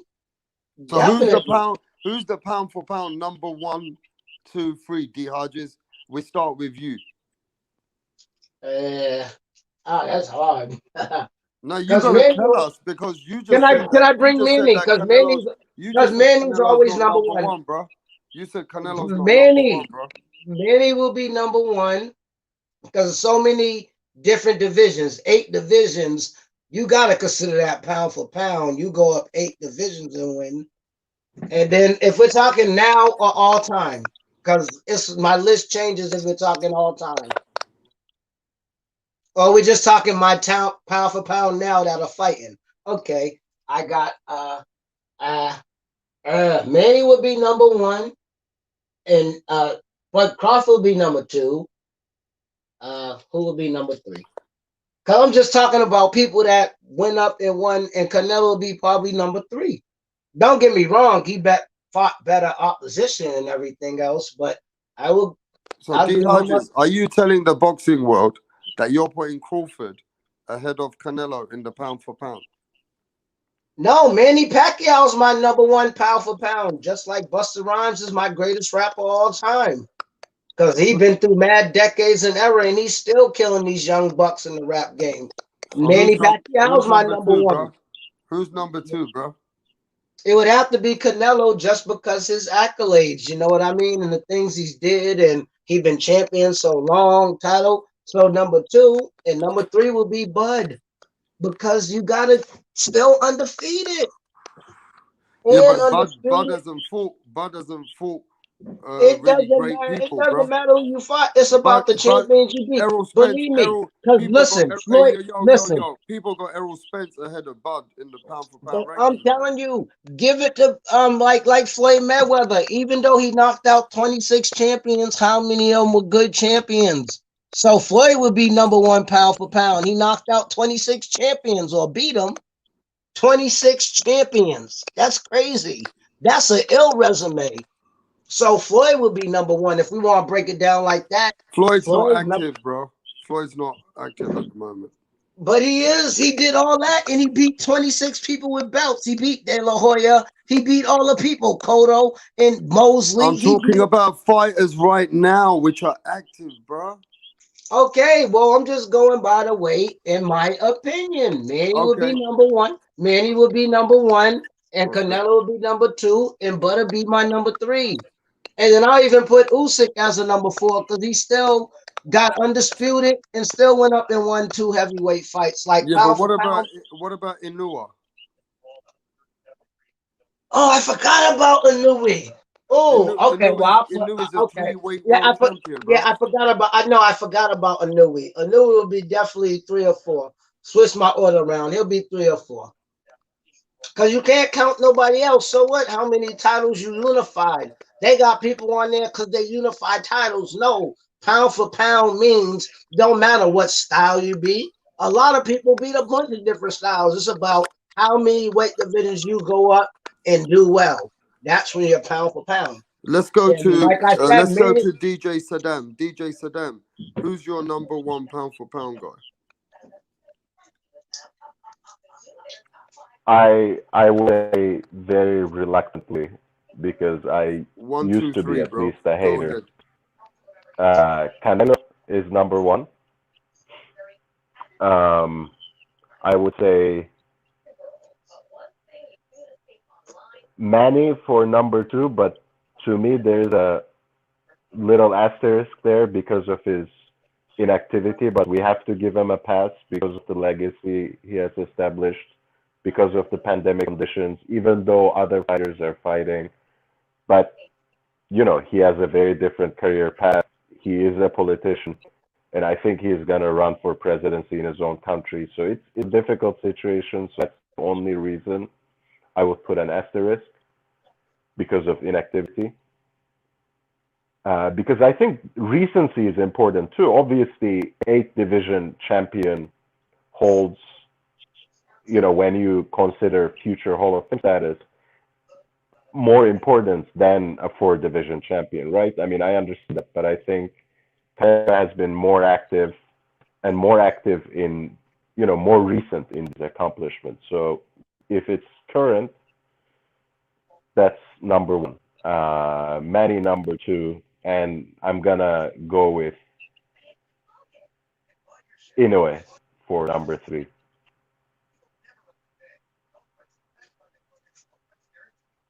But I just say that whole list is just stupid, dog. Because each time when you go to box, whatever box schedule, like the list changes so much every day, you don't know what to believe. So you just gotta pick in your own mind who you think it is, because it changes every day. They got people with mad losses above people with zero. Like this whole pound for pound thing is like everybody has their own dictation, because some people say it go by weight classes and some people say it's by how many different styles you fight.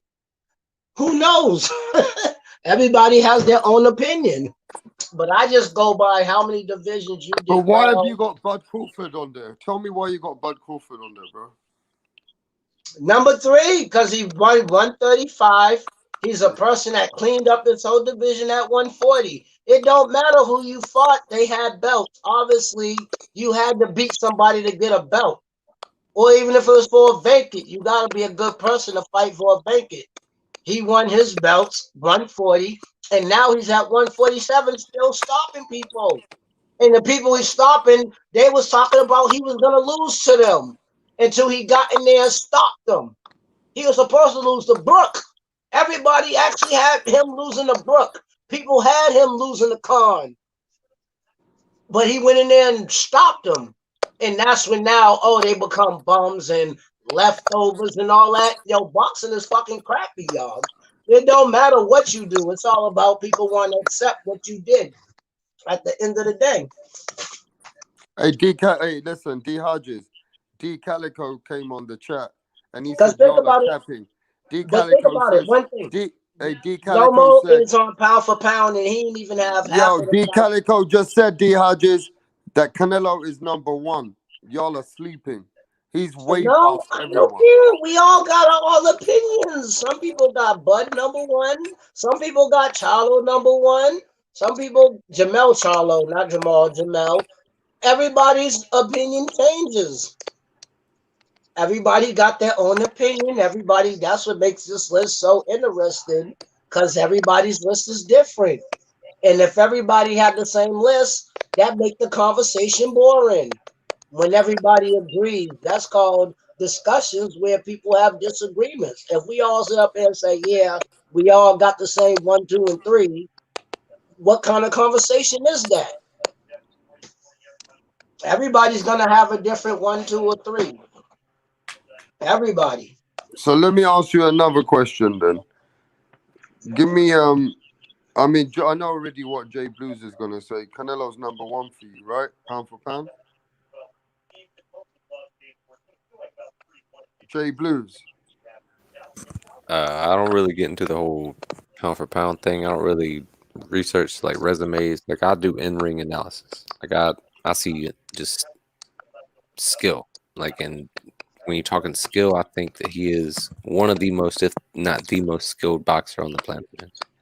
Okay, I mean, maybe and that's fair enough. You give an eye test. to me. You mean To me. eye test? So if you want to put him up there as number 1, I don't have a problem with that. So you don't do that, so you wouldn't be able to answer the Crawford Nah, question. not really, man. So let me just say it as it is. With the Terrence Crawford situation, people are giving him the accolades of what he's done over 3 years ago. And how does the pound for pound rankings work? Do we count the pound for pound rankings in what you've done for me lately? Or do we look at what you've done in the past? Because if we're going to go by what you've done in the past, then we can't even deny what D. Hodges is saying, that Manny Pacquiao, through the past and the present, he's the guy who's done the most. So I think we need to keep the pound for pound logical and keep it within the last 2 years. Don't you think so? I mean, that's how we look at the pound for pound, is what you've done for us lately. What have you done in the last 3, 4 fights? Do you not look at it like that? Let me ask DJ Saddam. Go ahead. Thank you. I agree completely. I think that's why I put an asterisk next to Pacquiao. I don't think I would even have him in top 3, maybe even not in the top half, if he didn't have the Thurman win, which is relatively recent. It hasn't happened yesterday, but It is recent. Um, I think that's legitimate, because we're not talking about all-time greats. We're not talking about what has happened again in the years past. I think Bud has a legitimate claim to cracking into top 10 because of his past accomplishments, even if they are 3 years ago, like you said, the most major one of them. But at any rate, I think that's why I wanted to qualify why Manny is my number 2. But Canelo certainly has been, out of all the top 10s that people can conjure up, he has been the most active. And of course, he picks his opponents with a certain calculation, with choosing high reward and lower risk kind of situations. But that's the name of the game. So he has taken, with that being said, he has taken the more challenging fights in recent years. I don't think there's even the comparison between a Rocky Fielding and Callum Smith. I don't think there's a comparison between Danny Jacobs and Amir Khan that you pull up several divisions over into 154. So I think recently, in fact, he has been challenging himself even more, and he has consistently emerged on top and imposed himself on the fought his fight and won. Because if we're talking about who done what lately, then Manny's number 1. He just beat Keith Thurman, and he's the first loss on his record. So if we want to go by things like that, Manny's Hey, number you know 1. what? Right now, I can't. Exactly. Argue with, Same. no, let me Same with listen. Callum I can't Smith. argue with. I'm sorry. You got to say the same thing. D Hodges, because if you guys are going to count the pound for pound of all accomplishments of what Manny Pacquiao's done in the past, if you're going to give it It's to about Terence now. Crawford, He D Hodges, let he me knocked fucking out speak, Thurman. bro. Let me speak on my channel, bro. Go ahead. He knocked out Come Thurman. on, man. Sorry, bro. I love you and that, but you can't overspeak me, bro. So look, if my guy Terence Crawford's going to be accoladed for what he's done in the past, then Manny Pacquiao definitely needs to be acknowledged. Manny Pacquiao is the top man. He's the 8-weight world champion. He's the legendary guy. He's still active, isn't he? Come on, Yes, he just Saddam. beat Thurman, Saddam, what, let me a couple speak, months ago? bro. Saddam, he's still active, isn't he? So, I mean, we know J Blues don't get into pound for pound, but you understand it. So if you're going to count by Terence Crawford for what he's done, you definitely got to start accolading Manny Pacquiao because he's still active. For sure. That's why I put him at number 2. I didn't mean to exclude him in any way. And I think in whatever kind of calculation, again, I know these lists are very subjective, but I would lose respect at anyone who ranks Bud higher than Manny, because again, he has the history behind him and he has the more recent accomplishments behind him as well. I mean, he there's no question that he has a better resume at welterweight than Bud. That's not even up for discussion. And he's also an 8 division champion, whereas Bud is 3 division champion. The only defense I would put for Bud is, so why are you not putting him ahead of Canelo like D Hodges is? Because that's not my most important criteria. I think I think my prejudice is more towards the recency of accomplishment, activity. That's why I would privilege Canelo. I don't think we are making a historical list. I don't think we are deciding on who to induct into the Hall of Fame just yet. So Canelo has been more active, and he has Yeah, also but let me just ask you this, dethroned. some people. Sorry. Go ahead, sorry, man. Wait. Let me see who's in the back. I'm just gonna listen. I was gonna read out this guy's comments. Yeah, I was gonna read it out, but he actually has made himself on the panel. Now, finally, after him sending so many messages, he's finally on the panel because I was gonna say to my brother here that Manny Pacquiao, he's an 8-weight world champion. How can you not have him ahead of Terence Crawford? And if you're gonna add Terence Crawford's accolades, you better fucking start adding Manny Pacquiao. But yo, Punch, what do you think of that, bro? If you're gonna add to Terence Crawford's accolades, we definitely got to bring Manny Pacquiao to the scene because he's active. And D Hodges said he just came back and put a dent on Keith Thurman. So how the fuck are you lot not gonna put him at number one? Yeah, I mean, if we're gonna go by the accolades of overall accolades, then Manny Pacquiao will be number one till he retires or get like consecutive losses or knockout losses and things of that nature. But I think if you know, I'm good with bringing old accolades. You know, whether it's like for the last 4 years, but it has to be with momentum. You know, it's not like see Manny Pacquiao. You know, he kept on winning. He beat Keith Thurman, which before Keith Thurman in his injury, he was pound for pound in a lot of people's top 5 lists. If you go check back, and I'm also we got to talk about fighters that on the pound for pound list that beat other pound for pound fighters. You know, like there's a lot of people on the list that haven't beat a pound for pound fighter except for Canelo Alvarez and Teofimo Lopez. Canelo Alvarez beat Triple G. He was on the pound for pound list, pound for pound versus pound for pound. Teofimo So did Lopez Manny beat Pacquiao. Manny Pacquiao, and Teofimo Lopez But beat Terence Crawford Marcelo hasn't beat no Machico. pound for pound guys. Terence Crawford hasn't beat any pound for pound guys.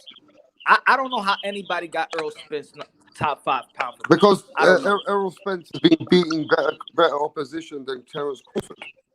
It don't matter. It's about different divisions. Pound for pound means you went to Yeah, but different he hasn't done divisions. nothing for fucking 2.5 years, D Hodges. He did. He cleaned out his 140. Yeah, Nah, but but even not bringing like Earl Spence and Crawford, not to really. I just don't, even without trying to match them up or compare them. I don't know how anybody have Earl Spence top 5 compared to Inoue, 3 division world champion, and unify the division. You got Usyk that's been undisputed. You got Manny Pacquiao still doing his thing. You got Canelo Alvarez, and if you're gonna put Crawford, you still if you're gonna implement his 3 division world title, 3 division as a champion and undisputed. You got Teofimo Lopez to do what did what he did. You still got a bunch of fighters that you got, even Jamal Charlo that got 3 straps that Avengers lost. I mean, I still don't see Earl Spence as top 5 pound for pound. You know. I mean, it all depends how you look at it. Because if you start looking at what have you done for us lately, then Terence Crawford hasn't done hardly much lately. He been stopping everybody he wasn't supposed to stop. He stopped all his opponents since he moved Yeah, up. but his opponents are way behind Errol fucking Spence's, bro. It's not about that. No. I agree with you in Punch that pound for pound should be weight divisions and what you do in different weights. But don't you think pound for pound should be opponents like you fight against Manny Pacquiao pound for pound? Canelo fights pound for pound. What's his name?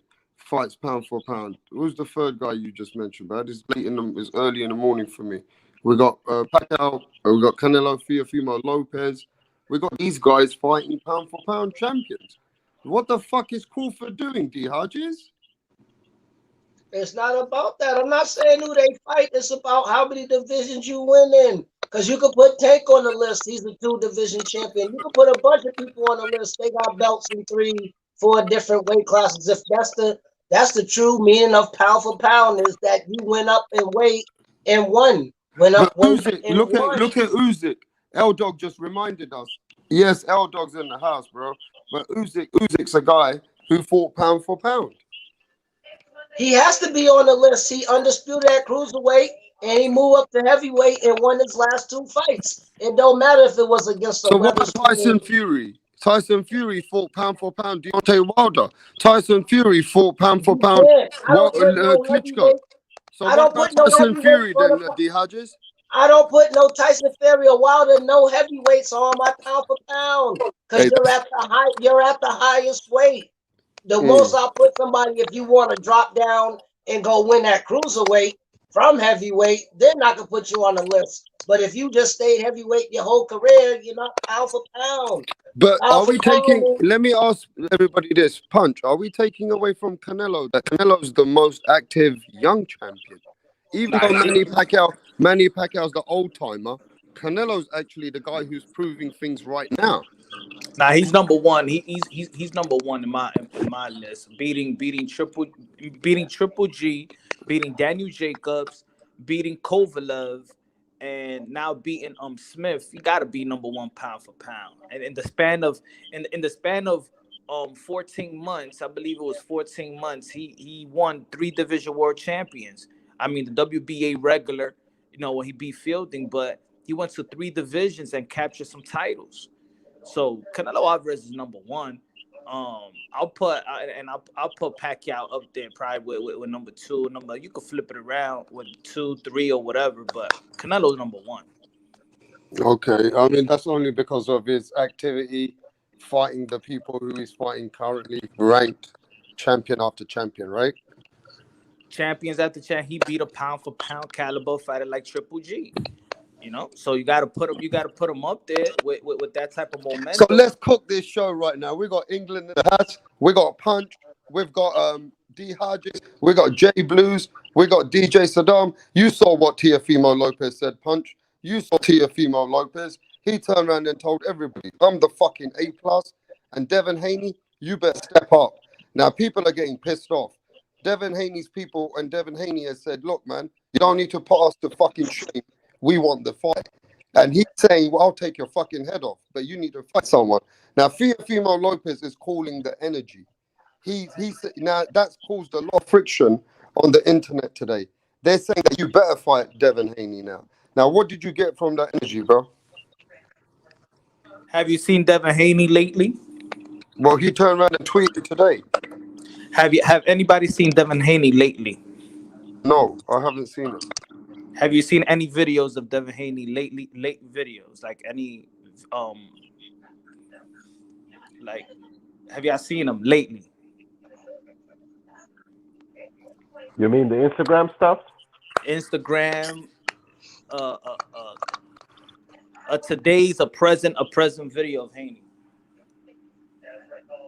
Yeah, he posted some stuff on his Instagram, but stills, not videos of him actually hitting the gym right after the zone broadcast. Recent. Yeah, just right after midnight yesterday night. Okay. I was just asking a question because I know there's an injury around there that they don't want to tell. Is there? That's what I'm at. That's why I want to know if y'all see what I see, know what I know. Can you elaborate? Can you say more? I mean, listen, Punch, you got people from Jamaica on different parts of the world. So if you've got something, you've got something. Hey, all I'm saying is somebody don't want to get stripped again.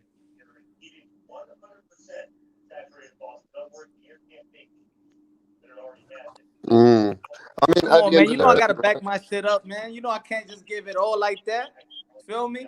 I need them information keep coming to me. Of course. Right. I mean, let's hope it's not like that. That's journalistic integrity. I mean, let's hope it's not like that. But look, at the end of the day, man, it just seems to me right now, yeah, that we were just talking about this, and D Hodges said that, and he's been very vocal, and people have come on and off. They've been vocal today, but they're saying this, Punch, that he still needs to fight Devin Haney to be undisputed. D Hodges, isn't that what you said? Yep. What you say to that, Punch? Because it won't be no dispute. The highs when he was explaining earlier. That's why I put on the comment box. He was explaining how a champion is made as a champion, and I wrote on the comment. You were saying that people become a champion by fighting other champions and by fighting for a vacant belt. And I said, and then I wrote, so who did Devin Haney beat to get that chip?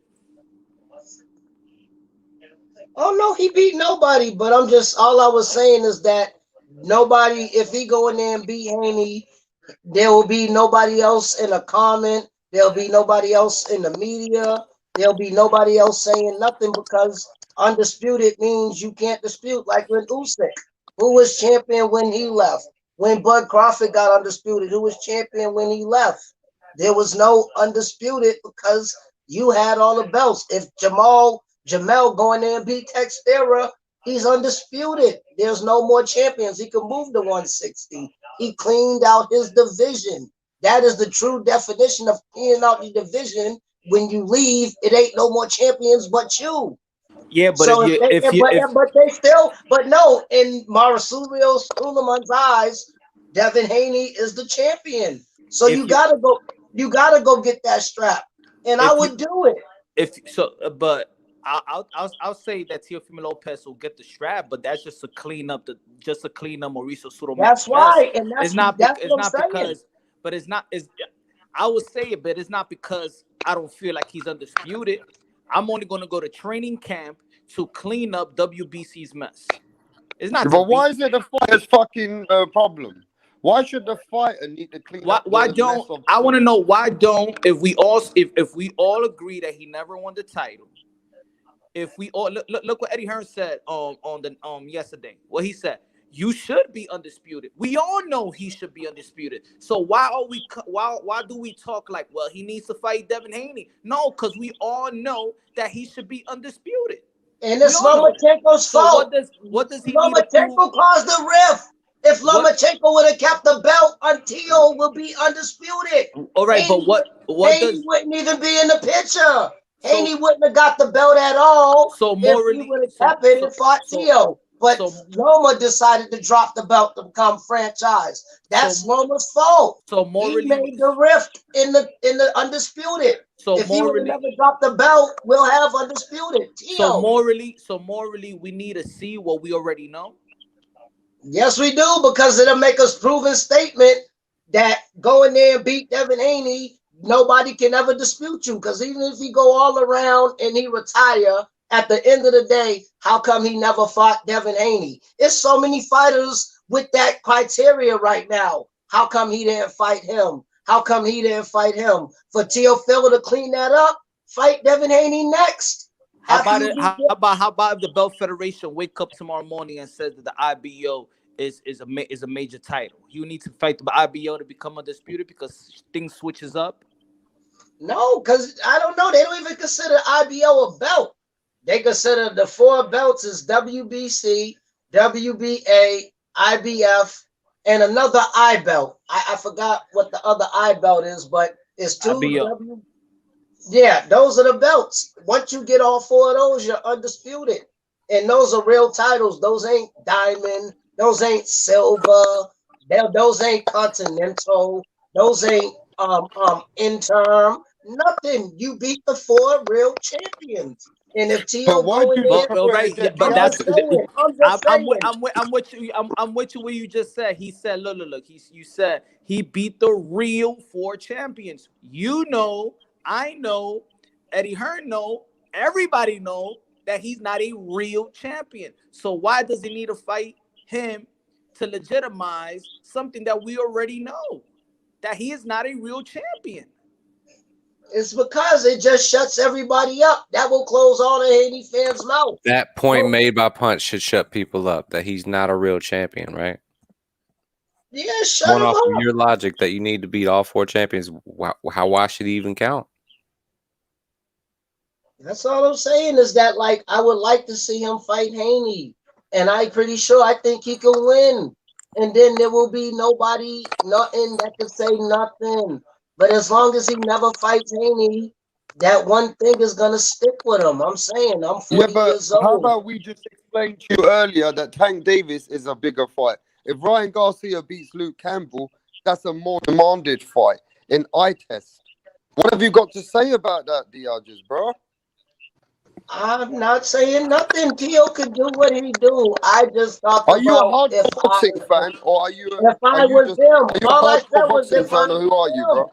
Y'all can have your own opinions. I said if I was him, I'll go take care of Haney next, so that nobody else could say nothing else. But he really said it. I'll be ready for Haney in 3 to 5 years. Go look at Punch. Go look at the video. You know it's up there. He said it out his own mouth. 3 to 5 years. Like, who wants to wait that long? 3 to 5 years. Go get rid of him next, and then there's no more arguments. You beat the man. Ain't And you nobody got and him. ain't nobody desperately calling for that fight. Not even Eddie Hearn is calling for that fight. Ain't nobody really desperate calling for that fight. I mean, they trying to shame Teofimo Lopez. There's channels out there trying to shame him, but ain't nobody, not Eddie Hearn ain't even calling for that fight. They wanted. Tio already said he ain't. Out his own mouth. What part of that video y'all ain't watched? Where it was He's in saying a his lot of mouth. shit. Once you ask somebody the same question 1,000 times, what he But said yesterday when they asked him. it's not that. He said it. This is the first time him asking when he gonna fight Devin Haney, and he said 3 to 5 years. Why Okay, y'all not? he said that. He said that what couple or like 4 weeks, 3 weeks ago. Yeah, he Yes. changed his energy Okay, all now. right, He all right. said So something else. yesterday he said, yeah, he wouldn't have fight Devin Haney, but you're stuck on the 3 to 5 years. So why won't you be stuck on Mauricio Sudamon when he It's all, said that it's he's all about the undisputed? couple of weeks ago. He changed his mind because everybody was getting on him. Everybody started calling him T.O. Ho and everything else after he did that. Because who says I wait 3 to 5 years to fight you? Nobody I got on never that. heard, Nobody I got on never Tio. heard. Yes, he did. Go look Nobody at got the on. video. Nobody It's got on on you. Teofimo Lopez for that. They got on Teofimo Lopez because he called Wilder a bitch. Mm-hmm. The end of the day, the man out his mouth said that 3 to 5 years to fight Devin Haney. You can't say nothing like that. Even if that is your plan and goal, you don't go on social media with thousands of people watching and say it. No, that next day, the backlashes he got, y'all don't be on everybody's channel. I'm on everybody's channel. The backlash he got was like, wow, 3 to 5 Exactly, the years. channels. He could have Yeah, said, all no, the he could have. channels that are pushing So that are they Haney watching? So let narrative, me get right? this shit He could have straight, said bro. 2 From England, fights. no, I want I to get wouldn't even mind. shit I straight in wouldn't even England. mind if he Are they said my next guarding this fight because of what Teofimo said about Deontay Wilder, Punch? The Is that back, what I heard? the backlash from those channels that D Hodges said that he also goes to. No, that the switch became the hate towards Teofimo Lopez is when he called Deontay Wilder a bitch. I don't care. He can call anybody he want a bitch. You. I'm talking about the channels, not you. I'm talking about the channels. Yeah, but once I heard the man say it, I was happy he beat Lomo. I was so happy. I smoked the blunt and drank the beer like, yes, he got rid of White I'm saying, Jesus. I was happy. I'm saying when But they when you changed see an interview, their when you're a tune. person, when I'm a fan of person, like I said, Bud Crawford lost points with me. And I'm a diehard Bud fan. But once he said, I won't fight Sean Porter because he's my friend. You don't say comments like that, like on social media. I was like, what, Bud? So I mean, Earl Spence won't fight Charlo because they friends. Exactly. So why you don't get on Spence too? But you don't gotta say it on social media. He's in the crowd too. Shit, Charlo said they won't fight each other because they're brothers. They're in that crowd too. It's the point. If you know it's the thing, you don't gotta say it on social media because people don't realize, and y'all on social media more than me. Y'all got channels. You know can why say they the say? one, You know why? You know why they can say? on social media. You can say the one little thing, and everybody will take it out of context and run with it. And now, from what you said, done became by the time it done went through the grapevine. Now you done said something completely different. But it's been Sean Porter that been saying that since day one about their friendship. No, Bud said it too. He said it after. Because remember, they've been trying to. He been wanting to fight PBC fighters, but Sean Porter, even before Danny Swift Garcia fight, and they asked him about Bud, he said he's his friend. And Bud said it too. That's what I'm saying. That Yeah, friendship to don't be mean honest, nothing. Punch, Bud did say the same thing. I didn't have fights. He did I say didn't the have same fights with thing at my the friends, time. and we shake hands afterwards. I had a fight with my best friend. We had our fight. We got it out. Win, lose, or draw. We shook hands, and we're still friends. That friendship don't mean nothing in boxing. It's a sport. It's your profession. I swear to God, like I said, like I like the Maloney Yeah, but D twins or Hodges, whatever. I got some I know questions what I'm here. saying. I like the Maloney brothers because the first people I heard that said, if the price is right, they'll fight each other. They But said it straight out their mouth. Yeah, if the price is right, we'll fight each other. And they're brothers. So I don't believe in all that brotherly and friends and all that other crap. You The can't go, Maloney said by they'll what fight each everybody other. else says either, man. This is boxing. You can't go by what everybody else says. Like you can't. No, I'm going by what they said out their mouth. They both was doing an interview and they said, "Yeah, we'll fight each other." No, If I the know. I price saw. is I know. I saw that. I'm just saying that we could take what they say, but also we gotta understand if what they saying is realistic, or just saying it to say it. Like when there's a call, when somebody calls somebody out, like let's say Boost Ennis will call somebody else. We know he ain't gonna get the fight. So the call out is just a call out. It's not like they're gonna go on contract, no negotiations. He's not even close to that, but he's calling people out. But what do you think about the people that do the call outs? But no, it's some people can't remember right now. I told you I'm drunk and nice, but it's a bunch of people that call people out, and then people wanted to fight, and now it's a whole sudden reason they don't want the fight no more. You Okay, just this is all right. Okay. I put it like this way. Yesterday, all right. Let me put it like this. Yesterday, you saw Tio and Eddie Hearn together, right? Did they talk about making this fight happen? Did Eddie Hearn said, "Yo, let's sit down, let's have a meeting with your people, let's make this fight happen with Devin Haney"? Nah, Eddie Hearn was not on that type of time.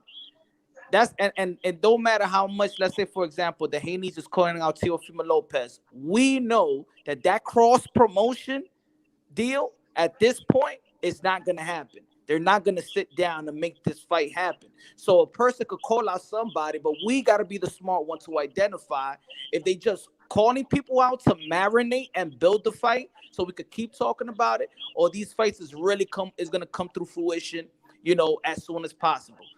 Haney and Tio is not going to happen. Not now, not in their next fight, not in the or after that. Because it's a cross promotion, It's not enough money to do a cross promotion. The only time they're gonna do a cross promotional fight is when the gate is open and there's a huge fight where everybody in the cookie jar make their money. So anybody could call somebody out, but is the call out is a real call out where a contract is gonna be sent? Did Haney send a contract to Teofimo Lopez the way they sent it to Gary Russell Jr.? No. We know when Haney's are serious, and because they're bosses, they will send you a contract because they're the A side, right? If they ain't send no contract to Tio, Eddie Hearn ain't talking about it, then we shouldn't be talking about or shaming somebody. A call out is just a call out. Sending a It don't matter. contract, At that's the the real end of deal. the day, Tio could have picked Haney or Lomo. He picked the easier opponent because so Haney already beat him I'm up. asking everyone a Why do y'all question. keep forgetting? Why do y'all keep forgetting about, like, they got the video of Haney beating him up?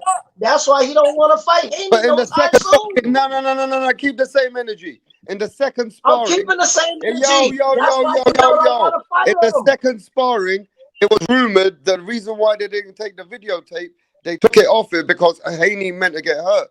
They said in the second sparring, Teofimo hurt Haney, and Teofimo Lopez Senior yesterday It's said all that. about the video they got. Bro. It ain't about the Me all the video they fucking took time down. on my own fucking channel, D. Hodges. Come on, Yes, bro. everybody- Give me some respect on my own channel, D. Teofimo Lopez Senior said the same thing to Eddie Hearn yesterday, that we troubled him in sparring in the second sparring. They said the same thing to Eddie Hearn. So you got to keep the same energy. We don't know what the fuck happened.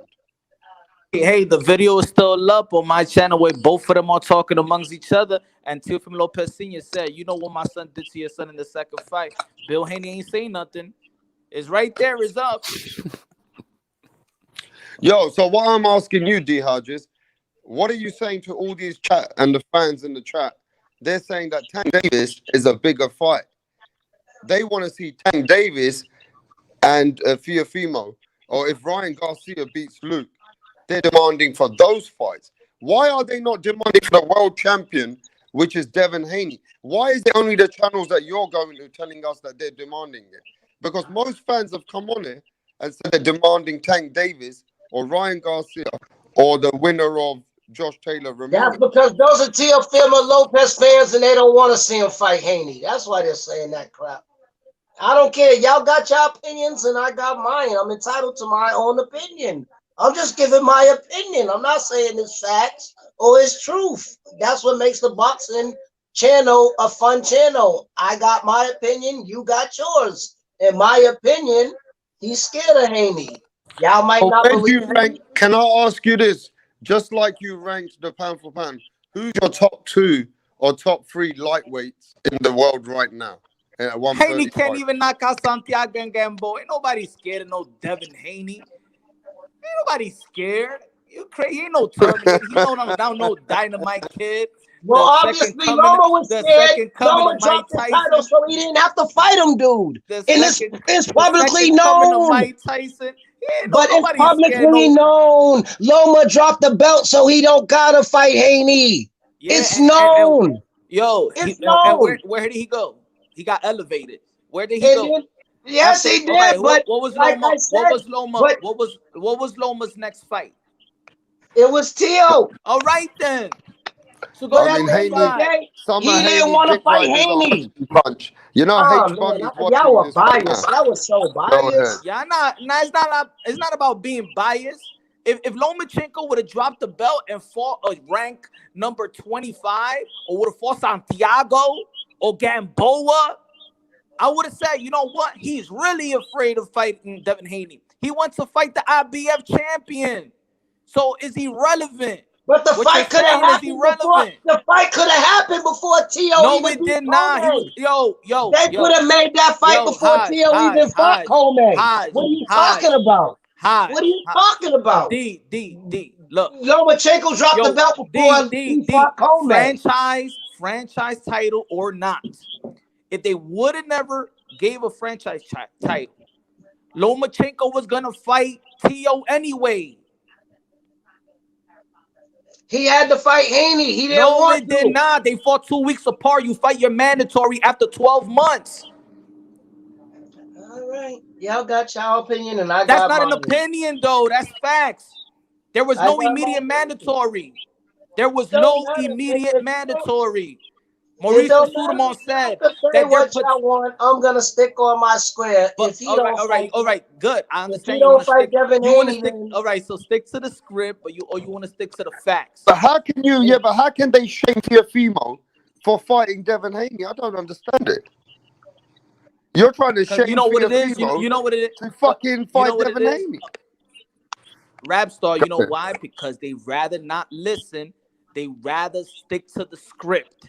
They don't want to listen. They don't want to listen to when Mauricio Sudamon said that Haney's petition for the interim title, knowing there would not be a mandatory to Lomachenko. They don't want to listen to that. That's the part they never want to listen to it. So you hear these things saying that this person is mandatory, he dropped the belt. Even if he dropped the belt, franchise belt or not, Lomachenko was going to fight the winner of Comey and Teofimo Lopez. So what? When D Hodges came in earlier and he said, and other people came on, they said that the Lomachenko, Devin Haney was in position for Lomachenko, but Lomachenko ducked him. Can you explain that how that never happened then? Nobody never ducked Haney. Nobody never ducked Haney.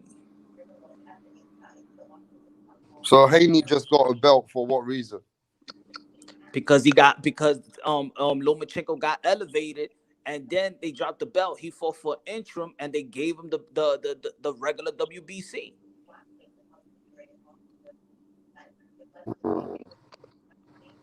I mean, what do you think about L-Dog? L-Dog saying the whole reason Lomachenko got the franchise strap is because Top Rank didn't want to go on a purse bid war with the Zone, with their champion, and would have won. Huh? Facts. And he said Bro, that they would have. there is no damn. It's like, that's what I mean. That's what I'm saying. Nobody is listening to the facts of the WBC. The day, and Bill Haney on my channel saying the same shit, and y'all don't want to listen to it. He said, Hey, D. Hodges, you need to watch Punch Strong's channel. Bill Haney Haney's said been on there, the bro. same day they elevated Lomachenko, the same day they was ready to elevate Lomachenko, he was in Mexico in the WBC convention petitioning for the Abdullah fight, knowing that they won't be no mandatory. Y'all coming up with all this bullshit, not listening to the source themselves. That's the bullshit about it. Y'all want to stick to a script. But y'all don't want to listen to the facts. So what do you say to Joe DC? Joe DC said that he watched Bill Haney come on your show admitting that the WBC route, he took it knowing that he couldn't get Lomachenko. It was written in that statement that he was not going to get the Lomachenko fight. That Bill Haney took the WBC route knowing that they weren't going to get the Lomachenko fight. I mean, they took that route because they had to take something. So you can't really blame for that as well, can you? I mean, let's face the facts, right? Let's face the facts here. If Bill Haney knows, like Joe DC said, Bill Haney knows that the reason why he took the WBC route, they told him that you're not going to get Lomachenko. Is that true or is that false? I want to clean this up. Yo, Boxing Social, I did a video. It's a video of Mauricio Sudamon saying it. I got it. And it's in Boxing Social, the interview, and I did a whole 20-minute video about it.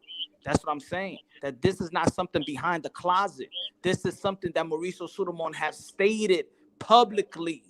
The only thing is that there's some channels that want to sweep it under the rug. And there's some channels like me that's going to say the truth. Now, it's whatever you want to believe. The truth or what's scripted. Facts or narrative. That's all. Well, So if it's Eddie Hearn narrative, can't then argue whatever. this, right? Mauricio Sulaimon said. No, Haney's wait. the champion. Listen, I want to make sure to England. Eddie Hearn's people can't argue what we were saying here, right? I mean, we're keeping it real facts to the table where Eddie Hearn can't even turn it or twist it around, can he? Nope, nobody. Go ahead. Someone's having problems right now, so shit, they gotta figure out what they're gonna do. Yeah, but we're telling you facts, D. Hodges. You gotta go and tell those channels what we're explaining to you here, bro. Man, you want to know the truth about this whole situation? Go ahead, L-Dog. England's in the house. Truth be told, there's a group of radical black fans in America who hated Lomachenko. So they created a narrative that he was ducking the black fighter Devin Haney. Tio beats Lomachenko and he inherited his hate. I can't answer that. D. Hodges, you got something to say about that? I'm not from America. I have no idea. I didn't know he felt that way, but if it is, it's because after Gary Russell put that whooping on him, I know he still lost, but he might have said, God damn, I don't want to fight nobody that's this mobile. Because you notice most of Lomachenko's opponents were flat-footed. Oh, hold on, man. So Gary Russell whooped Loma, but most people had that fight wide for Lomachenko, and also It don't matter Lomachenko. what the people. It don't matter. It's about what the judges say in the record book. Everybody's gonna say anything. Anybody can say anything. They still Okay, not. okay, that's cool. They still don't talk. Okay, no, hold on, D. Okay, Go cool, look cool. at Lomachenko's record. They still had him at 16-0 after He he left the lost chat, to bro. He Guido. coming back on the smoking. Okay, whatever, D Hodges. But see, this is They swept another it under thing. the rug. They See, calling Lomachenko 16-0, and he lost bro, to hold Guido. on. You kind of proving my point, D Hodges, because I mean, you're kind of fitting the picture I painted about the radical fans who hate Lomachenko. To me, it just feels like people are saying he lost to Gary Russell. That was not a close fight. Loma beat his ass. Loma then went on to destroy other black fighters like Regendow and Walters.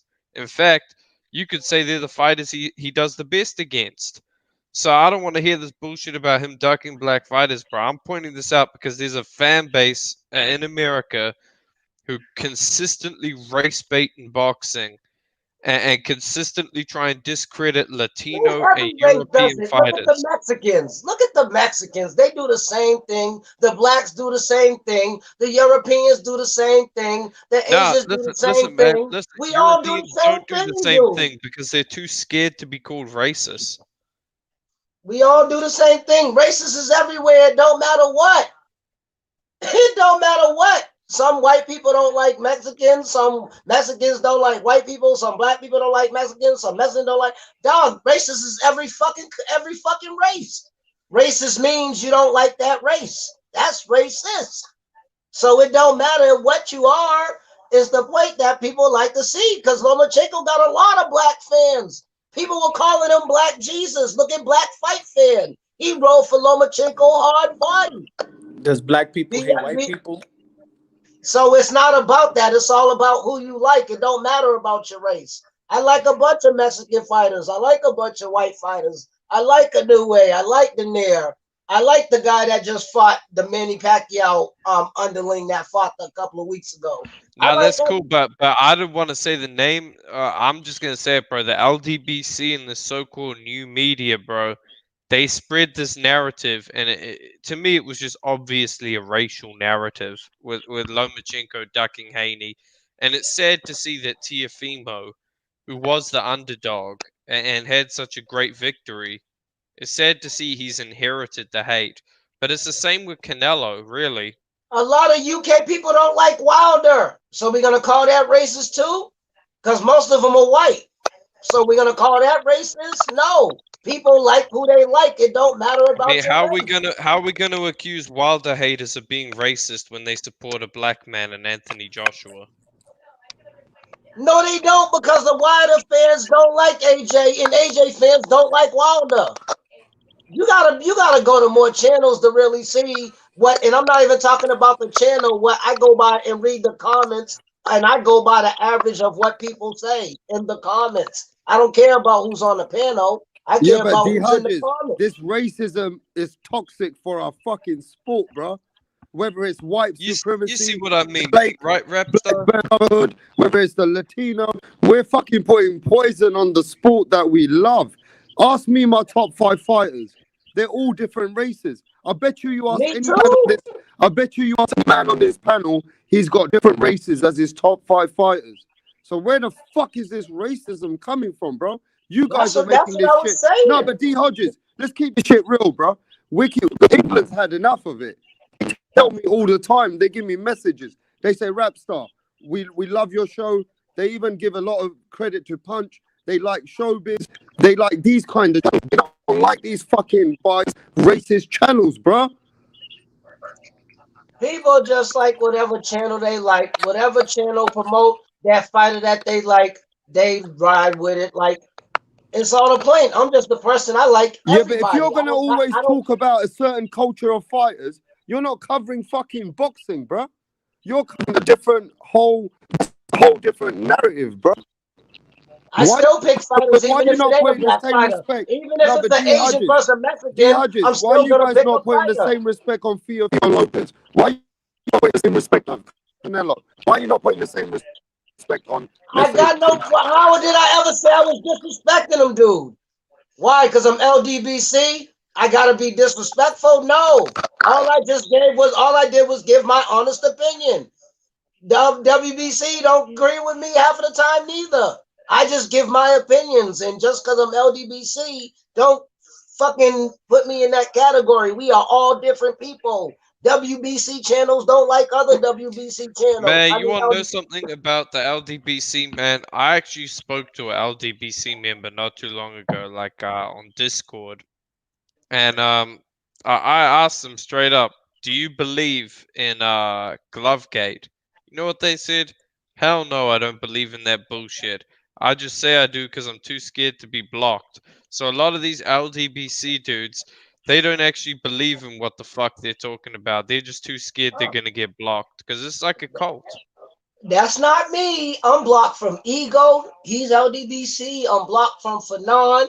He's LDBC. I'm blocked from H Money. I'm blocked from a bunch of people, but I don't care. I'm gonna have my opinion. I don't ride with just because the whole channel's riding with it. I give my honest opinion. If I get blocked, oh fucking well, I'll go to another channel. It's like 122 box of channels on here. You can go to a different one. And like I said, I'm the only person at DT3 that got a wrench, and he knows I'm LDBC. I say it in this chat, and I got a wrench. And you know, DT3. Yeah, but you know what he we already- don't like? D Hodges, you know what I don't like? I like you because you keep it real. But I've took people off my channel for saying the N-word. I've seen Punch Drunk Boxing take people off the channel for saying the N-word. We keep it real for all races. Why don't you fucking people do the same? We protect the people who are even being racist towards the brotherhood or trying to use the N-word all the time. We're trying to use the same thing for all the fucking people. explain for nobody else, dude.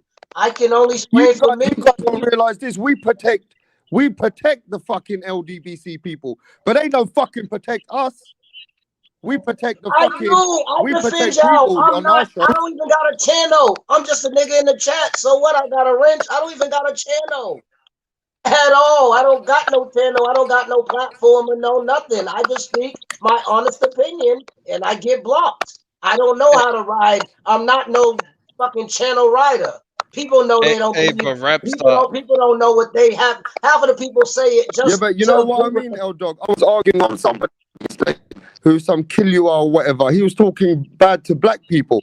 Now I'm even arguing with him that not to be racist about it. I keep the same energy. Yeah, man, and that's like me, bro. I go at everyone. When have I ever said it? I don't even swear on your channel, dude. I never been racist on your But channel. we're talking about the LDBC in general, bro. Okay, But well, that's and them. what I'm saying is, I feel like you've been influenced by them in a bad way, and I just want to say this because I'm gonna I jump just say off. I'm 40 years old. How the fuck is a grown ass man gonna influence me? If I influence me, I wouldn't be blocked from See, man, LGBTQ listen, channels. bro.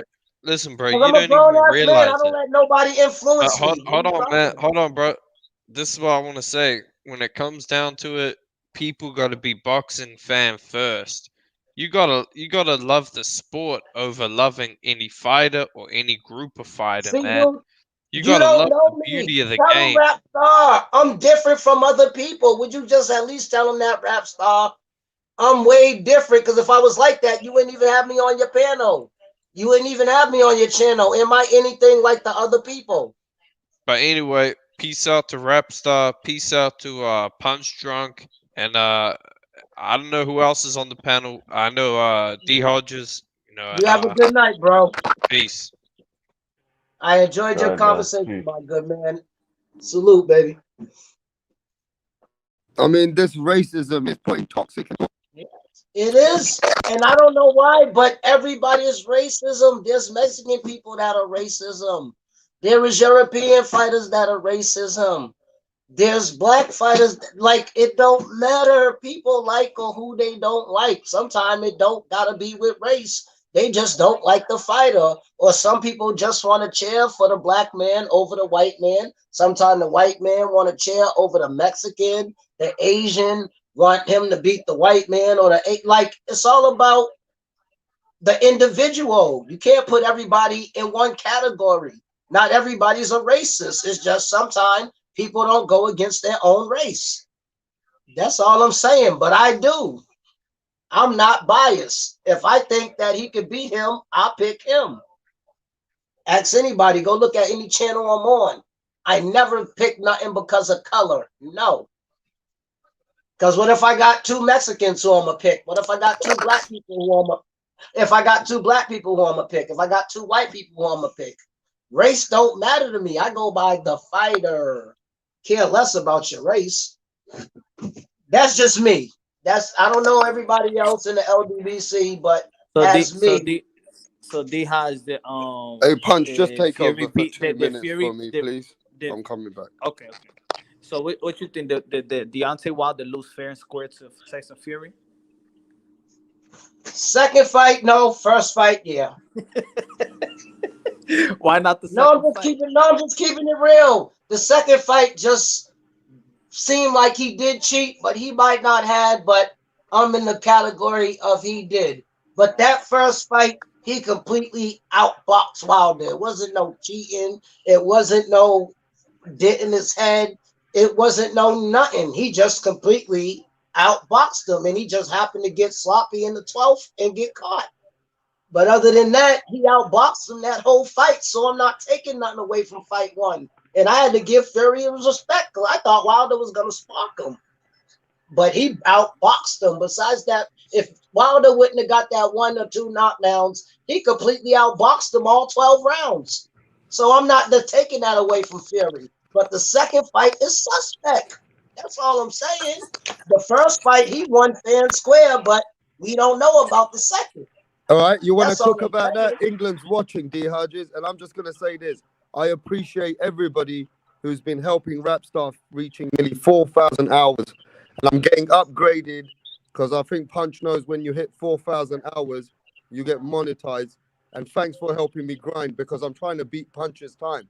Punch done 10 hours, 10 minutes. All right? And somebody told me earlier, Let's Rapstar, go. you can do it, bro. And I'm half dead. But thanks for helping me do this. I will say that. Let's Because go. if I beat Punch's time, I know he's going to come back for it.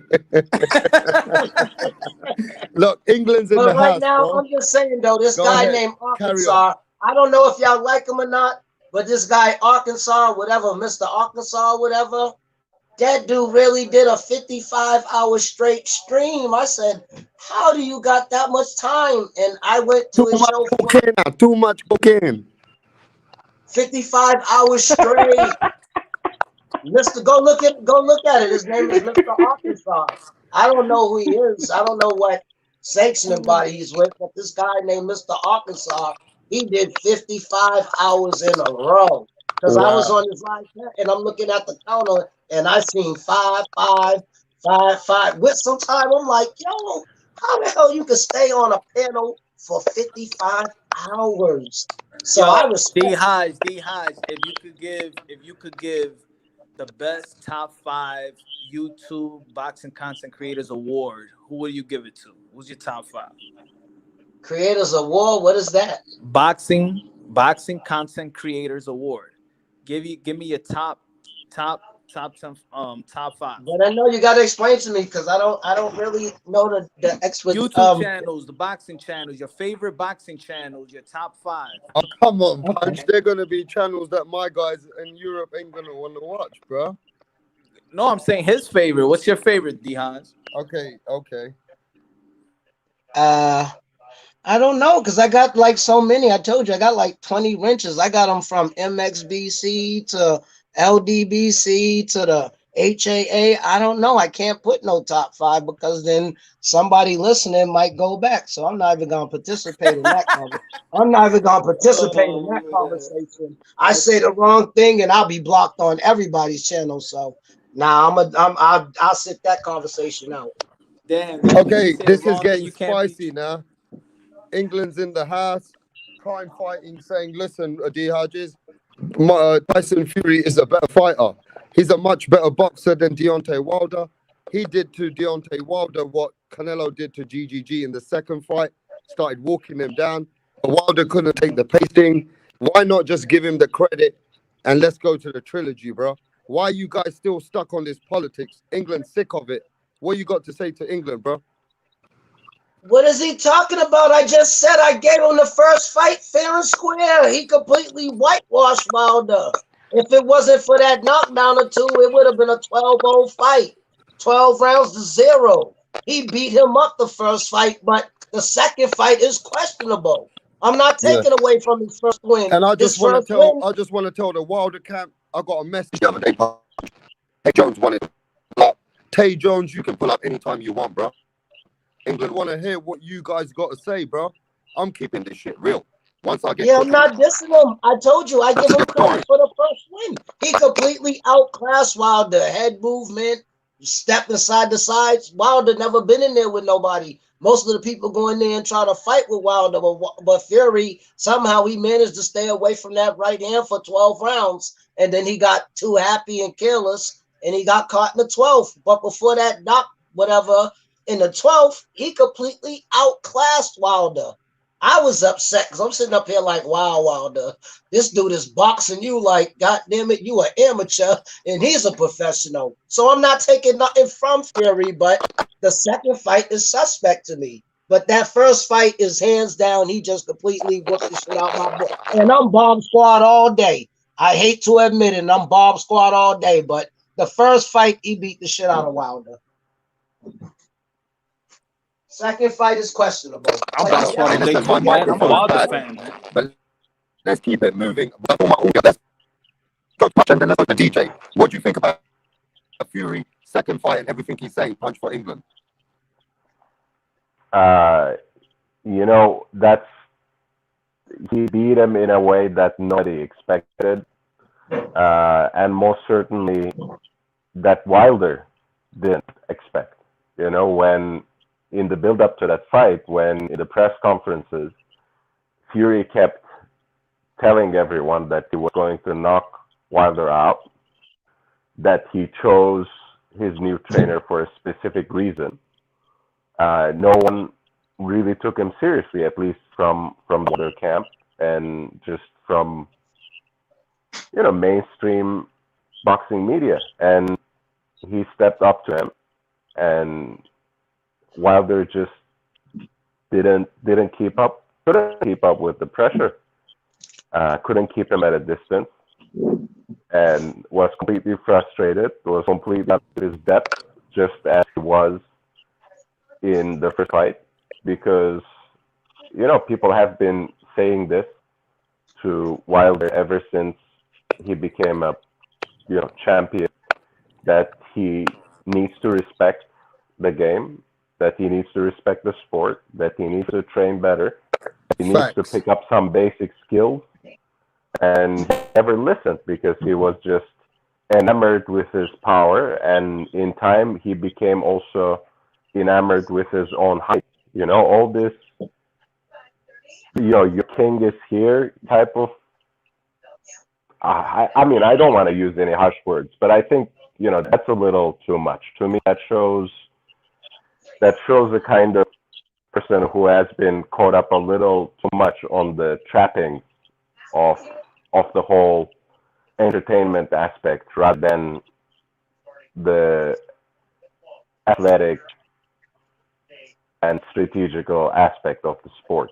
And Wilder was out of his depth for both of the game plans that Tyson Fury brought, and I don't believe in the whole you have to bring it to the champion, you have to win the belt.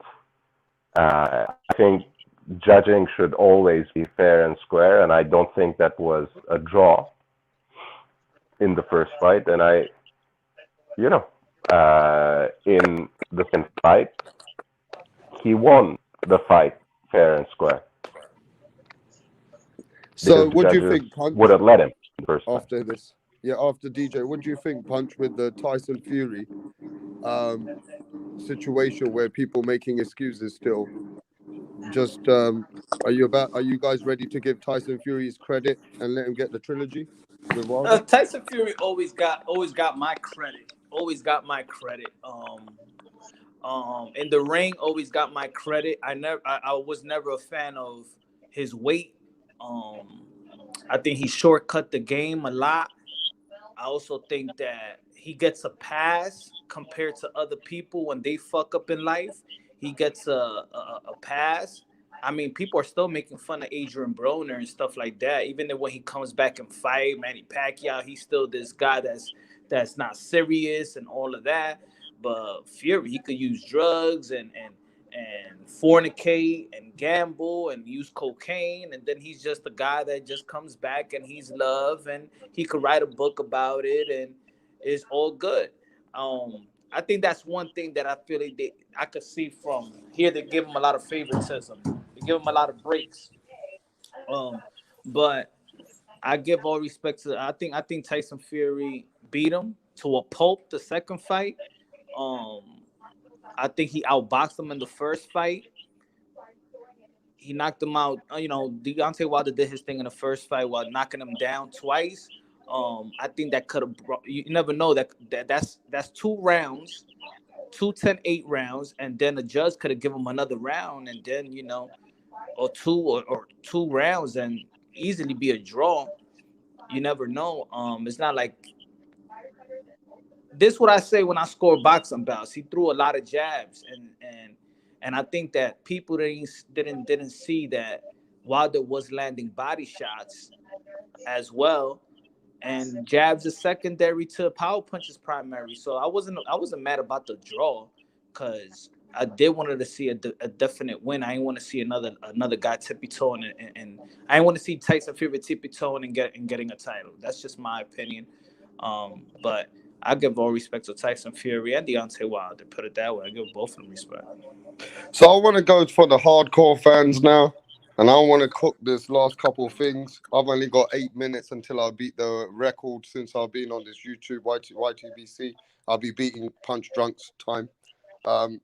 31st of December, we've got Tanaka versus Aoka. You know this, Punch. Not many people know about this. What do you expect in this fight? And is it fireworks like I've explained to the fans in another podcast earlier? I broke it down in England. What do you think about this fight? It's going to be fireworks. Might end up fight of the year. I got Tanaka winning, but it's going to be fight of the year. Fight of the year in terms of punches thrown, punches landed. I think it's going to be nominated for fight of the year. I'm expecting it. What do you think? Wow. I mean, it's going to be a big fight. The winner of that is definitely going to be Japan's next hero, right? And I don't know about the next hero. And that's just because, in the smaller division, I mean, Inoue is already in the smaller division, man. People don't pay attention to smaller than that. But I mean, he's big. Inoue's big in his country now. Oh, yeah. He's a huge star. He's like Jackie Chan, bro. Yeah, man. I mean, it's good for my Asian brothers out there. Shout out to Tokyo. Shout out to Japan, my boys. I got my peoples that live out there as well. And so do I. And that's why I'm mentioning this fight, because not many people know about this fight. And I got an email earlier on about this fight to say, please cover it, Rapstar. It's a fight that Tokyo, Japan's are going to be really tuned in. It's a big fight for them, Yeah, I'm just waiting for a great Chinese fighter. That's what I'm waiting for. I mean, that's due to come. I mean, at the end of the day, though, we got to respect that whatever we've got is come out to the year and it's ended out smoothly. And we've had boxing keeping alive. We've been keeping it cooking. And I've got to be honest with you, a lot of fights haven't happened. I mean, the fights that have happened, what's your fight of the year, Punch Drunk? Because I know you're going to do a Christmas show. I'm doing a Christmas show special. Can you help me to give me a few fights of the year? I already know I've got a little list. Can you remind me some in America? Well, Wilder and Fury is a good Fimo and Lomachenko, great physical chess match. I don't know because you don't like women fighting, but I would say Cecilia Breakus and McCaskill. Hey, don't tell me I don't like women fighting. I've never said nothing. I mean, okay. Don't please put that statement on me. You can ask the rest of the men. Cecilia Breakus and McCaskill. I mean, Errol Spence, Danny Garcia was exciting. It was a good fight. Yeah, that's a good fight. Yeah, I mean, We really haven't had major. What about Cepeda? No, but you guys are forgetting. What about did you not enjoy Joe Joyce versus Daniel Dubois in our country in London? We enjoyed it. It was a Joe cool Joyce, fight. They threw high volume punches. They threw a lot of punches. That for a heavyweight fight, they threw a lot of punches. Hey, do you guys have any other fights to add to that this year? Zepeda fought that guy. I forgot the guy's name. Zepeda and Barancik. Yeah. Any other fights that you guys remember this year for 2020? I'm not necessarily sure if it's if it was as competitive as I thought it was, or it was going to be. But I think that Charlo Rosario unification was an important fight. But I mostly agree with Punch. I think Wilder Fury, the rematch, is certainly one of the fights of the year for me, in terms of the performance, in terms of the upset, in terms of the emergence of really a new superstar. I think Teofimo's fight against Lomachenko is for me the top of the year. Okay, so the chat's getting involved. The chat's got Zepeda and Brasheka, whatever his name was. They say that was the fight of the year. Somebody in the chat has got Estrada's fight. Do you remember Estrada fought? That was a really great fight. Yeah, that was my fault. I didn't even mention that one. The Estrada, that was a good fight too. And that was Prime Fighting Champion said Estrada, and I can't read the opponent's name from here, bro. But Estrada and his opponent, that was a great fight. I mean, at the end of the day, we haven't really had that many big fights, have we? Really? I mean, we've got about 7-8 fights to talk about. Nobody talks about Josh Taylor's fight because they say Josh Taylor, it was just expected of him to do that. It wasn't like nobody expected that, right? I mean, Anthony Yard, I don't know how hardcore you are. Did you watch Lyndon Arthur and Anthony Yard? I mean, that was a good domestic fight where a man won against a good fighter with a jab. I mean, that was just a fight. Yeah, I mean, it looks like to us this is it. It's going to go out with Tanaka and Ioka. And they might, and Punch Drunk, I think they might take fight of the year. Yeah. Yeah, I like Jonas, Natasha Jonas. Oh yeah, Joe DC. Joe DC says Natasha Jonas and Harper was a war, innit? Oh yeah. Oh my God, man. Oh, that was a great fight. I can't watch her talk, man. I gotta turn it off, man. Okay, so let's spice this up. I got 4 messages since she's a mamacita. Hey, I got 4 messages since I spoke about Berlanga in England. Not anybody knows Berlanga, but since they've been watching him, they're asking Berlanga, why not fight John Ryder and tell us you can knock him out? What do you think about John? Is it time for Edgar Berlanga, to step up now and fight in the top 10? What do you think about that, guys? I would just because he has he does have a good amateur background. He started when he was 7. He spars a lot of people. I think he's beyond his opposition. So yeah, I would like to see him. And they're already mentioning Berlanga and Benavidez. They're already mentioning Berlanga and Canelo. People are already mentioning his name. So that's good. So I don't know. I mean, a guy like that, he's knocking everybody out like that. So you gotta feed him. You gotta feed him some good food. Hey, look, Berlanga seems to be the real deal. I want to see Berlanga even with John Ryder, only because John Ryder comes from my country, and I want to see if Berlanga's the truth, and can he stop John Ryder? I want to see Berlanga in with... Nakatani Verdejo, that's a good fight. Yeah, a Prime Fighting Champion said Nakatani versus Verdejo. So look, I really appreciate everybody in the chat, everybody in the panel. They've given me all these names to make a Christmas special. I mean, I'm not going to say who's going to win the fight of the year, but I'm definitely going to do the number 1, 2, 3. But, at the end of the day, like I said, with the way that boxing is going right now, with 2021 coming in, Edgar Berlanga is exciting. Edgar Belanga's coming with a fight soon. Maybe Gabriel Rosado, if they could pay him enough money and make that an all New York, all-out war in New York. Because can you imagine if Edgar Berlanga stops Rosado or John Ryder in fashion? I don't know what to think, Punch Drunk Boxing, if he does that. I think he could do it. Well, I think he don't know could do what it. to think then. I don't know what to think after that. Nah, I think he's gonna be a rising star, man. There's just a couple of boxers that they could just, like a Teofimo Lopez. I think Berlanga could get a chip, a belt early.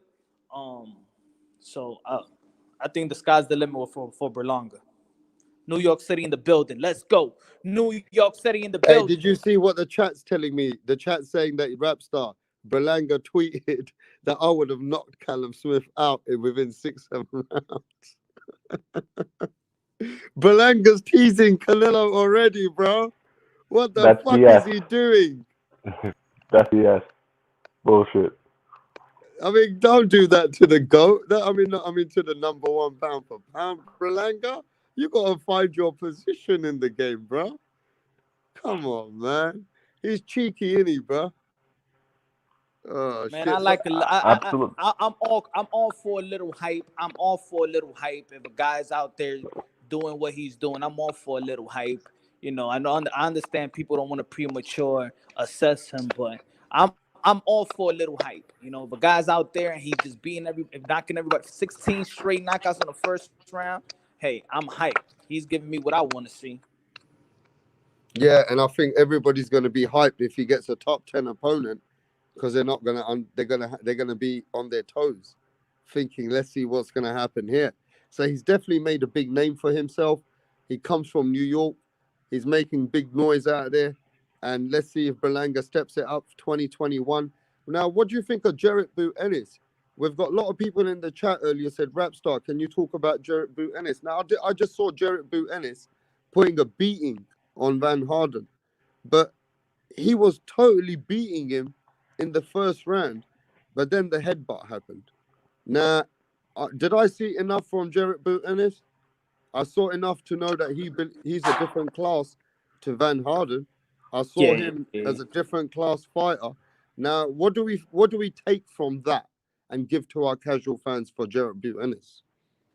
He was going to knock him out already. It's either that or he's going to do it in the second round. Jarrett Boot Ennis. Stylish, finesse, dangerous. The future Roy Jones Jr., 4-5 division world champion. Yeah, I said it. From Philadelphia. Philadelphia's favorite son, Jarrett Boots Ennis. Shout out to his father, Boozy Ennis. Oh, yeah. Hey, let's go to the next person, DJ. What do you think of Jarrett Boot Ennis? I think, obviously he was passing the eye test before, and I think it's not really fair to, judge his performance in any way or in an unfair light. But he was already overwhelming. Van Heerden, who has been a fringe contender for quite some time, who is a common opponent with Spence. And I think that was going to be an early knockout as far as the eye can see. So I think he really has great things ahead of him, and he does have a big frame. So who should we try to match him up with next? Would you like to see him with Josito Lopez, Luis Collazo? We got Josito Lopez out there. Is it time for him to pass those guys and fight Lepanez? I mean, does anyone have any opponents they would like to throw at Jarrett Boot Ennis? Absolutely. I think a gatekeeper is just about time. I know it's the fifth alphabet organization, but this fight was for an IBO title, wasn't it? So it wasn't such a useless fight. So I think he's ready for that level. I do think the Riverlight Rocky is maybe one notch above, someone like Van Heerden, but I think Boots is ready, and he's. I do agree with Punch. You know, it's maybe it's too early to tell, but I think he has a big frame for welterweight, so he can quickly move up in a few divisions and certainly carry a lot of the flash, a lot of the skills, a lot of the eccentricity into those weights as well. I'd like to see him fight Virgil Ortiz. I'm big on Virgil Ortiz. I don't think he'll win, but I think Boots will win. But him versus Ortiz, they both young talents, both undefeated. That'll be a fight people will watch. They will watch Ortiz versus Boots. What do you guys think about Virgil Ortiz versus Boots? Is that something realistic? Could Nah, we get that nah. fight? I want that to be good, well, and marinated.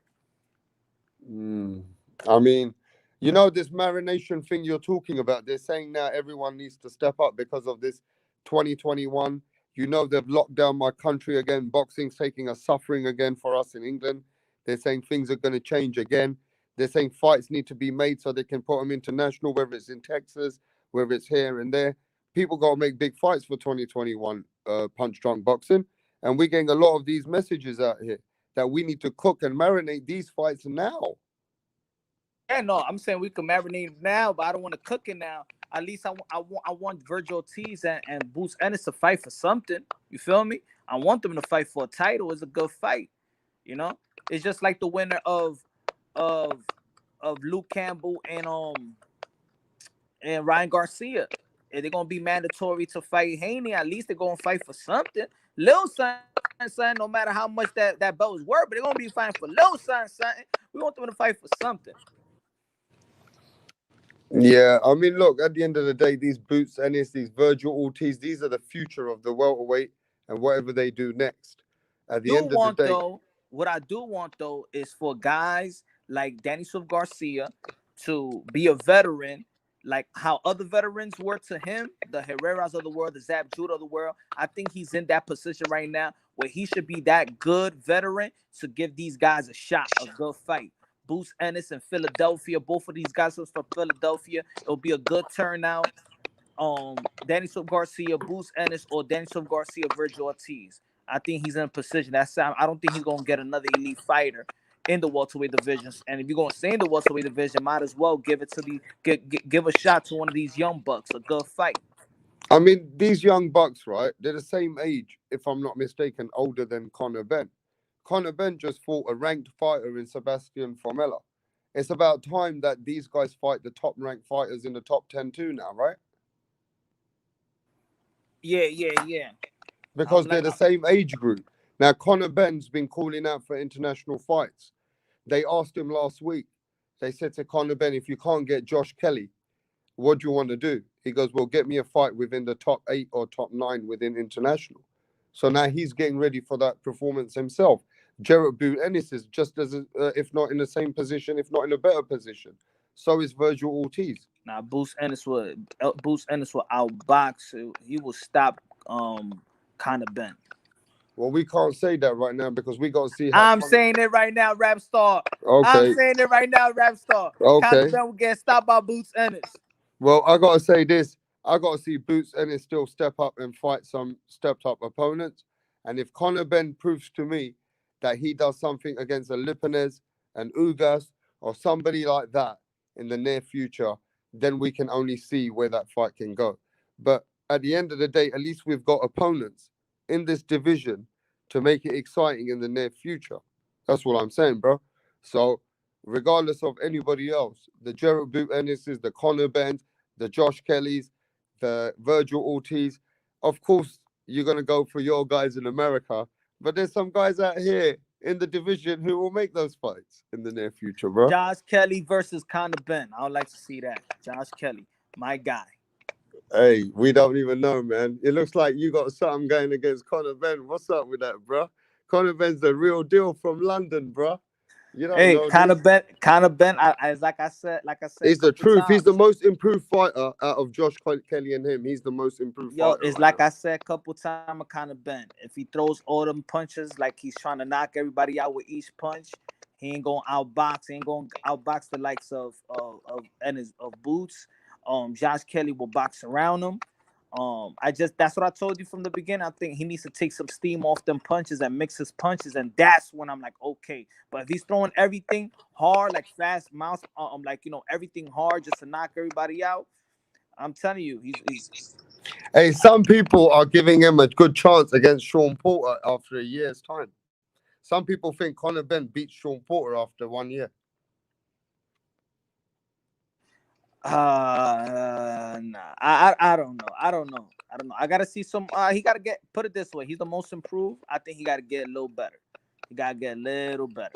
Yeah, they're just a little premature right now. I mean, at the end of the day, they're growing into their weight and they're hopefully going to get some exciting fights. But we just, as fans, want to see fights. We don't want to see this Terence Crawford, Errol Spence situation going on and future going like the same with Jared Boot Ennis, Virgil Ortiz, and Conor Benn and all these fucks. You I don't still want want to to see see. that fight?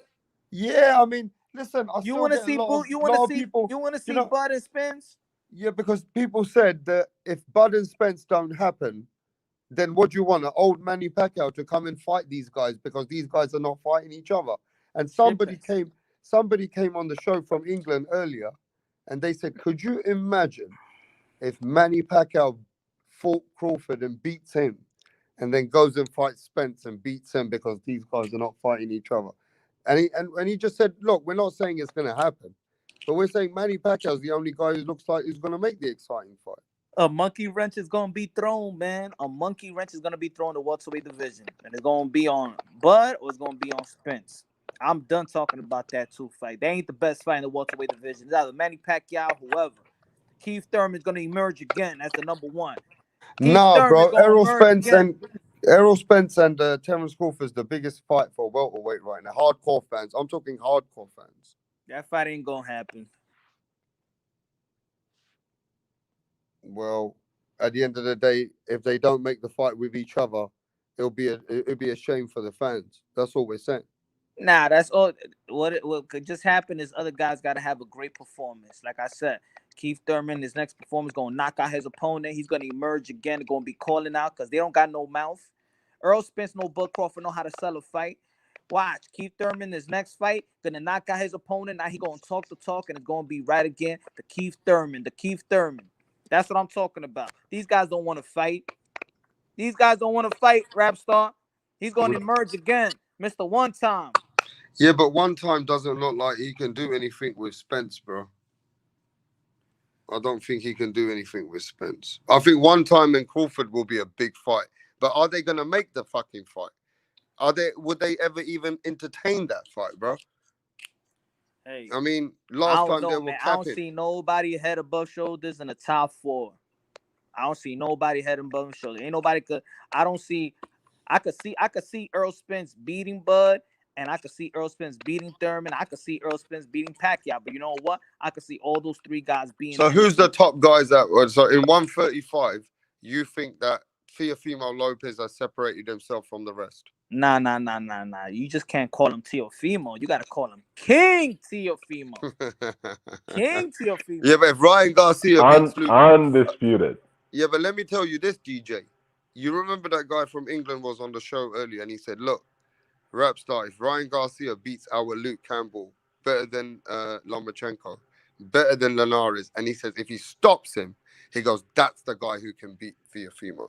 Now, what you got to say about that? It was rope-a-dope, right? It was rope-a-dope. He said if Ryan Garcia puts a beating on Luke Campbell that Lomachenko couldn't do, he goes, people are going to say that Ryan Garcia can beat Teofimo then. And they're going to say they're going to demand for that fight, and Devin Haney's going to be put to the fucking side. What do you think about that, Punch? Hey, I think if Ryan Garcia does beat Luke Campbell, then he's on my top five. He's on my top five on 135. He's on my top five. And people want to see Teofimo Lopez. Like Teofimo Lopez said yesterday himself, he said the guy who's stepping up a little bit is Ryan Garcia. So he goes, I give props to Ryan and Luke. And he goes, I might be interested in the winner. In other words, he gives them props. So he himself is watching that fight. He's got a close eye on that fight. Hey, all Haney had to do was fucking knock out Gamboa. That shit was a silver platter. Here, take care of this old man, stop him, look good, and then the whole world will be calling you and Tio.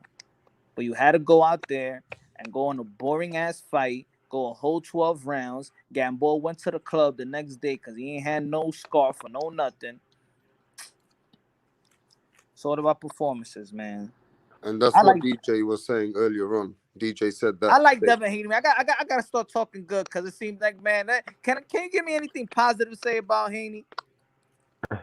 I mean, Haney never got touched in the fight. He won every single round, got good feet work, knows how to get away from certain shots. Good feet work, good pad work. I like his pad work. Yeah, but I'm talking like in the fight. I mean, but in the fight, did you ever see Devin Haney hurt once? No. I mean, I can't see him hurt because the opposition he's facing, he's not supposed to be hurt. Nah. Devin Haney is going to be one of the fighters that's going to be one of the forefronts of the sport of boxing. He's his own promoter, already learning the trades of the business side of boxing. I think Devin Haney got all the wisdom around him to become a great fighter, a legendary fighter. And yeah, that's all I could say right now, man. He got high potential. But you look, see what Ronald Finkley's telling everyone. Ronald Finkley's in the house, and Ronald Finkley's saying if Ryan Garcia beats Luke Campbell, you guys got to keep the same energy. And Ryan Garcia wants to fight Teofimo. Keep the same energy for him too. That he deserves the fight now. Oh, I think, I agreed before that he really solidifies himself in the top 5 or top 4 of that division. And I think in a way among that group, that is behind Teofimo, I think he puts himself one step ahead. And the whole purpose of that fight is to earn the right to face Haney at any rate. And I know that might not be the path he would go, but I really hope for both of them that's what's going to happen. I would love that fight.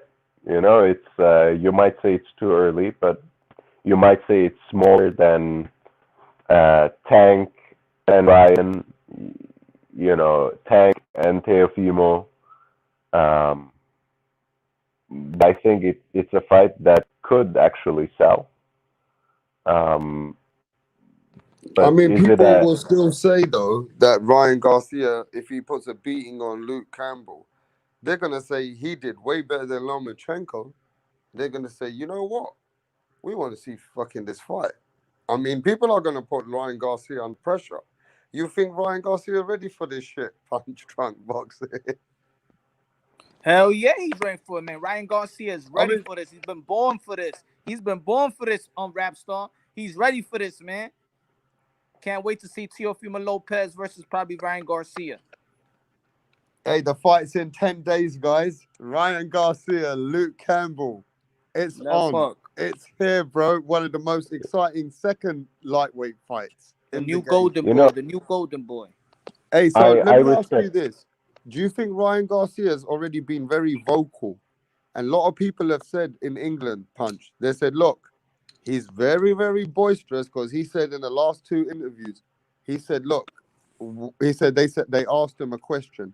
They said, are you worried about anyone lightweight at the moment? Do you want to say anything about anyone? He says he's not interested in no one. He says, I can beat all of them.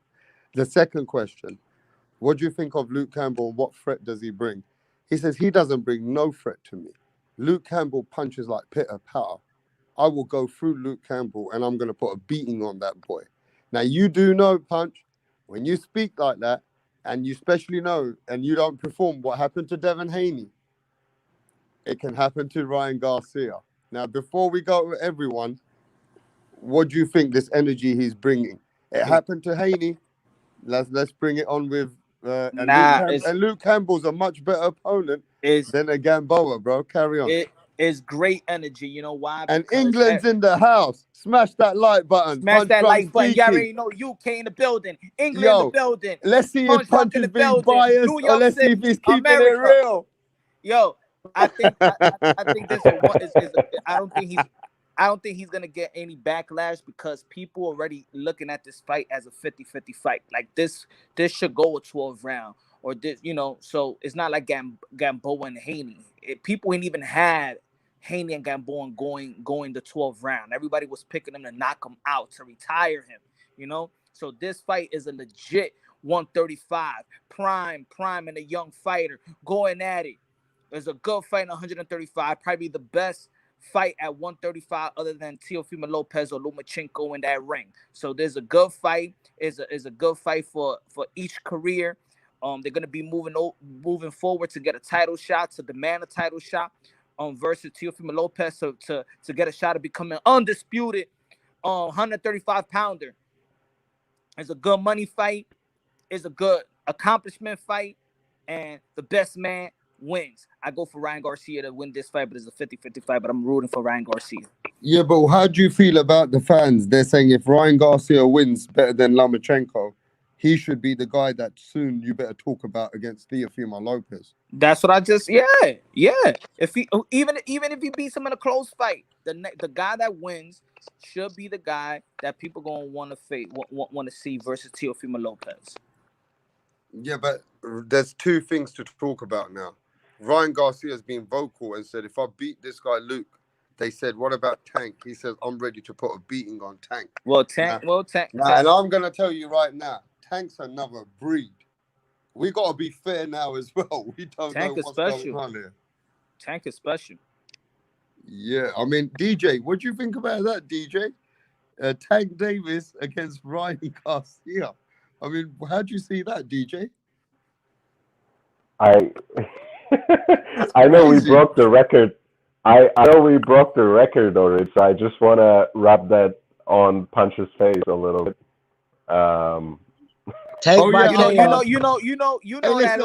You know when you rocking with Punch, that don't last. So you better celebrate now. Hey, let me tell you right now. I can officially tell everybody on the YTBC, I've beaten the time on a regular podcast, on a regular day-to-day podcast in time. I've done nearly half a day. But I'm going to tell you this. I'm trying to hit the 4,000 hour marks. I've got every reason. So soon, Rapstar's never going to be fucking living like this, bro. So enjoy it. Enjoy it while you can, because right now we're on a lockdown again, Punch. They've locked us down. It's only essentials only now.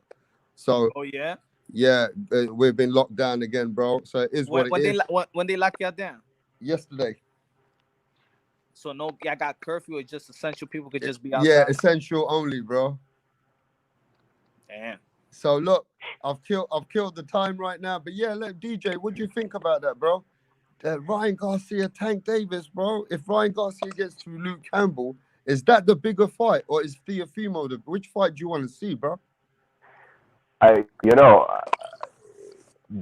don't know what I want to see necessarily. I think, from the perspective of Teofimo, I would rather see him battle it up with Undisputed at 140. At 135, I think Tank versus Ryan is a very exciting fight. It's the money fight. I think, it has all the elements of that familiar recipe. The money team on one side and Golden Boy on the other. They're both how the fuck would they put that together? That would be a hard thing to put together, wouldn't it?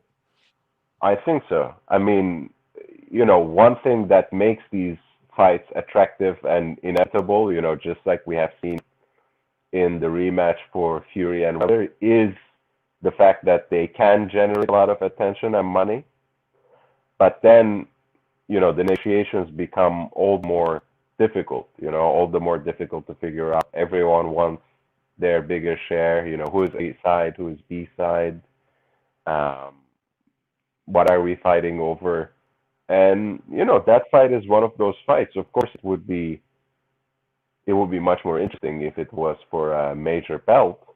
But I think they're just energizing so many different communities, so many different groups of people who may not even be interested in boxing.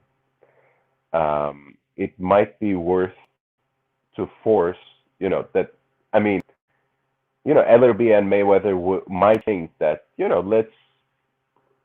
let's sit down and negotiate, and same thing with Golden Boy. They might think, okay, let's talk about this, because they have changed the way they move Ryan Garcia. They are pitting him against better opposition. I don't know if there are any internal politics behind that, within the promotional company. I don't know if it's Ryan pushing for it. But in either case, I'm just happy to see him step up the competition. And if he actually does what he says, if he is able to talk the talk and walk the walk, I think he really emerges from that fight as. And if he doesn't, he better get ready for criticism as well. Of course, and I think that's he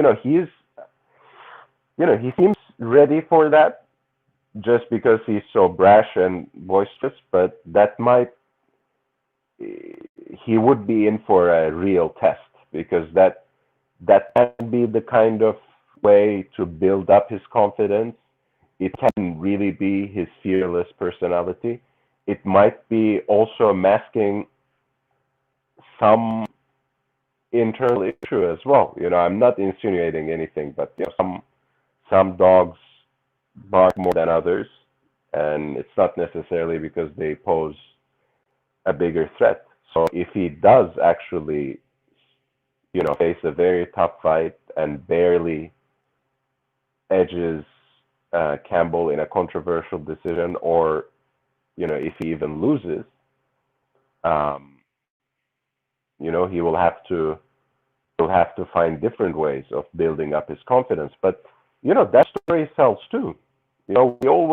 I think sometimes we are too caught up in Floyd's narrative that we forget how some of the best stories in the history of boxing are also stories of comebacks and redemption, stepping up, right out of the blue, out of retirement, even into new weight classes, like Leonard did. And that's the making of an exceptional fighter as well, And we have very respected, I mean, not only respected, but incredible legends in the history of the sport, like Bernard Hopkins. I think Bernard had lost his first or second professional fight, right? And he made he clawed his way back into prominence. He fought Roy Jones, lost that too, and he climbed back again. And he's one of the legends. He's one of the absolute legends, and the oldest man to win a world title. So I think we forget about these. Evan Farmer, I think, is a very inspiring story. He might not be the biggest name out there. He might not be the most exciting fighter out there, but I know his story touches a lot of people.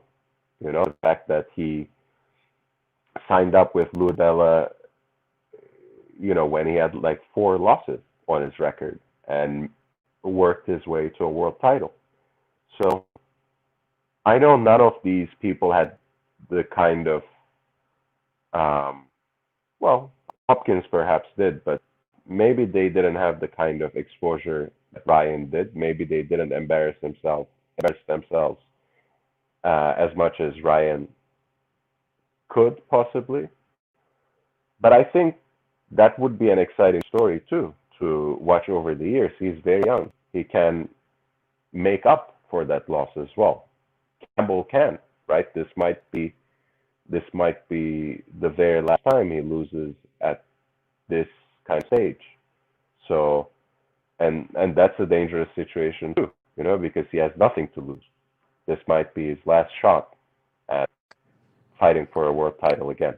So he will do everything to make good of it. Yeah, but we got to recognize this, right? We're talking about fights with these young guys. Tank Davis is about Gervonta Tank Davis is 26 years old. He needs to fight some big fights before he gets to 30. And it seems to me that they've built him up as a star. But when he faces those other opponents, those are the fights which are going to test Tank Davis. Because let's be honest, TJ, Saddam, I haven't seen Tank Davis in a 50-50 fight yet because of the oppositions that he's been fighting. He hasn't been in a fight yet where opponents would say, oh, he could probably lose this fight. But then he comes and proves to the boxing world. Do you get what I'm saying?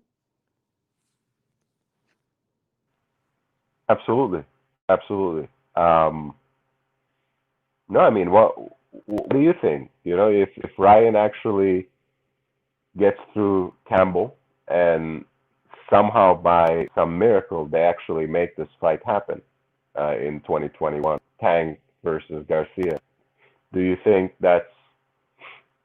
what kind of test is that for Tank? And will you finally say that he is the truth if he knocks Ryan Garcia out as well? Yeah. I mean, if Tank Davis puts a beating on Ryan Garcia, Devin Haney, or somebody like that, I mean, he make me a real believer in Tank Davis being somebody who can beat someone in his own size or bigger than him for the first time. Do you see what I'm saying?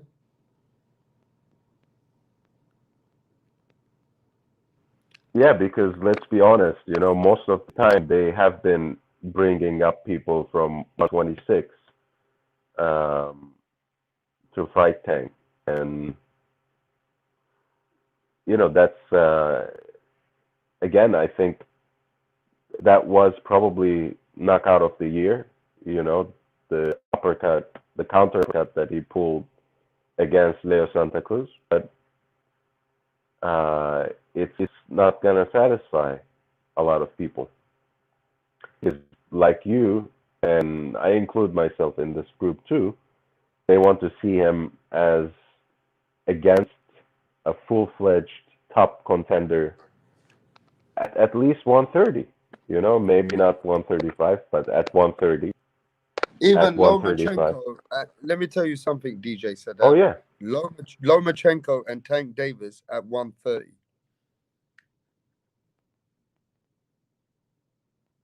That's a big fight.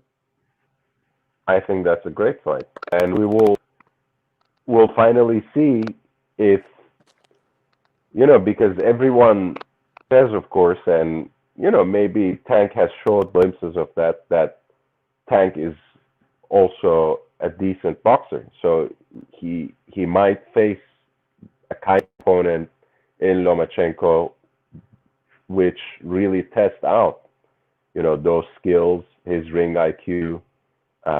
What will he do to disarm Lomachenko's weapons? Will he be able to undercut that famous Loma sidestep? Will he be able to pull the trigger and really go all the way in and step up to Loma and walk him down? I mean, even Ronald Finkley in the chat, Ronald Finkley just said that he would even be happy to see Tank Davis fight against Brachet at 130. You know what I mean? Yeah, I mean those are real champions at 130, aren't they? So let's see. And I understand. It's the money team, so they want to make a fight that's that's more attractive. But yeah, Loma certainly fits the bill. Ryan fits the bill. You know, those are big fights. You know, but we might just be fantasizing. But you're right also. You know, they are in a they are kind of backed into a corner now. It's again, I think the whole world is of course going through a difficult time, but any sport is, I think, especially boxing that requires constant, you know, negotiations and programming and setting up venues and, you know, broadcasts. They have been really trying their hardest. You know, I think that's why the Zone really wanted to end the year on a bang with this fight. So, you know, they need to push for these fights. They need to sit down and negotiate these fights and give us at least one or two of them, you know, even though some of these might not seem realistic in the atmosphere that we lived through in the last few years. I think it's about time the fighters recognizing the position that we are in 2020. We're getting a little bit better, then we're not getting better. I think fighters need to start making some wiser decisions and making certain fights to keep the sport alive, to keep the fans marinating, and let's keep getting this sport bigger than what it is.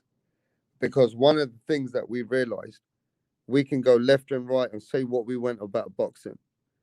But boxing is one of those sports that also needs the fights to take place for the fans and the casual fans to keep getting involved and keep interested and keeping subscribed. And one of the things that we haven't been able to get is the international fights with all the guys from different countries and different parts of the world. So I guess the fans haven't come out yet. We know in Texas the fans have been coming out, but from a 20% capacity of what a stadium can hold. So I think it's time boxers stop overpricing themselves and recognizing the position that we're in and get the fights going on, because we don't want to lose out to our sport of boxing. So where the where the fighters are not being active, do you know what I mean? Yeah, I agree. I agree, and you know that's the thing. There's no league. There's no, you know, Super Six. There's not a set schedule of fights that they will need to follow. And I mean, I do need to track back to one of my earlier points. I feel like I know that maybe the fighters need to understand that maybe the pot itself is not as it's smaller than it used to be just a year ago. But I also understand that they don't want to put themselves in a situation where they are taken advantage of, right? So, of course, they need to be realistic about what they're asking. I mean, but you I do feel realize, right, DJ, that Teofimo Lopez took $1 million less in the pandemic because he was told that he could get $3 million for the Lomachenko fight. When the pandemic hit, the fans couldn't come out. They were fighting from 1.5 and they finally gave him 2 million. So he took a pay cut. I mean, absolutely, and now he is chasing that big money fight in the down under, so to speak, right? He is probably going to be fighting in Australia next. So, you know, you need to take these calculated risks. So you're right. You're right. Maybe sometimes you need to bite the bullet and take the opportunity if it actually comes to your door. You know, if Canelo wants to fight you at a discount, which I'm sure, I'm sure that was the case with Callum Smith. He could have turned it down. I think there must have been at least 2 or 3 other fighters who turned down that offer at the same time. Yeah, they did. They did. So, you know, someone needs to step up and take that risk, even at a lower price tag than they would normally command and take advantage of the situation because you need to believe in yourself. It's not only about selling that so to speak. It is about stepping up to the plate and, showing the world what you're really made of. And then already in your next fight, if your achievement is at the level of Teofimo, you can already ask for much, much more money, because you stand the chance of becoming a side for the foreseeable future. Right. Now, I want to go to one more subject in England right now because we got some people which are in England and they're really getting excited for 2021 because Tyson Fury said yesterday to Anthony Joshua and Eddie Hearn, Tyson Fury openly said on Jonathan Ross live that stop capping, stop talking shit, let's get this fight on and let's get the undisputed. Because if anything doesn't happen, Joshua, you better get ready in case Wilder doesn't happen. Now, in our era for England, we've never had an undisputed heavyweight championship for all the belts. Would you be happy with that fight? Like England's really happy about it, really excited for 2021? Or would you want to see the trilogy with Deontay Wilder and Tyson Fury again first?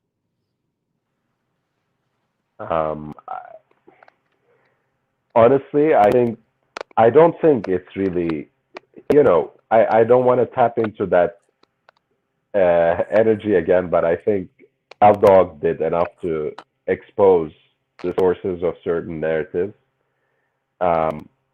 except for a very specific group of people online who are spinning out these narratives. I think not only the British people, I think the whole world is excited about an undisputed heavyweight fight.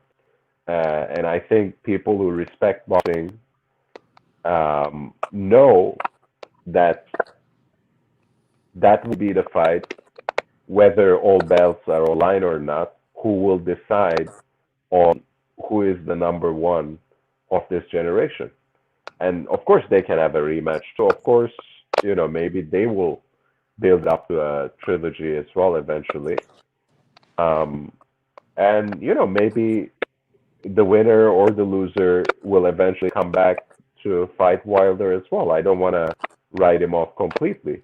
But those negotiations fell down. The contract has been broken, and I think they are in an official mediation process where they don't even know if they can actually enforce that fight. So if they can't legally do that, I would much rather see Joshua and Fury settle their differences. I mean, that's the biggest fight for heavyweight boxing. The number one against the number two. The Gypsy That's King. the biggest fight in boxing, period. I think, That's independent the of biggest weight. fight in boxing, period.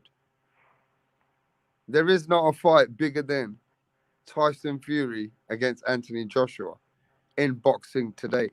Because Manny Pacquiao can only make a bigger fight like that if he fights somebody like crazy, like out and crosses over against like Conor McGregor. You know what I mean? Or if Mayweather came back out of retirement. But even that, the Anthony Joshua and Tyson Fury, that's the biggest fight in boxing right now for the whole boxing fraternity and the boxing world. You know what would be a shame though? Two things.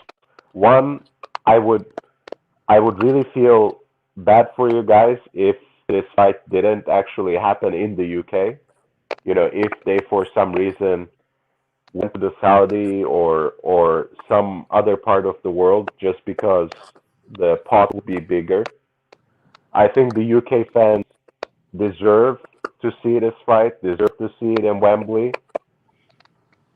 So, I know it needs to happen if it's going to happen for the undisputed. So it might not happen in the UK at all. It might not happen with fans at all.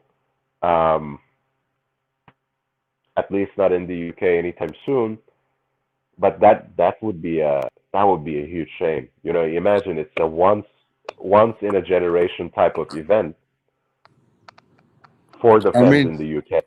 look, And let's just talk to the chat. The prime fighting champions says, look, the undisputed versus Fury and Joshua is the biggest fight in boxing.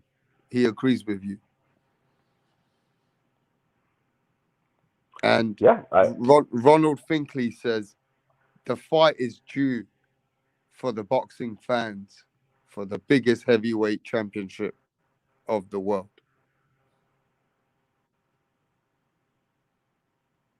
I mean, it's about everything, you know. It's a bragging rights. Um, you know, it's the so-called baddest man on the planet. You know, that's I don't argue very hard on this point, but people keep saying, for example, when we are compiling these pound for pound lists, that heavyweights shouldn't be included, right? You know, because they already have the limelight. You know, they already have their place to shine, and the biggest champion becomes the baddest man on the planet. So it's just a great fight, and they're like yin and yang. Um, they're very different characters. Uh, Fury is so abrasive in so many ways, but also incredibly funny, very entertaining, and he has a very unique style. Joshua has a better outing every time he steps into the ring since he lost to Ruiz. Um, the Joshua we saw against Pulev seemed to have somehow started to combine all these different aspects of Joshua that we have so admired. He can keep his distance, he can dictate the distance, he can dictate the pace, but he has started bringing out that killer instinct again, those vicious uppercuts, that beautiful torque on the right hand, and he finished him off. I mean, he has everything that you expect from a heavyweight. So that's my man. I'm rooting for him, and I think I agree that it's a 50-50 fight, because Fury is really an oddball, especially in that division. About this situation, Joe DC, Ronald Finkley, Jermaine Lance, Punch Drunk in the building, Prime Fight champion, all you guys. Do you agree with Saddam, DJ Saddam, that he would edge, he would like to see Joshua win? Because as an eye test, and if you want to talk about boxing IQ, I think Tyson Fury is a way more threat to Anthony Joshua than Anthony Joshua to Tyson Fury. Now, what I mean by that is I see Tyson Fury only not just mentally getting the edge on Joshua, but I see him getting a edge on Joshua in the ring. I see Tyson Fury maybe the guy who could not just outbox Joshua, but we've seen Joshua get fatigued and tired in the late rounds. Now, who do you think? Because I think Tyson Fury is a better boxer, but I also think that if Anthony Joshua can win, he can only win through the combination punching by hurting Fury. He can only knock Fury out. He cannot outbox Fury. Fury will outbox Anthony Joshua, and I'm saying this openly on my channel. But if Anthony Joshua can hurt Tyson Fury and give him combinations of punches, then maybe he got a chance to do something in that fight. How do you feel about that, DJ Saddam? I can't disagree with you. I was mostly, trying to express who I'm rooting for, but I agree that Fury is a better boxer.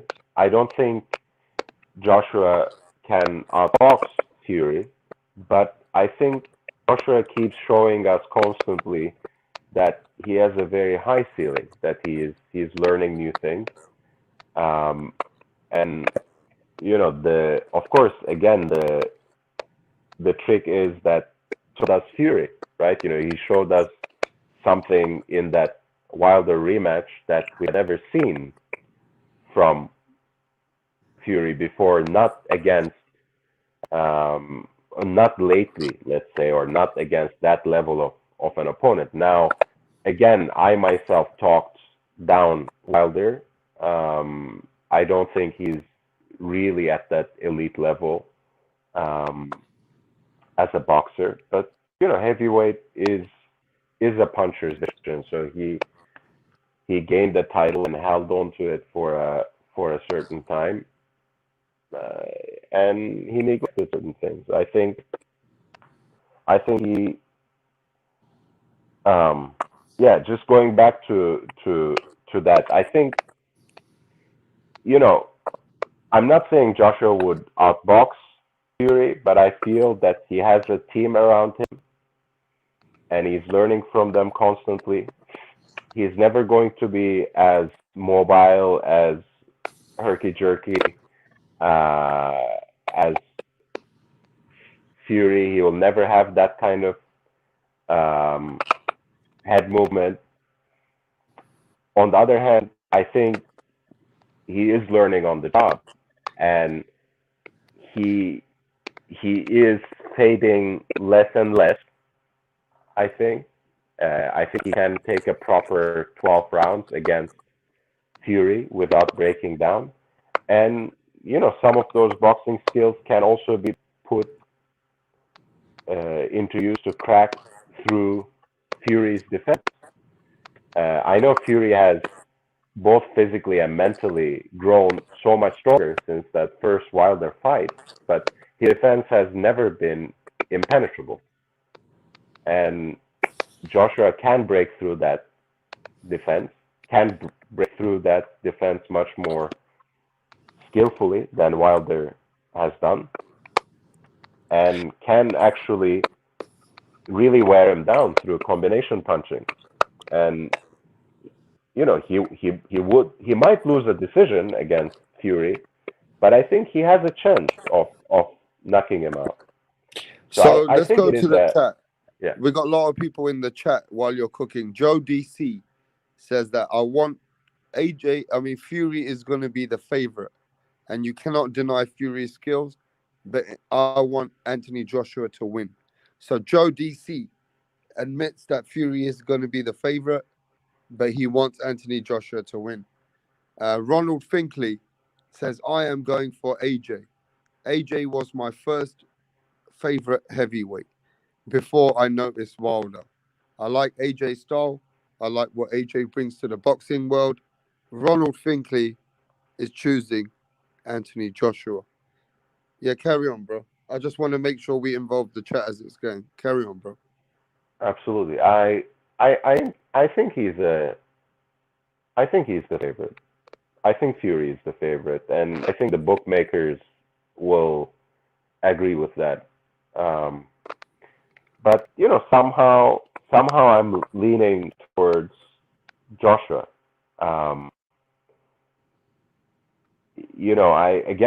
believe in those stories of redemption, and Fury has energized everyone with his will, with his intelligence. But Punch is not entirely wrong. I do have certain misgivings about the free passes that he has been given. I do think he gets away with certain things that other fighters would not have gotten away, whether that's substance abuse or alcoholism, or any other bad habit or sins that we might associate with Fury, especially in the past. So my heart goes with Anthony Joshua because I feel that he really represent something higher than Fury. I mean, I know I'm being biased, but that's exactly how I feel. But can I ask And you this? I mean, you're talking about feelings. Jamon Benjamin is in the same situation. I definitely, Jamon Benjamin says, I'm definitely riding with AJ, but for the love of boxing, if Tyson Fury wins, I won't be mad about that. We're talking about feelings. Is it because Tyson Fury had made a mockery of the sport before when he became the champion? Then he went and done his antics. Then he threw the belts away, and then everybody else picked up the belts. Are you saying that you want Anthony Joshua to win so he can keep the boxing sport alive more? Because you think Tyson Fury, if he wins, he won't be interested in the sport anymore and it won't be kept alive. Is that one of your reasoning for this? You would want Anthony Joshua to win, or is it you think by skills?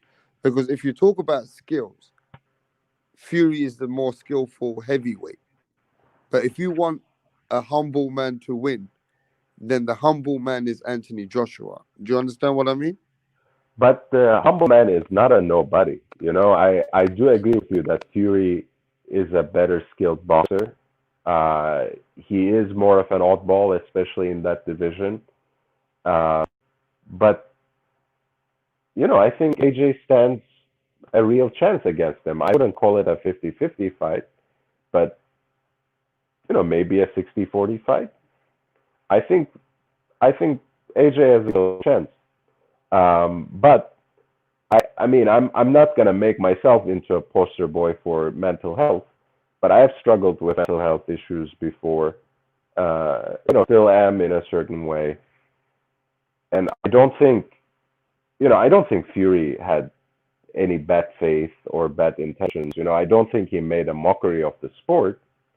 The guy just lost it, and I I think he gets a free pass over that other athletes are not granted so easily.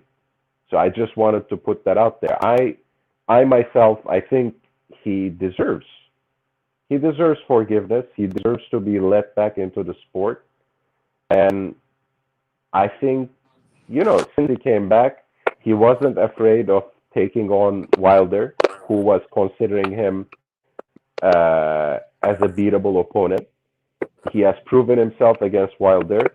He will now sign a multi-fight deal against Joshua, who is, you know, a part of that trinity, and he's ready to knock him down as well. So, what else do we ask for him? You know, he is the old guy, so who can feel? I mean, as a lover of the sport, again, who can have any misgivings against someone like Fury? Even though, as I am as an AJ fan, if he beats AJ twice over, like he did Wilder, um, he can ride into the sunset. He can do whatever he wants. He So, will have established his legacy. hey, you seem like a very knowledgeable brother. It seems like you've been watching boxing for a long time in your life. You seem like a very hardcore fan, and I gotta say, you really do know some of your boxing. So, how long you been watching boxing, and how has boxing been a part of your life? That's great, man. You're asking the real questions now. And we have been cooking for, like you said, almost half a day here. So it's been Yeah, because the it's been reason quite a why, if I'm ride. gonna beat punch, and if I'm look, this is a marathon. Today was a marathon uh show. Today was the marathon boxing podcast. We had to reach a certain hours so that we could reach the 4,000 hour mark for YouTube to be Absolutely. updated and Yeah. upgraded. So my channel will be upgraded. It'll be monetized in the near future, and at least it'll be a chance for the channel to survive in the YTBC of boxing. So, So man, this is this is this is holidays. now Merry Christmas to everybody. I hope everybody has great holidays. We've been cooking this boxing, and DJ Saddam, it seems like a knowledgeable dude. We're getting this boxing cooked. But I'm gonna tell you what I think about Fury and Joshua after you tell me how long you've been in boxing. Of course. But yeah, this is our athletic achievement now. So it's just like Jordan, aspire for greatness. Let's another three-peat. Let's run those numbers up. I don't think we should give up easily. I've been watching boxing for almost, more than a quarter century. I'm 36 years old, but I have watched a lot of tape from the back since I was involved as an amateur myself. Um, I never, I never even thought of turning pro, to be honest. Um, the very last time I fought as an amateur, as a 35-year-old, was actually November 2019. So I've been involved in that level ever since I was 7 years old. Um, and I I love reading about boxing as well. I've been learning a lot also from your channels. I've been following. You was it Punch who asked to rank top five? I don't know if I have a top five, but I certainly have a top three that's without any particular order. It would be, of course, your channel, Rapstar, Ring IQ, and Unstrunk.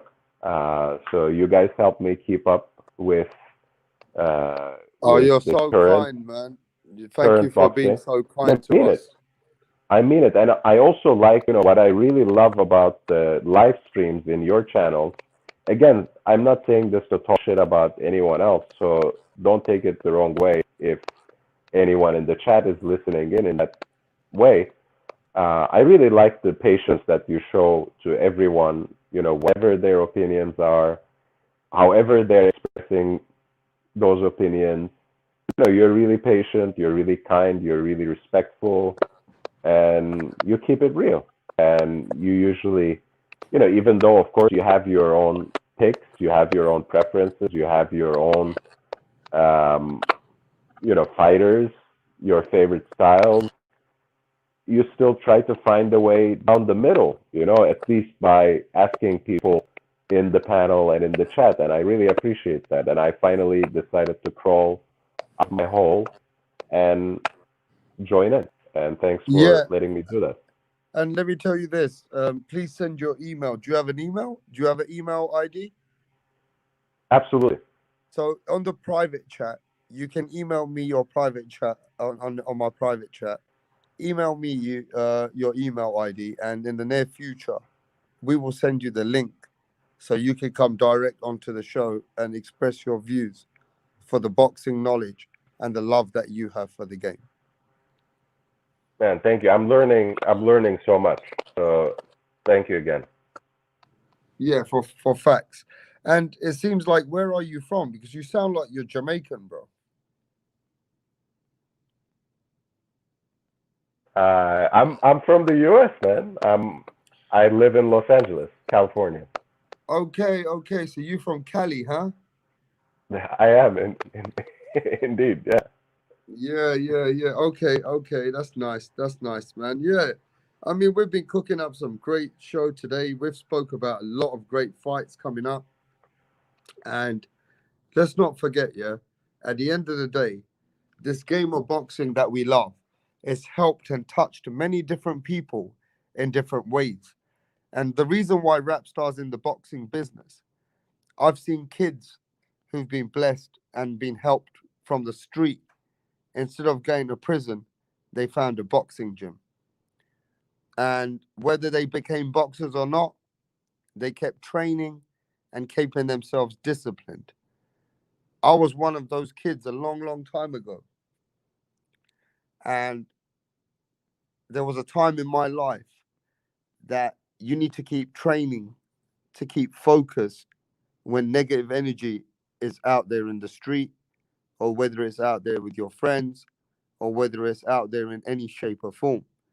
And if you find a way to discipline yourself in the boxing ring, or whether you do any boxing training, it will make you into a much better kid and put you in a situation which will help you in life without you even realizing it.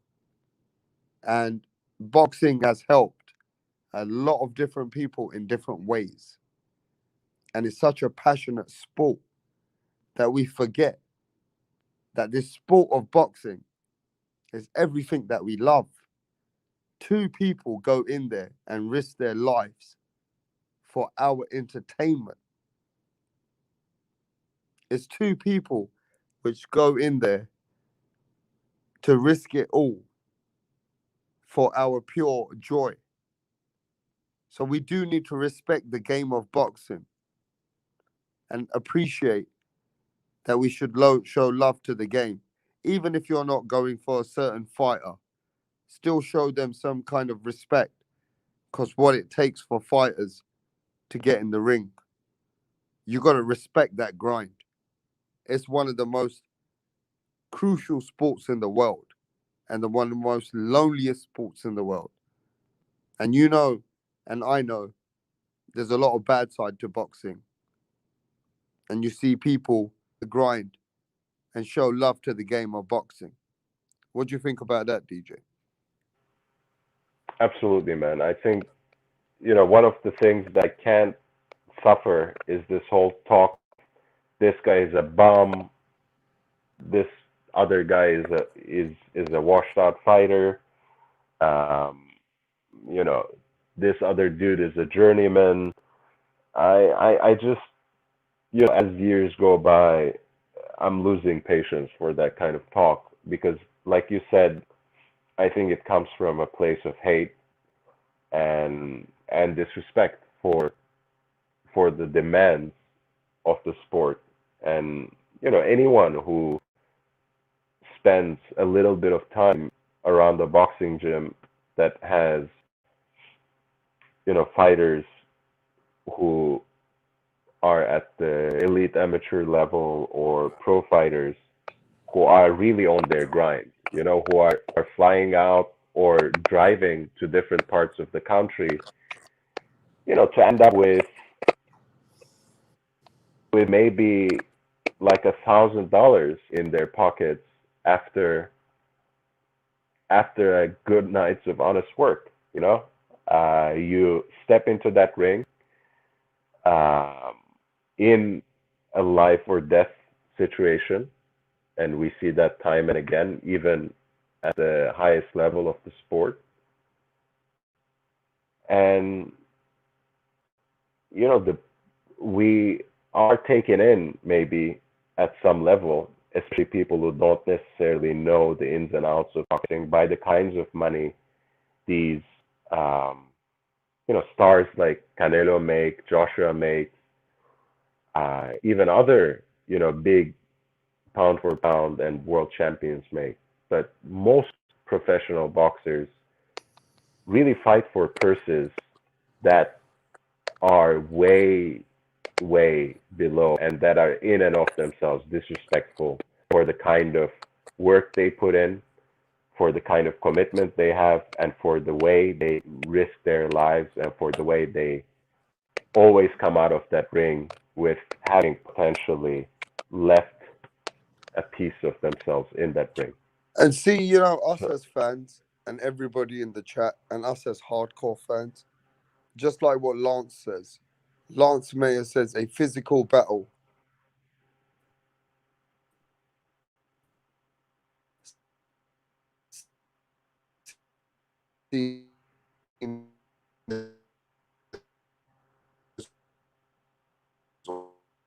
also truth to, like Ronald Finkley says he believes. And as a boxer, right, DJ Saddam, that one day, if you take the wrong punch, you could be bleeding in the brain. You could be one of these boxers who could get you could get into a situation but your life might not be the same. And you know, people don't realize this about boxing. There's a lot of bad stories about the boxers when they take so many punches, like punch drunk. I know some boxers, they're under depression because they didn't make it to a certain point. Can you imagine as a warrior, any man who's sitting in their house, whether it's Ronald Finkley, whether it's T-Tone, whether it's Lance Mayer, whether it's AOBZ, whether it's Joe DC, whether it's you, DJ Saddam. Can you imagine you've trained all your life and you go in there against the rest of the world you go in there to fight someone and the rest of the world's watching and you get beat. You have to swallow that pride and come back stronger. Some men get damaged psychologically. What have you got to say about that? Because if we want to talk about boxing, why don't we ever cover the side of boxing that people don't want to talk about? Now, that's what I'm going to cover on this marathon show right now. How do you feel about that, bro? There's a sad side of boxing. If you've been in the sport long enough, you'll understand what I'm saying. Go ahead, bro. I think, you know, I also really feel for what you said first, you know, which I guess I would sum up as boxing saves lives, right? I think it takes a lot of kids out of the street, and as with a lot of different sports, but in its unique, special way, because it is so raw and because it's so individual, boxing really, I think, gives something very important to a lot of young people's lives. I think it really does save more lives than it takes away, and then it damages. So I just want to put that out there first.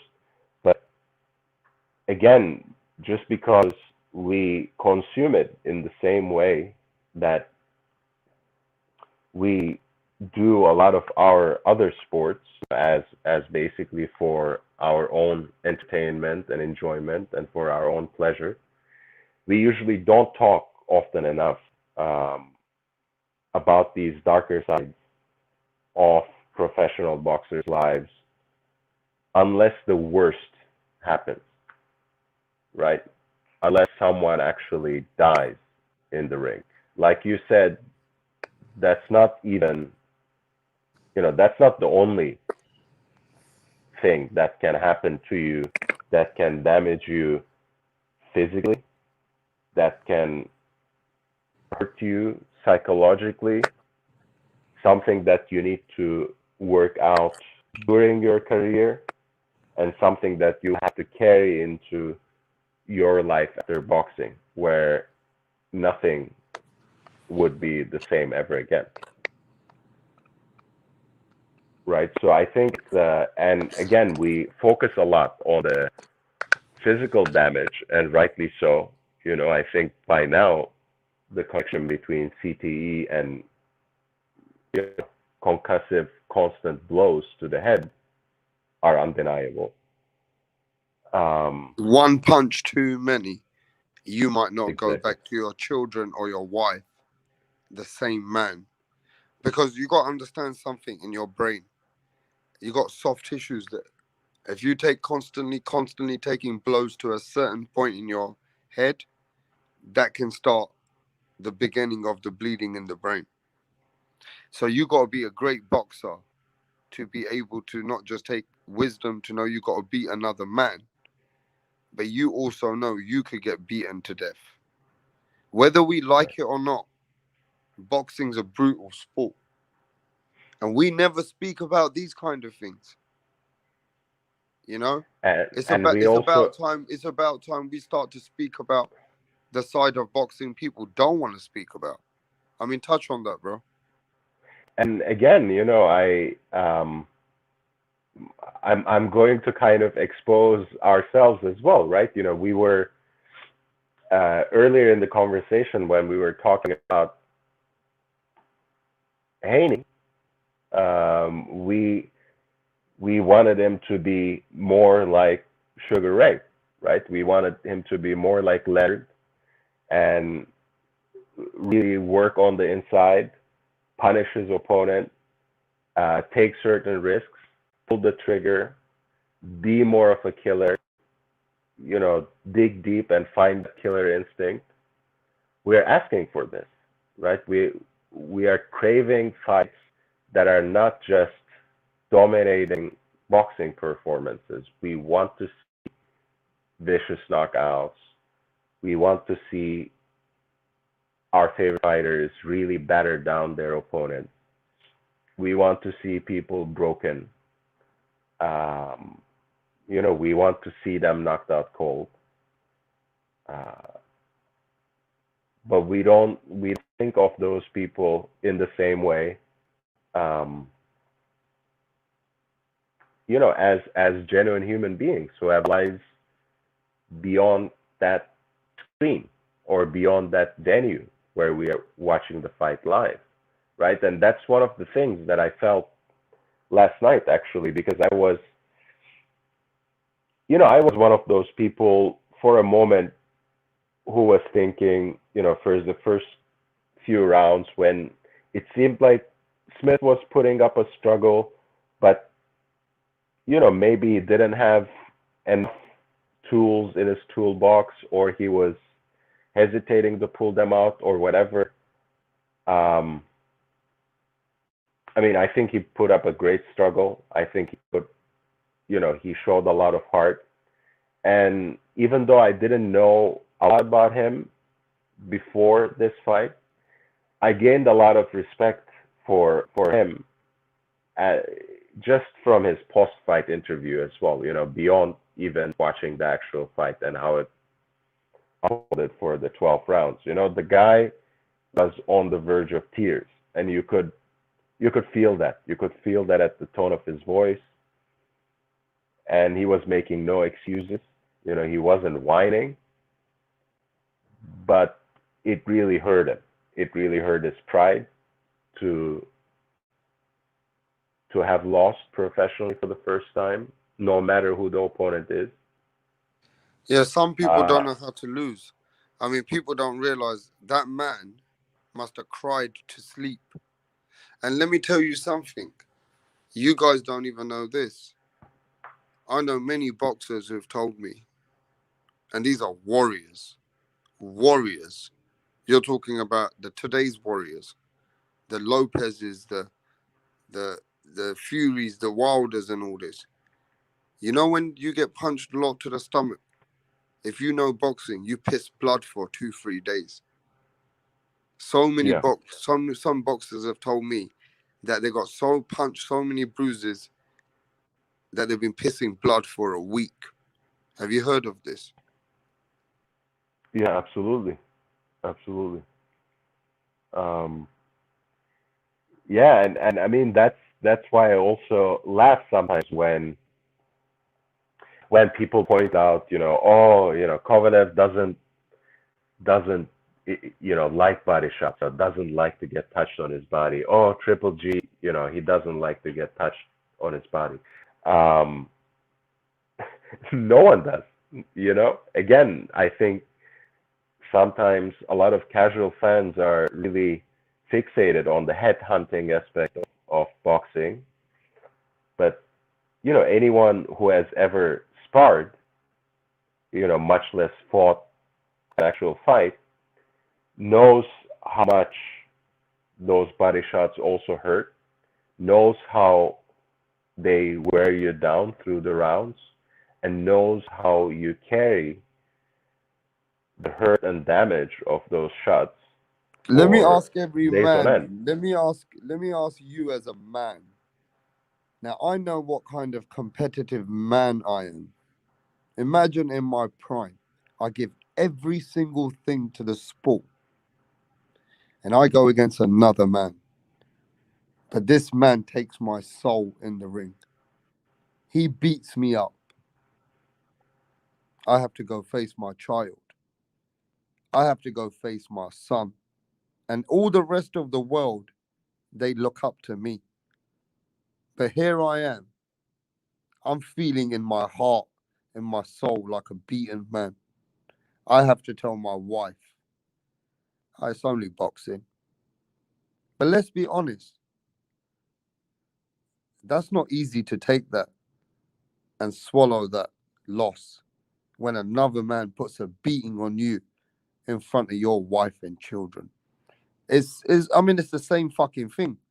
Because if your wife is at the fight and your child's grown up enough watching the fight, it happens to so many boxers every fucking weekend. It's not an easy thing to take. We never talk about this shit, bro. And this is why you should respect boxing and stop bringing narratives or anything else. These boxers, just like you heard, Callum Smith was crying all night. Callum Smith was in tears as a boxing student that he couldn't do nothing in the ring. He's mentally not the same at the minute, and he'll get better by next week. But you take a beating from another man and tell me you can swallow your pride. Tell me what you think of that, bro. I think again, that's why some of our biggest champions come up with all these excuses and scenarios and conspiracy theories when they lose, um, because it's like a team sport. You can't put any of the blame publicly or even within the deep recesses of your own mind. You can't put the blame on your teammates. You can't really put the blame on this or that aspect of the team's shortfall. It's like you said, it's a struggle of a man against another man. It's hand to hand combat. And you're, no matter, boxers like to say this too, when they talk about future fights, for example, they'll say, we'll fight, this guy and then we'll fight that guy. And so they do think of themselves as part of a larger team, of course, right? It might be even not only their children and wives and mothers watching them in the stands. A lot of there are a lot of father-son, couples, trainer and boxer. So, your entire family might be around the ring, and of course they support you. Of course, you have an entire team that takes care of you, that prepares you for that fight, that devises game plans with you, that tries to figure your opponent out with you before the fight, during the fight. But at the end of the day, when that bell rings, you are there alone, all by yourself, and you're left to your own devices. So if you can mentally and physically assert yourself over that other man, you're victorious. And if you lose, it's the exact opposite of that, right? It means that you will have to admit that that other man, that other person has bested you, right? And boxers don't just throw around this term. Caleb said as well, he was the better man tonight. And imagine how much effort it takes to fix your lips to say that and actually mean it.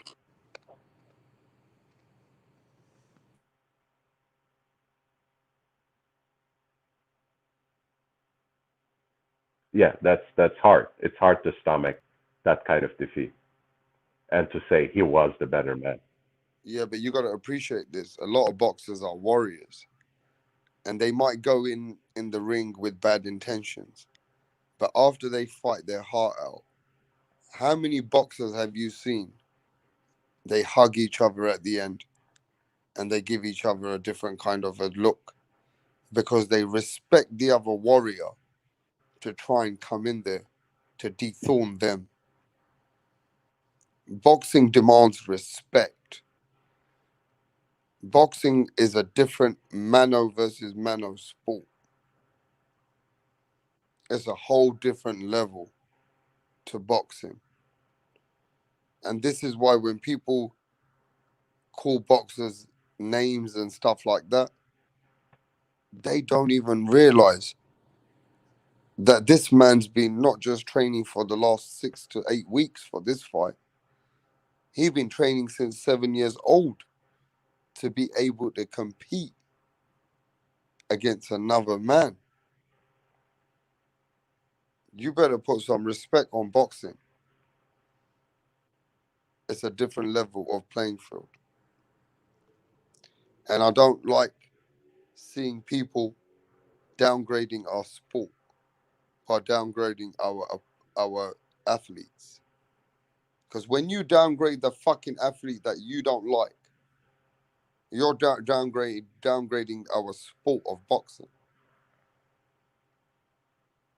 And that's not cool when it comes to a sport like boxing, you know? And at the end of the day, I think we need to start moving in the direction of supporting our fighters.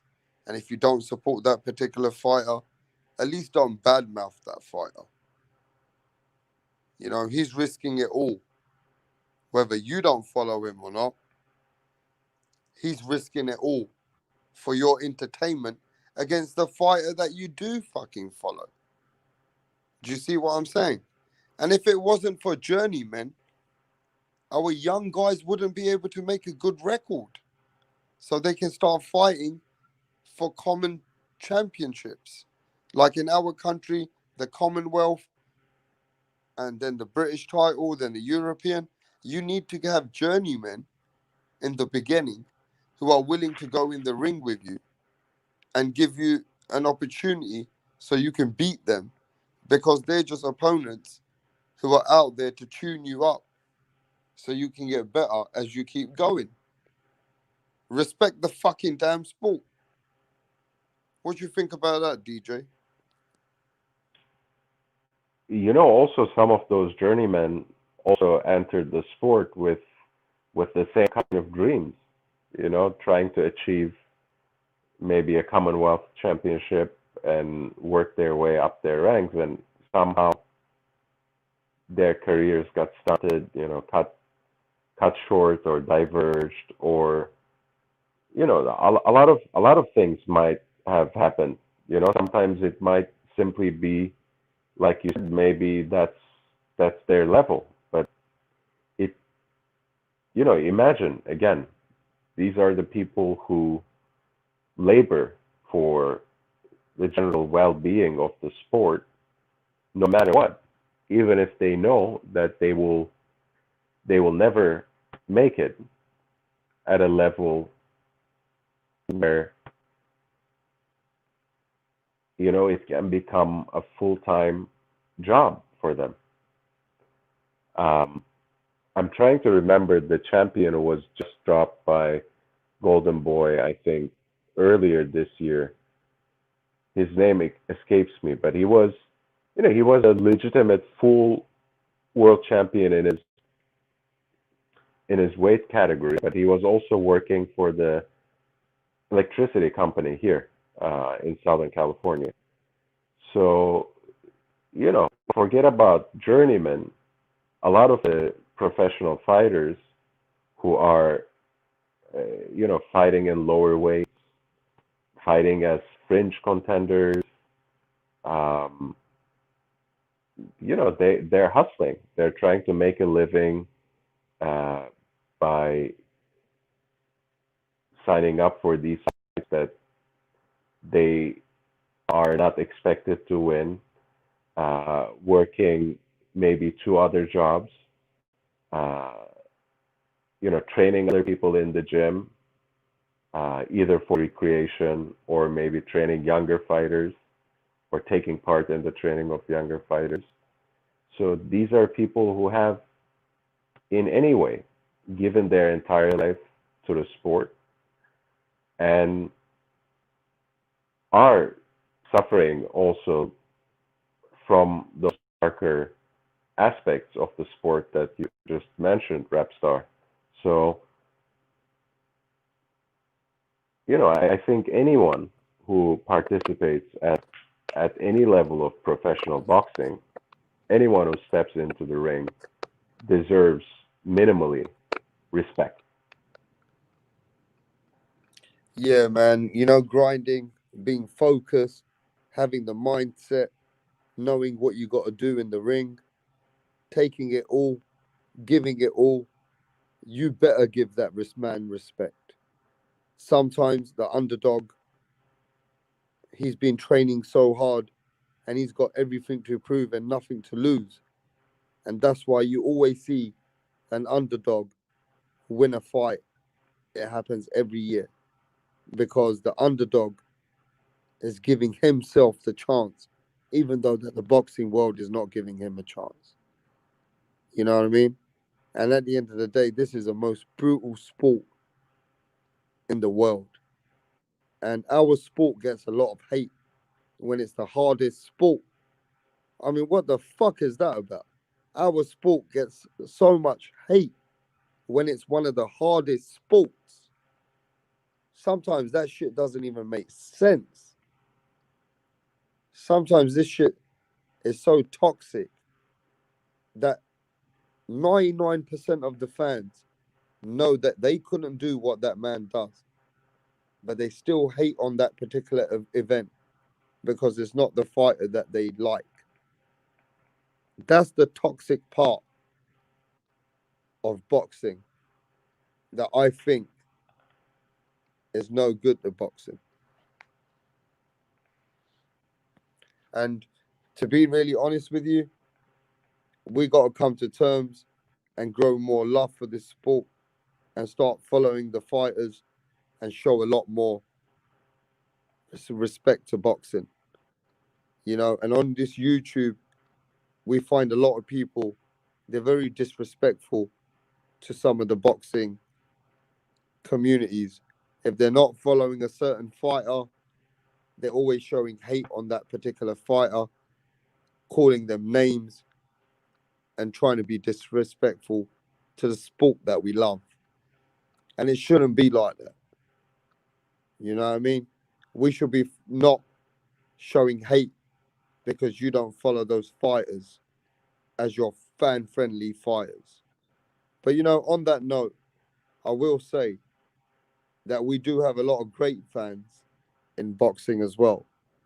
And we've met fans all over the world. They will travel anywhere to watch a good fight. Maybe because of the pandemic, things are slowed down, so people are not traveling as much. But you ever used to remember how the British fans, they will turn up in Vegas. We will go anywhere when it comes to boxing. Yeah. Yeah. I mean, you remember that Mayweather Ricky Hatton fight, right? I mean, it's again, I have a lot of respect for the UK, and it is the boxing can we can trace it back to all sorts of ancient sports, but the Queensberry rules and the modern form that we came to know and love, it's coming from the UK. And if I have a lot of love for the UK for that reason, and I think we can make a lot of excuses about why boxing is not as popular as it has once been in the US. But we can also, as fans of the sport, just appreciate the fact that it is still, or at least before COVID, still one of the most important sports in the UK. So, speaking to that point of hate, especially hate coming to boxing from the mainstream, and somehow some of these hateful narratives also being spun out online on YouTube channels. No one else is going to show the sport love, right? Boxing in the US especially receives mainstream attention maybe in moments throughout the year, when there are bigger fights, especially when some celebrities start, posting about it on social media, tweeting about it.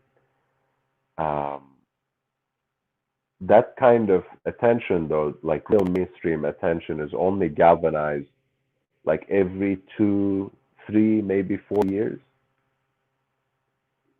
That's as much shine as boxing gets from the mainstream. Other than that, everyone looks down upon it, and there's a racial aspect to the kind of hatred that the mainstream public has for boxing.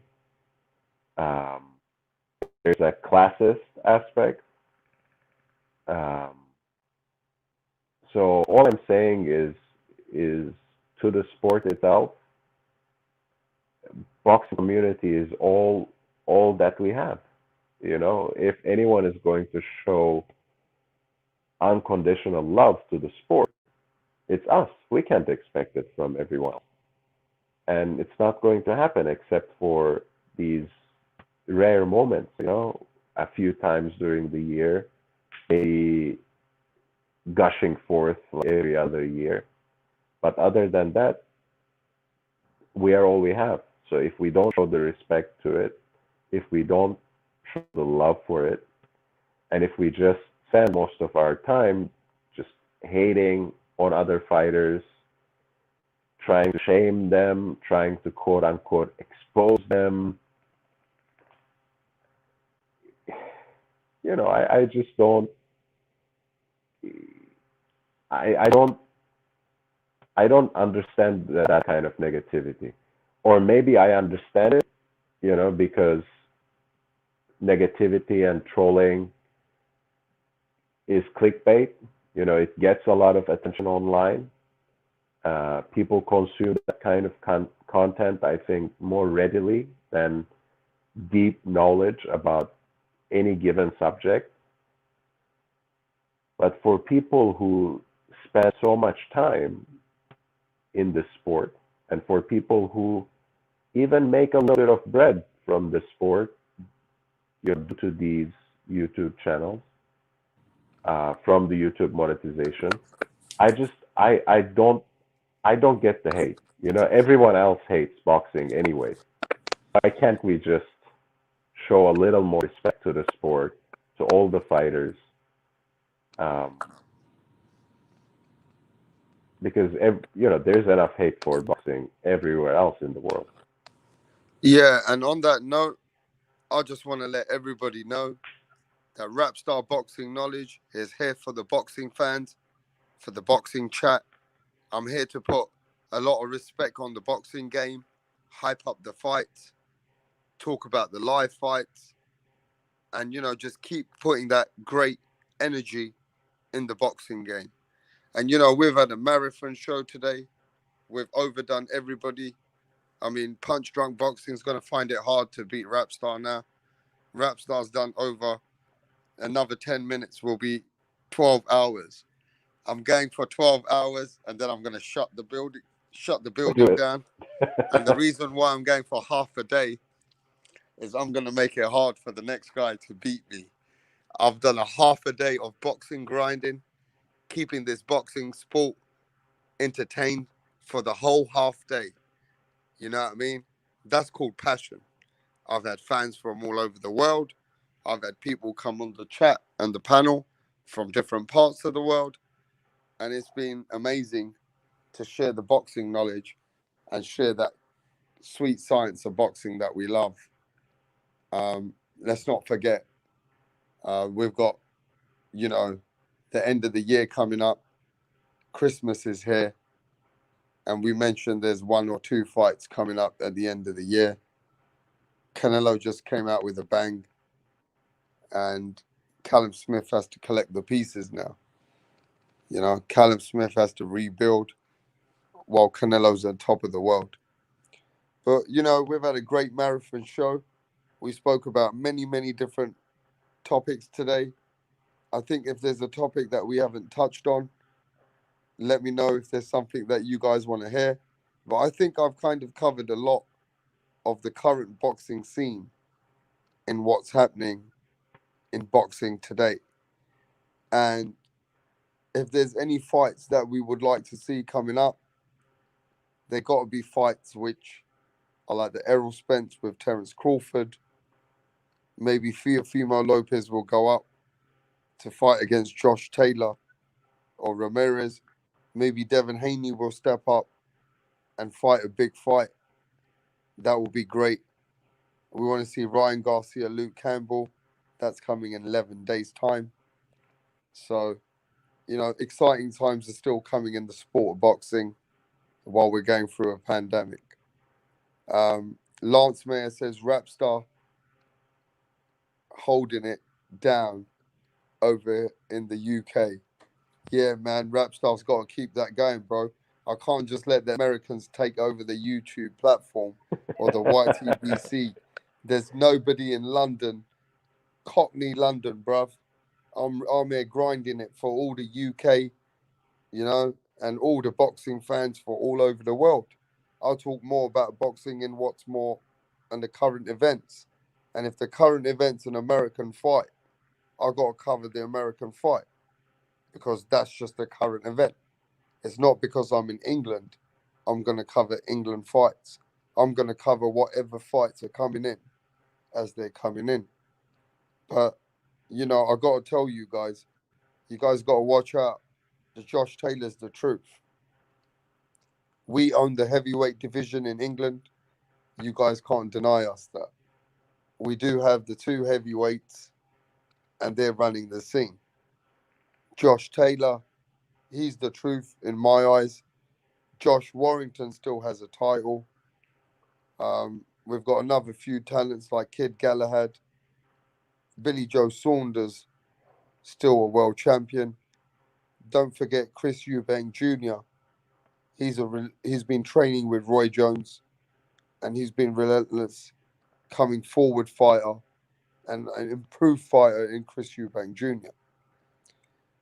Callum Smith was short, but at least he came to fight, and he gave it his all in the ring. And Callum Smith, you got to give him that. He gave some heart. He couldn't win, but he didn't fold. He stayed in the fight, trying his best. He just had to go in survival mode because Canelo is just that good.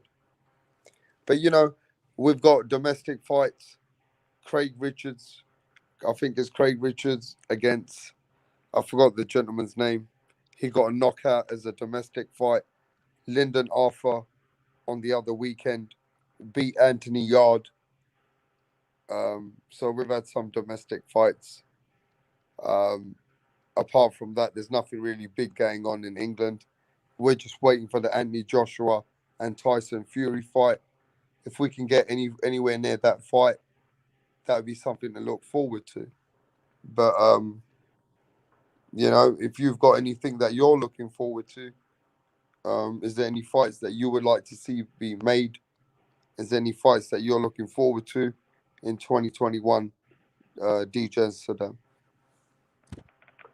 I think one thing I'm going to say before the end of the year, we had the Inoue Belair fight right around this time last year, right? It was like on